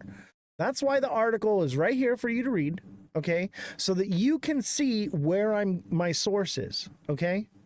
This is how you see how I got to it. But at the same time, you got to look into it more. Do your own research always. Exactly, Mega. Exactly. Do your own research. Use other creators and content creators, news outlets. Use them as an avenue to find the right questions to be asking. And then do the research to find the answer to those questions. Do not rely on me to tell you the truth, okay? Do not rely on this Aaron guy. Do not rely on Mega Crypto. Do not rely on Neo. Do not rely on TikTok Seller, okay? Do not rely on CNN News. Do not rely on Steven Crowder. Do not rely on Tucker Carlson, okay? Do not rely on what's that one? The View, okay? Don't rely on these people. Use them as a vessel to figure out what are the questions you should be asking so that you can do your own research to find the truth. I'll rely on CNN and TikTok. I would not rely on CNN, man. CNN, it seems like for the last 4 years, every time I turn on CNN, it's just Trump derangement syndrome. And I can't believe anything they say because so many times they lied to us. So many times. It's just Trump this, Trump derangement syndrome, Russia, this and that, Insurrection Act, whatever you can name it. They've gotten to a point where they've lied so much, I can't listen to anything they say. Same thing with Fox. Dude, Fox is just as bad. I'd say they're probably on the same team. Mega Crypto says CNN, don't get me started. And Mega Crypto says same with Fox for me. They're both the opposite ends of the spectrum to me. I think they're kind of unilaterally aligned in some ways, and then in other ways they're fighting forces. Fox and CNN stay away from so much misinformation. I agree. I would implore you to find a independent media source that you trust, vet them, and then rely upon them. And I'm not saying to follow the goat, okay? Find one that you trust, that it will give you the facts, and that's where you'll get it. Bloomberg News, I don't know. I sometimes will use Bloomberg on here as sources, but that's because I don't want to create an echo chamber. I want to see what everyone is saying, but don't use a publication as an end-all be-all, okay? Look at all sides of the coin. You got to look at the front of the coin, the back of the coin, and the edge of the coin, okay? When you're... let me break this down to you. When you're looking at a coin to see if it's counterfeit, okay? Do you guys know what the little edges on the edge of a coin are for? You know how you get your coin, it has little ridges on it, right? The reason for that is coins were originally gold and silver, okay? And so they would stamp coins, and the front face of the coin had to look a certain way, and the back face of the coin had to look a certain way, right? Well, people realized that, hey, I can just take my knife and I can shave off a little bit of that gold and silver to every coin, and I can save it all up and melt it down, and I'll have a bar. So those edges on there are there so that you can't shave off the edges of the coin when they were gold and silver. That's the whole purpose of that. So that's why we need to look at the front of the coin and the back of the coin, and in the middle around the edge. In the middle, that fine edge is everything. And it's the most finite surface, okay? It's easy to tell which side is lying on the face, but it takes a much more closer exam to look at the edge, okay? Because the edge is what will tell you, because it can be a real coin. Both sides could be telling the truth, but that fine edge, the slight edge on that, is what can be the counterfeit of it. It's all major news media has agenda. I agree with that. I agree with that. They all have an agenda. Mega Crypto says, love the analogy. Well, I mean, I guess that it is what it is. You know, there's a reason why for everything. But I actually just came up with that off the top of my head right now. But, you know, both sides of the coin can look authentic, but the edge will be the dead giveaway. And 9 times out of 10, it's going to be the edge. It's a slight edge, okay? You guys ever read the book Slight Edge of Infinity? Check it out. Basically, it says that in life, we are walking down the edge of a blade, okay? And all it takes is one tip to one side or the other to fall off the edge, okay? And to go down a rabbit hole down the wrong direction. And staying on the edge and staying sharp and fine-tuned in your life will guide you down the sharp edge of infinity. It's literally, this sharp edge goes for infinity, and all it takes is one mistake to lead you off into the wrong direction. There's a reason why they say the path is narrow. The narrow path. The narrow path that few follow. Exactly. It is very easy to fall off the path. It is a fine line, and we need to stay vigilant and ready and prepare ourselves mentally for this. I would call it a battle. It's a battle for your mind, ladies and gentlemen. Every single day you are fighting a battle for your mind, and that's why we have this show, because we are fighting that fight here. We are here to find the truth, to find the narrow path in which will guide us to the truth. B, how's it going, man? Glad to see you on Twitch, man. Twitch is popping right now. B just subscribed to tier 1. Thank you, B, for subscribing. B, after the show, reach out to me. I've been waiting for you to come into the live. I have a donation to send to the Save a Warrior Foundation. We raised another $75, I believe it was, last month, and I lost your name and stuff, so I want to make sure that it gets recognition to your VFW or whatever, so that it goes through you. So send me a direct message, man, because I've been holding on to it. Everybody thinks I know I haven't posted the receipt yet. I've been waiting to hear from B.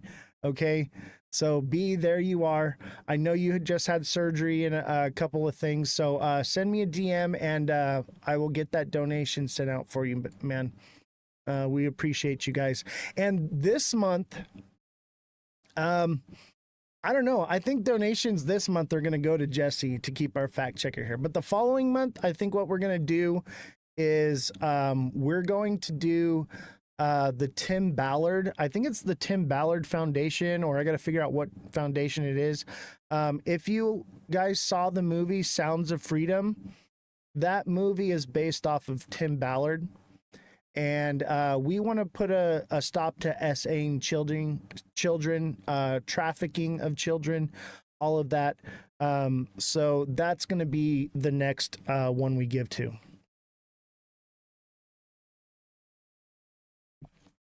All right. Let's read this. Oh, thank you, Mega. I appreciate you. Yeah, anyone that wants to make a donation, the best way to make a donation is to the Cash App, PayPal, or Venmo. All that information is on Twitch because we cannot do that on TikTok. TikTok wants to take that money.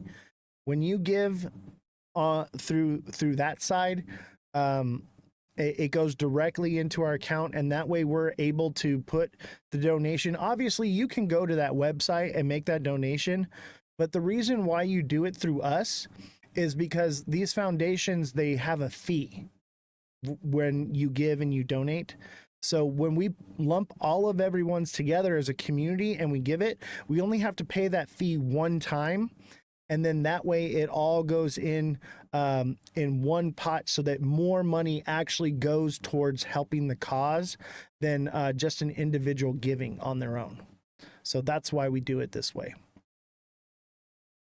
All right, appeal court temporarily allows Trump to keep the National Guard. Okay, so let's talk about this. Okay, so a district court judge, one guy out of 677 men that are district court members in California. Okay, that means any one of these judges could have a vendetta against Trump, could have a Trump derangement syndrome, or for any reason, maybe they're acting in the right. Who knows?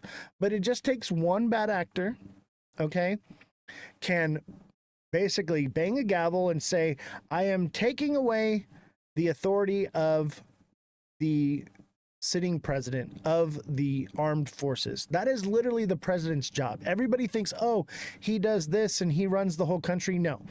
The president's job is to be in control of the armed forces and the military, okay? All this executive order stuff is new. That didn't all happen until, I think, Patriot Act, okay? This is all new stuff. It's unconstitutional edict. All of these executive orders. The executive branch is not allowed to write legislation, okay? There's a separation of powers in the United States of America, okay? The legislative branch writes the laws and passes them. The judicial branch interprets them, and the executive branch has power to enforce them through the force of military, National Guard, and so on and so forth. Okay? Commander-in-Chief, the military answer to the president. Exactly. Okay? So for a judge to come and say, no, you can't take... So basically, the National Guard is under the control of the governor of whatever state. So each state has their own National Guard, right? So in California, Gavin Newsom has control of the National Guard. But Gavin Newsom and oh God, I can't remember her name. The mayor of LA. And I should know because I literally have a picture with her. Karen Bass, okay? I've met Karen Bass personally. So Karen Bass has the authority to mobilize the National Guard into her city. And Gavin Newsom has the ability to mobilize the National Guard into any city or the entire state of California. Karen Bassel. Bro, come on, bro. All right. So she's actually a really nice lady. She has her moments, but she's actually, as an individual, she's a nice person. I do know her personally. There was a time where I was in politics and I was actually going to be groomed to be the next mayor of LA. But that didn't happen. Plans changed. Politics are dirty, nasty. I don't want to have anything to do with it. I would rather be here and making a difference right here with you guys. I met Rick Caruso quite a few times. Nice. Yeah, with my job, dude, like I was pretty plugged in.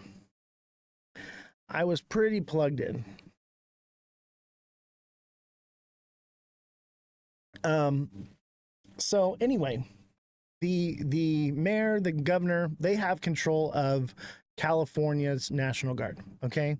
Now, under Title 10 of federal law, and I believe it is a law. Jesse, if you could do a fact check on this, is Title 10 from a law that's been passed through legislation, or is it an executive order? Because if it's an executive order, I do not agree with it. It is unconstitutional for executive orders to exist. But if it is legislated, then it should be okay. So, Jesse, let me know when you have that information. But either or, because of the Patriot Act and all the things that have happened in the U.S., executive orders stand. They are temporary orders. They are unconstitutional edict. They are not laws, okay? Just because something's not a law doesn't mean that there can't be a policy, okay? Stores have policies where they're like, no, you can't use the bathroom, even though the law doesn't say you're not allowed to go to use the bathroom. Just certain stores have that policy, okay? That's what it is a law? Okay, so it is a law. A judicially voted upon passed law, okay, Title 10, which gives the president this authority to invoke not only United States Code. Let me bring you up on mic and you can tell us what the code is. I'm going to mic you right now if you're ready. Go ahead. Okay. Title 10 refers to the United States Code, part of the Department of Defense. So that's programmed into it. That is something any president can pull out. Okay, great. Thank you, Jesse. Appreciate you.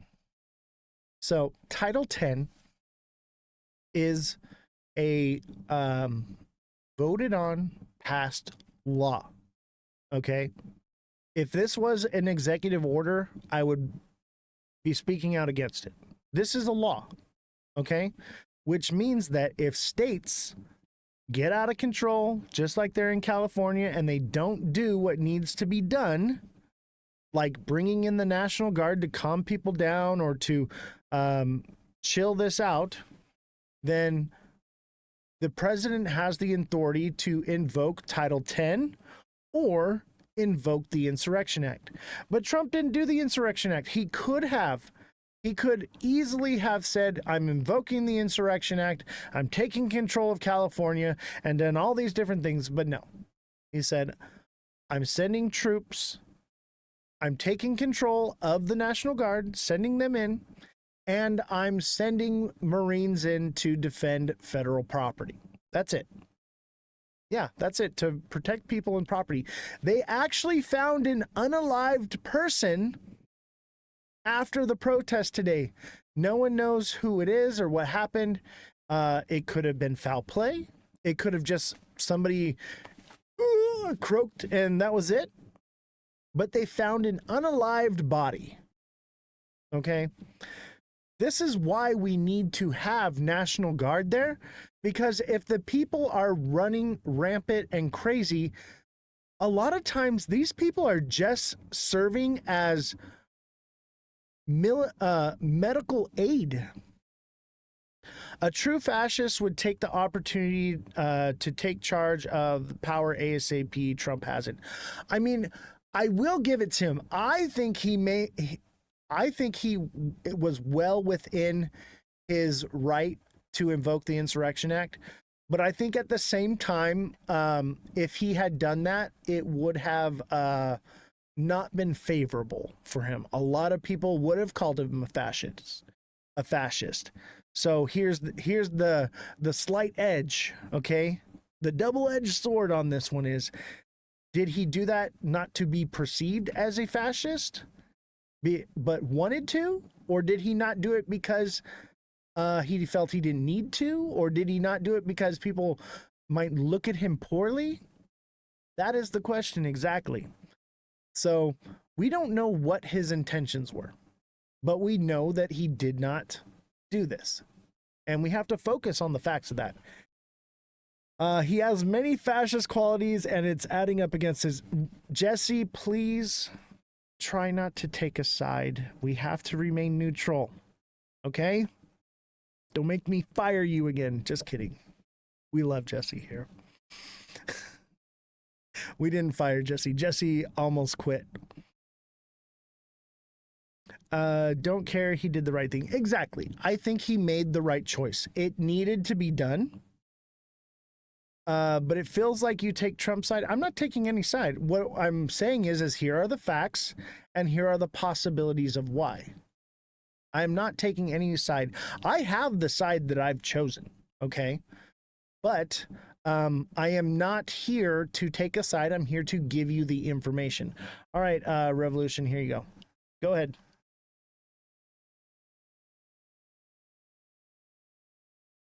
You tell me not to take a side, and that's fine. To be completely honest, I don't like any politician because gross, they all had to sell their soul to get where they are. I agree. But he pulled this out of his butt when that lovely little tweet about him being on the Epstein files, and all of a sudden send the National Guard to California. We had it under control before the National Guard even got there, and then Trump said, oh, the National Guard made everything better, and he tweeted that before they had even arrived. That's true. You can look that up. That's not a lie. Well, there has been the rioting very, has not very stopped. few parts that are rioting, and 90% has been peaceful protest. Yes, and I agree with that, Jesse, but you have to understand that maybe in one area the rioting had subsided, but the problem is this is compartmentalized into multiple different areas are doing different things, so you can find news that fits the narrative that, oh, the rioting stopped right here, but it didn't mean that it wasn't going on over here, and it didn't mean that it couldn't possibly continue. So that's the issue. But we need to... but if you follow the timeline, he lies. I agree. They all lie. Politicians lie. That's what they do. Okay, that's why you're watching this show, so that you can get the truth and the facts. But Jesse, we need to remain unbiased and give the information in a way where it is not our... Okay, but then so do you. I am, but I'm also giving that this could have happened because of this reason or because of this reason. Okay, I'm not taking a side here. You already know what side I'm on. We've talked about this off mic. Okay, we must not... first of all, we must not argue. Okay, I mean, we can argue it, but we must not take a side, and we must be. I'm not arguing. I know, but we need to be bound to the facts and not opinionated in our responses. That is the whole purpose of this. Is people will come up with their own opinions. As long as we both do it, I'm here for it. Okay, and if you hear me slipping up, chime in and put me in my place. But the whole goal of this show is to not take a side. Just did. Okay. All right. Thank you, Jesse. Jesse, everyone. Mega says Oz for president. Mega says I was there. It was bad. Yeah, dude. I messaged Mega. I was like, hey, bro, I know you're down there. Are you okay?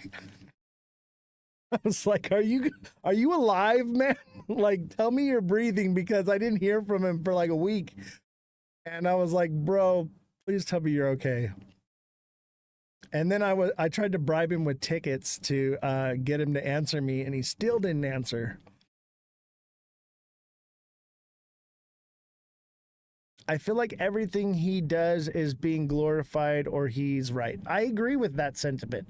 I think there is a part of the news media that is their job is to make him look good. I get that. I believe that. Trump was born out of all the BS the last administration tried to make us believe. I agree with that too. What's XRP dropping to tonight? That's a good question too. We'll get to that in a little bit, so stick around. Guinea Marie, I agree with Jesse. No, you say he's right, or he did it because. I literally said he did this. He did a thing, okay? He invoked the powers that needed to be invoked, in my opinion, okay? When he could have legally, he had every right to do what he did and could have taken it a step further. But I believe he made the right decision by not taking it too far, okay? And doing just enough to make it okay. And I believe that he either did that out of because he didn't want people to think he was a fascist, or because he's just not a fascist. That is what I'm saying. It is my opinion that he made the right choice. Okay? I believe that we needed the National Guard there. Okay? Just to facilitate, they found a unalived body. Okay? Just to facilitate with first aid. There needs to be people there that can help with that. That is more or less what the National Guard does. Okay, the police are the ones that go in there with the tear gas and all the riot shields and the batons hitting people. Okay, the National Guard, more or less, they will, do some of those roles, but most of the time they're out there rendering first aid and help and things like that.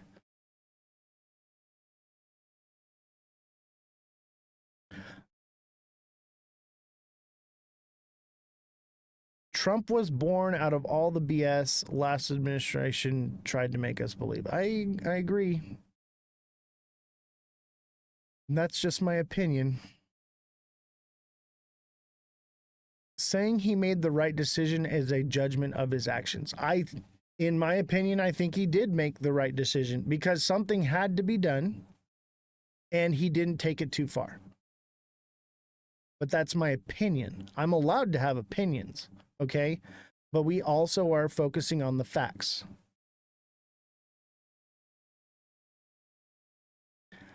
B says, take a look back, Obama, Clinton, and even Schumer,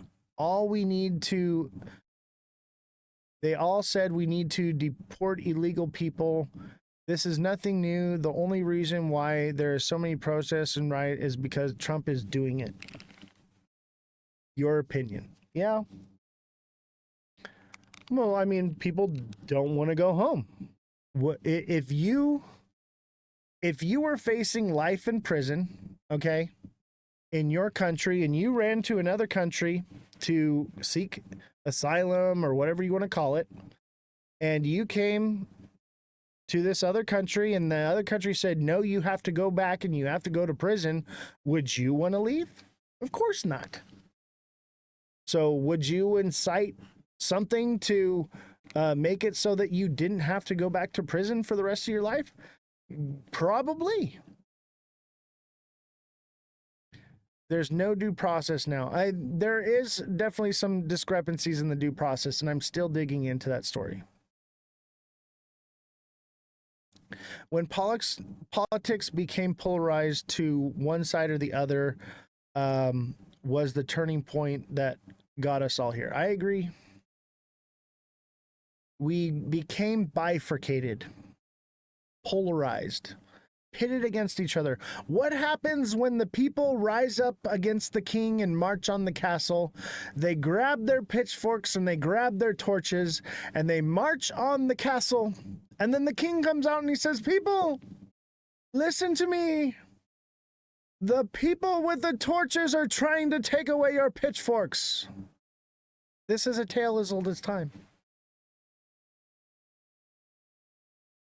If you love this country, fly the stars and stripes high. I fly the stars and stripes, but I do not fly the regular flag that you're all used to seeing, Old Glory, with the red, white, and blue. My flag is all black. I fly a black flag in my front yard. That is the FOFA flag. That is the flag I fly.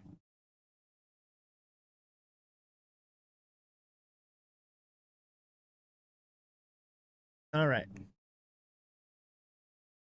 So, let's see here. More news. Let's see what's going on here. Go beyond the headlines with stupid. See, I usually watch all the ads first so that we don't have to watch the ads and then we get stuck with this. Neo, thank you for the 3 popular votes and the heart me. Hold on a second. We got a bunch of gifts up here. I didn't even realize because we were getting into it. So Mega Crypto with the heart me, Big Baller with a heart me, Neo with a heart me, Neo with the 3 popular votes, TikTok Seller with the 8 popular votes, and TikTok Seller with the 6 roses. What's going on, Henry? How you doing, buddy? Who's got me with the dragon crown? I need a dragon crown. Somebody help me out. Let's watch this news here. This is actually pretty crazy. Regular people are mobilizing against Donald Trump and his administration's overreach, both against his reckless, destructive efforts Look at this. to detain law-abiding, peaceful... Is that Marines versus National Guard?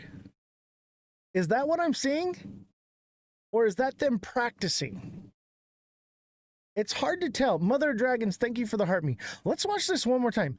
Is this them practicing and getting warmed up, or is this an actual skirmish? Against Donald Trump and his administration's overreach. What am I seeing right here? His reckless, destructive efforts to detain law-abiding, peaceful neighbors in communities across the country, and also his decision under dubious legal authority to mobilize the national... Practice? You really think so? I don't know. Look again. Watch this with me. And even if it is practice, why would they put this up here to... People are going to believe civil war. They're going to think it's begun. Regular people are mobilizing. Either way, this is not good. And his administration's overreach. Both against his Go back to crypto. To detain law. Dude, I just used you guys. I just used crypto to reel you guys in so that I could do a news show. Authority to mobilize the National Guard and the Marines against peaceful demonstrators. I just used your wallets to rope you in. Against what is happening in this country, from Los Angeles to New York, El Paso to Raleigh. And this weekend, there will be many, many more protests. Look at that. Coast to coast, wow. In cities big and small towns. Look at, they're just covering this. I covered this last week. What was it, Friday? I covered it like Monday, Tuesday. They're just covering this now. We were on top of this. You're going to get the news here before you get it anywhere else. Let's talk about the coneheads. Trump's North Korean-style military parade he's throwing himself on his 79th birthday. Those protesters have a simple message. You see your house? We have no king. Where is it? Right here somewhere? The constitutional right to protest, enshrined in the First Amendment, exists for a reason. And I got to say, watching all this develop over the last few days, it feels odd to have to say this, but protests are good, actually.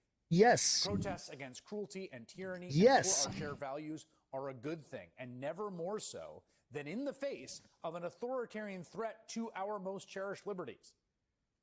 And to be clear, any debate about the optics of peaceful protest or whether or not demonstrators are just playing into Donald Trump's hands obfuscates the fact that people should be peacefully protesting against the ongoing attempt to end American democracy we've been witnessing. An attempt that began on Trump's first... Hold it right there. Do you hear what he said? This is how the news lies to you. Listen. Attempt to end American democracy we've been witnessing. End American democracy. They're going to end American democracy. Okay, first of all, America, the United States of America, has never been a democracy. Ever. Okay? And what they're trying to do here with the media is they're trying to make you think that we live in a democracy. We need to stand up for our democracy. We need to fight for democracy. Okay, democracy is a bad thing. Okay? Hear me out, chat. Democracy is a bad thing. Democracy is mob rule. Okay? When the mass majority of people are allowed to vote on something and then just deem it to be, that is what democracy is. We do not live in a democracy. We live in a republic. Okay? This is a republic. We have a republic for a reason because there are people that can be disenfranchised by democracy. So we give everyone an equal voice, even the little guy. Cue the Star Wars music. Dun, dun, dun, dun, dun, dun, dun, dun, dun. We live in a republic for a reason, okay? A democracy is a bunch of wolves and one sheep deciding what's for dinner, okay? A republic is a bunch of wolves and a well-armed sheep deciding what's for dinner. It gives balance so that the little guy is not trampled on. That is the point of having a republic and not a democracy. Do not be fooled by the media, by these prominent pundits, okay? We live in a republic. Long live the republic, okay? Democracy is not your friend. Democracy is mob rule. Risky Sneak, dictatorship is when they tell you what to do. Democracy is when they pretend not to. Exactly. Exactly. Well said. The little guy needs to have a voice too. Just because you don't live in a congested city doesn't mean that your opinion and your voice does not matter. Your vote should count equally. That is why we have a republic. But I also agree with what he's saying. He's saying something that you agree with, that we have the right to peaceably assemble. We have the right to protest. And then he throws in, this is undermining our democracy at the same time, so that you conflate the two with each other. They have been doing this. This is brainwashing, brain programming at its finest. Be careful, chat. Okay? Be careful, because they are doing this on purpose. And over time, our children will think that we live in a democracy by using this type of word manipulation. Be careful. Be careful what you listen to. Be careful who you listen to, okay? Listen to everything, but believe nothing. Don't believe any of it. It could all be a lie. Question everything. Dig into everything. Do your own research. Find the facts. Witnessing an attempt that began on Trump's first day in office of this term, when, as one of his very first official acts as president, he pardoned every single participant in the violent insurrection he incited at the Capitol on January 6th. Even the people who bashed the heads of cops in, the people convicted of seditious conspiracy against our country in jury trials. Of course, the Attorney General and Trump's spokesperson, as she is, says this is all different somehow. I just want to fact check that right there. Donald Trump did not pardon the people from January 6th that bashed in the heads of police officers, because that did not happen. The only police officer that was harmed died of natural causes, I believe it was a heart attack. Okay. There may have been somewhat assaults on police officers, but there were no actual reports of anyone bashing in the heads of police officers. You've been criticized for having a double standard with the president pardoning all these people who attacked police officers on January 6th in his first day in office. How do you answer that criticism? Well, this is very different. Attacking police officers. Look, they said it again. Listen, chat. There was not one report of that happening. You've been criticized for having a double standard with the president pardoning all these people who attacked police officers on January 6th in his first day in office. How do you answer that criticism? Well, this is very different. These are people out there hurting people. She answered the question right now, incorrectly. This is ongoing. No longer. We're going to protect them. We're going to do everything we can to prosecute violent criminals in California. California is burning. These people are waving Mexican flags, yet they don't want anyone to go back to Mexico. They're burning American flags. This is the United States of America, and we're going to protect Americans. We're going to protect all citizens out there. First of all, I'm just duty-bound to say, when January 6th was ongoing, when people were getting hurt and Donald Trump had a chance to stop it, he didn't, remember? Crucially, right? So when it was happening, when he was watching the coverage of the cops getting their heads bashed in, he didn't stop it. Also, Never happened. Misrepresenting the protests in California. The Constitution protects waving a Mexican flag at a protest. If foreign flags require the National Guard, I got bad news for some members of Congress. Perhaps most importantly, the January 6th rioters. I'll tell you this right now. I don't agree with the idea of burning the American flag, stomping on it, flying the Mexican flag while you're doing that. However, we have freedom of speech in this country, and I will die for your right to do it. You have every right to protest. If you feel like you want to light that flag on fire, I don't agree with it, but I will die to defend your right to do it.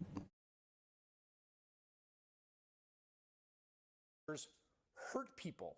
They assaulted cops with bear spray and tasers and flagpoles. Those pardons on that first day made it crystal clear, if it wasn't already, it was to me, but for anyone else who was following. Donald Trump does not care a whit about law and order, about the law, about any order other than... Speech is one thing, but destruction is another. You have to understand that burning the American flag is a form of free speech. We have the right to do these things.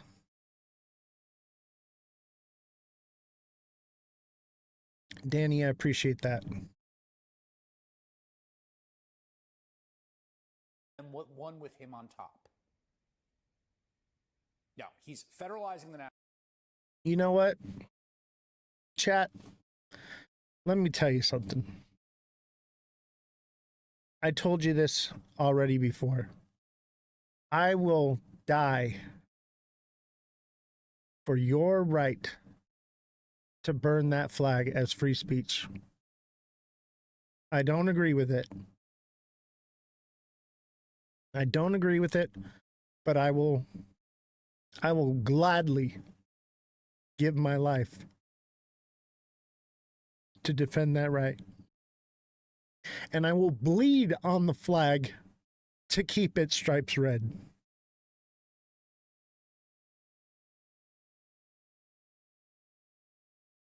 Do you hear me, chat?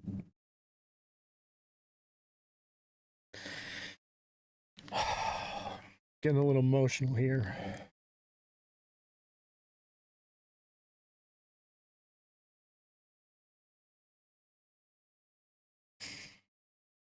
Hate it, but it's part of free speech. I agree. And we have to defend that right. Because if that right is lost, so is this show. This show is under attack as far as free speech.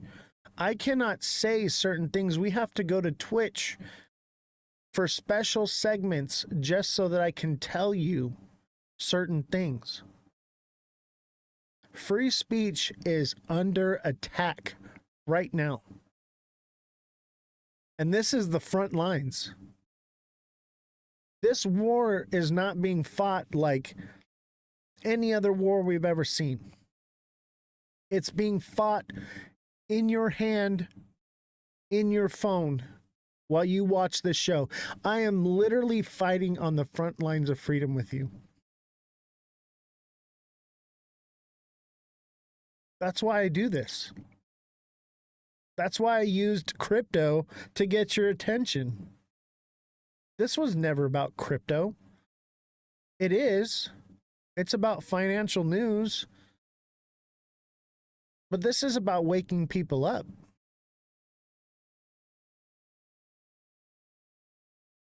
They want California back as Mexico. What if it was Russian, Korean, or Chinese flag? I agree with that sentiment that there would probably be a different narrative.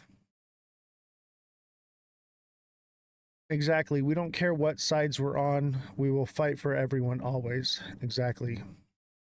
Yeah, there's no free speech in Australia. I feel for you guys in Australia. That's why most of my viewers are in Australia. It's not mainly because of the time, because the time lines up with when y'all are awake. That's part of why I chose the time I did, was because I wanted to reach Australia. Because I saw what happened to Australia during COVID. My first podcast was more political, and I chose the time slot I did so that way I could reach Australians.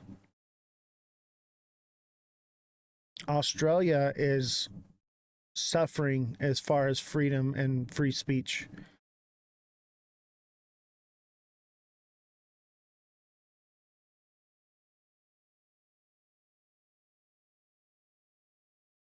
B says the First Amendment stops when you hurt or damage property. I think, yes, like, you don't have the right to not peaceably assemble, but you have the right to peacefully assemble.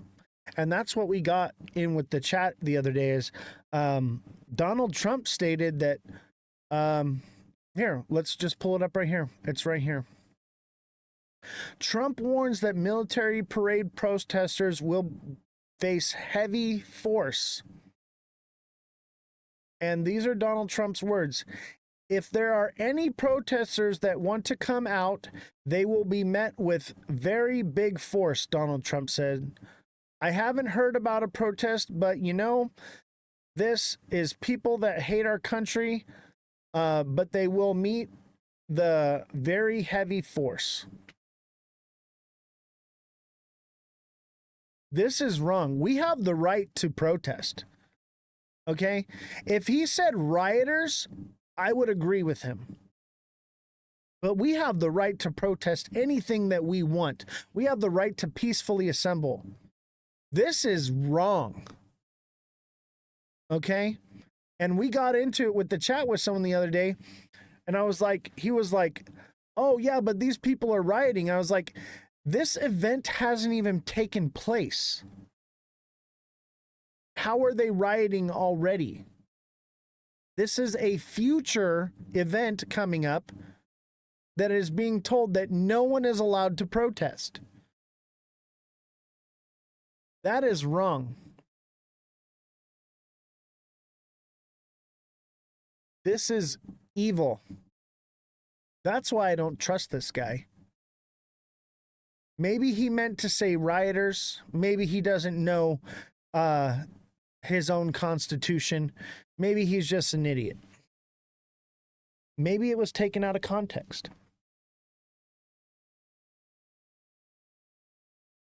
But if this is true, this is wrong. We have the right to protest. If you're going to protest, do it peacefully. Take a page out of the history book and look at how Dr. King did it. They linked arms and they marched down the street and they did nothing. They knew better. They knew if they rioted that they would probably be hung or something worse. They knew how to act right. Today's generation, they don't know how to act right.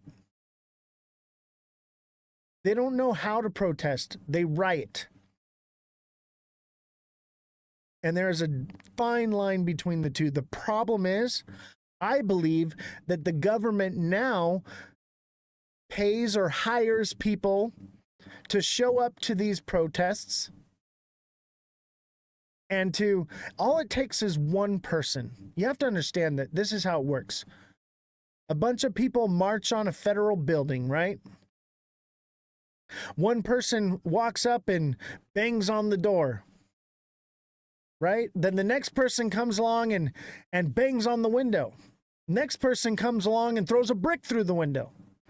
Next person comes along and sticks their head through the window. And then the next person comes along and climbs through the window. And then before you know it, the entire mob is inside the building. That's how it works.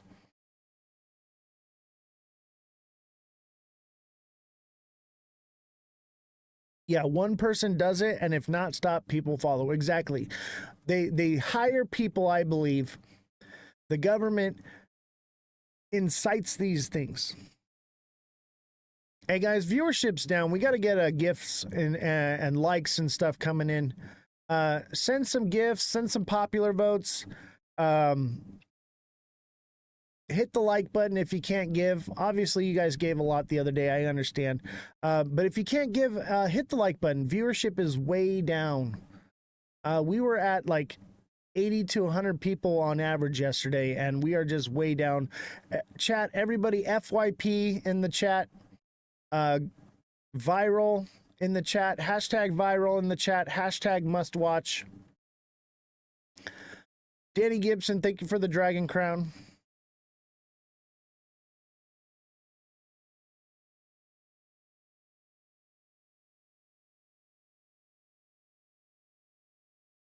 We gotta work together to keep this show alive, guys.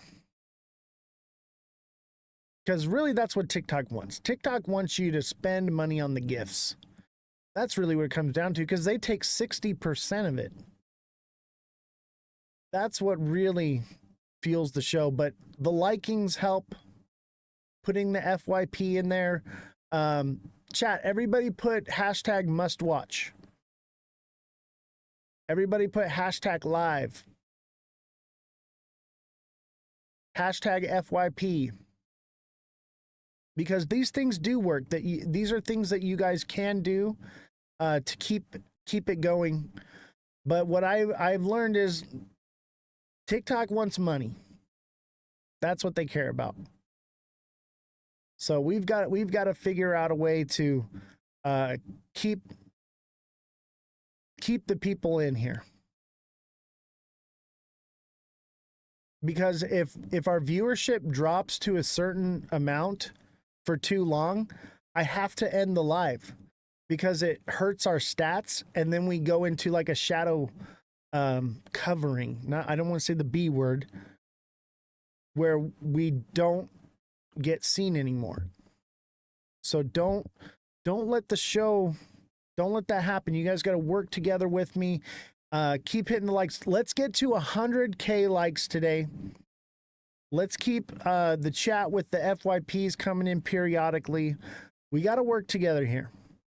And I'll tell you what, most of it is because we're here telling the truth and we're talking about things that is not part of the narrative they want to push.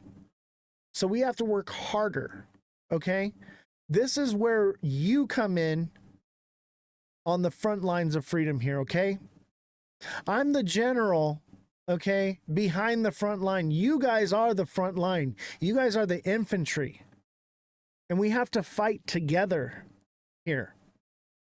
We have to come together and work together to keep this going. Otherwise, this will all be lost.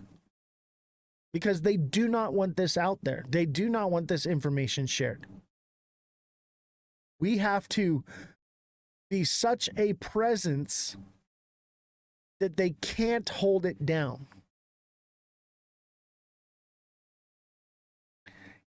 Yeah, share the live, guys. Share the live with your friends.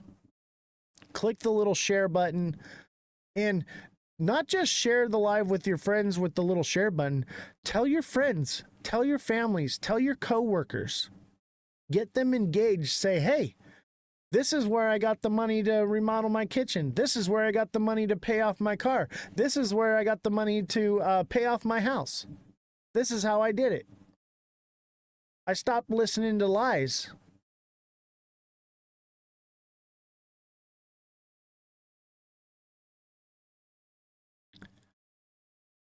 All right.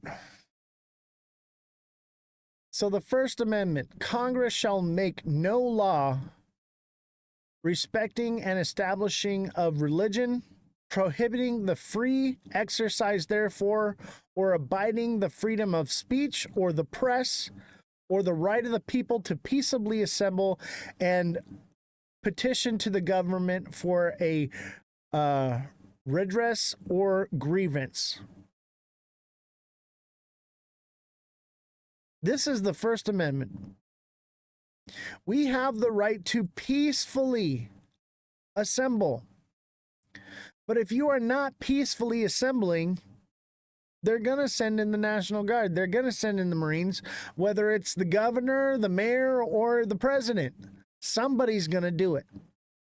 And that's why there's Title 10. We have the right to press. This show has the right to press. But let me show you something. We have 15 people watching right now. If we start talking about crypto, oh, it's going to skyrocket and we'll get viewership right back up. But because we're talking about what we're talking about, they shadow ban us. I'm going to say it, whatever. We're already on that train. We have the right to press. The problem is Section 230. Section 230 of the Communication Decency Act protects social media platforms from liability for content posted by their viewers.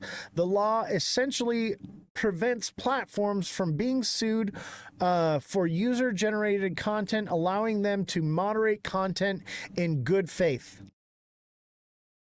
They get to moderate content. Okay? Which means they get to shadow ban whoever they want. They get to sweep anyone under the rug that they want.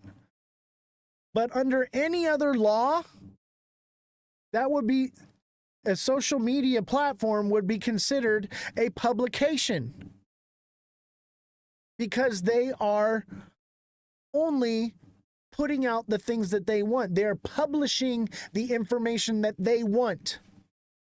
And this is why freedom of speech is under attack on social media, because of Section 230.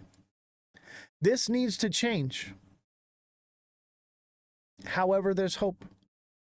The Department of Justice review of Section 230 of the Communications Decency Act. As part of the President's executive order on preventing online censorship And as a result of the department's long-standing review of Section 230, the department has put together the following legislative package to reform Section 230. The proposal focuses on the two big areas of concern that were highlighted by victims, businesses, and stakeholders in conversations and meetings of the department held to discuss the issue. First, to address the unclear, inconsistent moderation practices. Boom. Unclear, inconsistent moderation practices. That's what we're fighting against right now. That limit speech and go beyond the text that of the existing statute. Second, it addresses a proflication of intellect and harmful content online that leaves victims without any civil recourse. Together, or taken together, the department's legislative package provides a clear path towards modernizing Section 230 to encourage a safer and more open internet. Finally, something good the president has done. It is about time we have had Section 230 reform. My first podcast started because of this right here. My very first episode was on Section 230 reform and how badly social media needs it. Finally. But let me tell you, places like TikTok, they're not governed by the United States of America. Why do you think TikTok is getting shut down in a few days? Because they will not operate under this. They are out of China. They're under different laws. They're trying to get TikTok under their jurisdiction, but they don't have it because the internet is something global. This is a problem. This is why even unless China gives them that jurisdiction to make this part of it, then I will be leaving TikTok and you will have to come watch on Twitch. TikTok is getting shut down on the 19th. I don't see Olympics in LA be worse than Brazil. That's funny. Aren't the Olympics here this year? I think they are. All right, back to crypto. Everybody put crypto, FYP, all that in the chat. Jesse, if you're listening, could you come into the office for a second here? Or into the studio?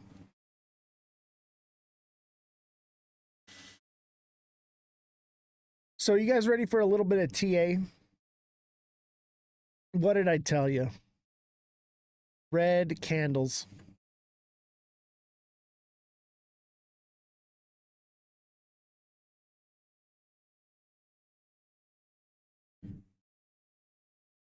More red candles. So look, we came down here and we tested the blue line. Textbook came to the blue line and we pumped up to about, looks like we went to 215. I thought we were going to hit 217, to be honest with you. And it didn't even go that far and it started coming back down. Now, hear me out. We could hit about 207, 208. Retest there and come up from there. And that would be a double bottom.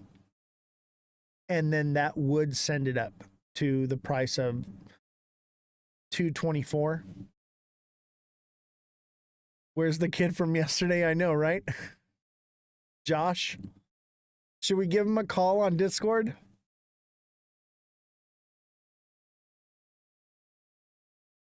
We could potentially come down further.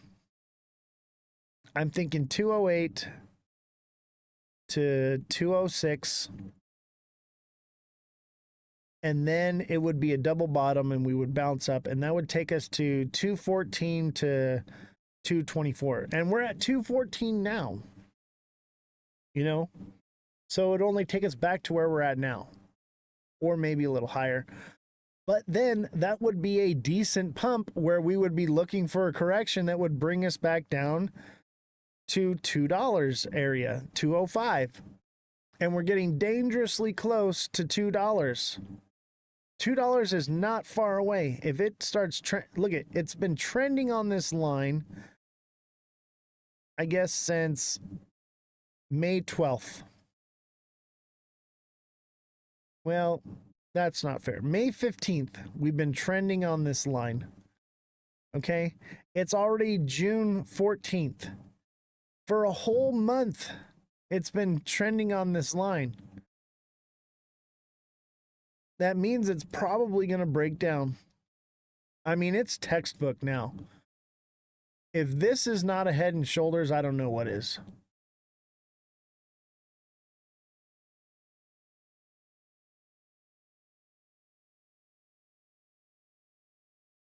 $207 to $214 is possible. It could just come breaking right through it. It could just be cooked. We've seen worse. Look at these moves. It went from 216 all the way to 199. Boom. It hit $2 and blew past it. It obviously picked up right away. But we'll have to see. Is it going to bounce off of $2 and continue back upward? Or is it going to come down? The chart tells me it's coming down. This is textbook, as TikTok seller would say. This is a textbook.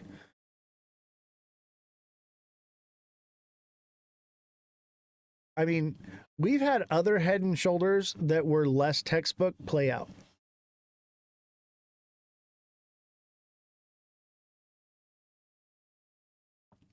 Kodak says, I'm anti-FOMO certified now. Yeah, dude. I remember, man, you were like, oh, dude, this, I'm worried. I'm like, just chill, bro. Chill out. You get 2 shots. Look it. When it came up here to the top, it touched it twice. Right? It touched it twice here. When it came down here, it touched it twice. It actually touched it 3 times. You get more than 1 shot. Look, right here.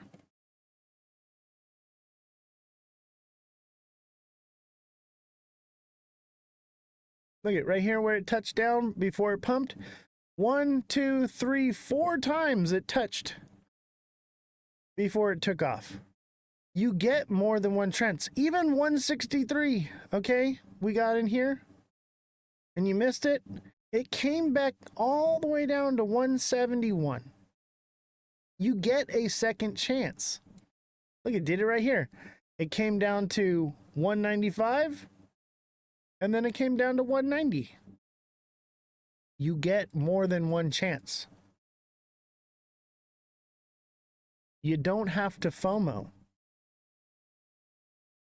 There's no need to catch. You can't catch every candle. You can't catch every trade, right? But you can read the chart and let it talk to you, let it tell you what it's going to do, and then you can make a more calculated decision. There's no reason to FOMO, guys. Don't be FOMO'd about it going up. Be FOMO'd about it going down. It's more, you guys have to understand, it is easier for everything to drop, just completely collapse, than it is for things to just take off to the moon. We already went to the moon. Look at this. This is a rocket ship. This is a freaking chemtrail from a rocket ship, straight up. And then one more. All right. Now we're just coming back to Earth slowly. You have time. Chill out. All right, let's get into some news, huh? That last one was a tough one.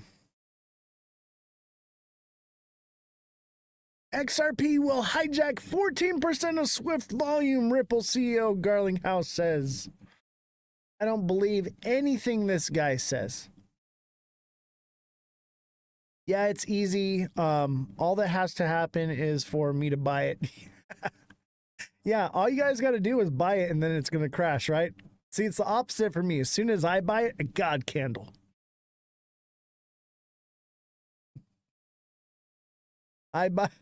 Every time I buy it, just creates a God candle. That's why I tell you guys to get in before I buy, because as soon as I buy it, just sends it straight up. I can't take credit for the full God candle though, because 50% of it is just all the latecomers FOMOing into it. I don't believe this. Let me tell you what. It is June 13th, and we're going into July. Another, we'll look at SXT in a minute. I want to wait for it to find a new bottom. Like I said, if it broke 9 cents, that it was going to come flying down, and then we'd have to find a new bottom on it. But I'm not selling. I only bought it at 10 cents. So what, it dropped a couple cents. I really don't care. It's not that big a deal. I didn't put, $100,000 into it. I threw chump change on it. So let's talk about this. I just don't see XRP taking 14% of Swift on. Maybe. And we talked about this with the guy yesterday, okay?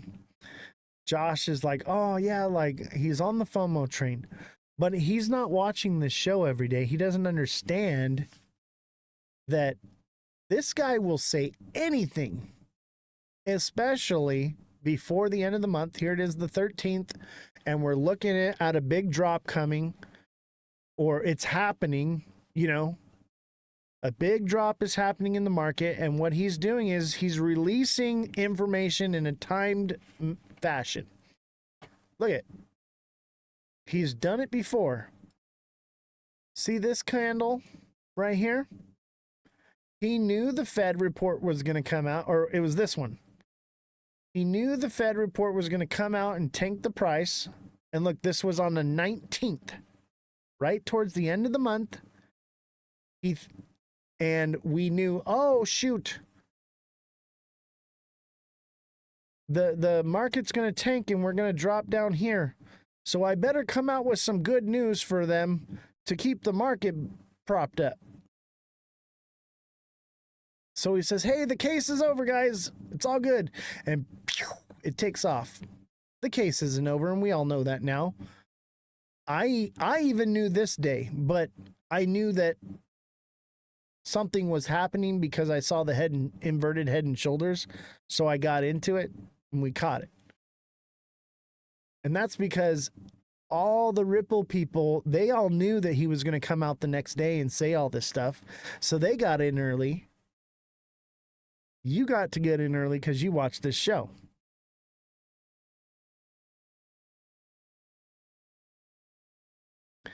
But it was going to tank because of the Fed report. And look at, if we map this out, let's map it here, okay? So from here to here. So if we were right here, and that report would have came out without this good news, that would have taken the price from 233 all the way to 198, and people would have freaked out, and it would have sent it even further. And we would have dropped down to this 163 right away, and it actually would have fell further than 163 because it would have been a legitimate head and shoulders, and it probably would have fell to 150, and that's what Mega was saying. And it should have. Mega Crypto should have been right. The price should have dropped into $1.50. It should have. But they lied. They lied and artificially brought up the market before it would tank to keep it up. I knew this morning that kid was watching the charts, but we should invite him back, to be fair. You want me to send him a call and see if he answers? I figured we should let it simmer. I figured once it hits 160, then we'll give him a call. Revolution says, y'all mean. You weren't even here. You didn't even see that show.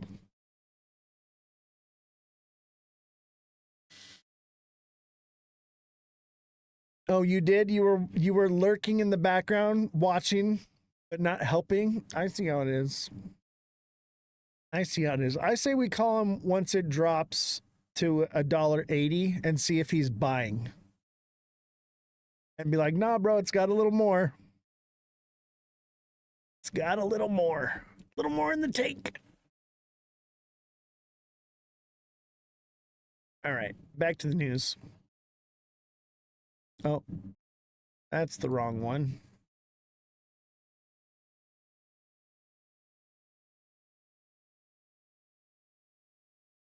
There it is. Nope. You always support, do you though? Do you really? I'm just kidding. We love you, Jesse. She's right. Y'all mean, but I love it. Hey, hear me out. The dude has been spoon-fed moon cheese on social media for the last, what, 6-7 months? I don't blame him. He thinks it's going to $100 or more this year, minimum. He thinks that Swift is getting hijacked this year by XRP. He thinks that it's happening right now, this bull run. I could see Swift doing this. This could maybe happen in 2030. Let's see if he says a timeline on this. He doesn't say when. Let's watch the video. It's 5 years. 5 years, yeah. So, I mean, it's for a dumb reason. Swift today, there's two ways to think about Swift. There's the messaging, there's liquidity. And liquidity is owned by the banks. I think less about the messaging and more about liquidity. Because if you're driving all the liquidity, that's good for XRP. Anyway, so I'll say 5 years, 14%. 5 years. What did I say? I said 5 years, 2030. Within 5 years.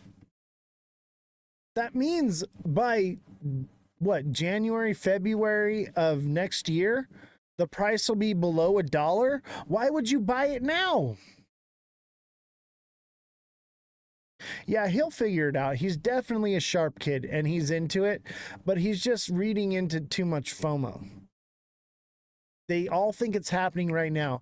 He didn't even listen. He brought up this video and didn't even listen to 5 years. He said, oh, no, it's happening by October, November, dude. It's happening. Like, Brad Garlinghouse said 5 years. That's what I've been saying. Like, this could take a decade.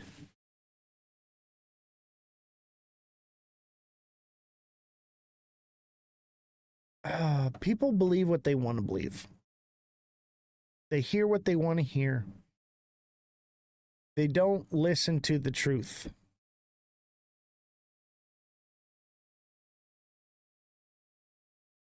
Okay, here's a cool one. This is a bit of old news, but they published it on the 13th, which was today, so I figure we cover it. Walmart and Amazon are exploring issuing their own stable coins.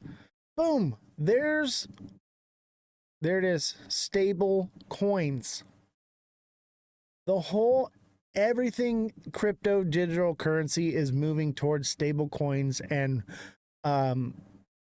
coins backed by real world assets. Then my burger will be worth 100K. Yeah. If they were using XRP or other coins that fluctuate, that means you would go to the store to buy eggs or a burger or whatever it may be, and the price would change and fluctuate dramatically every day.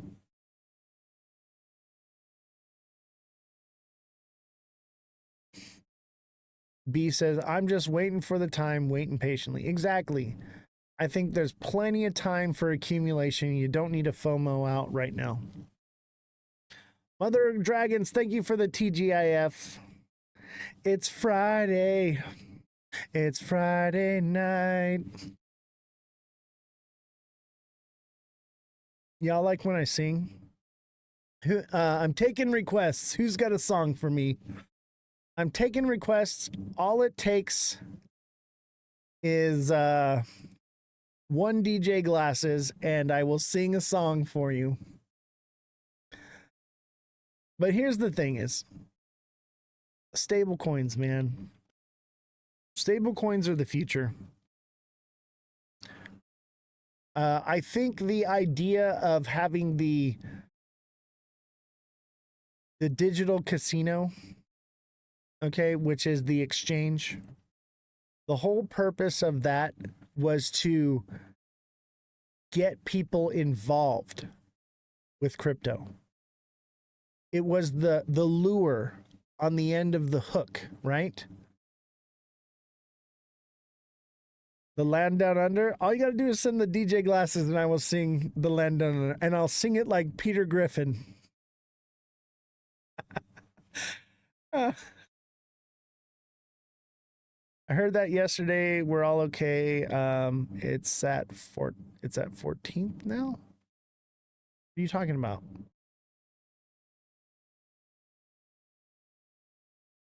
Oh, Mother Dragons sent 2 TGIFs. Thank you, Mother Dragons.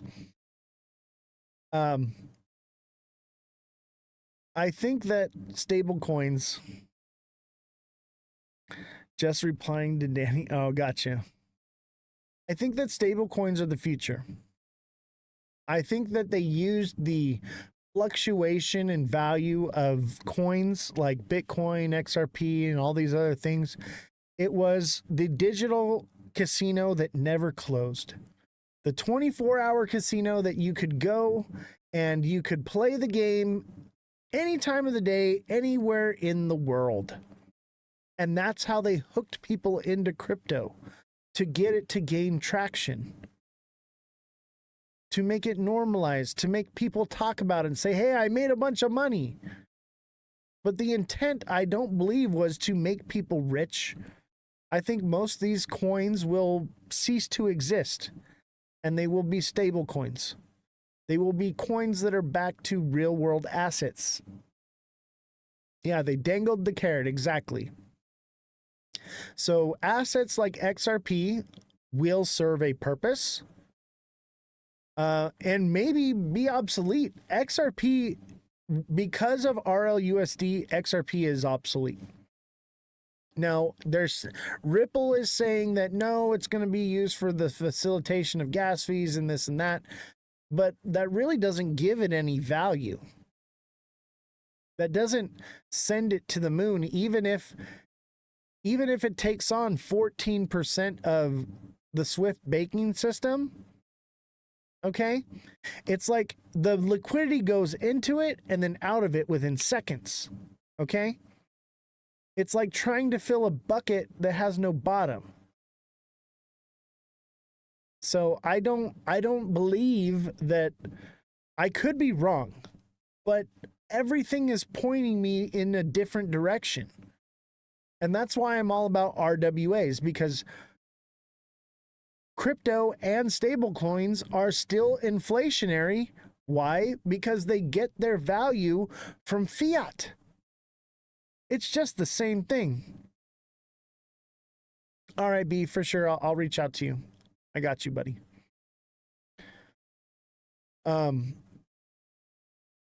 But yeah, I do believe that, you know, the future is these stable coins, and the online casino was the way to get people to believe in it. Let me tell you something about money, okay?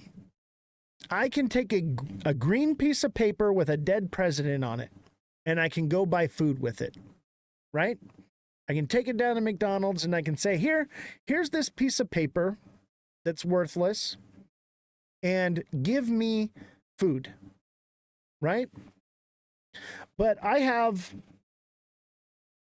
I have this. That's probably a bad example. I have this little bug zapper off the TikTok shop, okay? It's a little light. It turns on. They're like 20, 30 bucks. Whatever. I'm not selling this product right now, but it zaps bugs. I have it in here because the stinking bugs are ridiculous sometimes. And if they get in the studio, it zaps them, okay? It's worth 30 bucks. It's brand new, okay? But I can't take it to the store and trade it for a cheeseburger, okay? I'll bring it in there. I'll say, hey, this is worth $30. Can I get a $5 cheeseburger for it? And they'll say, no, get it. We won't take that. Stick my finger in it. No, I'm good on that. I'm good on sticking my finger in it. But the reason why they take the worthless piece of paper and not the bug zapper that's worth more than a cheeseburger is because people give it validity. People give it value. The sentiment behind it. We have all agreed that it has value, therefore it has value. Same with cryptocurrency. Okay? And that's how they got people into crypto, was by creating the online 24-hour casino that operates right in the comfort of your bathtub, or while you're sitting on the toilet, or on the couch, or in front of the TV. That's what Bitcoin is, exactly. That's what any of these coins are. It's the online casino. And everybody here is trying to get rich off of it, right? We're all here for the same reason. Okay? We want to pay the bills with this stuff. We want to buy all the cheeseburgers, not just one. That's why we're in it. That's how they hooked us into it. Okay? And people are still thinking in 2 dimensions. Where I'm over here in crypto, I'm thinking 5th dimensionally. What will this actually become?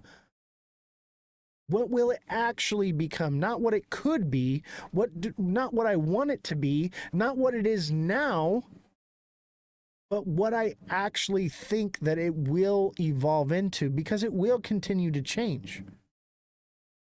Whatever crypto is now will be completely different by 2030.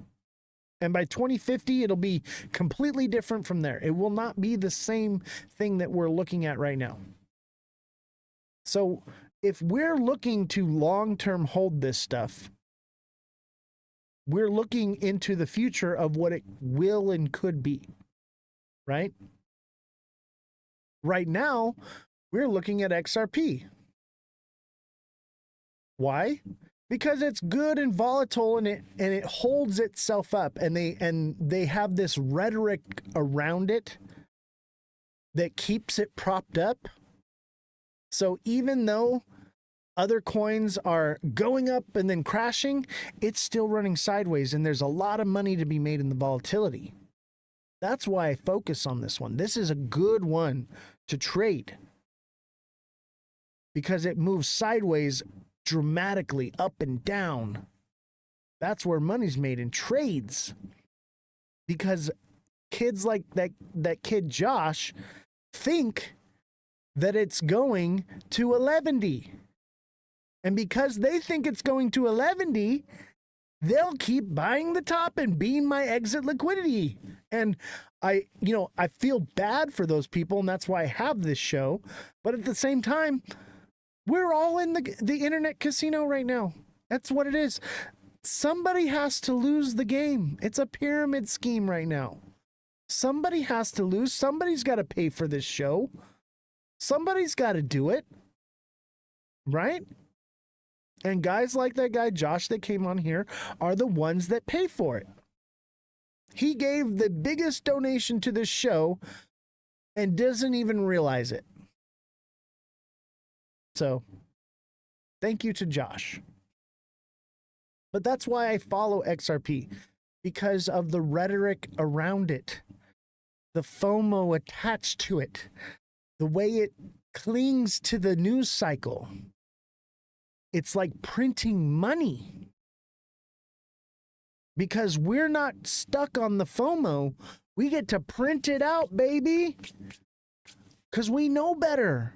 Just like the whales do. The whales are trading the same way I'm doing it.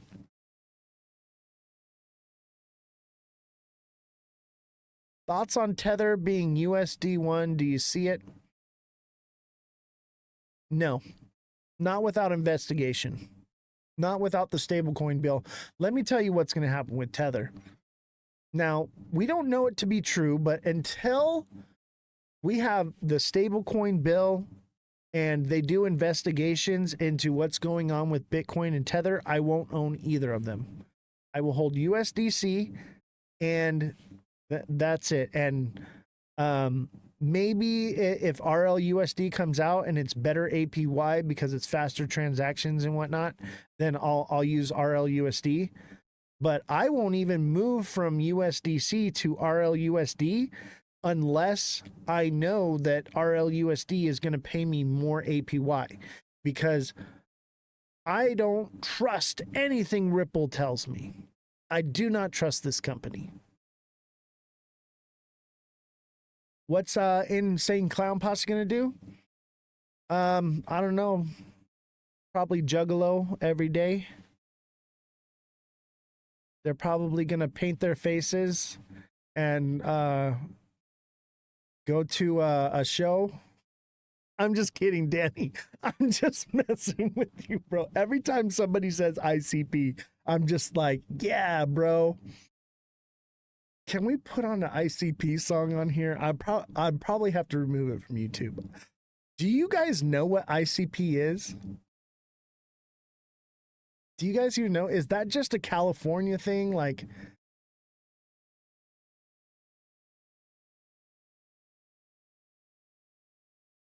the people that dress up like clowns? Hold on. I'm going to put one on just for fun. Here we go. This is ICP, by the way. Ned's excited for his big date. That's a commercial. He's wondering, what if Flaky... This is ICP.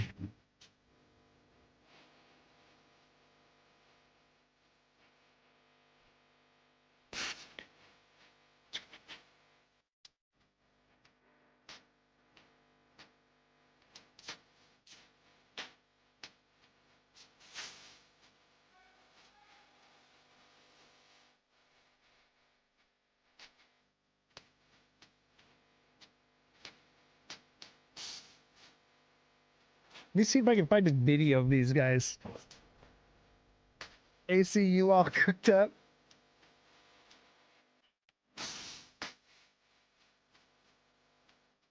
Look at, here's a picture. That's ICP.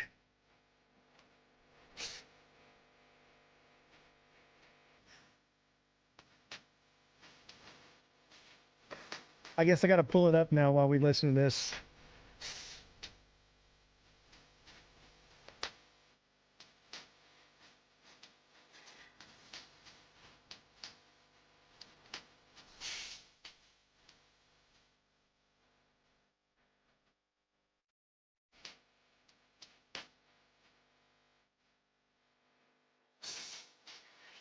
I'm gonna get banned from YouTube for this one, but I don't care. Where I come from, when I was a kid, man, everybody was listening to ICP, bro. If you weren't listening to ICP, you were a nerd like me, and you were in the video engineering class and in science camp and all of that. But I still liked the music. But I was definitely a nerd.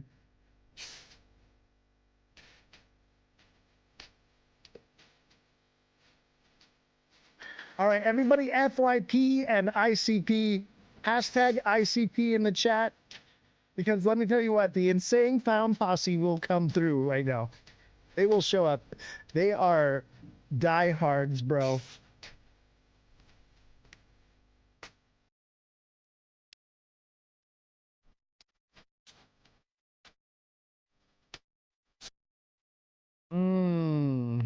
What is ICP gonna do? Focus, focus, joker start. Come take a trip. I don't know the words.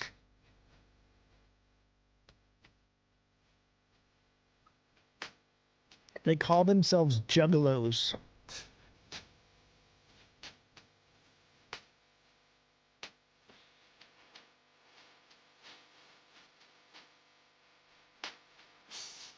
I think it's about to pump, actually. Let me see. Hold on.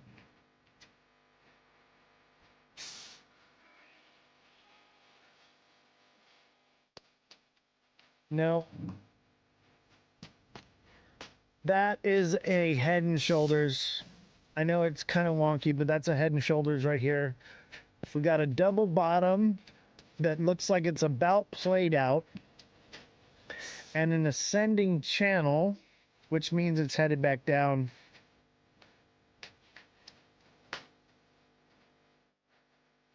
I'd say in the short term, 531.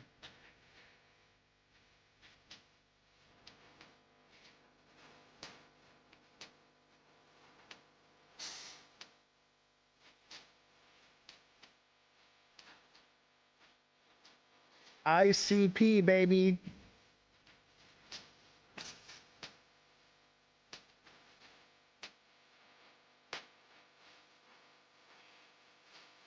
What are we dropping down to on what? ICP?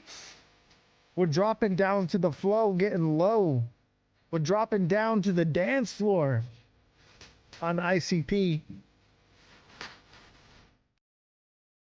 All right. I'll tell you this, though. It is pretty vulgar. ICP is pretty freaking vulgar. On XRP, XRP is probably going to hit like 205, 208, and then bounce up, double top, and to about 218 to 225, 224 maybe, and then come back down to about $2. It may not, though. It may not. It may just hit resistance here, or excuse me, support, or yeah, it may hit support and blow right through it. And if it breaks through support, it's going to drop hard to 188.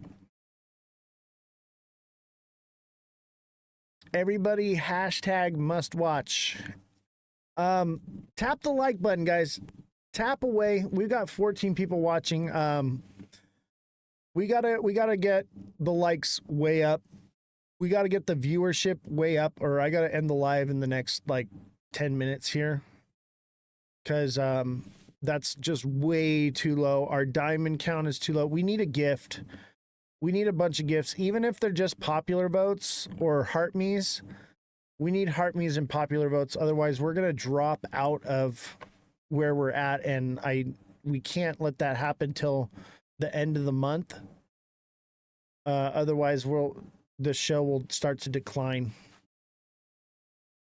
Revolution, thank you for the 6 popular votes. Appreciate you. That's literally us. Revolution is the show putting in money into the chat to keep the viewership up. Giving the money back to TikTok because they take 60% of it. I know you guys all just gave so much the other day.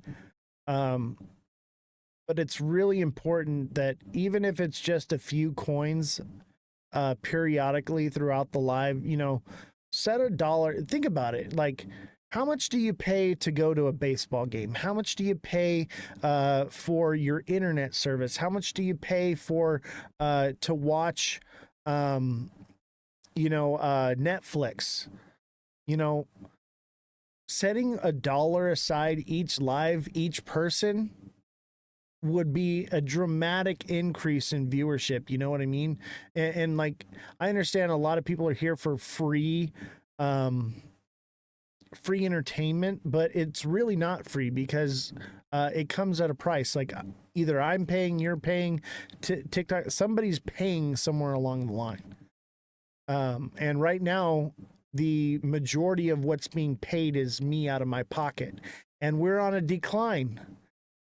Once the markets start going up, you'll see me just be like, no, we're good. Like, I won't be tripping on it right now.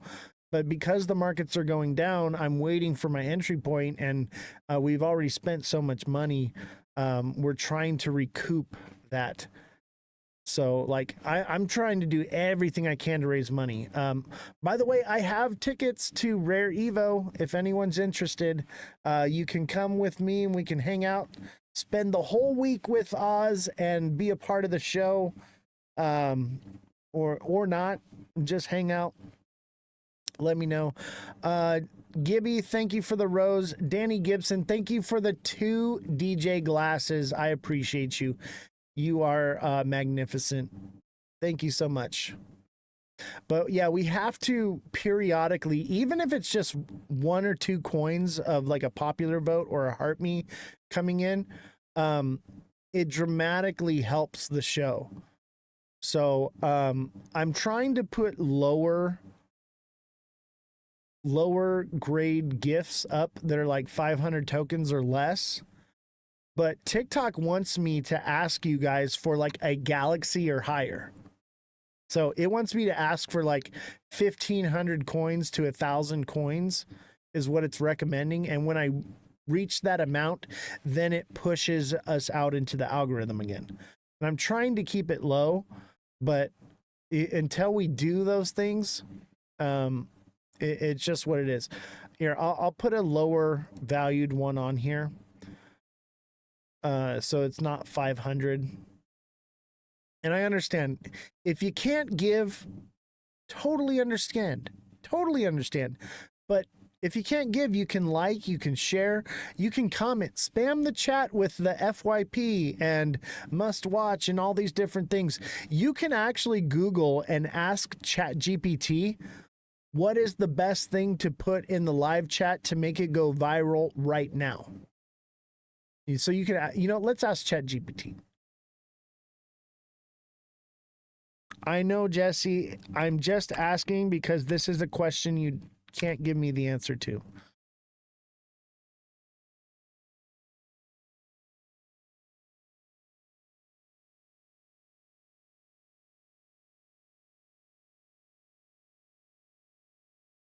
Give me a list of hashtags I can put in my TikTok live that will help it to go viral this second.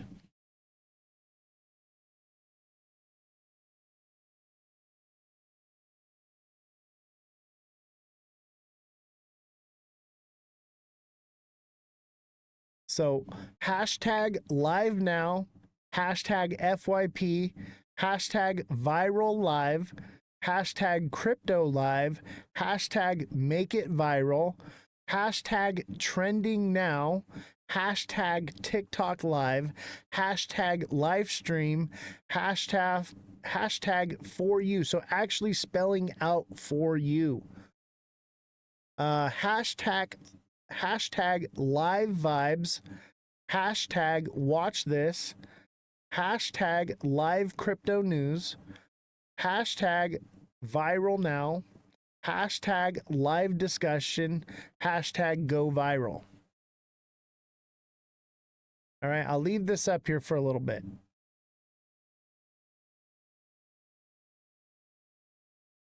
These are going to help. And if you forget what any of them are, I'm going to take we'll take this and I'll put it up here and I'll remind you guys periodically.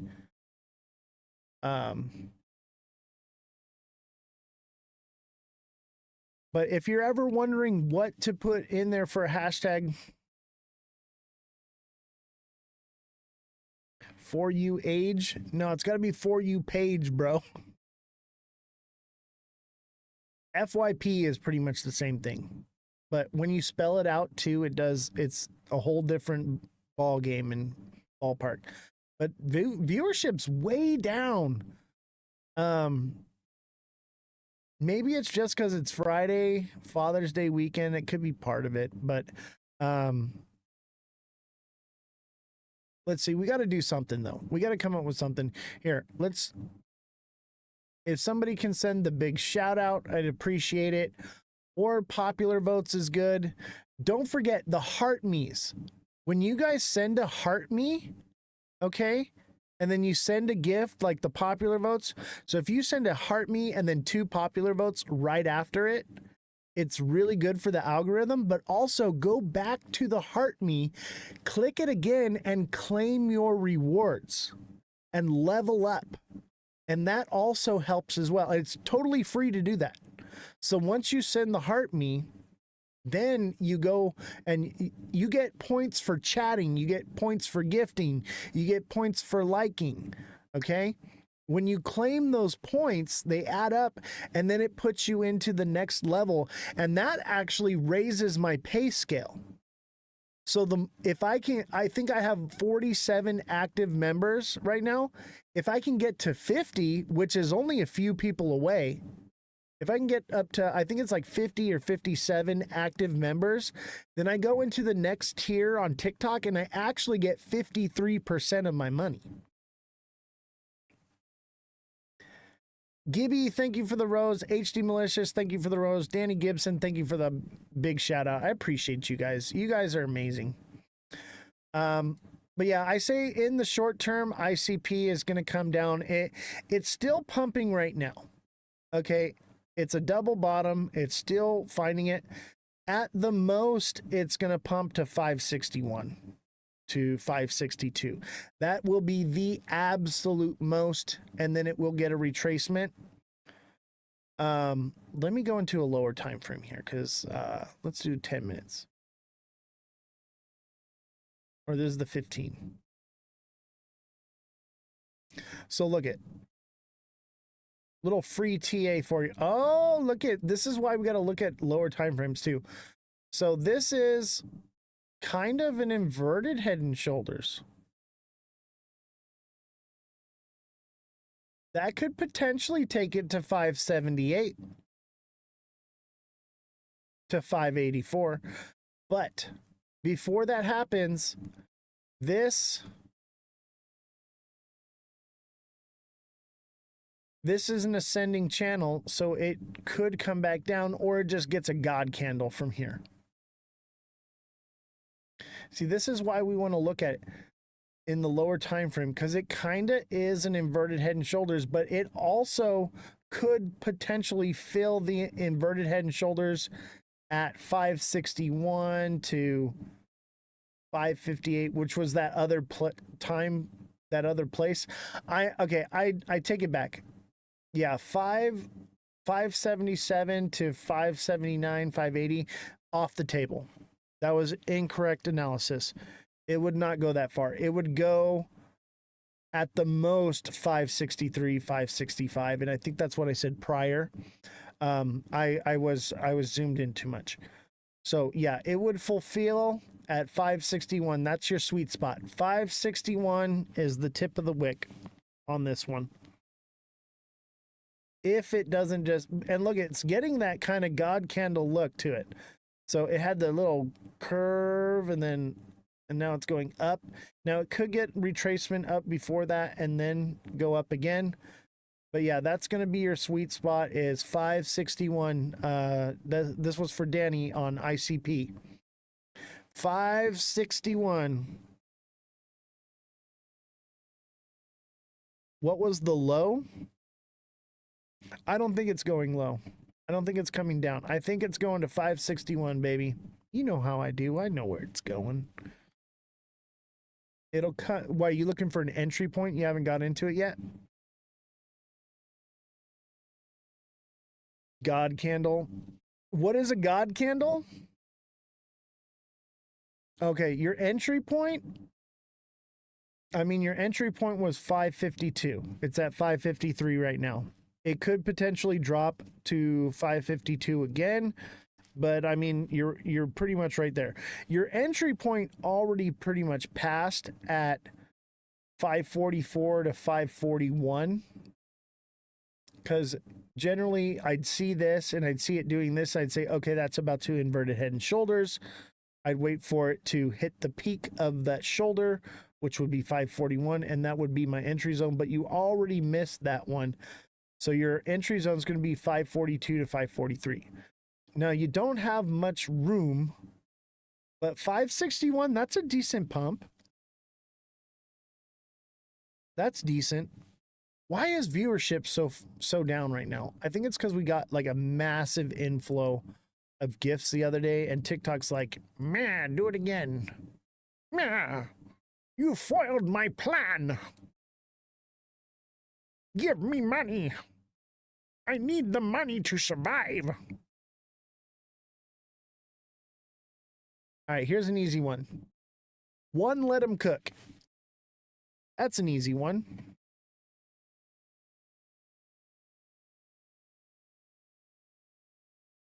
Oh, yeah. You can put F1 in the chat, I believe. Just F1, no hashtag.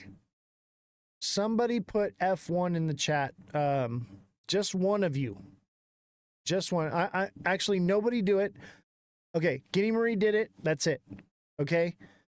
What that does is that resets the algorithm. Now everybody put FYP.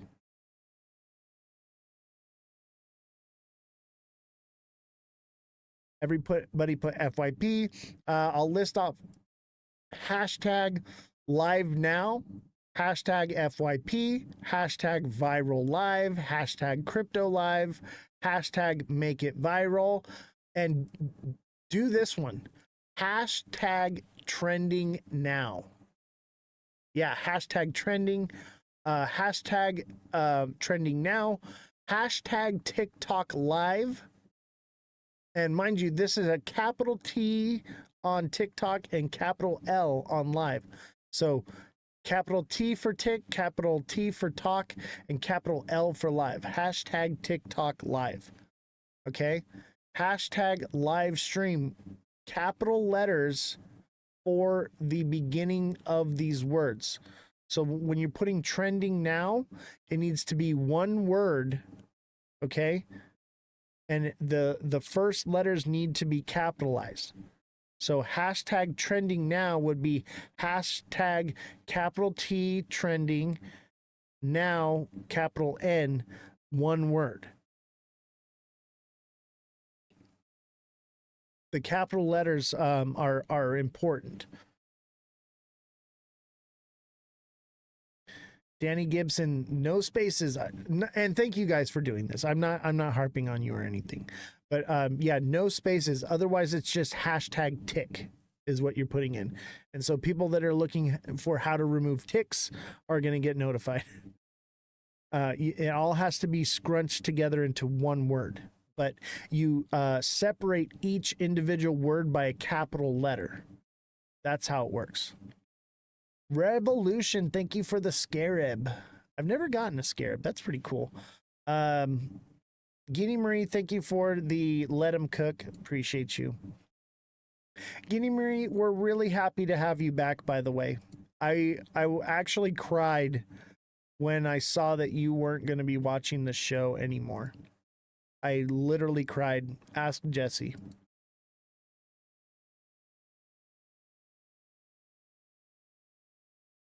Okay, what's a God candle? This is a God candle. This big, beautiful green candle is a God candle. This candle that starts here and there's multiple all the way up. If you go into, I think it's the 1 week, you see more God candles. This is a God candle right here.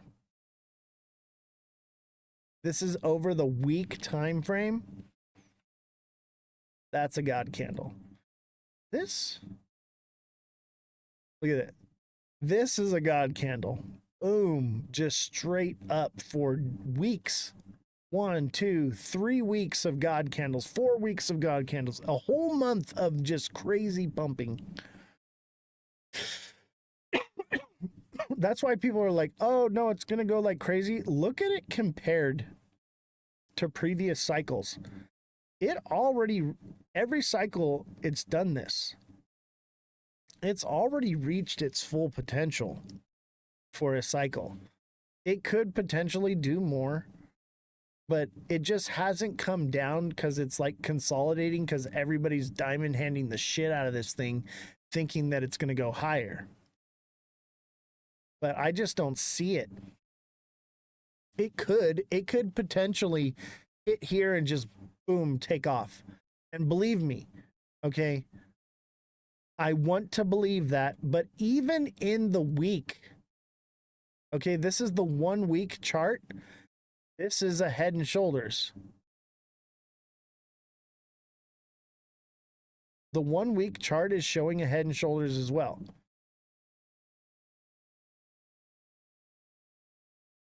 What coin is this? Did we look at SXT and Circle yet? We can look at SXT. This is XRP, but this was ICP. Let's look at SXT and see if it's ready. I think we need to be patient with SXT to find the new bottom because the market's tanked. Okay, wars breaking out in the world, civil war in the United States, craziness, selling may go away. It's all just messed everything up for us.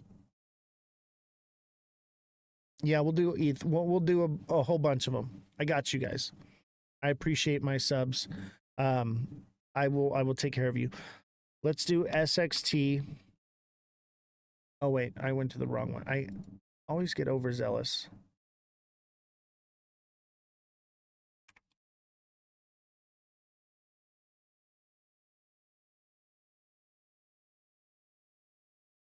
Yeah. Oh, this is a good sign. Okay.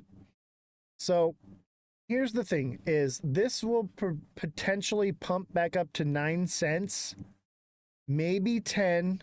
I would probably say 9. It could come back down one more time and double bottom. Let me go into the 1 hour and show you. So this is a bearish trend right here. This is an ascending channel. It's actually an ascending wedge, okay? So it's coming back down. Okay? That's bearish. This is going to come back down to about 740, 755, okay? Double bottom and shoot back up. So what I would suggest is not financial advice, but since it's pretty much only subs in the chat right now and in the live, and if you're not a subscriber, you're getting very lucky right now. I'm going to give you one-on-one coaching for this. This is what I would offer you. This is what I would normally tell you to do in the one-on-one coaching is wait for it did kind of double bottom here and it came back down, but it looks like this is a bearish pattern, which it's going to retrace back down here.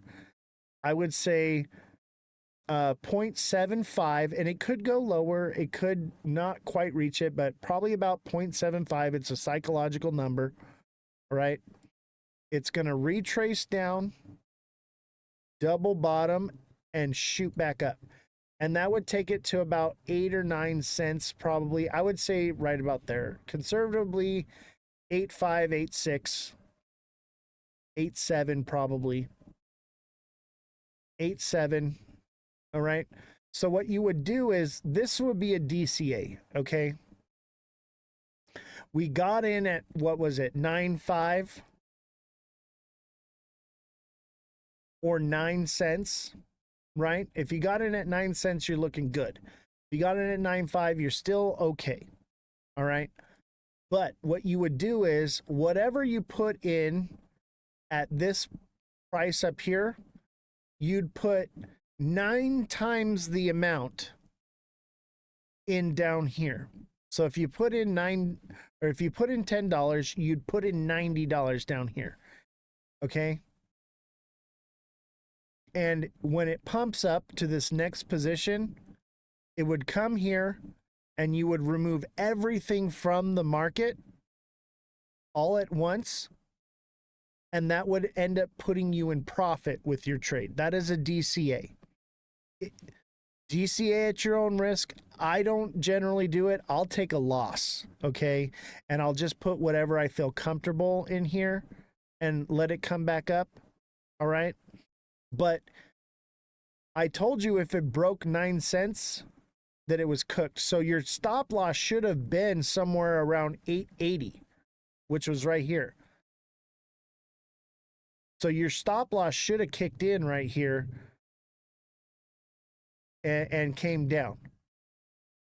And then you'd be re-entering.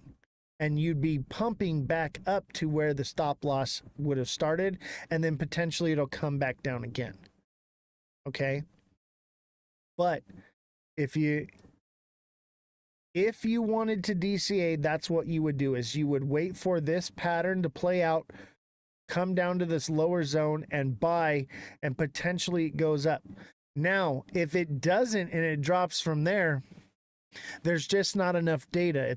It's a risky move. Okay? But I would say that more than likely, if it does, this is a bearish pattern, it would come down, retest, and it would gain support, and it would pump up to minimum 824, which could help you recuperate some of your losses. But I think it would come more here to 886.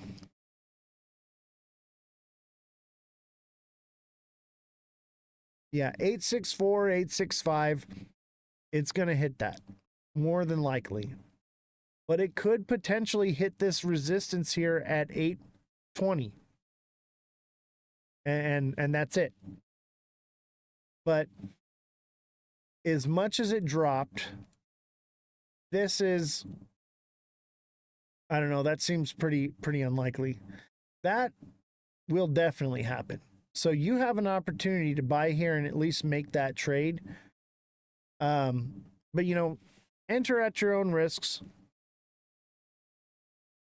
STX got you. All right, I got to do Ethereum and Circle first. I got to do Circle first and then Ethereum. But if you have more questions on this, if you've got a lot into SXT, message me, okay? Message me and we'll work through this one, because I believe in this project, but we couldn't have expected it to do this. It triple bottomed. It should have shot up. But sometimes things just happen, okay? We can't be 100% correct on all this, but hopefully you had stop losses at anything under 9 cents, And if you need help with setting up stop losses or knowing where, let me know, and I will tell you, like, this is where your stop loss is going to be at. I don't use them, but I'm a very advanced trader, okay? And I spend all my time watching these charts. So it's a bit different. So you have to get up to my level before you're going to not be using stop losses, okay? If you need help with that, reach out to me. We're going into the weekend, okay? Any questions with SXT for subscribers, free this weekend, okay? Because I made a mistake. I did not think that it was going to do this. We did not. How could we foresee this? You know what I mean? It just is what it is. It is what it is. But yeah, if you have an SXT question over the weekend, I got you. TikTok is going away. Don't forget to go to Twitch and sign up. Exactly. Ozthecryptogoat on Twitch. We will be there. And Big Baller. I talked to my buddy, but he has not responded back. So I'm still working on that. We'll see what he can come up with. But I do have, I had messaged you about a storyboard for the commercial. Okay. I went to school for this. Okay. I went to film school. I know how to create storyboards and things like that. I really don't have the time to add it to my workload, but if you're paying, I guess I could do it. But you'd also want to kind of give me a rundown of what you're looking for. But I was thinking about it is, we could do more of a cut scene type of filming where we can do the Golf Pro thing. And then obviously I know it's a beer commercial, you want to have girls and whatnot, and it may be appropriate for that scene. But we could do like where there's a scene where, we've got it in the golf caddy thing in the back, of the golf cart, and we're driving around and we're golfing and we're, pouring them and having a good time, on the golf course. And then it could cut to to like, you know, inside of a bar and there's people hanging out and it's a honky tonk thing. And then it can cut to, it's like a tailgate party. And then it can cut to, it's like, you know, what do you call it?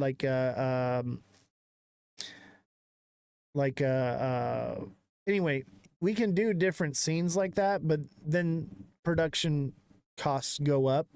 But I was thinking we could probably split this up into several filmings, several things, because that way you could get the golf one, you know, done and out of the way, and then we can film each different things. But I think you should totally do like you know, like a tailgate party and golfing and a bar scene and, you know, different, like a house party thing, you know, people playing beer pong and stuff like that and showing its use cases. That would be an ideal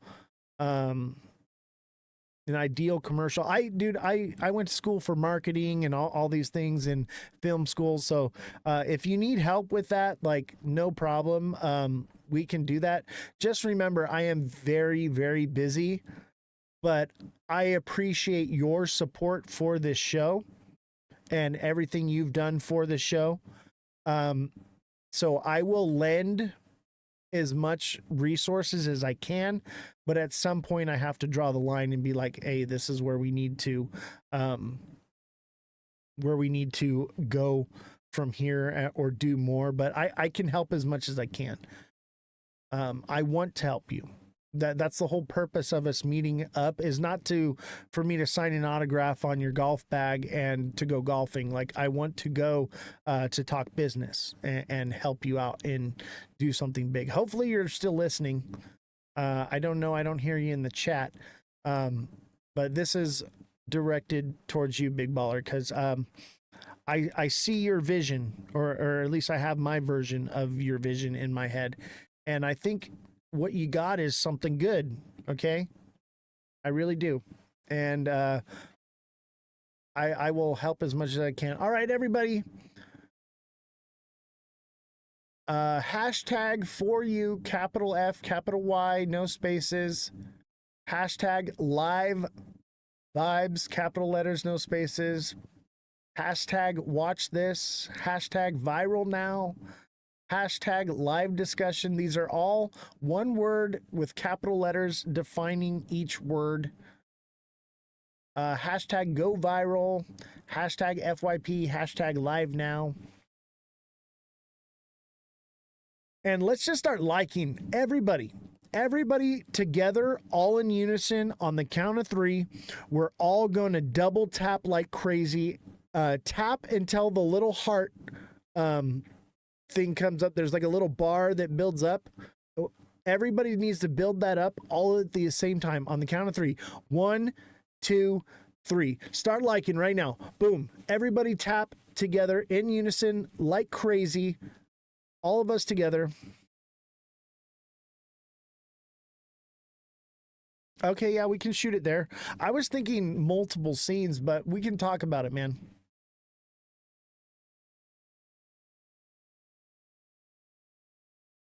Just let me know, buddy. Honestly, it's not hard to get a golf course to let you use their golf course to film. There's also rogue filming. I used to do a lot of like B movies and stuff, and we would do rogue filming all the time, where you just show up and you do it. No permits, no nothing, just go do it.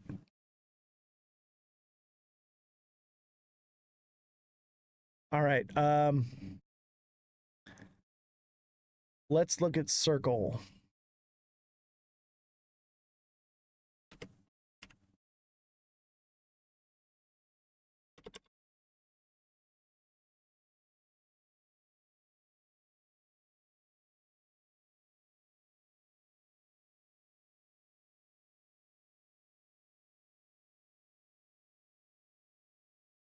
Ooh, circle's looking good.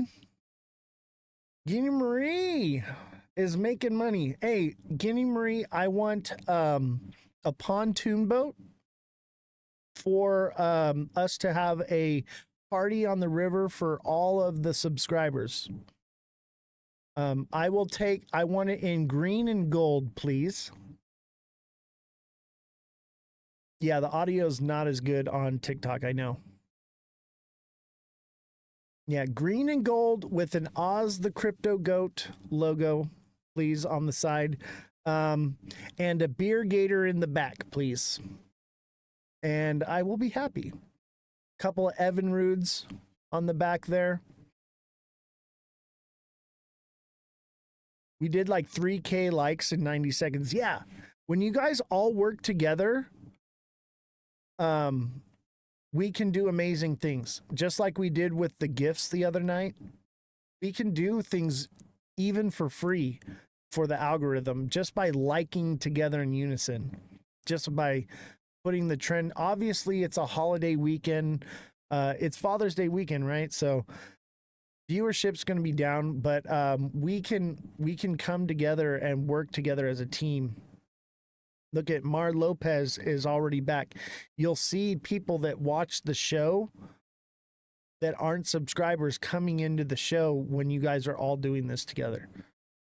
B, thank you for the heart me and the 20 journey passes. I appreciate you. Let's see here. Let's set up a new goal.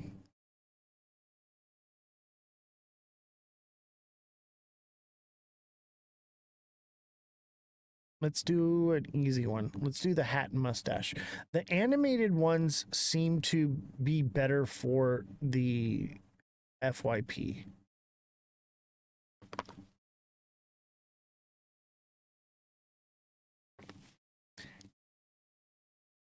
Jeannie Marie, thank you for the 5 roses. B, thank you for the hat and mustache. Appreciate you guys.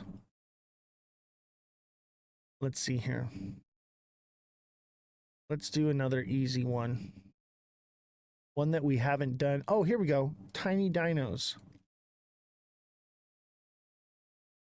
Let's do a tiny dino. That's easy.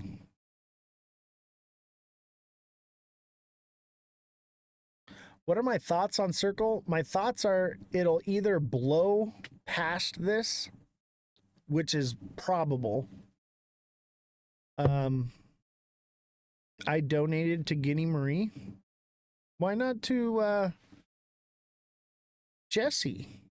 Or did you donate to Jesse? Is that what you mean? Guinea Marie, thank you for the tiny dino. And B, thank you for the tiny dino. There is a potential here, Guinea Marie, that oh, you donated to Jesse. Yeah, I know you did. And those of you that already donated it and you're tapped out, I get it. If you can't give, like and share. Or put the FYP hashtag video go viral, whatever you can do. Because it's basically only subscribers in the show right now. So if you can't give, I totally get it. I totally understand. You guys gave so much, it brought tears to my eyes. So don't feel bad at all. Here's another one. Here's the easy one.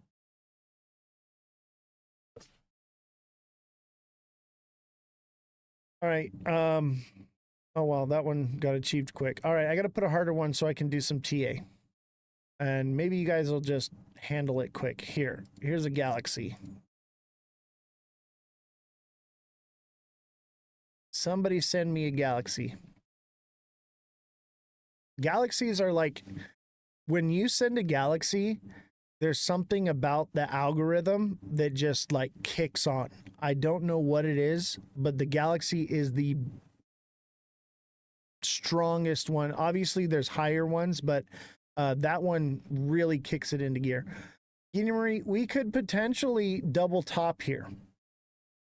All right. It could already have hit that resistance. I would imagine it would inch up further. Let me go into a lower time frame. So this is an ascending channel. It's doing it again. I mean, it looks strong. but also it's pumped so much like this, it's probably going to get a retracement. And that's just normal. That's just normal. And the fact that it ran sideways right here and it pumped like this, it says it's going to come back down to 117. I would say keep, take profits unless you're looking to hold long term, but it sounds like you are looking to, get financial gain from this, not hold Class A shares. You want to hold? I think this is a good one to hold. I'll tell you what, if I was going to hold any IPO, this would probably be the one. Think about it. Everything is just so new. E, thank you for the galaxy. I appreciate you, buddy. Thank you so much. He wasn't here the other day, so he gets to do all the expensive ones. No, I'm just kidding, bro. This is the one. Okay, I know this one's pricey, but I like this one so much. This might be the coolest one on TikTok. But yeah, that's up to you, Giddy Marie. But I would tell you that what I'm seeing here is a double bottom. Okay.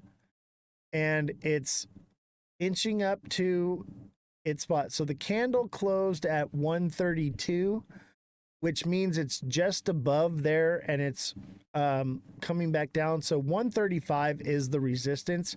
I'd say this one's topped out for now. And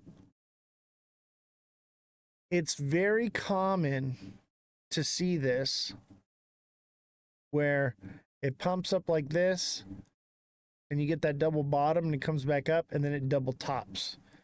That is a very common, and that would send the price down to like 85. And I'll tell you what, if that plays out, that's when I'm gonna buy. That's when I'll probably buy. Because it's still got some time. Arrow, we looked at Arrow earlier, but I can pull it up again. Let's do ETH.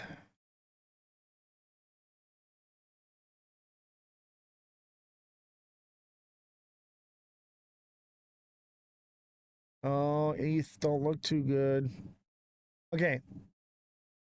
Just like I told you before, ETH is a diamond top right now. It just hasn't completed. Okay. But I see, you know how I see the patterns before they happen, and it's probably going to drop down to about here.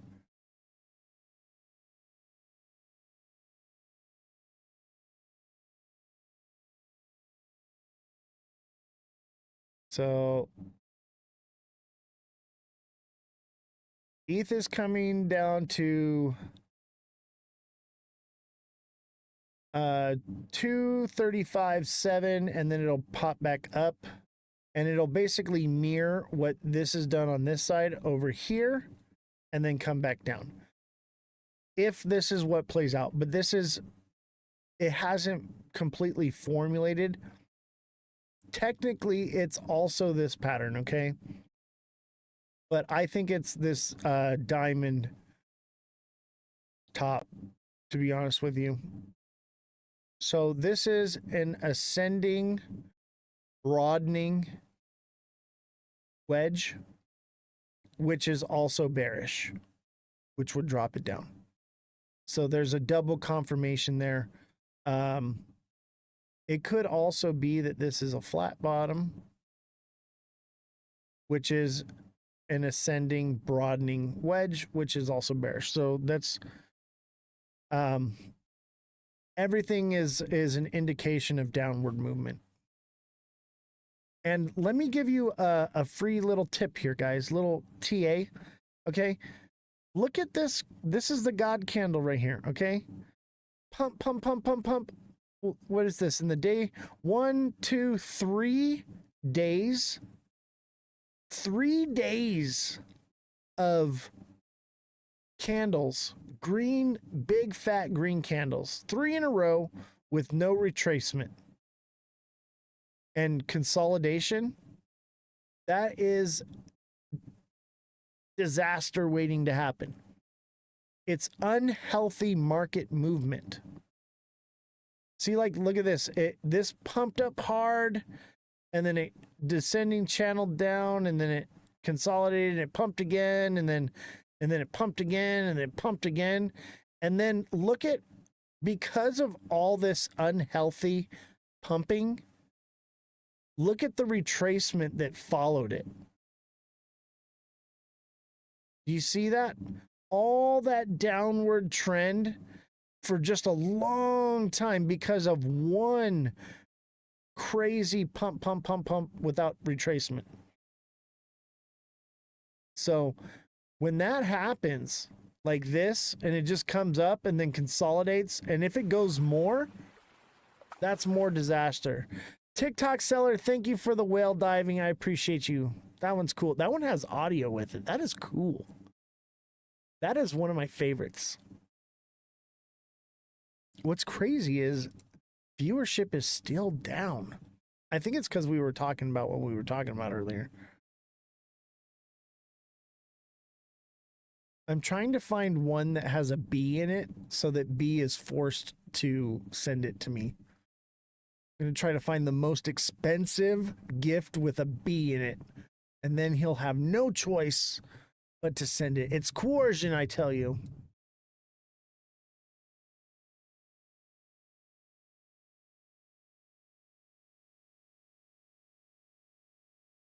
Here we go, B. This is a B1, and it cost $1,100. How about that? I'm just kidding. There isn't one with a B in it. Why is there no B1? There should be like a little bees that buzz around. I'm writing a long, lengthy, vulgar letter to TikTok. Say, hey, I have a follower that his name is B, and he doesn't have a gift with bees in it to send. And bees are amazing. We love bees.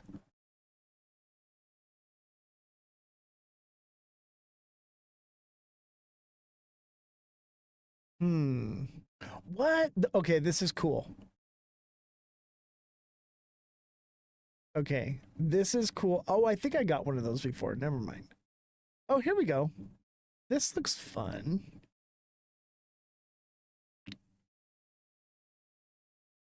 I want to do something fun that's not too expensive, but is something we haven't gotten before. Ooh, that's a lion. I want one of those, but that is a lot of money. TikTok universe. Who's sending me a TikTok universe right now? I have spoken. It shall be a universe. One of you is going to do it. I can feel it. I can feel level 25. Let's go. Who's sending me a TikTok universe right now? Did I ask for too much? I don't think I've asked for too much. I'm just kidding. You guys don't have to send me a TikTok universe. 250, you don't get that. Yeah, I know. I'm just teasing. I just thought it would be fun to put in there. Could you imagine getting a TikTok universe? I could put something bigger. How about the TikTok shuttle? No. I'm just messing with you guys. How about this one? That seems like a lot too. I don't know. We'll give it a try. If not, no big deal. But these are like the coolest ones. These are my favorites. All the ocean ones. Pin the highest one. I think the highest one is the lion.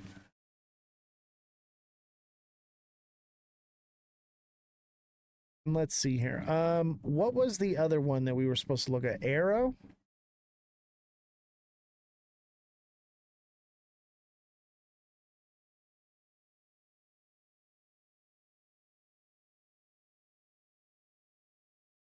Let me tell you right now, Arrow is an IPO. You can't chart it. Oh, man. Oh, it's been around.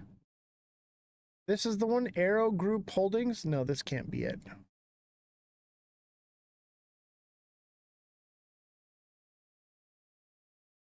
Is it Arrow Group's holding? Is that the one?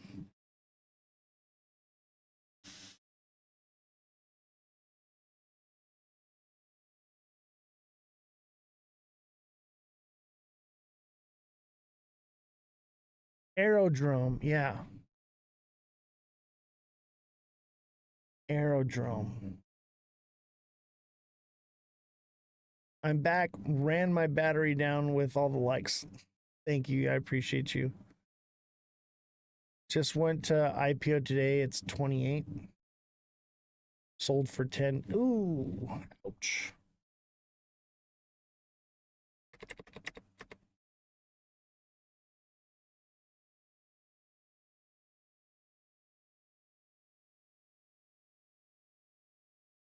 It more than doubled.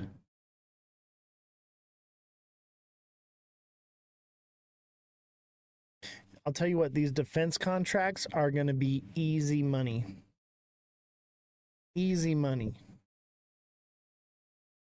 Everyone expects World War III right now. And if you got into like things like Lockheed Martin, like I did when I did, you're going to be sitting pretty.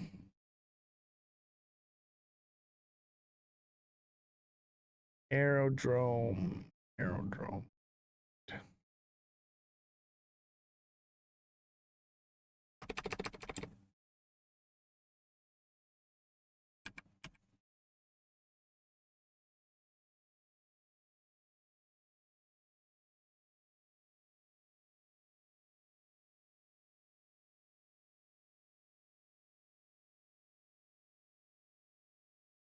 There we go. There she is. Is this the right one? It's at 75. This looks right.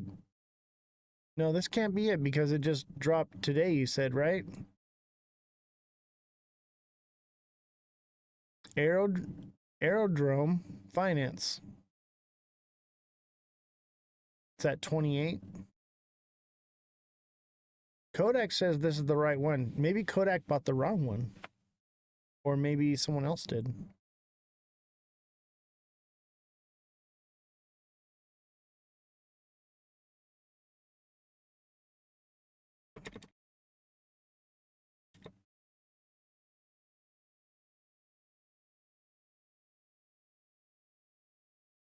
Yeah, I had Arrow. Oh, it's spelled different.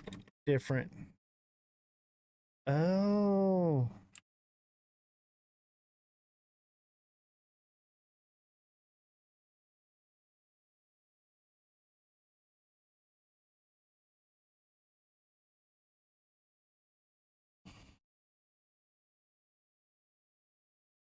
I can't find the chart though.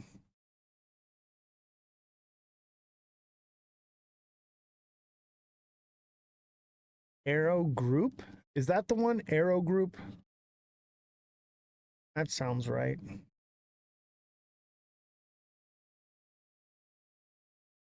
Nope, that can't be it either. Grr.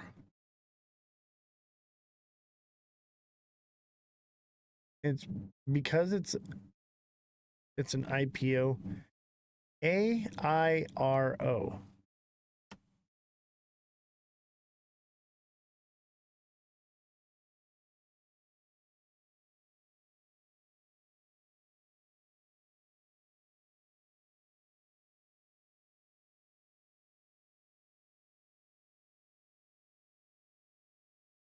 Aeronautical charts and no.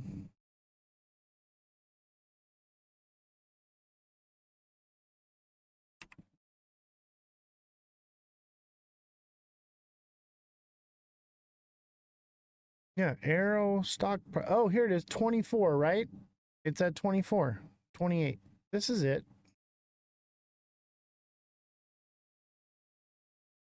How am I supposed to read that?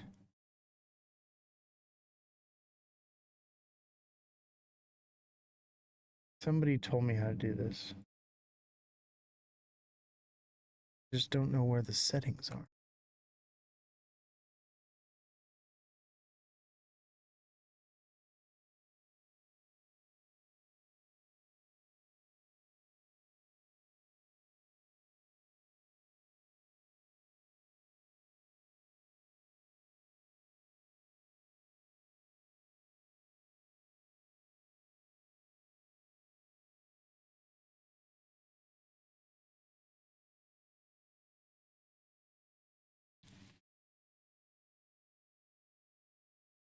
This is the chart. It's just the way it's set up.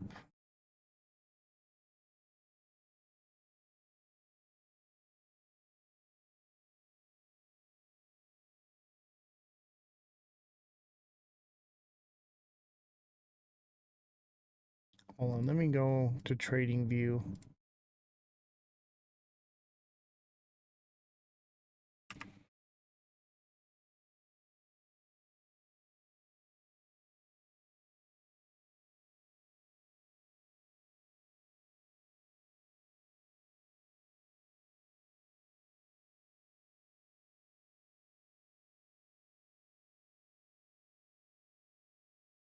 We had it the other day. Look at same thing. I'm gonna have to figure this out.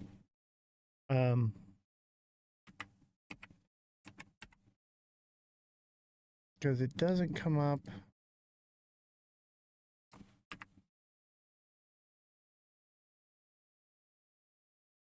Stocks though. There we go. Okay, I know what I was doing wrong. Arrow Group Holdings Incorporated.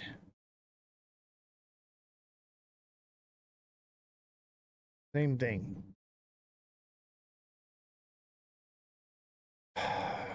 Somebody told me how to do this, and I can't remember what it was they said to do. Mind you, I just started using TradingView when I started this show, because I use something else to chart for myself, and I don't want anyone to know where I'm trading or see my trades. So I've been learning this.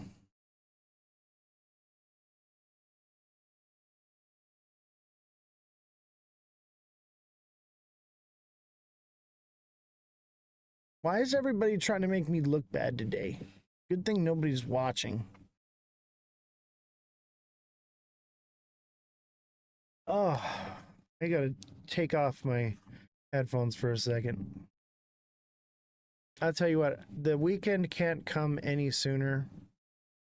It is like 1,000,000 degrees in here right now, and I'm dying. I'm probably gonna move the backdrop forward more so that I can have more airflow. I think I gotta do something, add a fan, because it is getting hot.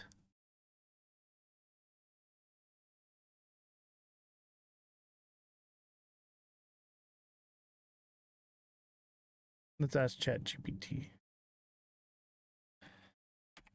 how to remove the gaps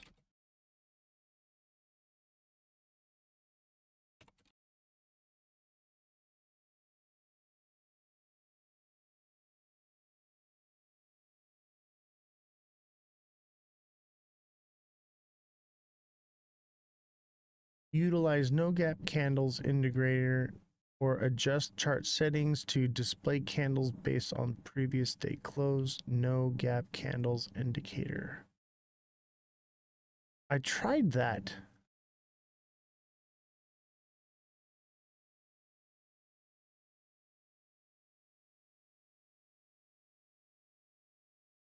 Right click on your chart, click settings, chart settings, appearance, or style tab. Candle color or wick settings. I tried that.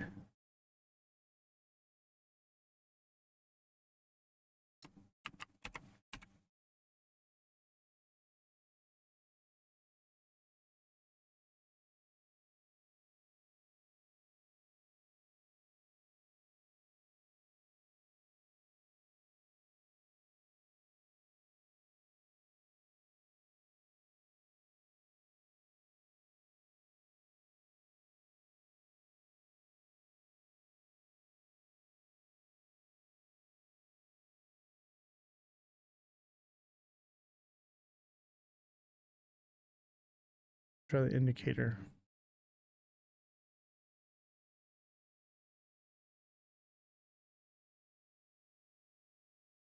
There we go. Boom. All right, it filled in the gaps. That's a good indicator. I'm going to be using that in the future. All right. It's volatile, I'll tell you that. That's why it has those major gaps, because between closing, it just dropped or rose dramatically. If you're going out tomorrow and live in big city, be careful. I got some good intel. Oh, I know. We already know. All of us know. We covered that days ago, man. The news just covered it like today and yesterday. We covered that like a week, several days ago. Beginning of the week.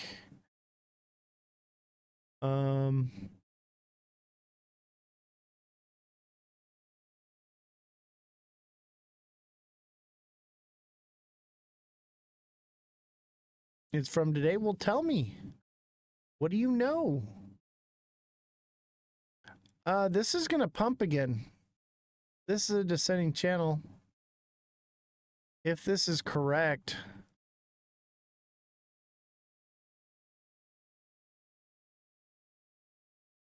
Why does it have so much? It says it goes all the way back to 2001. But it dropped today.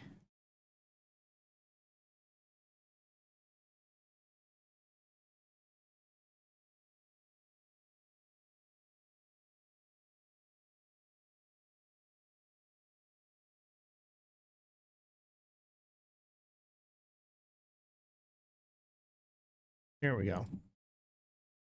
There we go.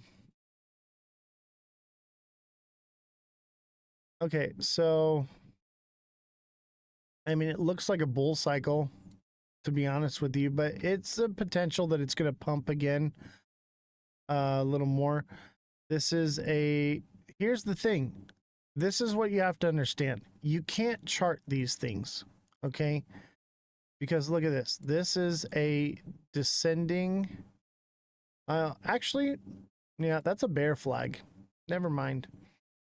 That's a bearish indication, which it dropped, which it should get a redirection. There's just not enough data here to tell us what it's going to do. Mind you, this is the 1 minute. This is the 1 minute time frame. False flags incoming. I believe that. It could be a triple bottom here. Boom, boom, boom, and then shoot up. And then that would take it back up to 231. There's just not enough data here. Whoever wanted this one, I think it was Guinea Marie. This is unchartable, okay? This is meme coin territory stuff, okay? You can't chart Kodak wanted. Okay. Yeah, dude, you can't chart this kind of stuff. You kind of can, but you can't. There's just not enough data. Okay. Generally, when I do an IPO, I buy it, double my money, and get out. XRP, same song and dance.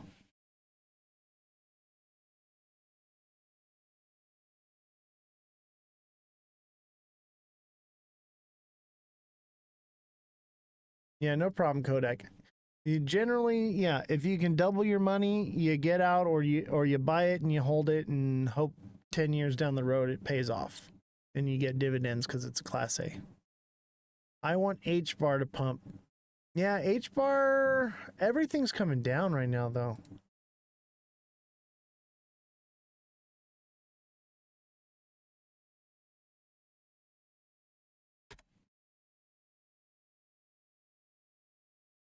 Yeah, H bar's gonna drop.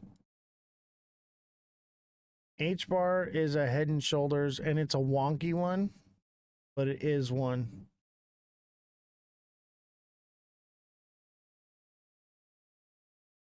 Yeah, H bar could come. Now, here's the thing. It's where is the head and shoulders? Does it start here? And it's already played out? Or does it start down here?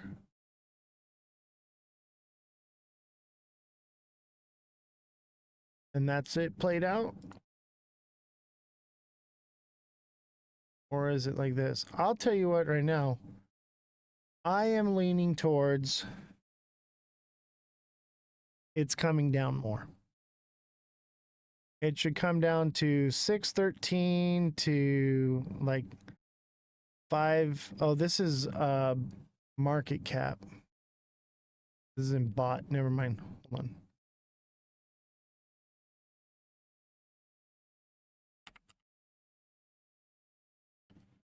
H bar.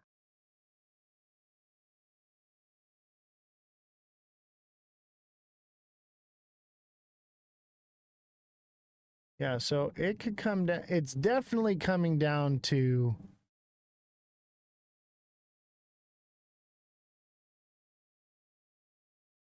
14,4444444. You know, it's coming down to that. But I think it's probably going to come down to like 13.5 to 12.5. That's where I think, and potentially lower. It's trending down. So it could potentially go to 0.095. I would say that's probably where it's going to go. And then up from there, and a nice pump after that. That would be your low entry. But it could potentially, because everybody's on this crazy moon cheese, just kind of go in here and then take off like that. But the next support is down here. And, you know, that's about where XRP is probably going to land in that support. So that's why I'm leaning towards that. That would be... Look at the same spot. That lower support here or here. I guess this would be that first support. So if XRP stops here, I guess that's where it would go. 0.0125. So 12.5 seems about right. 12.5, maybe 13, somewhere around there. But if it drops lower, and let's say it hits 9.5, that means that XRP is going to $1.05, $1.15. I have not checked Pepe, but Jimmy, you got to become a subscriber, buddy. I hate to do it to you, buddy. Actually, I think I've been messaging you, Jimmy, like you were a subscriber. You've been getting free coaching off of me. Or did your subscription just end? Jimmy, you got to become a subscriber, man. I feel like you owe me.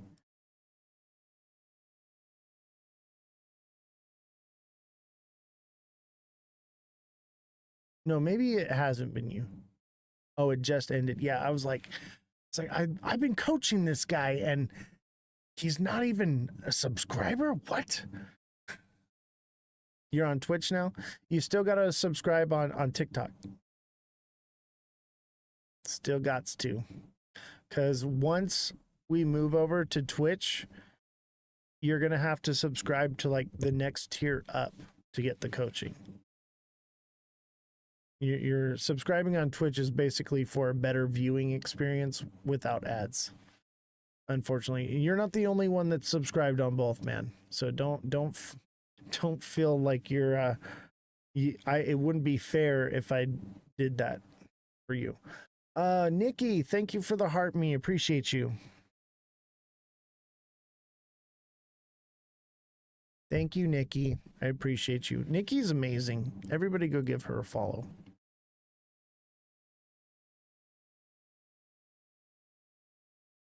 I guess viewership's not too bad. As long as we're above 20 people watching, we're usually pretty good, but we need to bump that up. So definitely send in the likes, send in the heart me's. Somebody send me a jellyfish.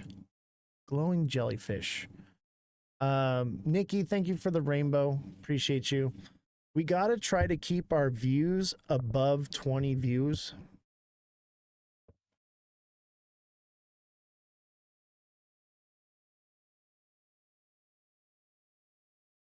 All right, we've got news to cover. It's already 8:30. Shoot. Why Israel has chosen to attack Iran now?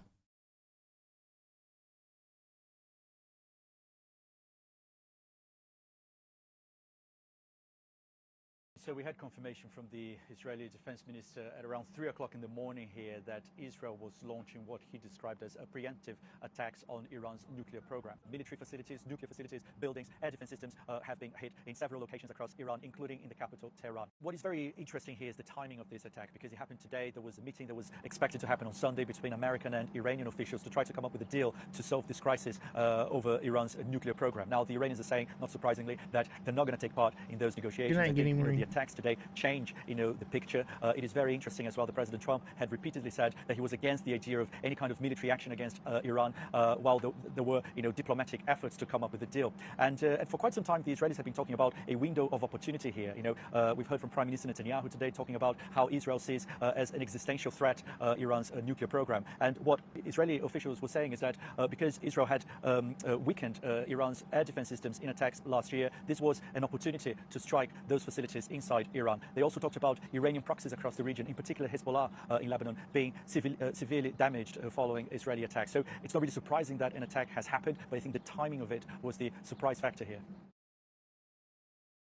All right, we're going to buzz through this stuff. What we know about the Israel attacks on Iran's nuclear sites and military commands. Here's what we know, okay? They preemptively attacked them. They're calling it self-defense. It's not self-defense, okay? If your neighbor says, I'm going to unalive you and shoot you, and you see him in his front yard assembling a rifle, and you go out and you shoot him, that is not self-defense, okay? But I would call this war, okay? Obviously, they feel threatened. They did something about it. Let's watch the clip. But it's not self-defense. Oh, we saw this already. All right, we saw that. Disruption as airline cancels flights and reroutes planes to avoid Middle East airspace. You get the gist. People can't fly because of what's going on. Sorry, we just got caught up on other things. Here are 3 reasons why tariffs have yet to drive inflation higher. Separate readings this week on consumer and producer prices were downright benign, as indexes from the Bureau of Labor Statistics reported they both rose just 0.1% in May. The months ahead are still expected to show price increases driven by President Donald Trump's desire to ensure the U.S. gets a fair shake with the global trading partners. So far, the duties have not driven prices higher. Saves for few areas are particularly sensitive to higher import costs. Lies. Everything is more expensive. Everything has gone up. They lie to you. They manipulate everything. They want you to think that interest rates are going to come down. They want you to not panic. They want you to not panic buy. They want to control you with the media. But you know the truth because you check out at the register every day. Kodak, thank you for the awesome. And Danny Gibson, thank you for the 20 lightning bolts. Appreciate you. I'm losing my voice. We went 6 hours the other day. It just like totally blew me away. This is a lie. And we all know that 0.01% is a lie because they remove energy and food costs to get that number. And that's what 90% of us spend our money on. Trump tariffs live updates. Trump threatens to set unilateral tariff rates within weeks. Okay? Prices in the market are going to drop again because he's about to put out the unilateral letter, blanket tariffs across everybody, every country. I don't need to read all of this. We don't need to watch the video. But blanket tariffs are coming back. Buckle up. Exclusive, Trump's tariff deal quietly added a 10% raise, which nobody is complaining about anymore, says his former Commerce Secretary. Yeah, so there is a 10% raise in tariffs that nobody's talking about, nobody knows about. Everyone thinks tariffs are gone, but they're actually going up. Oh man, my cat food prices are already high. I know, right? And there's a 10% increase in tariffs across the board that they've been hiding from you. 10%.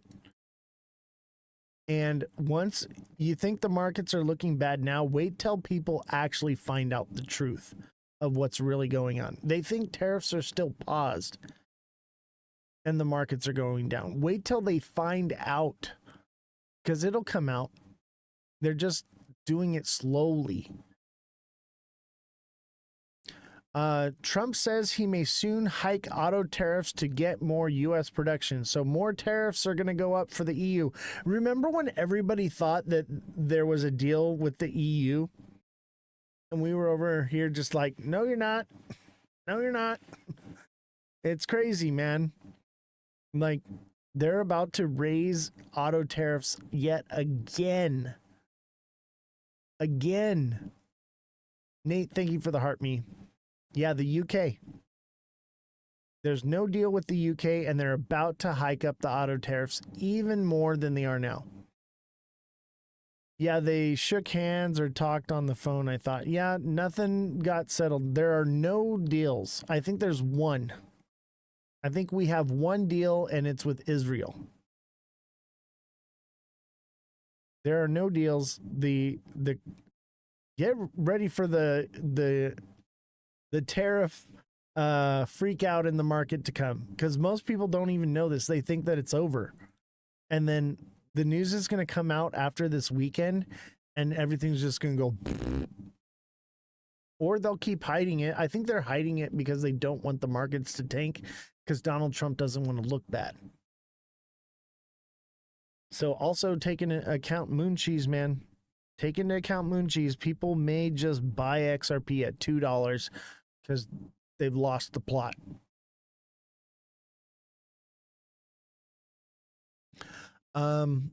Tariff uncertainty and inflation fears keeps the Fed stuck in place. Feds are not lowering the rates, guys. Fed rates are not coming down, and mortgage rates are up. Mortgage rates are up. It's crazy. And people literally think that the rates are about to come down in July. I don't understand why. It's the echo chamber that they're caught in. I understand why, but I just I can't believe the nonsense. Economic data is telling the Fed to cut rates. That's the funny part, is the previous one. This is why. Okay. Tariff uncertainty, inflation fears keeps the Fed stuck in place. And then the next article is the economic data is telling the Fed to cut rates. The economic the economic data is flawed. Okay, we already know that. We went over that before. They're lying to us. They're removing food and energy from the numbers in order to make it look better, to make people think that rate cuts are coming when they're not. And that's to keep the markets from crashing. That's the reason why. But when the rate cut comes out, or when the Fed rates come out and it stays the same or goes up, it's going to drop the market. It's just not as dramatically. But yeah, they're lying to you. Oh, the lies are just so crazy. I can't do it anymore. All right. We're teetering on the cusp of low viewership. We're at 18. We need to get that number up to 20. Who's got me with a jellyfish? Somebody help me out with a jellyfish here. If the jellyfish is too much, I'll put a different one up there. But that would be ideal.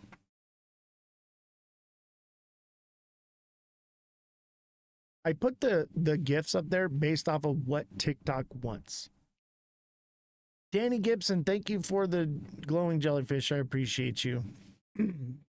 TikTok gives me a recommendation of what it wants me to ask for.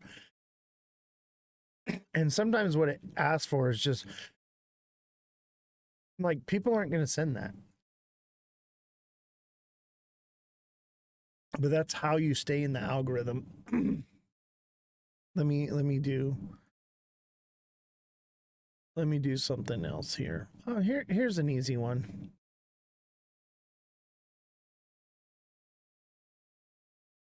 Here's an easy one.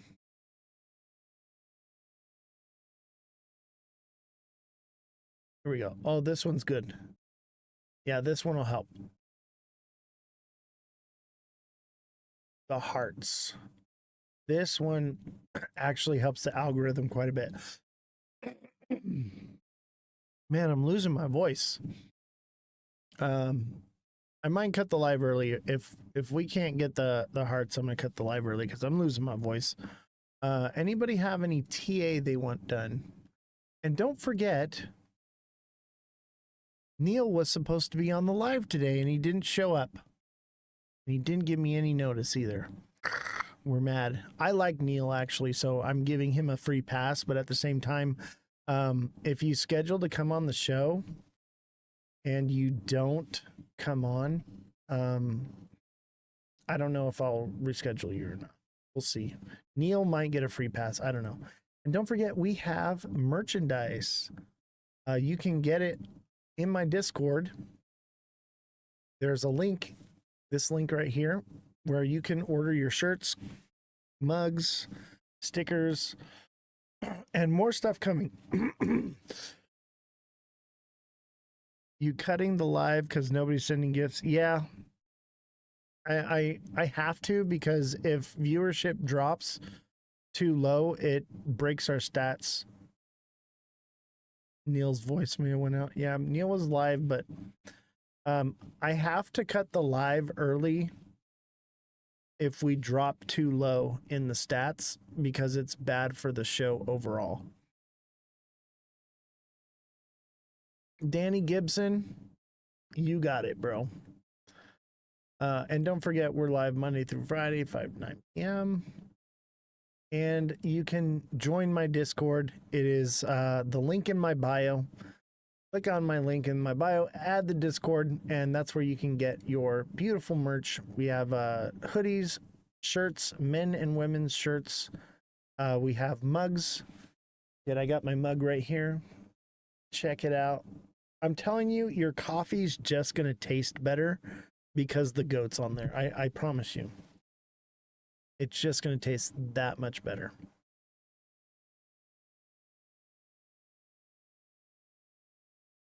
All right, Ondo. I'll tell you this right now. Everything's headed down.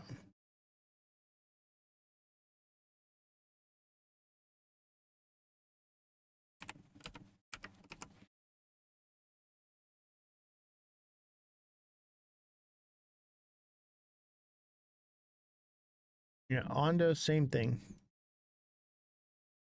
Ondo's a bit of a head and shoulders that may or may not have played out, but I would say Ondo's coming down to either it's hit its bottom at 75 cents and it's about to bounce and recover, but who knows if it continues down from there. It could be the start of a diamond bottom here. This could be a diamond bottom.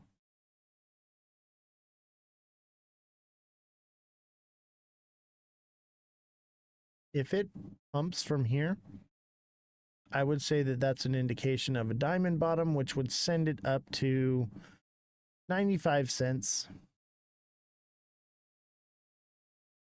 If that's what it is, but it seems like everything's just going down right now. It could just be a bull trap.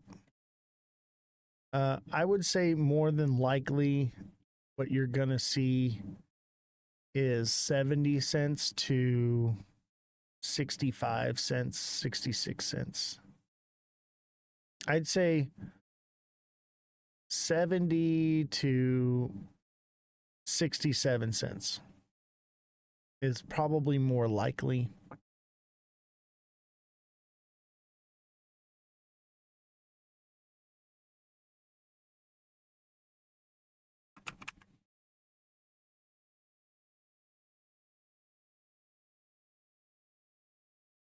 Cardano, same thing. Cardano's probably coming to 55 to 53, and it could go as low as 50 cents. But I'll tell you what, if it hits 50 cents, it's probably going to bounce from there. So I would probably set my limit order at like 51, 52, just to make sure it hits. I usually like to do 3 cents. Don't be greedy. Even if the charts say it's going to this point, like when I did the 163, okay, I was looking at it and I was like, okay, this could potentially go to 160, but I added 3 cents and it went to 161. But why fuss over 2 cents? You know, like, make sure it hits, because you could be sleeping when it hits. If it drops that dramatically, you're looking good. I'll probably put mine at like 153.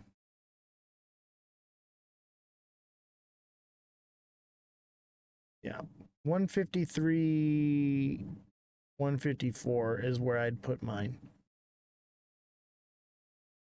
I'd probably put it at 154. But is a one, excuse me, not one, excuse me, 55. I think 55 is a psychological zone. That's where I would put my buy order. And I'm probably going to get some Cardano. I don't know. I definitely want an Ondo and Algo. Good night, Danny. Thank you for the gifts. Kodak, thank you for the heart me. Hey, remember everyone, you can send another heart me today. It is, or I guess we got 15 more minutes till you guys can do that. I'm not going to stick around another 15 minutes. I'm exhausted. I'm tired. I've lost my voice. I haven't slept in God knows when. I'm going to call it a night. Thank you, everybody. I appreciate you. It's been great. It's been real. I'll see y'all on Monday.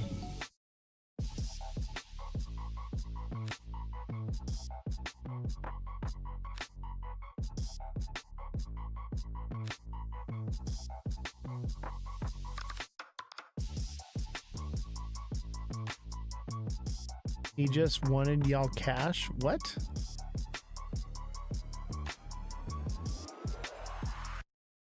Dude, I spend way more money on this show than what I make doing this.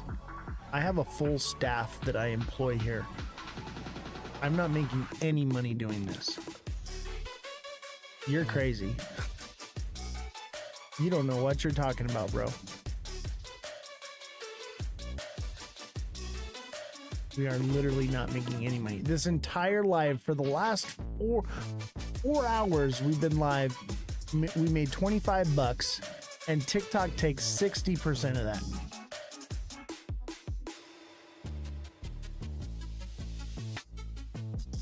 I'm just saying, bro. Thank you, Nate. I appreciate you. Everything that I make here off these platforms and everything I make off my trades goes directly to paying the staff. The whole purpose, this is basically all charity here. Everything I do here is because I want to help people. And I got nothing better to do. I'm retired. So I might as well yap on the internet. I like to hear my voice.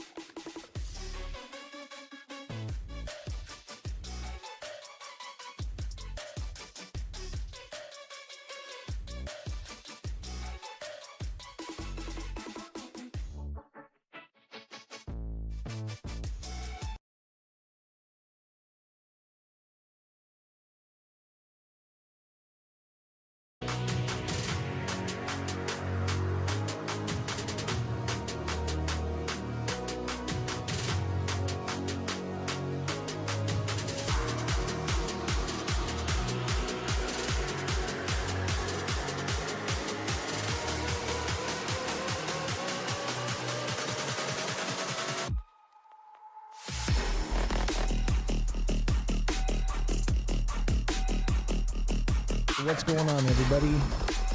How we doing? Smash that like button, subscribe to the channel, share the show with your friends. Welcome to the Ledger Lounge. I am Oz, the Crypto Goat, and we got some pretty crazy news going on right now. And I bet you've been getting the fake news. So we're gonna give you the truth, because the truth is stranger than fiction, ladies and gentlemen. We've all been lied to us. We've all been lied to. The TV lied to us. It lied. Anybody watch that show, Solar Opposites? Solar Opposites, the creators of Rick and Morty. Awesome show. It's a little outlandish. They don't lie. Yeah, right. Don't forget to hit that like button, subscribe to the channel, share the show with your friends, and also sign up for the technical analysis classes. If you haven't already, the class is almost full. It is almost full. There's just a couple spots left. I'm keeping it limited. And that's so that we can have a more direct one-on-one, and we can teach you and get you out of the class and moved on, and make room for new people. The idea is not to bring you into the class and milk you and let it drag on and on and on. The idea is to get you learn, profitable, and on your way. Don't forget to send in those daily heart me's, followed by 2 popular votes. That helps the algorithm. We got some new music, guys.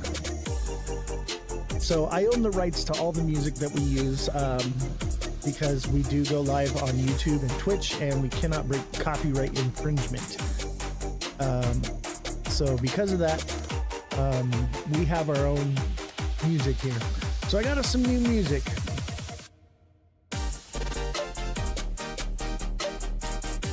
How's everybody doing today? TikTok seller, thank you for the 18 roses, the heart me, and the 2 popular votes. Appreciate you, brother. I haven't seen you live, man. I've been meaning to come in and throw some love your way, man. I've also been really busy. I've been so busy, man. Got food in my teeth.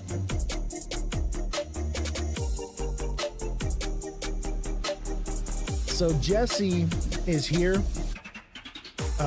However, the air conditioning unit in the mission control area over here went out today. I don't know why.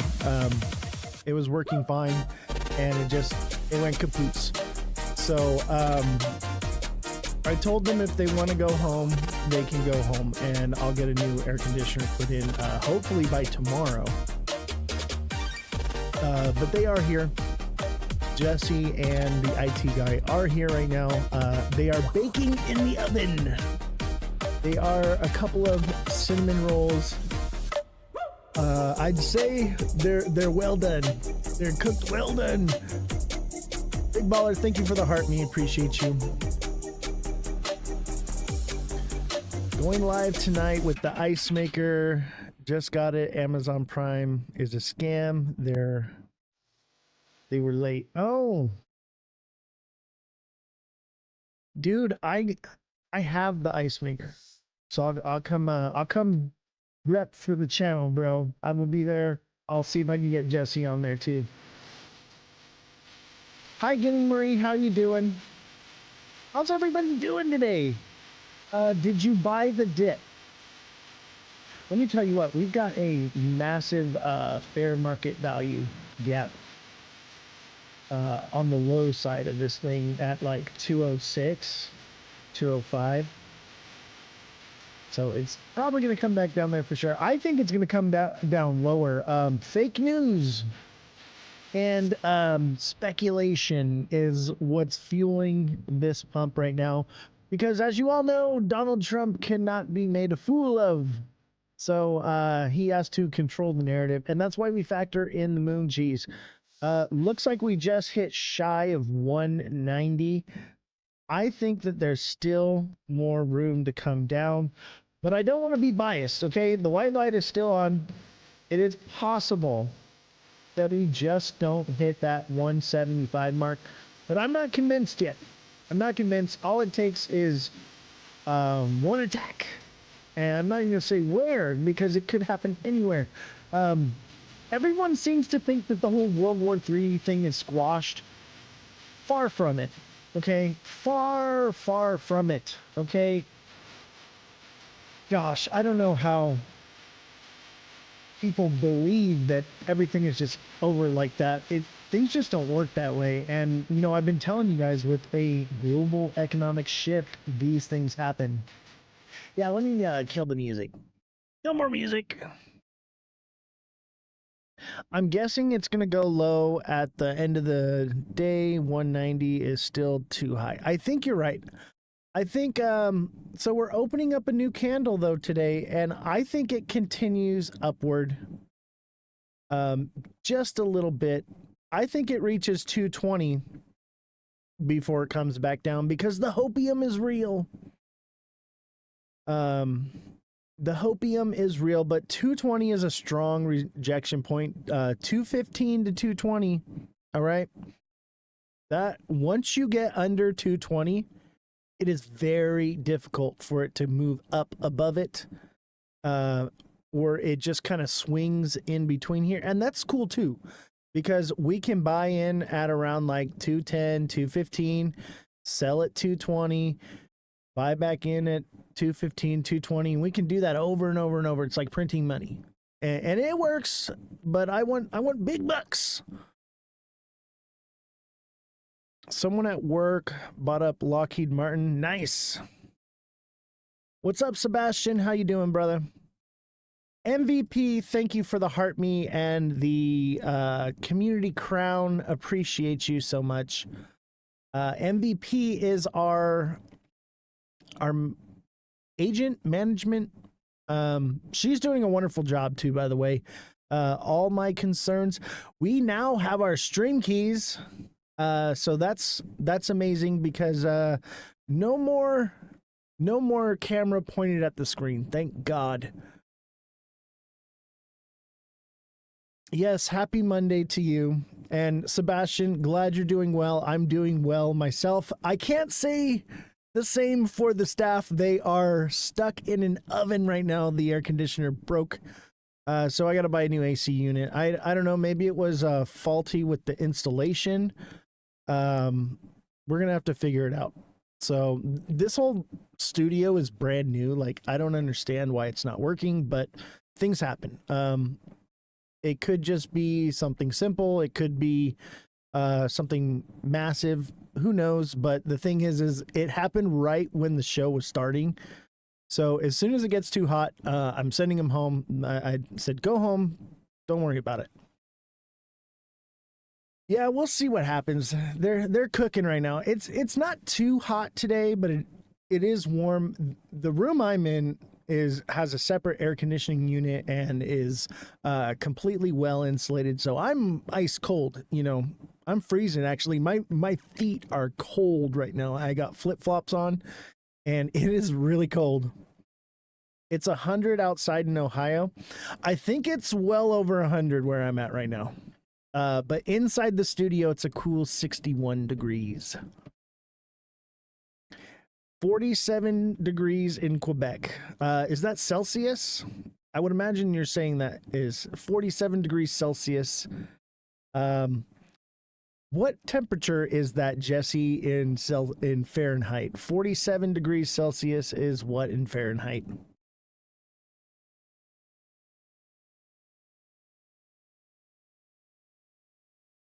Yeah, I'm not quite sure what the breakdown is. Jesse, say hi to everybody. I'm going to mic you up here, and you can tell everybody how toasty to the mosty you are right now. So I'm going to bring your mic up.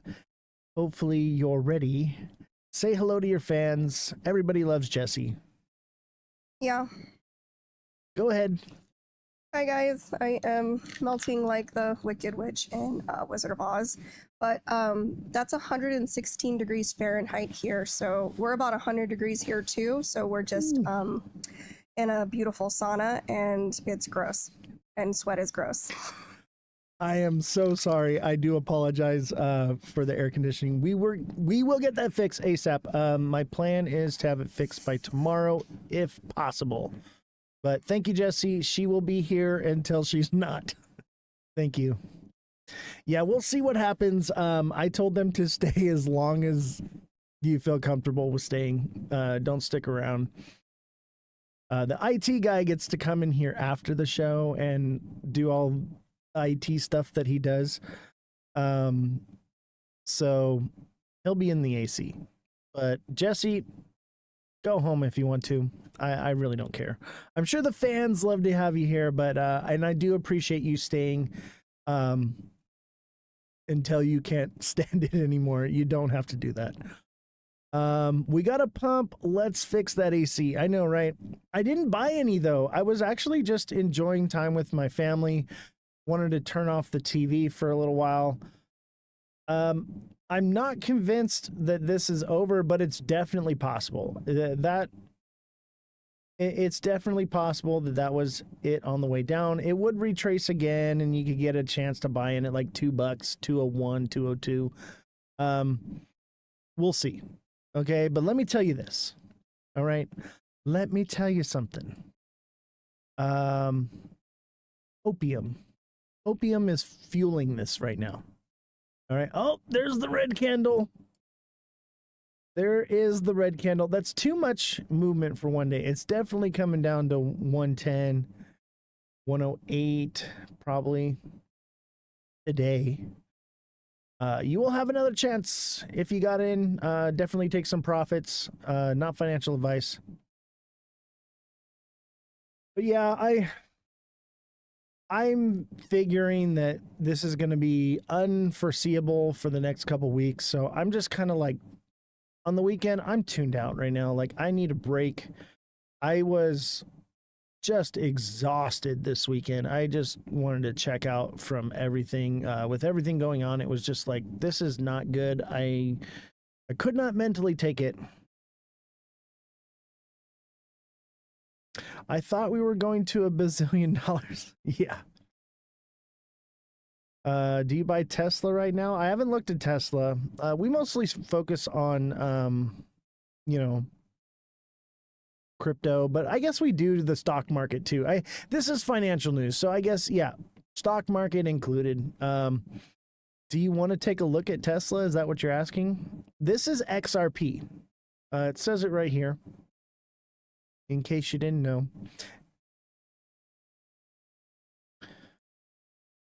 How's SXT going? Oh man, I haven't even looked. It might be doing all right, actually. It might be doing all right. If it didn't recover, it's probably going to shortly. Oh yeah, it got a little something. it'll probably retrace just like XRP to 668, 662, somewhere like there. And we'll just watch this one, wait for the bottom, and accumulate. But that's good. That's good that it just ran down the way it did and then got a retracement. That means we may have found the bottom. What did I tell you guys? That if it broke 9 cents, that it was going down to like 5 cents, and look at where it landed. 586. 0586. That is pretty dang close. So there's a potential that it hits 5.5, but I'd say that this one is definitely due for a pump up to maybe 9 cents if it does, depending on what happens in the world. I'm hoping this thing does something come alt season, if we get an alt season. I want to believe that there's going to be an alt season. I do not know. If the world keeps being flipped upside down, who knows?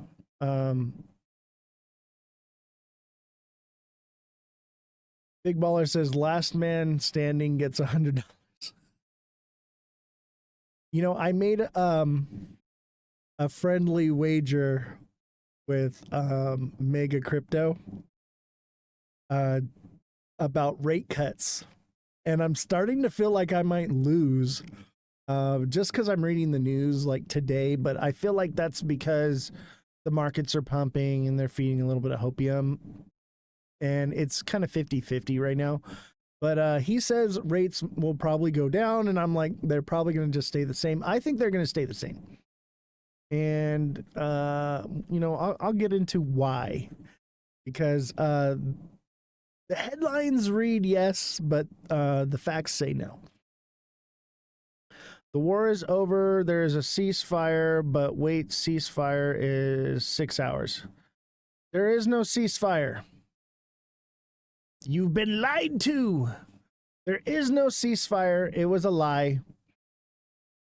You think rates will go up? I don't think they'll go up, but they could potentially stay the same. I'm kind of unsure. I think rates will come down or up later in the year. But yeah, if you think the war is over and there's a ceasefire, you've been lied to. Revolution says, neither Israel nor Iran governments have confirmed their agreement. I don't even think it's confirmed that there is an agreement, that anything's on the table. I have insider knowledge, but rates will go up. I have a feeling rates will go up. I'm leaning towards rates going up or staying the same. Let's get into the news. Let's get into all that.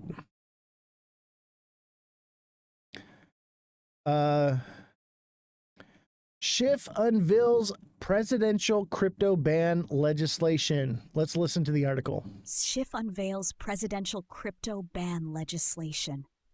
By Julia Shapiro. Senator Adam Schiff, Democrat from California, introduced legislation Monday seeking to bar public officials, including the president and his family, from certain cryptocurrency-related activities amid growing concerns about President Trump's involvement in the industry. The Curbing Officials' Income and Non-Disclosure Coin Act would prohibit the president, vice president, high-ranking executive branch employees, special government employees, and members of Congress from issuing, sponsoring, or endorsing digital assets. These restrictions would also extend to the immediate family members of public officials. President Donald Trump's cryptocurrency dealings have raised significant ethical, legal, and constitutional concerns over his use of the office of the presidency to enrich himself and his family, Schiff said in a statement. That is why I'm introducing legislation to prevent the financial exploitation of any digital assets by public officials, including the president and the first family, he continued.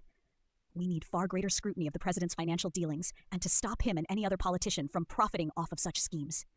Trump and his family have increasingly expanded their footprint in the crypto space as his administration has pushed to create a more favorable regulatory environment for the industry, need to know more. Including through legislation. Can we speak privately? The president and his sons launched a crypto venture, World Liberty Financial, last fall, which has since released a stablecoin. We can speak Trump has off earned the about record if you $57 like. million from the venture, according to a recent financial disclosure. He also launched a meme coin shortly before his inauguration and held a dinner with the top investors in the TRUMP token last month. Trump Media and Technology Group, the parent company of Truth Social, has raised $2.5 billion to create a Bitcoin reserve and has taken steps toward launching several crypto-related financial assets. Meanwhile, lawmakers have taken up the mantle of crypto legislation, with several Senate Democrats, including Schiff, joining Republicans to pass a bill creating a regulatory framework for payment stablecoins. Despite efforts by Democrats to add language to the bill, barring the president and public officials from profiting from digital assets, it ultimately cleared the upper chamber without such restrictions. The Genius Act now heads to the House, where Trump has urged lawmakers to quickly pass the legislation with few changes. Schiff appears to have benefited from the crypto industry spending in his primary last year, in which the crypto super PAC Fairshake spent $10 million against his opponent, former Representative Katie Porter, Democrat from California. All right. So this is, if that gets passed, I'd say that's bearish for the market, because that means a lot of big money won't be able to get into crypto. Nate, thank you for the heart me. Neo, thank you for the heart me. Revolution, thank you for the heart me and the 5 popular votes. Appreciate you all for your gifts. You guys are incredible. Yeah, we'll talk about it. We'll talk off the record, because I want to know. I want to know, so I can at least know. So the ceasefire is a lie. Haven't had the time to look into it. Yes, the ceasefire is a lie. We'll get into it. Stay tuned, because we will be covering that. I have the facts. I have the facts for you people. CoinMarketCap briefly hacked to drain crypto wallets via fake Web3 pop-up. CoinMarketCap, the popular cryptocurrency price tracking site, suffered a website supply chain attack that exposed site visitors to a wallet drainer campaign to steal visitors' crypto. We don't need to get into the nitty-gritty of this. I'm going to move forward, because we're going to cover more of like what's going on with the war. But yeah, be safe, ladies and gentlemen. If something seems off, it probably is. This is the Wild West, okay? Be smart. It's time for XRP, question mark. PFM Crypto unveils first ever XRP cloud mining contracts with daily payouts. A new era for XRP begins. A breakthrough in XRP mining is finally here. Farrington, England, June 23rd. A breakthrough in XRP mining is finally here. As the digital asset market awaits XRP's next big move, PFM Crypto has taken a major leap forward by launching its revolutionary XRP cloud mining contracts, an innovative model that brings daily profits to users without requiring any hardware or technical skills. This move has already sparked significant excitement among crypto investors and XRP enthusiasts worldwide. For months, XRP has been consolidating with a tight price band, leading many to believe that a breakout is on the horizon. In this context, PFM